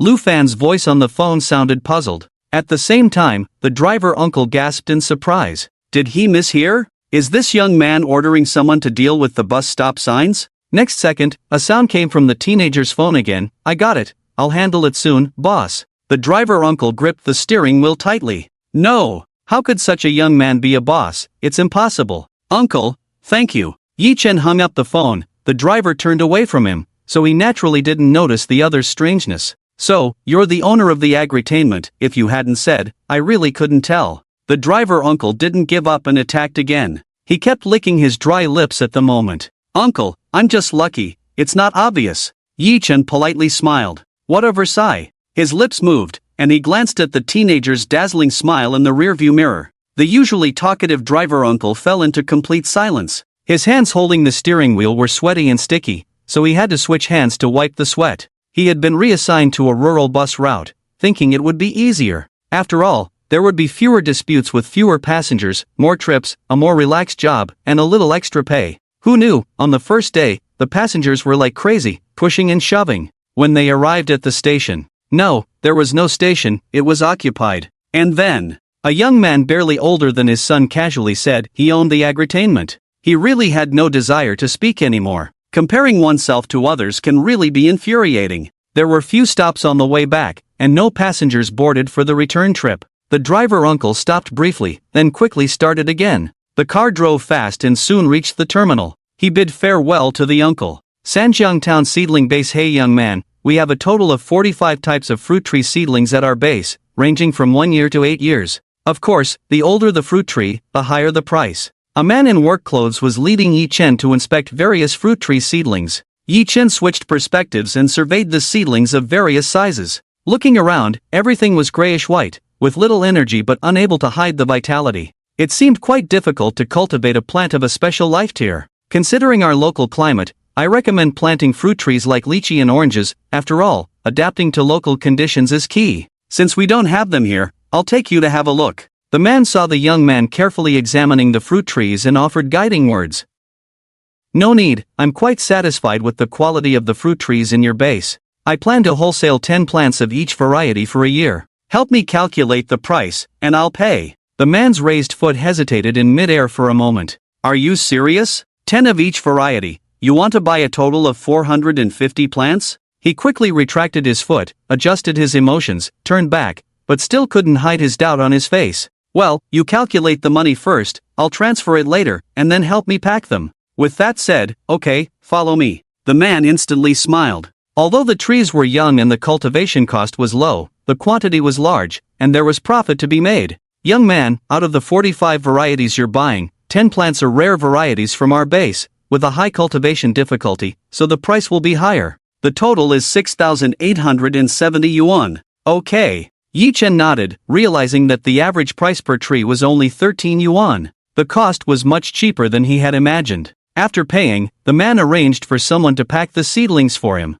450 seedlings of various shapes were neatly arranged in front of him. From an energy perspective, each cluster of energy was fine. "Within 30 kilometers of our base, we offer free short-distance delivery. Do you need it?" "Thank you, no need. Just help me move them outside the base, I'll take care of it." "Okay." After the handover was completed and the others left, ensuring there were no surveillance cameras around and no one nearby, he simply stored everything in his card space. He took a taxi back. Listening to the rushing wind outside the car window, the young man's dark eyes half closed, clearly lost in thought. With the purchase of fruit trees completed, the next step was to buy some unique vegetable seeds. The ones sold by Grandpa Zhong in the village were common, and the quantity was not enough for experimentation. As for why he specifically came to the base to buy tree species instead of buying them online, he had to thank the vast number of netizens for their advice and warnings, which deterred him. For example, "Boss, I clearly bought a cherry tree seedling, why does it grow oranges? Is this grape the size of a green bean? Electronic fraud. Bad review." He didn't dare to buy. It was better to honestly order in town, which indirectly supported the town's GDP. If the experiments went well, he would probably become a regular customer in the future. Yi Chen hurried back and finally finished his tasks just before mealtime. He had just pushed the door into the front yard. Oh, this sight held him captivated for more than 3 seconds. The spacious front yard, usually around 300 square meters, was now piled up to the brim. The distance between the guests at one table and those at the next was so close that from a distance, they almost seemed to be touching. "Excuse me, sorry." He tiptoed, constantly squeezing in, politely requesting to make way. Fortunately, he only ate one meal a day, was slender, and not too wide, just enough to pass through. By the time he squeezed past this back wall, beads of sweat had formed densely on his forehead. It wasn't from exhaustion. He just couldn't handle this kind of social distance, it was too offensive. As soon as he stepped over the threshold, Yi Injiang in the main hall stood up abruptly. "Youngest, you're back. I'll dish up for you." Without refusing, he went straight to the empty chair next to his birth mother and sat down. This seating position once again left him stunned by the dishes on the table. Stir-fried cabbage, cauliflower with green peppers, garlic sautéed lettuce. Except for a half-meat dish of tomato and scrambled eggs, there wasn't a single neat dish. Everything was green, as if it came straight from the vegetable patch. Suddenly, his mother handed him a bowl of white rice. "I was too busy today, so the meal is a bit simple. I'll definitely improve the food tomorrow." Yi Injiang could tell what his son was thinking at a glance and sat down to explain. I understand, it's okay." He forced a smile and picked up a piece of egg with his chopsticks. "Everyone, start eating, why are you all just sitting there? The dishes will get cold soon." With the boss's command, the others nodded and started eating. The pace was much slower than usual. The old employees, well, it was because the dishes were really bad, the lack of meat aroma didn't stimulate their appetites at all. As for the new employees, they were just too tired, temporarily lacking appetite. The atmosphere of this meal was not very pleasant, a bit tense, but it didn't last long. In about a minute or two, the newbies regained their composure. Yi Zhu and the others noticeably picked up their pace with their chopsticks, eating eagerly, and the fatigue on their faces dissipated. "Lon, I've been wanting to say since noon, the taste here is so different, the vegetables are so delicious." Yi Zhu swallowed a bite of tomato and scrambled eggs. Even though she had tasted this wonderful sweet and sour flavor at noon, it was still delightful. She widened her eyes in surprise, unable to resist whispering to Sun Lan beside her. "Hurry up and eat, the dishes will be gone soon." Sun Lan kept scooping the red tomato and egg sauce into her bowl with a spoon. The others weren't foolish either, they snapped out of it and started eating quickly. The vegetables on the plates disappeared at a visible speed, and the diners looked satisfied. Now, even the old employees who had lost their appetite couldn't sit still. Their appetites increased, and they hurried to grab the dishes. 10 minutes later, the dishes on the table were cleaned up. There could be leftovers of rice at the farmhouse restaurant, but as for the dishes, sorry, there had been no leftovers since the opening. The employees with round bellies, just about to disperse, were stopped. "Don't leave yet, let's delay you for a bit, it's the end of the month. We need to pay the salaries at our farmhouse restaurant." The employees. The one calling out was Yi Injiang. After she finished speaking, she got up and took a handwritten account book from the front desk. Turning around, all the employees had already sat down quietly, their eyes fixed on the bosses. Wang Hohat and the other temporary workers did not sit down. "Yi Ermei, if you're going to pay salaries, this table is a mess." With that, Wang Hohat led her team of temporary workers to clean up the bowls and wipe the tables. Yi Injiang was taken aback. She needed to pay attention to the occasion when paying salaries. This mess was indeed inappropriate. "Then I'll help too." The boss volunteered to help, and the other employees dared not stand by and watch. In a moment, they all got up. In a minute or two, there were no more bowls and chopsticks on the table, and the table was wiped clean and shiny. "Ahem, all right, let's proceed with the salary distribution. Those called out, come to your small boss to collect your money." Yi Injiang sat upright, coughed a few times to boost her confidence. Okay, boss. This time, all the employees didn't sit down, instead, they all stood up, their eyes eagerly fixed on her. Lu Fan, basic salary 3,000, extra work 150, beverage commission 388, bonus 200, total salary for this month is 3,738. Wow, do I have so much commission? Lu Fan, the first one called, was delighted. But his joy didn't last long, as he suddenly looked dumbfounded. Wait, boss, I haven't worked a full month yet, how can I receive a full salary of 3,000, and I've already received my internship salary? Lu, your salary is given by your small boss, if you have any questions, ask him. Yi Injiang pretended to frown and handed him the payslip. Oh. Lu Fan carefully unfolded the payslip, carefully examining each number, then slowly walked towards the front desk. Lu Fan, this is your salary. The young man sat at the front desk, a faint smile playing on his lips. As he lowered his head, his eyes fell upon a thick stack of red banknotes on the table, causing his breath to quicken. His previous job was at a small supermarket in town, working as a cashier for 10 hours a day, earning a monthly salary of 2,200. This salary wasn't considered high, but it wasn't low either, given the low cost of living in Sanjiang town. He had been working diligently for 3 months without any issues, but the boss inexplicably fired him without a contract, leaving him no recourse. It was on that day that he stumbled upon a job posting by the small boss. Initially, he thought the 3,000 salary was a scam, but he couldn't resist checking it out. And now, he was earning 3,738, a number beyond his wildest dreams. His own mother worked as a sanitation worker with over a decade of experience, and after deducting pension contributions, her salary had only reached 2,288, barely scraping past 2,300. How could he not be astonished? Boss, His mouth dry, he hesitated, wanting to say something. Internship pay is separate from salary. We agreed on a monthly salary, so regardless of the start date, it counts as a full month's pay at the end of the month. The salary is correct, don't doubt it. Work well, count your hours properly. The young man smiled and pushed the stack of money closer to Lu Fan. Lu Fan's face was filled with doubt. It was the first time he had heard of such a system where the monthly salary was paid regardless of attendance days. Although thunderstruck by this revelation, he continued counting the money in his hands. The more he counted, the brighter his smile became, his eyes reflecting excitement he had never experienced before. Holding tangible renminbi in his hands was more emotionally stirring than abstract numbers. Real. Lu Fan, take the money to the back and count it there. Don't block Xiao Ge from receiving his pay, a sudden voice interrupted him. Looking up, Lu Fan saw several people behind him. Sorry, Zhao Jiango, I got carried away. He swallowed nervously and quickly stepped aside.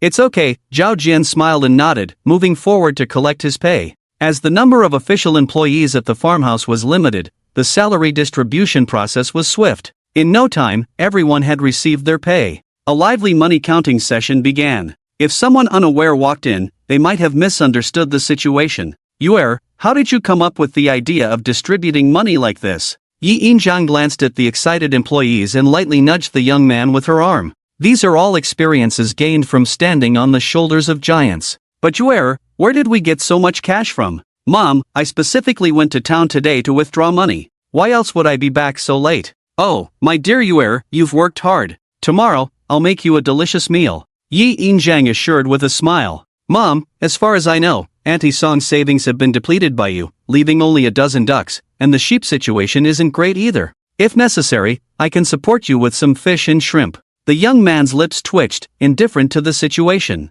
His words, however, pricked a nerve in Yi Injiang, causing her smile to stiffen gradually. Yuer, don't underestimate me. I don't need your help. Don't worry about the food at the farmhouse, I can handle it. She frowned, firmly rejecting the young man's offer. Let's wait and see, Mom. Keep it up. With that, Yi Injiang turned confidently and walked away. Walking to the threshold, she suddenly turned back. What's up, Mom, do you need your dear son's help? Yi Chen teased. You underestimate your mom too much. What are you thinking? I want to put more Empyrean ice flowers in the chicken coop and sheep pen later, Yi Injiang said with a glare. Well, that's fine, as long as you don't touch the golden ice Empyrean, the young man mentioned casually. His mother's eyes lit up suddenly, she rubbed her hands, chuckled, and said, Youngest, how about lending me some of your royal aura later? You know Aunt Song's eyes are not so good. Well, okay, just to help you out. He hesitated, pretending to be reluctant, and nodded in the end. With this twist and turn, his mother was completely fooled by him and didn't even realize it.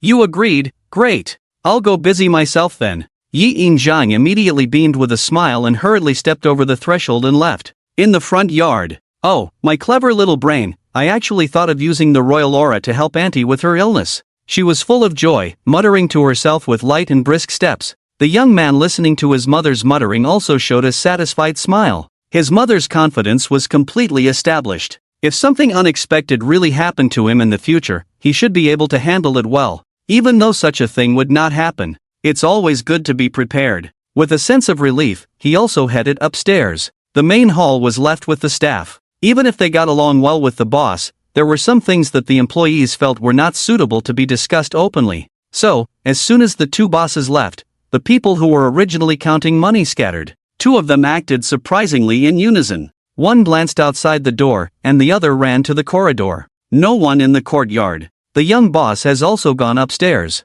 Confirming that no one was around, the two of them gestured to signal that the boss had left. The next moment, most of them tacitly gathered around the round table and sat down. Zhao Jian and Yang Agon were exceptions. Agon, Zhao Gu, come here quickly. Hoing called out enthusiastically, opening up to the two. Ultimately, the consensus prevailed. The two joined the table. 3,350 yuan, how could I receive so much money? I can't believe it. Hoing was still the first to speak. Both Fang Fang and I haven't completed a full month yet for the monthly salary settlement. You must also be on a monthly basis, right? Lu Yu pushed his glasses and said nonchalantly. No, even if it's calculated based on a full month of 3 hours, adding the bonus, I should only receive up to 2,900 yuan. I shouldn't be getting this much money. He was paid hourly, working only 3 hours a day, occasionally working overtime on his own. Hoing decisively shook his head, holding his face in distress, wondering if the young boss had miscalculated the money. Should he hand over the excess if it was a mistake? This is normal. The young boss asked me to keep an eye on your working hours and gave me an extra 5 yuan. You add your overtime pay, it should be about right. Unexpectedly, it was Lu Fan who responded, shrugging as if it was an insignificant matter. Hoing was thunderstruck, looking shocked. He fumbled for his phone calculator and started calculating. The results were almost the same. Damn. Really, does the young boss want me to work for him for a lifetime? He said with a dry mouth. Work for a lifetime, brother, you better take care of yourself, don't let yourself go downhill. Wang Xin rubbed his chin, winking mischievously. Wang Xin, what nonsense are you talking about? There are girls here. Before the main character could react, Zhao Jian quickly covered his friend's mouth. Ahem. Well, we have 8 people, and now there's a shortage of meat and vegetables, limiting the development of the farmhouse. As the saying goes, 3 cobblers surpass Zhuge Liang, let's put our heads together and brainstorm. Lu Fan deliberately coughed a few times to attract everyone's attention and change the subject. His words did have an effect. The crowd fell into contemplation. Lu Fan looked around, and each person shook their head at him. Hey, can it be that we can't even help with this small favor? He sighed, showing a disappointed expression. Just then, a pair of wrinkled yellow and black hands raised up. All eyes turned towards the person. It was Yang Fu, like a primary school student hesitantly raising his hand. During this period, with the effect of Emperor Ling flowers and changes in diet, the old man's dry face had visibly gained some flesh, and he didn't look as emaciated. Clearly, he was in a much better state. Grandpa Yang, just say what you have to say. Lu Fan encouraged with his eyes. The old man nodded, didn't speak, but instead stood up straight, his back erect. I know a fellow villager who raises elderly yellow cattle in your province. I wonder if the beef is any good. His weathered face was full of solemnity, and his dim eyes were filled with seriousness. The beef is excellent. I remember 3 years ago, I had authentic yellow cattle meat at a restaurant in Shaolin City, and the taste was incredible. Wang Xin squinted, continuously swallowing saliva as he reminisced. He suddenly sighed and shook his head. Unfortunately, it closed down later. Grandpa Yang, could you please contact that fellow villager? Lu Fan straightened up, asking in a low voice. Xiaolu, I can try, but it might not work. I haven't been in touch with that fellow villager for a long time, and I'm not sure if his phone is still reachable. The old man hesitated as he spoke, his hands behind his back, his gray beard trembling. Grandpa Yang, whatever happens, if it works out, it's a credit to us.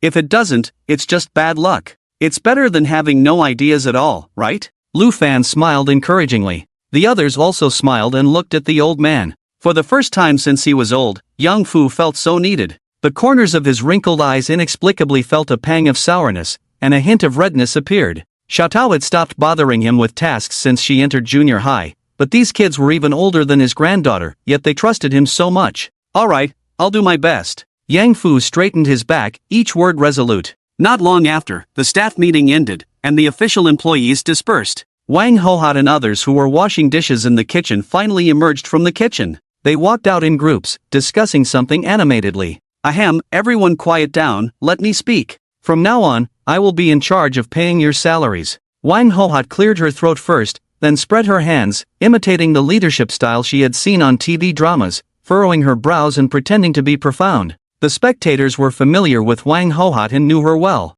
They shook their heads at this scene, goosebumps rising all over their bodies. Hohat, don't act so fake, it's making me a bit nauseous. Fu Yingchun held her hands full of goosebumps with a disgusted expression. Oh, how dare you undermine me? I've worked so hard to learn a bit of this, and you're not giving me any face. Wang Hohat's emotions flared up, revealing her true self, as she grabbed her waist and shouted loudly. Sister-in-law, I feel relieved seeing you like this. You scared me a moment ago. Xiaokuei gently exhaled, a smile appearing on her tense face. You guys, that's too much. Wang Hohat stomped her foot, her eyes almost rolling up to the sky in anger. Seeing her like this, everyone wasn't afraid at all. Instead, they burst into laughter. Stop laughing. If you laugh, I won't pay your salaries. Wang Hohat pursed her lips, her chin showing clear lines of frustration. With that statement, the laughter subsided. With all the commotion, Wang Hohat didn't feel like being a leader. Perhaps she wasn't cut out for it. Salary distribution. Today everyone worked for 6 hours, totaling 72 yuan.